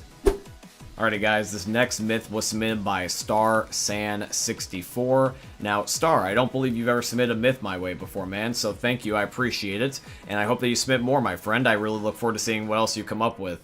But yeah, so Star in this myth specifically wants to know, can a tank punch a gasoline can and copy it across the map? So what me and everybody else are going to be doing is we're going to be playing here on Dead Center, where there's tons and tons of gasoline cans, and we just have Dan spawned in as a tank, and I'm just going to be instructing Dan to punch as soon as I throw a gasoline can at him, and just see if there is a collision effect. Technically, I think there should be, because the gasoline can end up breaking a tank rock, believe it or not. That was a prior myth we tested before, and so I think that this is going to work. So let's just see. I'm just going to chuck it at Dan a couple times, and we'll see what's what after the zombies are done molesting me. Sorry everybody, please excuse the molestation. But anyways, let's get back to the myth. So here we go, copying it at Dan now. Dan, do your thing. And, yep, I was right. The gasoline can went immediately flying, and I'm not gonna lie, that was glorious to watch. So yeah, this myth is confirmed. You can use the tank to punch a gasoline can and it will just fly across the map, so you can really mess people up in verses if you want to, and this would make them totally baffled at like what the heck just happened. If you did this, this would be an epic play, and I would love to see a clip of this on an online match. Myth. Can the Left 4 Dead 1 and the Left 4 Dead 2 survivors mourn the deaths of the members in the other group? Okay guys, so this myth was submitted in by Zoe, and Zoe wants to once again know, can the Left 4 Dead 1 and the Left 4 Dead 2 survivors mourn the deaths of the other group members? So we're going to be testing that here today. We are loaded up here on the passing, and me, Dan, Glabersko, and Drages are just going to take turns killing ourselves. And we do have captions on my screen, so that way, even though you guys won't be able to hear it throughout the video, you can end up reading to see if they say any specific voice lines. And I'm not gonna lie, it was really hard to do this because first of all, I was trying about getting positioning where that the survivors would be looking at us, because they were always distracted by things, even when we had like the director off. And it was really hard to get their attention. We just decided that, hey, it was probably better if we would just spawn them down on the ground with us, and at least we got better results here. Now, when we did this, we weren't trying to get a specific character to give a reaction, nor were we expecting a certain kind of reaction. Because I would like to believe that since that the passing map was officially created, that there must have been something in the game that would have a voice line for at least the Left 4 Dead 1 crew reacting to the Left 4 Dead 2 crew dying, because they do interact with each other, we see it all the time. But for some reason, they're treated as kind of like just speechless bots. They don't exactly have like personalities like they do when they're in predetermined events, such as when you first speak to them, or when you speak to them like right before you start the finale. They just kind of shoot things. Now, even though the Left 4 Dead 1 crew did not react to the deaths and the injuries of the Left 4 Dead 2 crew, what about the other way around? Does the Left 4 Dead 2 crew react to the Left 4 Dead 1 survivors getting injured or killed in any way? Now, the problem is with this is that this is going to be a little bit harder and unlikely, because the Left 4 Dead 1 crew on the passing is basically immortal. They just cannot die. And this is the only time where officially in the game they meet. So which means that unless they decide to add in voice lines just for the sake of adding them, there's going to be no reason to use them. But there was one more thing to test, and that was going to end up being what happens if they end up walking up to Bill. did the Left 4 Dead 2 crew members just end up ignoring Bill? Because they walk right next to his corpse and they end up picking up his M16. It's a weapon that you can end up using within the game. And I looked and I found this on the internet, which I think you guys will like because this is a really, really good piece of dialogue. Assault rifle.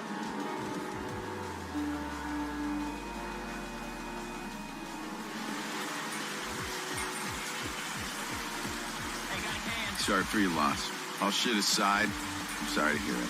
There's not many of us left, brother. I'm starting to get that feeling myself.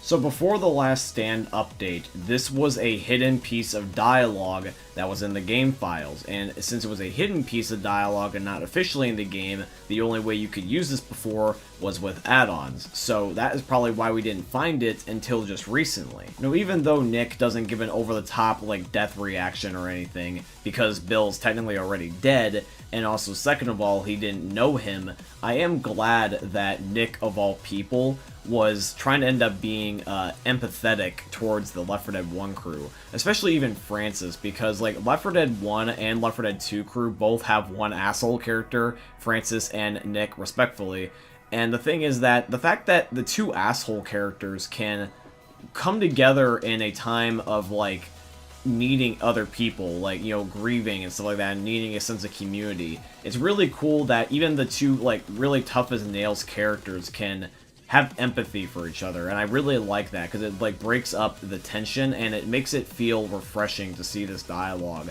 from a character that normally doesn't say it. So it's really cool to see, and technically, even though it's not the most extreme reaction, I will take this as mourning because Nick did seem like he at least felt bad, and I'm going to say that this myth is confirmed. It's not like a crazy over-the-top death reaction or anything, but it is a nice Easter egg that is in the game that you can officially do now without add-ons, and I think that does classify confirmed for today's myth. Myth, can you vote to play the exact same map that you are currently playing on? Alrighty guys, this myth is submitted in by Dan or Dr. Zed, and this is pretty straightforward. Dan just wants to know, can you vote for the exact same map and basically reset it even though you already are playing on, essentially acting as a second vote for if you were on a vote cooldown. So here I am voting for the bridge, and it does look like it is going through, so there is a possibility that this definitely could be on the side of confirmed, but I don't want to jump the gun quite yet and not show you guys the gameplay, because I do want to show you guys the gameplay of everything happening, so that way you guys can end up seeing it for yourselves. And when it comes to this myth, it would be very useful if you could do this, because it would be really nice to have essentially an extra vote. Let me know what you think that this myth is going to be in the comment section down below, guys. I think it's personally going to be confirmed based off the fact that it has gone this far. I don't think it's going to load another random Paris chapter. And yep, I was right. The myth is confirmed. You can end up playing on the exact same chapter via the voting system.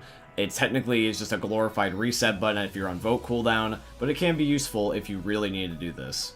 Alrighty guys, here we go. Final myth time. Can you end up saving another survivor with the frag round shotgun, just like how you can using it on yourself? Let's end up testing it out. Myth. Can you save another survivor by using the frag round shotgun strat? Alrighty guys, the final myth was submitted in by Globbersko. Globbersko, my friend, we're going to be testing out your myth here in just a second, my friend. So me and Dan, guys, are going to be here on NSenr, and what we're going to be trying to do is I'm going to be trying to do this the original way that we ended up doing this first myth, where we end up trying to catch ourselves by using the frag round shotgun when we were using this for one person by just simply just shooting the floor.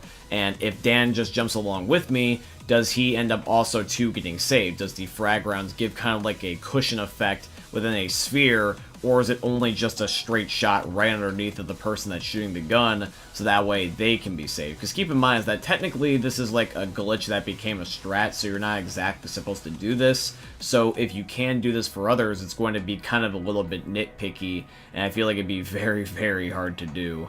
Now, unfortunately, when it comes to the traditional method, we really weren't getting a lot of progress where I felt like we're moving in the right direction, because the best we were able to achieve was just simply saving the survivor that was using the gun in the first place, which we know that that works already, but we want to see if you can save multiple people. Like, can you save your teammate? And unfortunately, we weren't quite getting there. We even tried different modified strategies of the same exact thing, where we tried to, for example, have someone already on the ground and just shoot the floor as someone else is jumping off from the top ledge, and maybe what happens is that we can end up controlling the frag round shots better. But really what it does is that it just leads to you just shooting and injuring yourself, and then just the other people dying still.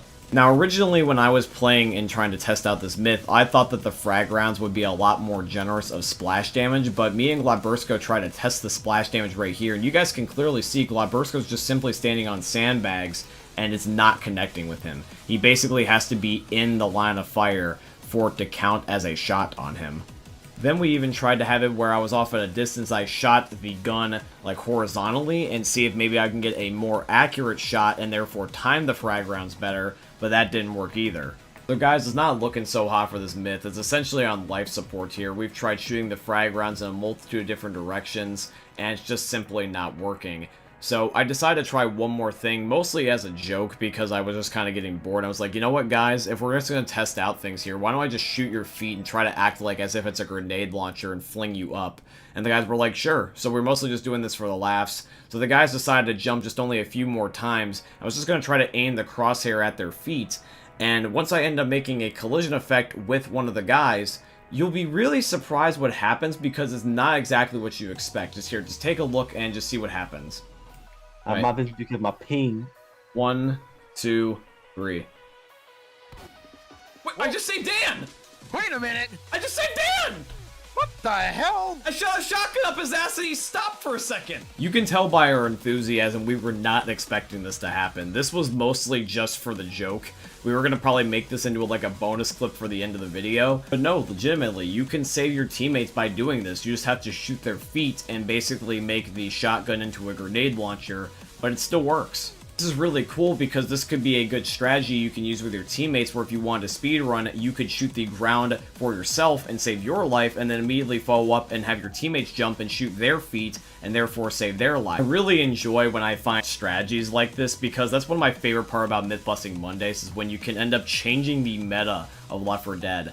People can get so used to playing the game in just so many different ways, but if you just stop trying to test things, then you kind of just end up losing that sense of novelty and discovery, and that's what I've enjoyed about this series the most, just allowing you guys to be able to try new and innovative ways to just change the gameplay and make it so that way you can do things that were not really possible for, with childhood creativity, if you will.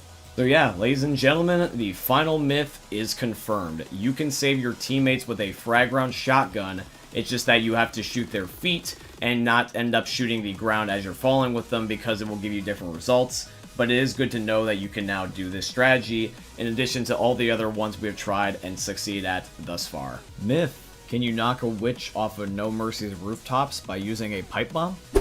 Alrighty guys, so this myth is going to be submitted in by Zoe, and Zoe wants to know, can you knock a witch off of No Mercy's rooftops by using a pipe bomb? I believe that this is supposed to be taking inspiration from one myth we've done before in the past, if you can end up knocking a tank off of No Mercy rooftops. But this is going to be with a witch, and it's also specifically with a pipe bomb. So Zoe, my friend, I'm going to be testing this out for you and seeing what we can do. So I've got me and the boys here, and we are on No Mercy, and we're just going to be just simply spawning the witch as far as we can off of the ledge, and then throwing a pipe bomb in such a certain spot that the explosion will cause her to fly off, hopefully, and not off to the side or even towards closer to us. So that is what we're going to be doing here in just a second. Alrighty guys, so here is going to end up being the footage of our myth testing. This is going to be just the boys spawning the witch at the edge, and as you guys can see, I'm trying to arc the pipe bomb in such a way that it knocks the witch off. And even though I was looking up and down constantly, the witch is no longer in sight, so I believe that this ended up working. Now, since it's kind of hard to gauge if whether or not that the witch fell off or not because of the smoke, I'm going to be showing you more gameplay footage of another attempt where there was like 4 witches and I was in third person. So this gives us honestly the best possible view given the circumstances. I don't know if I can exactly disable the smoke in the settings somehow or use a mod so the pipe bomb smoke goes away so you can see a 100% clear view. But from me and everyone else's perspective, it looks like that the witch is falling off. And I understand that's not perfect footage, but you just have to take my word for it. So I'm going to label this myth as confirmed. You can indeed knock the witch off of No Mercy's rooftops using a pipe bomb. Myth: can you wash off boomer vomit by going underwater?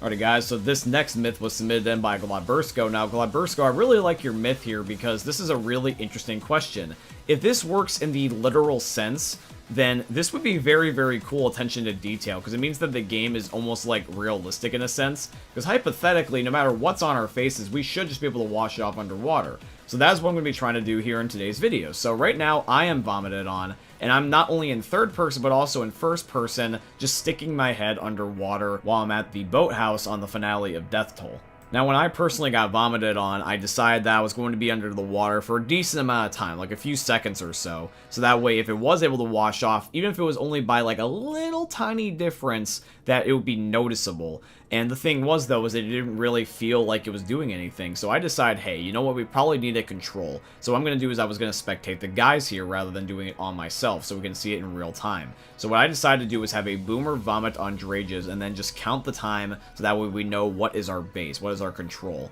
And from my calculations, it was at least about 20 seconds. Now we're going to be having a boomer vomit on both Glabersko and Dan, and we're going to have one of them go under the water while the other one just sits there and just see if there is a difference in terms of the vomit effect.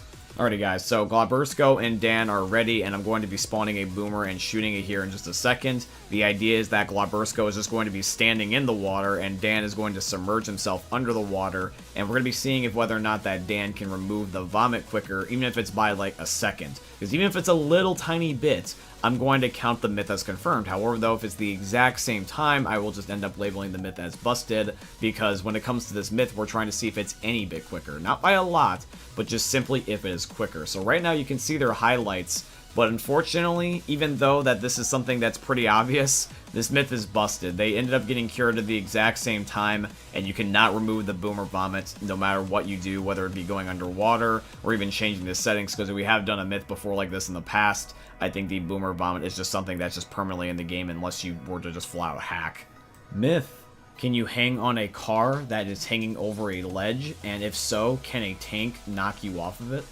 Alrighty guys, so this next myth is submitted in by Star, and Star, thank you for commenting once again, my G, I appreciate you. Now technically, Star, this is like 2 myths in one, but I will make an exception for you, my friend, just because you have been only commenting just recently and you're new around here, and I want to make sure that you end up having a good time. So ladies and gentlemen, we are going to be doing essentially a double myth here, but that is fine. So what we're going to be doing here is we're going to be testing out the first part, which is going to be, can you end up hanging on a car that is hanging over a ledge? And the best way to show this is going to be on the parish, which is what he wanted me to do anyway. And as you guys can see, Drages is hanging on this truck here that is in the broken part of the bridge. Now, technically, this is a truck, this isn't a car, but it is a motor vehicle. Now, I'm going to be also hanging on the back here of the truck, and this is a completely different location, but it's the only area that we were able to find on the map that had enough surface area that allowed us to do this. So technically, this very first part is at least confirmed, but we still got another part that we want to test, which is going to be the tank part. Alrighty guys, so here comes the tank part. So in a second here, I'm about to spawn in a tank while Dan is hanging on a car. Now keep in mind is that this particular spot, Dan is going to be hanging on a car that's not a naturally spawned one. We put this here when we were testing out myths. So you can count this however you want based off of whether you count the cars that default spawn, but this is what we're going to do. So here we go, I'm going to spawn a tank and let's see if it launches us. 3, 2, 1. Got a blast!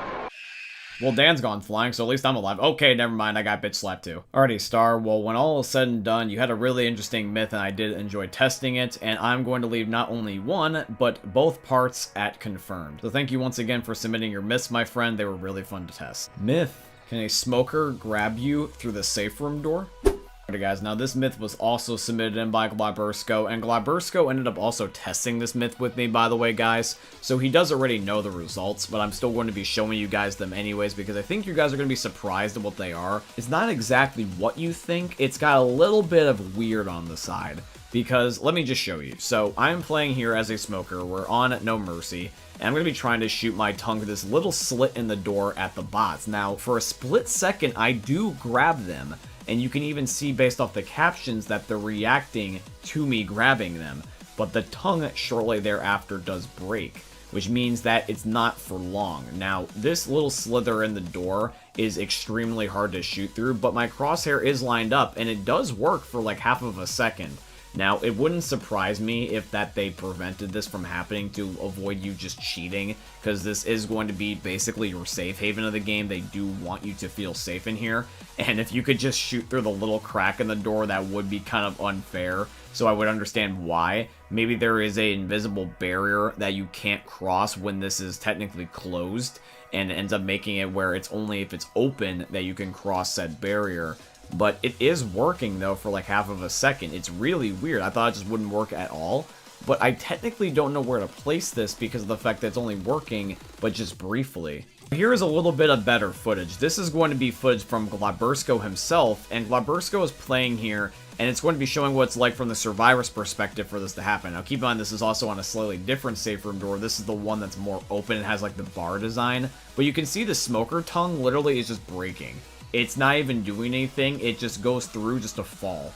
Now the door part about this myth is the really interesting part. The door that is ironically more open has a harder time to allow your tongue to go through, whereas the one with the little eye slit has the easiest time for the tongue to go through. So this is something that is a little bit tricky to place. Now, because you technically can, for a minute second, grab the survivor, it's not inherently busted, but it's not in a way that it's like a reliable strategy, and it's only so brief that it like barely passes the threshold of remotely even being confirmed. So since this is something that I'm just honestly having a hard time to place, and even though I already discussed this with Glabersko, you're just gonna have to trust me on this one, I'm gonna have to leave the myth at plausible here, because yes, technically you can grab the survivor for like a split second, and this might mess them up somehow, but they're not going to die. It's not like you can permanently choke them where they start taking damage. And if they're in there by that point, it's really not a useful strategy to do this. You might as well just go for another survivor that's lingering around somewhere. But yeah, that's my personal opinion. You can look at this as confirmed, you can look at this as busted, but when it comes to putting a myth at plausible, basically my rule of thumb is that if it's confirmed in my mind, but I just can't prove it, or if I also just think that it's kind of hard to place, and I just generally don't know where to put it, I'll put it as plausible. Alright guys, now we move on to the final myth of the episode. So this is going to be, once again, can you end up winning Noam Chomsky by using grenades? We're going to be testing out all three of them, the pipe bomb, the Molotov, and even the bio bomb, and just see if any of them give us the results we're looking for, because some of them might give us different collision effects. Alrighty guys, but enough with me dragging this out more than I need to. Let's move on to the final myth of today's episode. Myth: can you win Noam Chomsky by using grenades?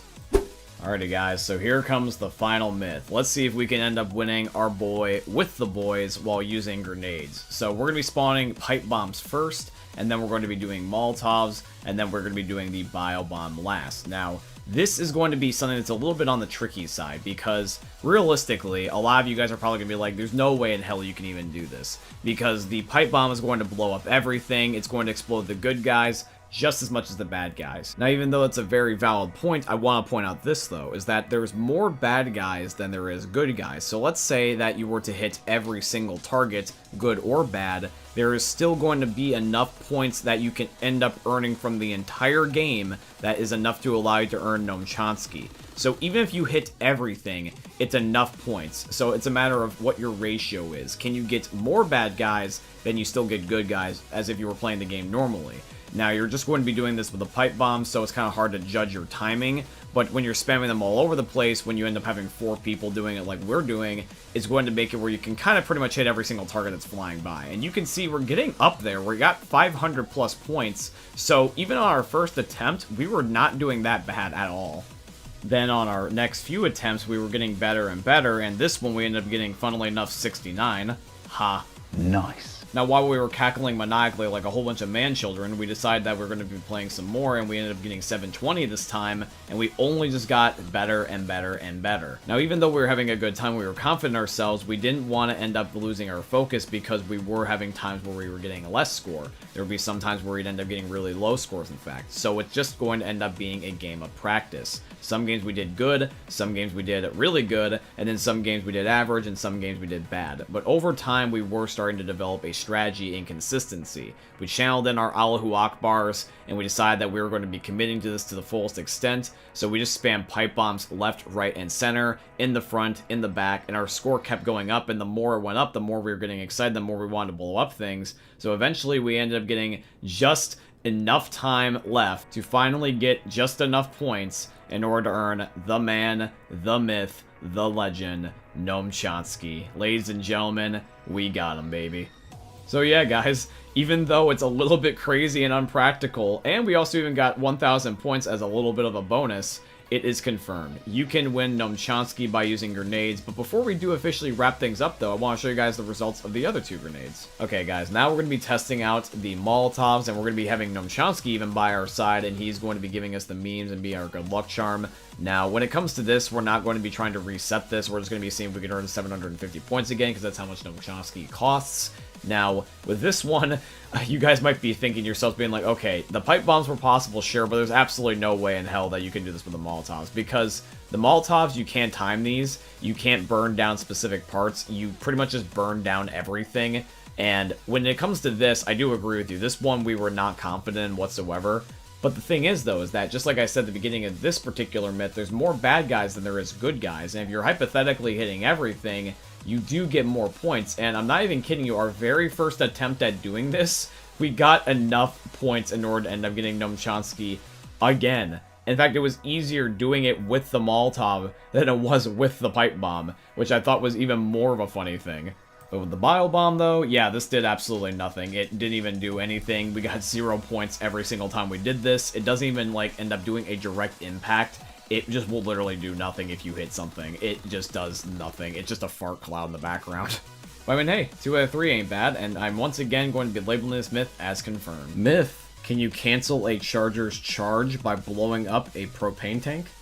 Guys, so this one was requested by JJ Lipscomb, and JJ wants to know, can you interrupt a charger's charge, basically stunning them by using propane tanks? So me and the boys have a giant row of propane tanks, and we're trying just multiple attempts here to end up killing or stunning the charger, but we're getting some really weird results, and I'm going to show you here in a second. We decided to end up going onto this random highway that's here on the parish, just because there's pretty much like nothing on the road and the charger can't charge on these.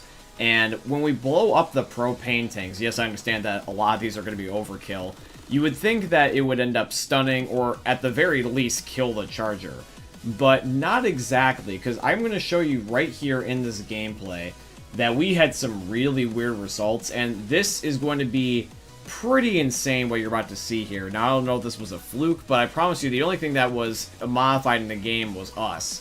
But every single time we would shoot the propane, the charger just flat out did not give a shit. He would just run through everything and not even flinch. And we were even messing around and wanted to go out of our way to prove a point. We got exploding barrels and blew these up, and the charger doesn't die right away. He just sits there on fire, and it's not until after the fire has gotten him that he dies. That I cannot explain away, and I just find that extremely weird. So I don't know what it was with our game, but I promise you the only thing we changed about it was us. And the charger just for some reason just did not care and would not die no matter what we did. Like, let alone stun, but most certainly nothing happened that worked out in our favor. Now, even though I can't prove it by showing gameplay, I have most certainly stunned a charger before, and I remember this in my memory. So what I'm going to do is that since I don't have the proof of it going in either way, I'm going to label this myth as plausible, because I swear to God I have stunned a charger multiple times before. In fact, I believe, stunned him at one point in this footage. It's just that the footage was really not that good enough to show in the video, because from my end I thought I did, but you guys might think otherwise just because of the angles and everything and all the explosions going on. It made it kind of look blurry. So I'm just going to label it as plausible. I hope you guys understand why. Myth: can you shoot a grenade out of midair? Alright guys, so this myth was submitted in by Dead Sled 8. Now Dead Sled, I like your myth here. This is very creative, and if you end up having this myth be confirmed, you're going to change the meta, my friends. Because if you can blow up pipe bombs and bio bombs and Molotovs early, you would make a skill that nobody else would end up having until they end up learning from this video. And that would be very, very game-changing, my friend. Now, before in the past, when we've tried to see if there was a collision effect with melee weapons on the grenades when we did our baseball and our golf myths, those were ending up being busted. Now, when it comes to a gun, you would think that, oh, well, the gun is bullets. It should realistically have an instant collision effect. Well, that was the thing, is that we weren't sure if we were just genuinely missing or if there was no collision effect, because no matter how many times we shot at a pipe bomb or a Molotov or a bio bomb in midair with a multitude of different guns, and we were being pretty accurate, by the way, we could not hit the thing. We had it in slow motion, we were crouching and everything. And then we were like, you know what? Instead of trying to shoot it at midair, let's just test something real quick. We're literally going to throw a grenade on the ground and just shoot it at point blank range. And if it doesn't blow up then we know it wouldn't even work in the air in the first place. Alright, so right here on the gameplay, you're going to see Dan throw a pipe bomb. Now this, unlike the Molotov and the bio bomb, does not end up detonating on impact. So it can just sit there for a minute. And we're shooting at plain as day, and the thing only ends up blowing up because of its timer, not because of our bullets. So, at least for the pipe bomb specifically, it didn't matter how much we shot that thing. It was not going to blow up until it was damn well ready. And I can almost guarantee you that the Molotov and the bio bomb are pretty much going to be the exact same way. I can't see why they would be any different, because we shot all of them constantly and nothing changed. Even though there could be a possibility with frag rounds or incendiary rounds or just solely being more accurate, the practicality is definitely out the window. So I'm just going to be confident in just labeling this myth as busted. There's no way you could do this, because even if you could, it would be so unpractical that the strategy, even if you got good at it, would be just unreliable. It'd be inconsistent. So I'm just comfortable leaving it at busted. Let me know what you guys think, though. Myth. Can you set off a car alarm with throwable grenades and propane tanks?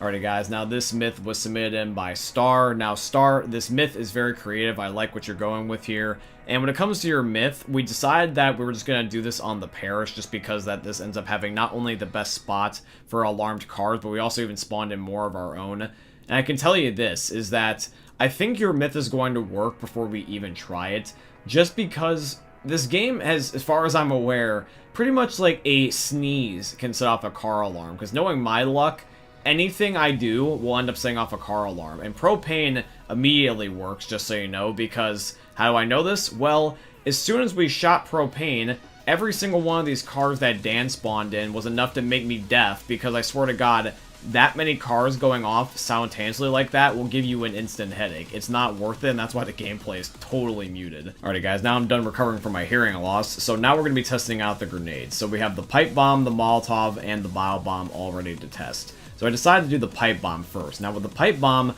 I definitely thought that the explosion part was going to set off the car alarm, because even a boomer explosion can set off a car alarm. Now get this, the other guys were doing this exact same myth with me, and even though I ended up getting the explosion to trigger the car alarms, they threw the grenade directly at the car, and the impact of the grenade itself also set off the car alarm, which I thought was interesting because that's not only realistic, but it's also something that's going to make it where you have to be a lot more careful when you throw a grenade now, is because not the initial explosion, it's pretty much the direct impact of the grenade, so you have to be very careful where you throw it. Now when it came to the Molotov, I noticed that the Molotov doing a direct impact shot will end up setting off the car alarm. However though, if it's going to be the burning effect, it does not set off the car alarm, which I thought was interesting because the fire does technically affect the car by, like, you know, transferring over to it, but the alarm just for some reason does not go off. I don't know why, but it just doesn't. And now finally we have the bio bomb. Now the bio bomb is going to be a direct impact grenade anyways, just because it instantly will destroy as soon as you throw it, and it once again does set off the car alarm, which means that every single grenade and the propane tank will set off car alarms, which means that this myth is going to be confirmed. So I recommend not throwing any grenades or any explosives of any kind when you're on the parish, especially on the 3rd chapter. Myth: can a boomer vomit on you through a safe room door? Alrighty guys, now this next myth was submitted in by Nitwit, and Nitwit, nice Robert Downey Jr. profile picture by the way. When it comes to this myth, I think that this myth was probably the most complicated that I have done thus far on Myth Busting Mondays. Now, you might not understand why at first, but I promise you, by the end of this episode, you're going to understand how, like, messed up this myth was. It was very... The word I want to use is fucky, because I can't explain at all some of the things that happened throughout this myth. So it's best that I just show you. Alright, now there's going to be 3 main takeaways from this myth. Number 1 is that the boomer can indeed vomit on you through the safe room door, because the little slit in the door where you can end up seeing the survivor's eyes, the boomer vomit can end up going through that little crack and reach these survivors. As long as you're not crouched behind the door, then the boomer can end up reaching you. You can even see the vomit effect going through the door itself. So that part of the myth is confirmed. But even though the myth is confirmed, I don't want to end the myth right here because I just want to show you guys some other stuff, because maybe this will end up being a future myth or something if you guys want to see maybe like us test this more. But I just want to show you guys this just so it's out there. So take a look at this. There is a boomer on the other side of the door, and I am meleeing the boomer. Now, I get that that's already a little bit weird, but take notice how that Drages on the other side of the door, right next to the boomer, is not getting vomit on him. You see that, right? His little blue silhouette in my right, he is not getting vomited on. Now, you might be thinking that he's not in the blast radius, but I want to show you something. I want you guys to see what happens when I stand outside the safe room door with it closed, and all I do is just have my back to it. Watch what happens when I melee a boomer with my nightstick. I explode the boomer, and I don't get affected at all. And I do this again, and again, and again, several times. This does not make sense at all. Why is it that if I'm standing next to the safe room door, all of a sudden, the vomit effect doesn't work? Now, even though my mod menu is open on the left-hand side of the screen, I just want to let you guys know that we did not change the game at this moment in time, because we wanted to have a control. But you can see, though, that when I step away from the safe room door, the vomit then does suddenly activate. So there's suddenly a barrier that is being activated every single time that we step near the safe room door that allows us to not get vomited on, which to my knowledge is the only natural way we have so far found a way to not be vomited on by the boomer in some form or capacity. And this is something that we replicated time and time again, because look at this. The boomer can vomit on you through the safe room door, but smacking the boomer with a melee weapon right in front of it, outside of it, does not. That does not make sense to me. Here's something I really want to nail home, is that this is not consistent. Look at this. Drages is right next to me, I melee the boomer, and he gets vomited on, but yet I don't. And we're standing right in the exact same spot. So if there's some sort of barrier here that's near the safe room door, it's right in front of the door, only right in front of the door, and it basically acts like this invisible barrier.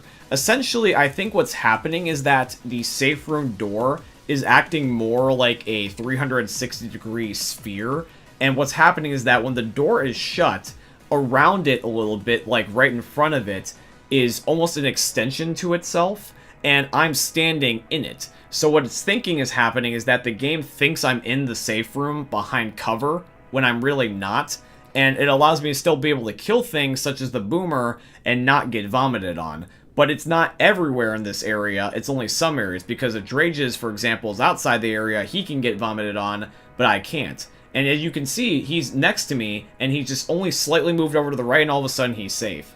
But I wanted to test this even further now. What we are going to be doing is that I'm going to open the door right before I kill the boomer. I'm just curious if this was going to cause a different result. I'm going to open the door before I melee the boomer, even though we're standing in the exact same spot, just to see if it's something to do with the door. And I was right. As soon as the door opens, even though I'm standing in the exact same spot, I get vomited on. So there's something with the safe room door. I think that when you shut the door a little bit in front of the door, it's going to be this invisible barrier of itself. It's going to basically act as if you're in a piece of cover, almost like an invisible second safe room door. And if you can kill things in this area, you will not be affected. So I don't know what the hell is going on. I just want to show this to you guys. Maybe one of you guys can explain this as a glitch, or as a coding error, or maybe it's something to do with what we were doing. I don't know, but if somebody could please clarify this. This isn't even a myth anymore at this point, but I just want to know what the hell happened here, because I want to know if we can work with this. If this is some sort of strategy that we can make. Because keep in mind, like I said, this could be the legitimately the first ever way to not get vomited on by the boomer without cheating. This would be something interesting. I just thought I would point this out. But basically, long story short, the myth about the boomer vomiting through safe room doors is confirmed. I just wanted to show you this bonus footage. Alrighty guys, now even though that myth was just as weird as it was fun, we are not quite done with the boomer yet. We still need to have him for the final myth here. And once again, the final myth is going to be, can you explode a boomer to save yourself from fall damage? I really am curious where this is going to go, and I really like the idea behind this. So let's end up cutting to the chase and testing out the final myth. Myth, can you save yourself from fall damage by exploding a boomer? Okay guys, the final myth was submitted in by Globbersko. So Globbersko, my boy, I'm ready to put my Left 4 Dead life on the line for this myth. So I've got a little arena here full of boomers, and I'm just going to be jumping straight off and shooting at the absolute last second. Kind of going in with the idea with the frag round shotgun, and I'm going to be just seeing if whether or not that I can save my own life. So here we go, I got an auto shotty, and as soon as there's boomers, I'm going to jump and just spray and pray to God that their lards and their fat rolls are going to protect me. So boomers, please save my life with your gigundo titties, and hopefully I will not die. Alright guys, here we go. 3, 2, 1. I'm going after you, Globbersko. Catch me! And, yep, it worked. Seriously, that's cool. Alright, hell yeah! Here's another attempt, guys, where I'm in third person, just so you can see it at a different angle to see what this would look like if your teammates were to do it. I end up landing on the boomer's head, and that's right about the time I shoot, and I end up saving my own life. What do you know? Ladies and gentlemen, the final myth is confirmed. If you're in a desperate situation, there's a boomer underneath of you, just feel free to shoot his titties and save your own life. Myth, can you skip the panic event on the second chapter of Hard Rain by reviving a downed teammate? Guys, this was requested by Dan or Dr. Zed. Now, Danny boy, my friend, I'm going to be testing this myth for you alongside yourself, Drages, and also Globbersko, who just doesn't happen to be in the lobby at the moment, but we will be getting around to that shortly here for the testing.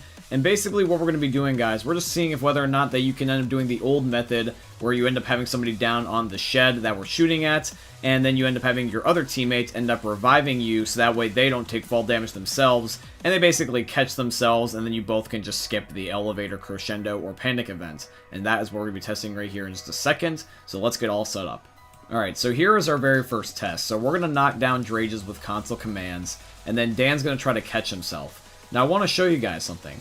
Take note how that Dan immediately goes down as soon as he basically jumps. As soon as he's halfway down, he basically hits what I would like to believe is a death barrier and ends up getting incapacitated himself. This reminds me of the one myth we tested where if whether or not it was possible if you can end up doing this on the first chapter of NSenr, so that way you can end up being able to get to the first safe room without using the defibrillator strategy instead.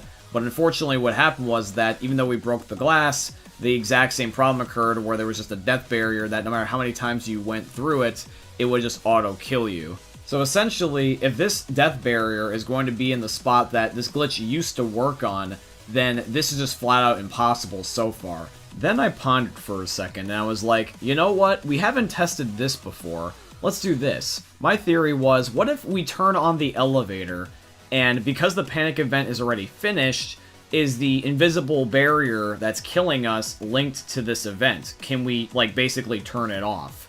That was a guess, because whenever it comes to these events, usually there's stuff that's happening behind the scenes that we're not aware of. And I always, when I do myth busting, try to be as thorough as I can and think of even random things, because you just never know these little micro things that the developers just might forget to look at. And that's exactly what I wanted to question. So for just clarification's sake, I'm just showing you guys that me and the boys were ending up activating the elevator here, and I did start to go down, and we just decided to end up no clipping out of it and then just go back to what we were doing. Alrighty guys, now to see the results, keep your eyes on Globbersko. So I'm reviving him right now, and Drages is the one in cap down below. So I'm going to have Dan zoom right back up here, but watch what happens when Globbersko jumps. He goes to do the revive animation on Drages, and now all of a sudden it works. So now we know that this myth is going to end up being tied to the panic event, and if the elevator is down, you can now do it, but it really isn't going to be a gain to you because the entire point of doing this is to skip it. So if you can't skip it, there's no reason to do this in my personal opinion. You would be better off just playing the campaign as normal, but it is possible. But you would only even be able to do it is if you had a grenade launcher and flung yourself back up after you all use the elevator, and then did this. So the chances of this ever happening is 0, and it's not going to be worth it. So I'm going to be labeling this myth at plausible, because even though you, yes, can technically do it, it's tied to the elevator, and it doesn't serve a purpose other than just clarifying information. It's not something that I recommend you do, but at least now you know. Myth. Can a hunter pounce a survivor that's already been pounced by another hunter?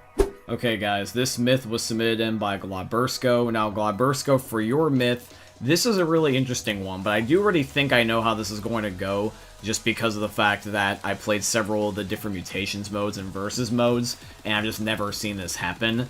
And I'm just going to be thinking in my head already ahead of time that this is busted, because I just can't see why from a gameplay standpoint that this would work. But let's see and give it the benefit of the doubt. So I have Francis here being hunted, and we're going to be having another hunter try to end up pouncing him by just jumping straight up and falling right on him. And it looks like that nothing is happening. The original hunter that was being controlled by one of the other guys is going to be the only one that can end up killing Francis because he got to him first, which means, therefore, that this myth is going to end up being busted because the cursor was on him and everything. It just did not work. And I'm pretty sure that this is meant to prevent kill stealing, so this only makes sense, and to be honest, I am glad it's busted. Myth. Can a tank kill another tank with its rock throwing ability? Alrighty guys, so this myth was submitted in by Star, so thank you Star once again, I appreciate you, my G. And for this myth, I am really curious about this too, my friend. I really am wondering, because I've never seen a tank kill someone else in this manner. Now, the boys here, Glabursko and Dan, are trying to damage each other until they're one-shot because they need at least 250 HP because that's how much damage a rock does. And we're just going to throw it at them and see. And it looks like that the rock does indeed kill the tank, because even though it's not in the feed saying blank player killed blank, the tank immediately rolls over and dies the moment that a rock was thrown at him. And for those that think that this was a fluke, do not fret, we ended up doing this more than once. As you guys can see for the second attempt here, that the tank once again does die twice in a row by another tank rock. That means that this myth is going to be confirmed. Yes, a tank can kill another tank with its rock throwing ability, and it doesn't have to be just by punching him silly. Myth. Can a smoker pull a survivor into an alarmed car and set off the car alarm? Alright guys, so here we are on the second to last myth. Alright guys, so here we are on the second to last myth. Alright, sorry about that guys, I became Elmer Fudd there for a second. I was apparently hunting wabbits. But essentially, we're just going to be literally spawning a smoker in front of an alarmed car here on the parish, and we're just going to be standing behind it. It's pretty straightforward, because we really don't need to have an elaborate setup for this. So we're just going to be spawning the smoker now, and if he grabs one of us, and the car alarm just so happens to be set off, the myth is confirmed. If it doesn't, it's going to be automatically busted. So here we go. We're going to be spawning him in now, and let's just see who he grabs. So he grabs Glabursko, and as you guys can see, the car is flashing, which means that the myth is confirmed. You can set off the car alarm by using the smoker's tongue just to pull a survivor into the alarmed car, and that, my friends, is a little bit of something called the more you know.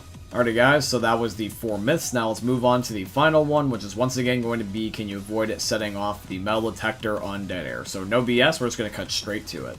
Myth. Can you avoid setting off the metal detector on dead air?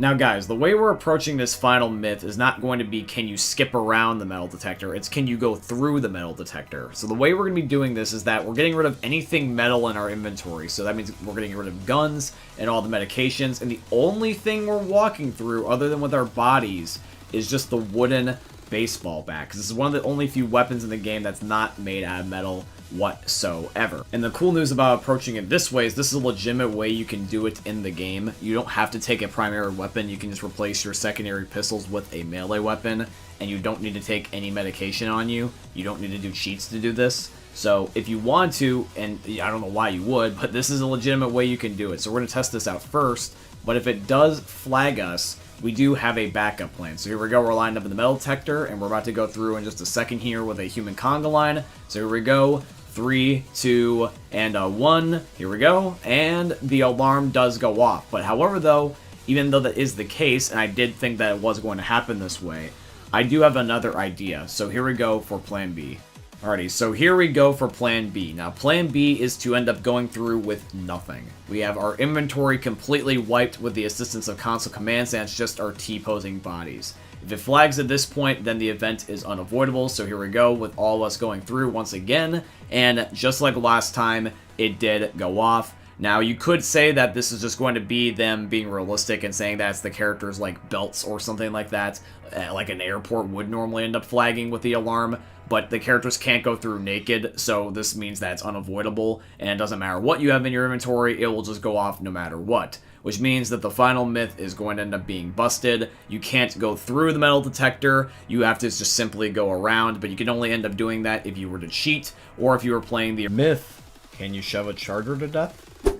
Alrighty guys, this myth was submitted in by Walter White. You're goddamn right. Thanks Walter, it's good to know that you like to watch my videos while you're not in the middle of cooking crystal meth. Anyways, so yeah guys, this is actually just going to be submitted in by Zoe. This is just my one Twitch mod that has a different name, but Zoe, nice name change. Alrighty guys, so for the myth, we're going to be having Dan, Drages, and Glabursko just try to melee me by shoving and bashing while I am a charger. And you can see from my HP that nothing is going down. The shoves do nothing. My HP just stays the exact same at 600, which means that their shoves just by themselves are not working. Then we also even tried to do another attempt where we were just trying to stun the charger and maybe it would make him weaker. So they ended up stunning me with pipe bombs, and they tried to end up mailing me that way. They tried to explode propane, and then I was stunned that way, and that didn't work either. So pretty much from natural ways that we have attempted so far, we were not able to get this to work. Now, of course, there could also be the ability with console commands, but I try to avoid that if all possible. It's not my go-to thing I lead with. I only use them if a myth is designed a certain way. But this one I want to try to do as legit as I could, and we just were not able to get it from our testing. So at the end of the day, we decided to leave this myth at busted. But Zoe, I appreciate your creativity, and I do appreciate you for submitting in a myth. Myth. Can you delete the inventory of the Left 4 Dead 1 survivors on the passing and have them resort to only using a pistol?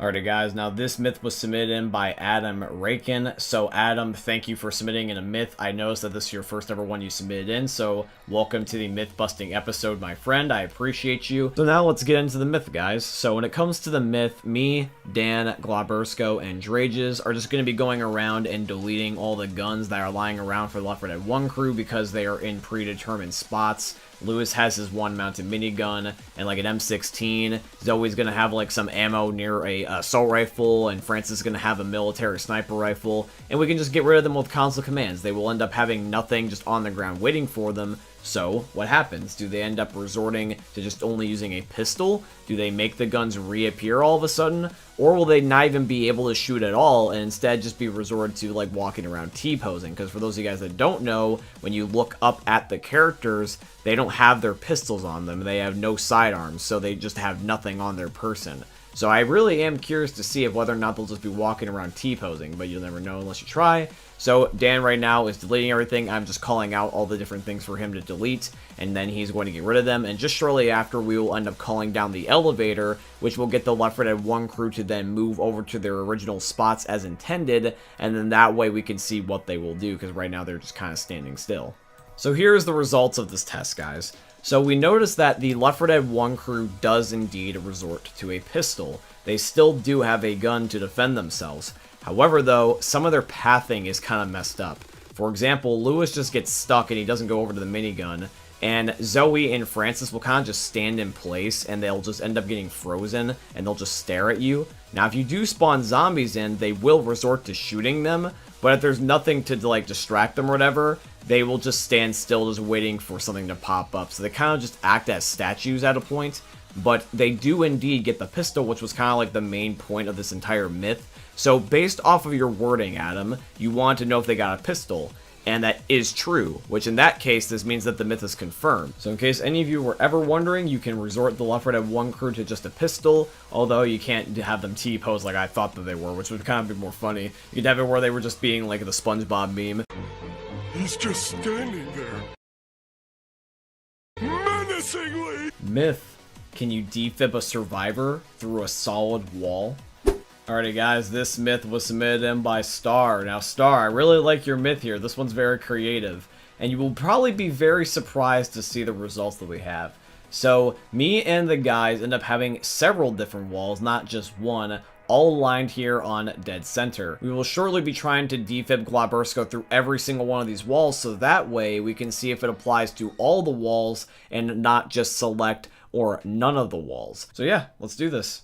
So here's the first one. This is like the solid green fence wall, and Drages does indeed revive Blabursko, but that's just an easy one though. That one is pretty thin of a wall. Let's try something a little bit different, like concrete. So let's do this concrete pillar. So I'm going to crouch and get really close to it, and yep, this one actually works too. Okay, not that bad, not that bad. This is still cool and all, but it's not entirely impressive. We need to start upping the stakes. So now let's try a different texture. It can't work on 3 in a row, surely can it?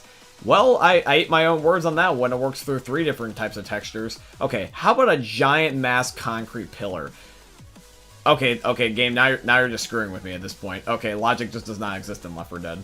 And don't worry, for those that are watching at home, we also did just try this on the default map, so that way there was no placebos, and Glabursko did get res through this one, a support beam column. And then right here, I try one more thing. I try a literal solid wall that is a part of the hotel property in NSenr, and this one was just the one that was the most ridiculous. This one works still. You can revive somebody through all different types of solid mass just in the game. The defibrillator, I guess, just has a hit scan radius where it doesn't matter what's in your way, as long as it's within the radius, it still applies, even if it's through a solid wall. So yes, Star, to answer your myth, this is confirmed. And it's not only confirmed, but it's shockingly confirmed. It's miraculously confirmed. We tried this on all the different textures, and every single one we tried worked. This was just incredible. This is really, really cool. This is the stuff that I live for with the series. Myth. Can you throw a throwable grenade through the safe room peephole? Alrighty guys, the second to last myth was submitted in by Nitwit. Now Nitwit, this is a really interesting myth, my friend. I like your creativity, and I want to show you something that you probably were not expecting with this myth, because it could go either way, but I want you to see this for yourself rather than me just tell you about it. So take a look at this. I decide to end up going into the safe room myself so I can end up seeing the physics happen in real time. Because trying to just throw it through the window and just play in slow motion would be kind of a little bit confusing. So I just told the guys, throw whatever you got at this safe room. Let me have all your grenades. So not even like a second later, Dan managed to throw a pipe bomb clean through and automatically got to me.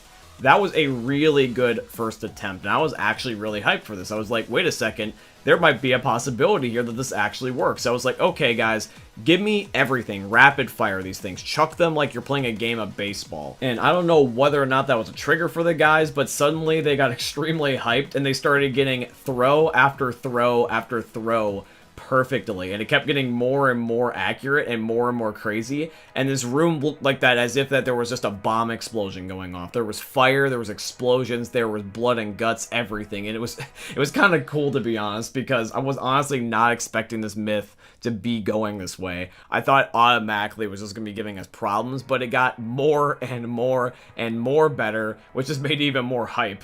Now, I do just want to clarify is that originally it was just pipe bombs that were going through. That was the only thing they were able to get working so far. Then they end up starting to get the bio bombs to work, because you can see the bio bomb green mist where the fire is from the Molotov, because the bio bomb can't go through solid objects unless it actually is going through an opening, which means that the bio bombs were also starting to work. And that means that all we had left then was the Molotovs. And for those of you that wanted to try to replicate this, I wanted to show you something when it comes to the grenades. Now, all the grenades look pretty much identical in terms of width and in size, but I do just want to also elaborate that their physics are slightly different. So the pipe bomb, the bio bomb, and the Molotov, when you're throwing them through the safe room door, they need to clear their own distances, and they also need to be thrown in a certain way, because believe it or not, they actually will not fit if they land in the long way. They have to end up going the short way. They need to go in sideways, essentially. And the thing is that the Molotov was the hardest because of how thick the thing is, being a liquor bottle in comparison to the pipe bomb and the bio bomb, which are kind of more narrow shaped.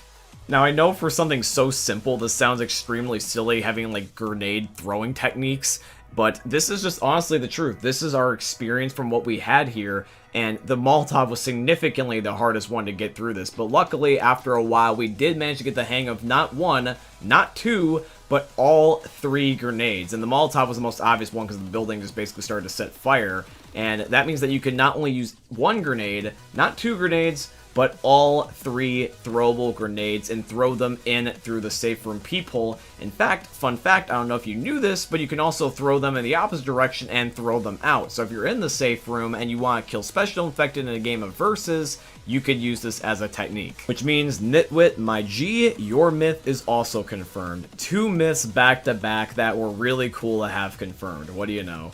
And now, ladies, gentlemen, meme lords alike, for the final myth, we are once again going to be testing if whether or not it is possible to have the witch not attack you. There's going to be a special technique in the video that we're going to be trying to attempt that makes us that way when we enrage her, she will just not attack us at all. She will just forget we exist. Now, this one sounds ludicrous, but this myth has ended up surprising me in many ways that I cannot comprehend. I will tell you this, as I'm not going to tell you whether it's confirmed or busted, I just want you to see it for yourself because this is something that just speaks louder than words could ever. I mean, surely, we can't just have the witch fall out and ignore us, right? That'd be game-breaking, wouldn't it be?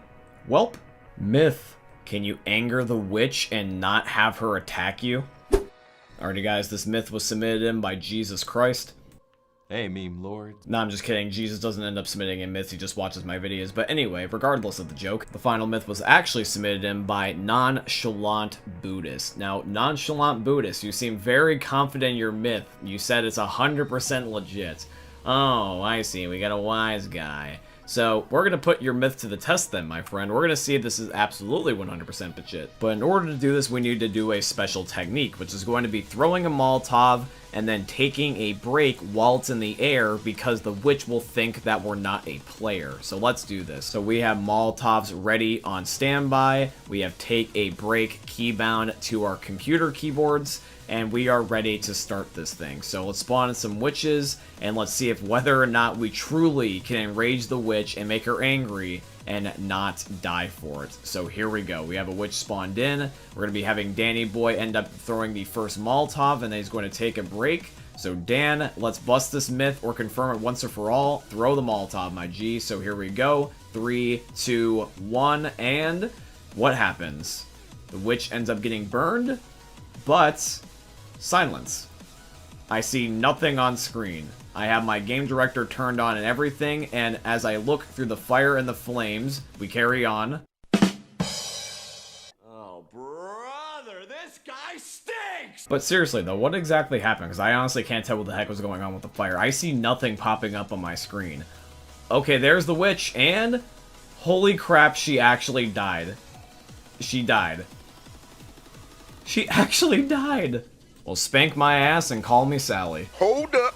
Wait a minute. Can't believe I'm actually saying this, but there's legitimately a way you can enrage and anger the witch and not suffer the repercussions for it. This is incredible. And just to show you something, just for the record, I want to show you this. This is Drages doing it on like almost 10 witches, just to prove a point and show that this wasn't a fluke. He's literally gonna throw a fucking Molotov on 10 witches, I'm not even joking, and not a single one got angry and decided to kill him. It was just incredible and a sight to witness. And by the way, I just also wanted to share a little bit of bonus footage with you guys. Not only does this end up working with the Molotov guys, but we got curious and we wanted to test out some other stuff, and this works with other stuff too. You can also end up doing this with pipe bombs and also bio bombs. The pipe bombs just end up exploding and just making the witches a little bit angry, but this allows you to be able to damage them and not have to end up suffering the repercussions, just like the Molotov trick. And you can even use a bio bomb if you want to have the zombies attack the witch and end up having them be the ones that suffer the repercussions, because all the witch at the most will end up doing is just getting angry and standing up, but as long as you don't get near her, she doesn't overreact and kill you.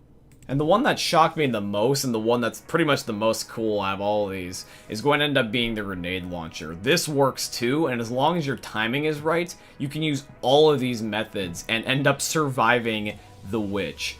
This is cool, and this myth is 100% confirmed. It is indeed 100% legit. Myth: can you slow down a tank by shoving it?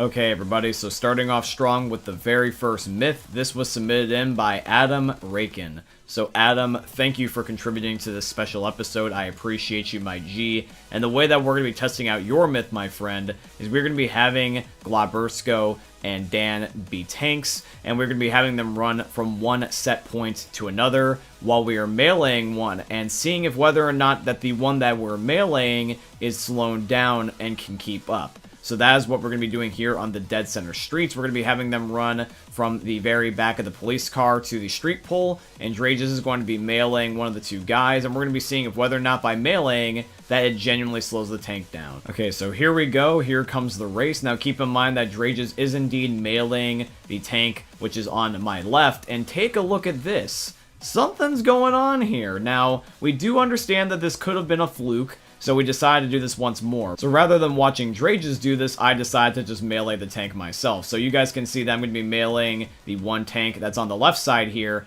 And you can see that as I am meleeing this particular tank, the tank on the right is starting to outrun him just little by little each time. So it's not by much, but it is doing something here. There is something going on at play. We even decided to do this a third time on one of the other guys because I was specifically meleeing only one tank at the time over and over and over again. So I wanted to try it on one of the different guys to see if there was a difference, because technically everyone has different ping, and there could be a possibility of lag, especially with given in Glabursko's case, because Glabursko ends up having the worst ping out of all of us, given the fact that he's from Europe and we're all from America. So Glabursko sometimes is anywhere between at least 100 and 150 ping on the regular, which makes it so that way he can't exactly keep up with us sometimes. However though, Dan, who happens to be the closest to me, ends up having basically perfect connection, and the exact same thing happens no matter which one of them I'm meleeing, which is speaking volumes about this myth.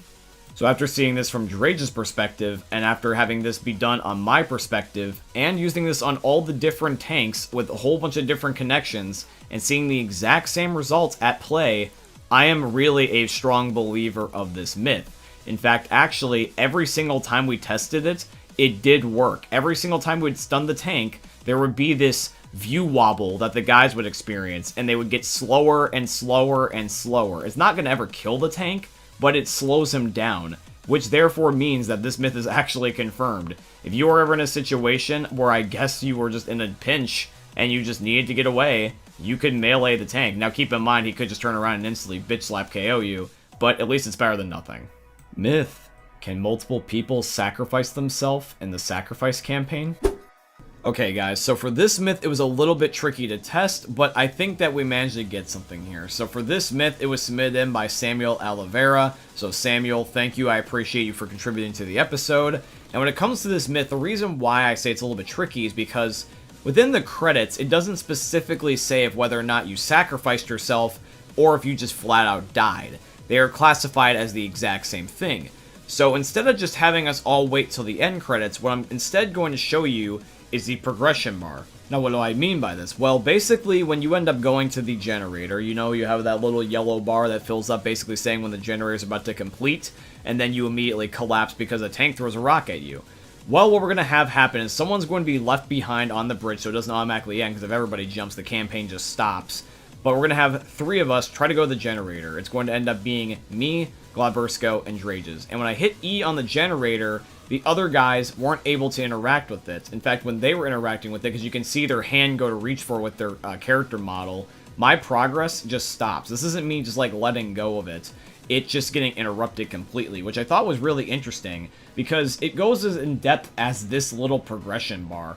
It doesn't let you all do the exact same animation for some reason. So even though there's nothing in the credits to say who sacrificed themselves for everybody, technically it only really does let one person do it, because you all can't just turn on the generator together. It only lets one person do it. That means therefore that only one person can sacrifice themselves, and that means that this myth is going to end up being busted. You can only have one single person do the sacrifice action, even if multiple people jump off the bridge with you, which means that it's really not worth your time to end up helping out your buddy unless you're giving them covering fire.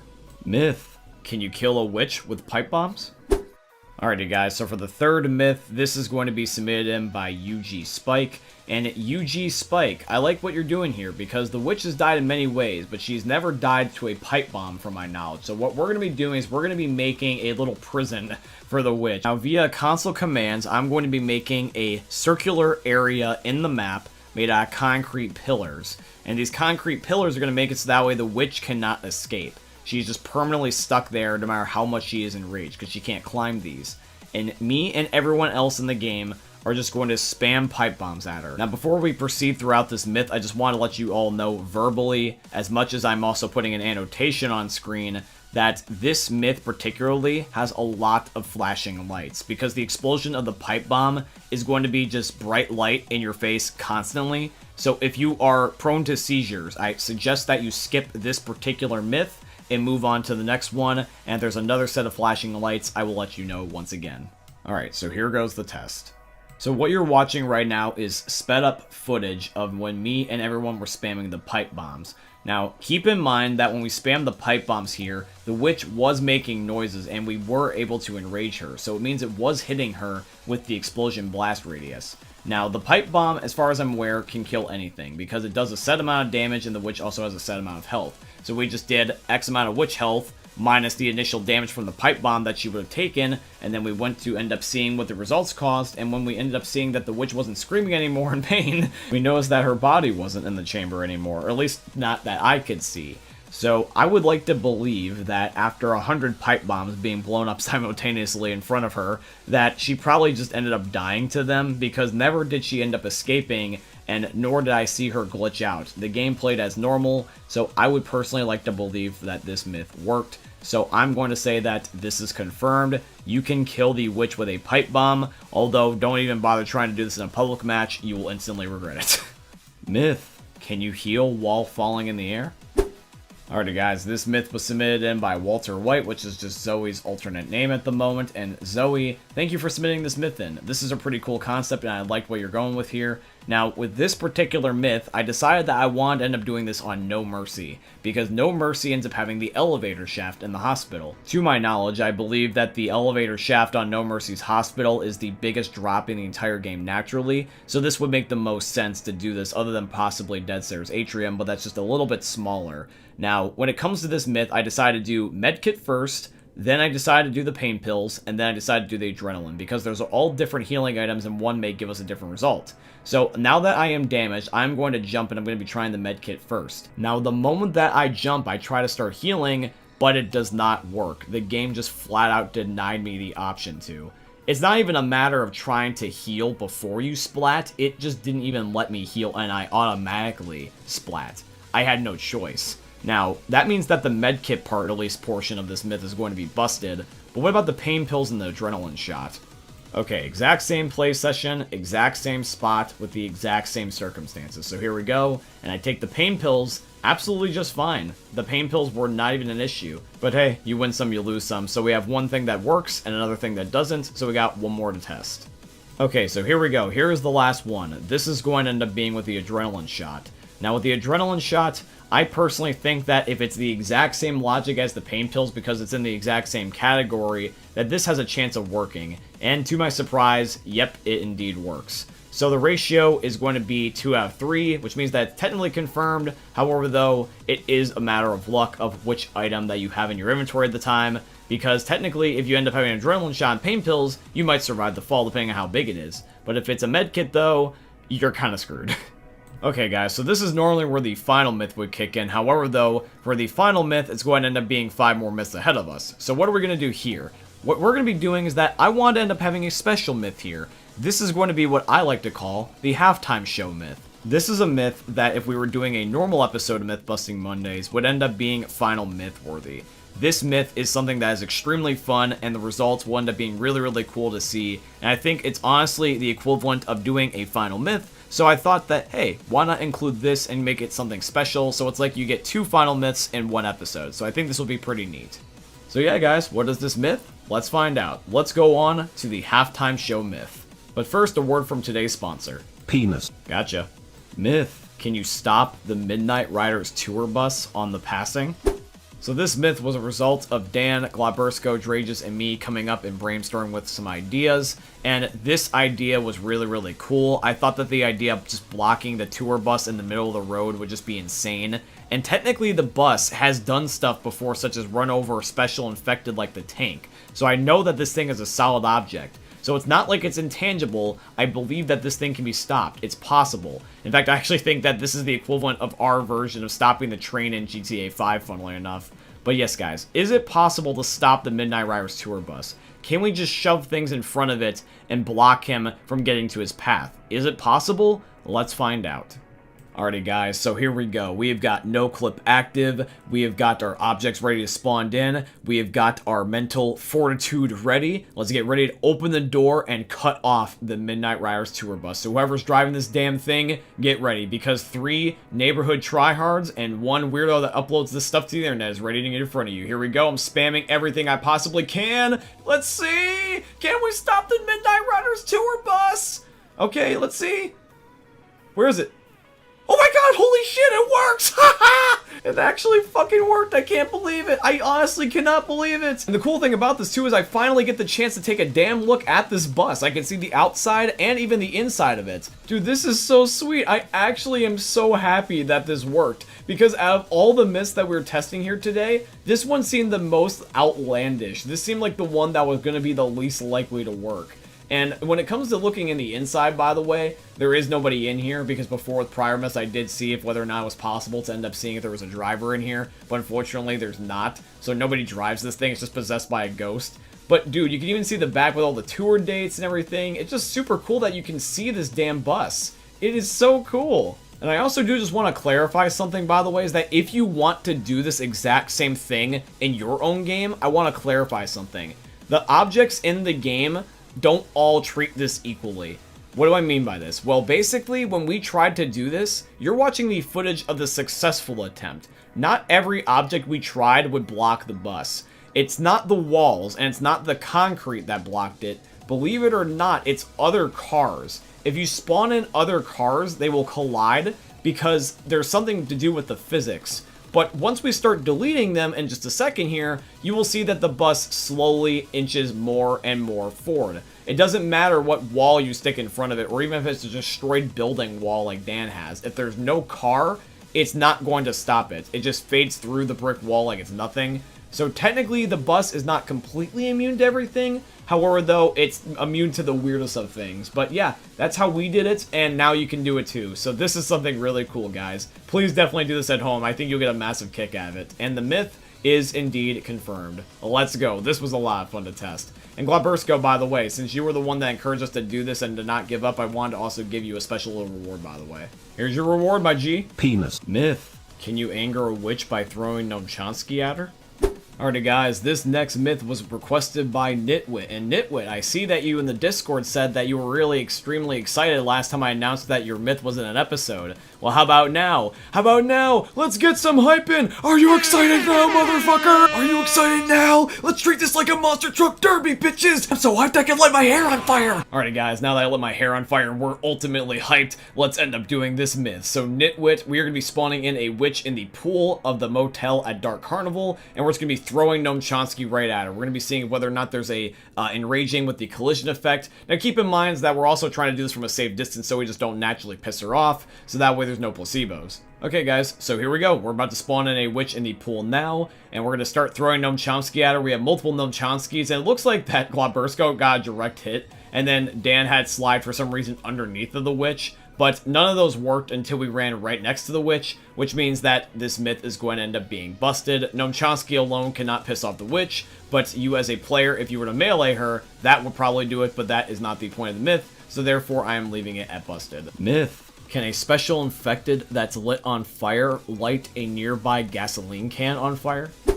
Alrighty guys, this next myth was also submitted by Nitwit. Yeah, Nitwit, you thought that because you were hyped I was gonna stop at 1. I'm not done with you yet, motherfucker! We need more hype! If I don't see you in the comments saying that you're hype, man, I'm gonna fucking lose it! I got more colors of hair that I need to go through, man! Come on! Come on! Where's the hype now, Nitwit? Ah! Alright, before my parents end up thinking that I'm talking to the voices again, let's get back to the myth. So Nitwit, for your second myth here, we're going to be having it where we are on versus survival. Believe it or not, we have not done this for a myth before, I don't think. And what we're going to be having happen is we're going to have Globbersko running at us as a special infected, and I'm going to be lighting him on fire with a Molotov, and he's going to be walking right next to a gasoline can, and he's going to be the tank, which is going to end up allowing him to have the most amount of time before he inevitably burns to death, and a bot won't be able to shoot him to death, which means that there's going to be a lot of time for him to just sit on the gasoline can. And it's going to show you a lot of different things about how the embers and the animation fly next to it, and how kind of there is a collision effect that happens with certain objects. So right here, I'm about to light Globbersko on fire, and then we're going to be going over to the helicopter, so that way we can end up getting the one gasoline can, and Globbersko is just simply going to sit on it, and it's going to show you a couple of different things. It's number one, that he's literally right next to it. So other than mailing the gasoline can itself, he's right next to it. So there could be a nearby spark that would also end up happening. Also, in addition to that, we have not done anything else to this gas can, so it's not like there's any other placebos about it being shot or moved or anything. All we did was just put it in place, so that way Globbersko was on top of it. So here we go. I am grabbing the gasoline can now and letting Globbersko get near it. Now, don't mind that the zombies were interrupting my view. It was just something that was just a placebo. But I end up looking at him, and all that ended up happening is that his dead body just eventually died from the fire, and nothing happened to the gasoline can, which means that, unfortunately, Nitwit, this myth is also busted. However, though, I appreciate you indulging my spastic nature, and it was a lot of fun messing with you, man, so thanks for that. Myth. Can you save yourself from fall damage by using oxygen tanks? Alrighty guys, this next myth was submitted in by Star, so Star, thank you for submitting this my way. Now, I like this because we have tested a variety of different things on the channel about whether or not that certain things can save your life from fall damage. We have tested out frag round shotguns, we have tested out exploding a boomer, we have tested out using different types of explosives such as the pipe bomb, and also even some other things that we've never shown before on video, such as the propane tanks, which I now know also do work. But now we want to see if this can work with the oxygen tank. Now, the oxygen tank does function very similar in nature to a lot of these different items, but the main key difference with this one, though, is that the explosion is delayed. So we need to end up being careful here. We need to end up having it where the oxygen tank doesn't explode and kill us. We also need to make sure that we don't miss the drop, and we also need to make sure that the oxygen tank is specifically the thing that's saving us, and not anything else. So we have a confined space that we're going to be working with, and we're going to be having everybody watch every time that we take a turn, so that way we can verify if whether or not that the test was legitimate or not. Now, because of the nature of the explosives being delayed, we thought it would be easier to end up having one person be designated shooter while the other person just simply jumps, because then you can end up timing only one thing and not two things. So I decided to shoot the oxygen tanks to help out Globbersko, but it might be a little bit of a mixture because of the ping, or it might be because of the fact that this is kind of a tricky thing to end up guessing properly. So Globbersko had a hard time with it, and even Dan and Drages and myself had a hard time with it. So even though we tried to be cheeky and end up shooting for somebody else, we thought it'd be better just to end up doing the shooting and the jumping like we did with anything else before, and this one proved the most difficult, because trying to shoot and also jump was a really hard thing to do, because you have to be very, very accurate in your timing. However, though, we pressed on because we knew that this myth was going to be epic and we wanted to be special for the episode. So Star, despite the PTSD flashbacks I have from looking at this oxygen tank, we decided to press on.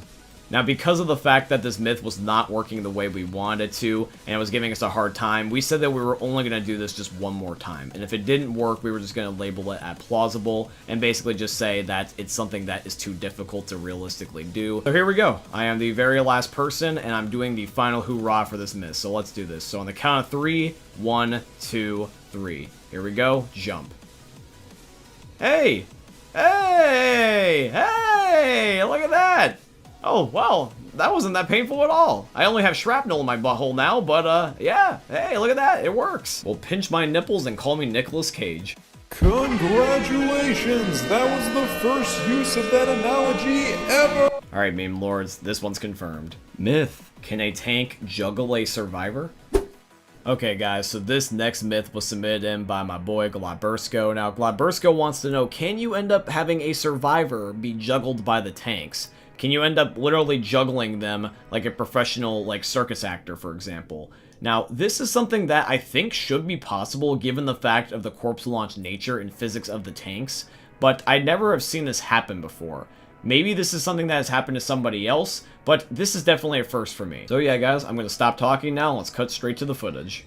Okay, guys, so here is going to end up being the footage of the attempt. Now, Glabersko is going to end up being the survivor ball in this question, and me, Dan, and Drages are going to be the juggling tanks. Now, the problem with this particular myth is that it's very much oriented based off of timing. But even if you were perfectly good at timing, the mechanics can sometimes get in the way of this too. Because the tank's accuracy, for some reason, is really bad, and I've only ever noticed it when I'm deliberately trying to hit a certain thing. Because when I've just used the tank before, I would just kind of smack blindly. Sure, I'd be trying to hit the survivor, but it'd be at like point-blank range. I wasn't intending him to fling anywhere, I was much rather just intending to just hit him. When you're trying to hit the survivor and fling them a certain direction, that's a completely different story, because never have I had this much of a hard time trying to get him to land in a certain spot. You can even see gameplay examples in this video of how wonky and hard this was, because when we were trying to aim Glabersko in a particular direction, sometimes the game would just say, F you, he's going this way. Like, Drages could end up aiming straight, and Glabersko fly sideways. It just does not make any sense. Now, I believe that if you were really, really disciplined, and I mean really, emphasis on really, I'm serious. If you had enough discipline and you dedicated time and time again into this particular activity, I think that this is possible. However, though, is it worth it? Absolutely hell no. It is not worth your time to do this. If this were to happen on accident, that'd be nifty. But the survivor only has so much health anyways, so at the very most, it's gonna work once. It's not worth your time. It's a fun concept, and it's definitely a really interesting myth, but Glabersko, I am only confident at the very most labeling this as plausible. I cannot confidently say that this is confirmed, because confirmed is like you can complete it and you can replicate it. Plausible is like you can do it once, and I think that's fair to say you can at least do this once. So I hope you're understanding where I'm coming from, buddy, but I am not comfortable with labeling it as confirmed, and I'm not comfortable with labeling it as busted either, so this is the most fair option. Alright, everybody, so after an epic long episode of Myth-Busting Mondays, we finally move on to the last myth. Now, for the last myth, this is the most elaborate stunt we have ever tried to pull off throughout this entire series. This myth just sounds insane from the title, but you have to see the work that we put in to try to even get this to happen in the first place. So once again, the final myth is going to be, can you play dominoes with the effects and gameplay mechanics in Left 4 Dead 2? So here we go, everybody. Let's see what we ended up building to get this to happen. Myth, can you play dominoes with oxygen tanks in Left 4 Dead 2? Okay, guys, so for the final myth of today's epic episode, this was requested by Dan, and you have to just see the setup for what we were trying to do here. So we decided to see if we could have a whole entire domino course from one safe room to another, an entire chapter's worth. So we went to the second chapter of NSenr, and we went from the streets at the very beginning of the hotel all the way over to the mall. And we had a sandbag path lined up all the way that direction. And we decided to place oxygen tanks everywhere in this entire thing. This took up the entire chapter of the map. It was ridiculous, and it was so cool. When everything was all said and done, just the setup of the sandbags alone, this took us over an hour. And then there was also the part with the oxygen tanks and trying to place enough oxygen tanks that they all connect so that way the signal doesn't break and that they don't miss was extremely hard to do. But we decided to press on despite how tedious this was going to be, and also with the risk of a lag spike. We knew that this was going to be an epic myth to test. And dude, it was just so much fun just setting this up and just seeing how elaborate our scheme was. This setup was just such a cool sight to foresee that the sight of it was just cool. It was something that without even testing it was just incredible. The fact that we were thinking of a myth that was so out there and such a creative idea. It was just enlightening to me. It was like, damn, this game has been over a decade old at this point, and there is still so many different cool things. Like, who the hell would have thought of this idea other than our weird asses? Bruh, just look at the halfway point of our setup here. This is just ridiculous, man. It's almost funny just staring at it. I'm just serious. Like, legitimately, I'm amused by just looking back at it. It was extremely fun to just do this. But however, though, there was one thing that unfortunately was this myth's downfall. And that was going to end up being lag. Unfortunately, after so many things spawned in on the map, the game just couldn't take it anymore and it crashed. Now, meme lords, even though that setup looked epic and it was a disappointing thing that the game crashed, we did not give up. We decided to press onward and just instead do a different approach. We decided that this myth was not done until we said it was damn done. For this attempt, we instead loaded up NSenr's Atrium. And with NSenr's Atrium, we ended up going up the steps and having a kind of a zigzaggy Hot Wheels setup. If you remember those old Hot Wheels sets, that's what we decided to do with this. So we decided to go with less is more. But it ended up working out easier because we, well, let's just say didn't have our computer shitting themselves, as much at least. Alright everybody, here we go, the final myth of the epic episode 50. So for the special episode, what is going to happen? And by the way, just as a side note, I just want to let you all know that this has flashing lights in this myth as well. So if you do have photosensitivity, please take this into consideration. But here we go, guys, let's see what happens. Alright everybody, so as the Left 4 Dead crew would say, who's ready for some fireworks? So let's do this. 3, 2, 1, and let's see if they actually connect. Oh, they're really starting off strong. Hey, look at that. It's working. It's working. Do I feel like a mad scientist? Let's go. They're going all the way up the stairs too. And I mean, technically the game's lagging a shit ton, but I mean, hey, before it crashed, it was working. Let's go. Now here's the thing though, guys, that even though the game did crash, it at least was working. At least it didn't crash before we were even able to light the fuse. So for me, that's good enough, and I am going to be labeling this myth as confirmed today. That was epic, and even for the small amount of time that we were able to spend with this myth, it was incredibly awesome to watch.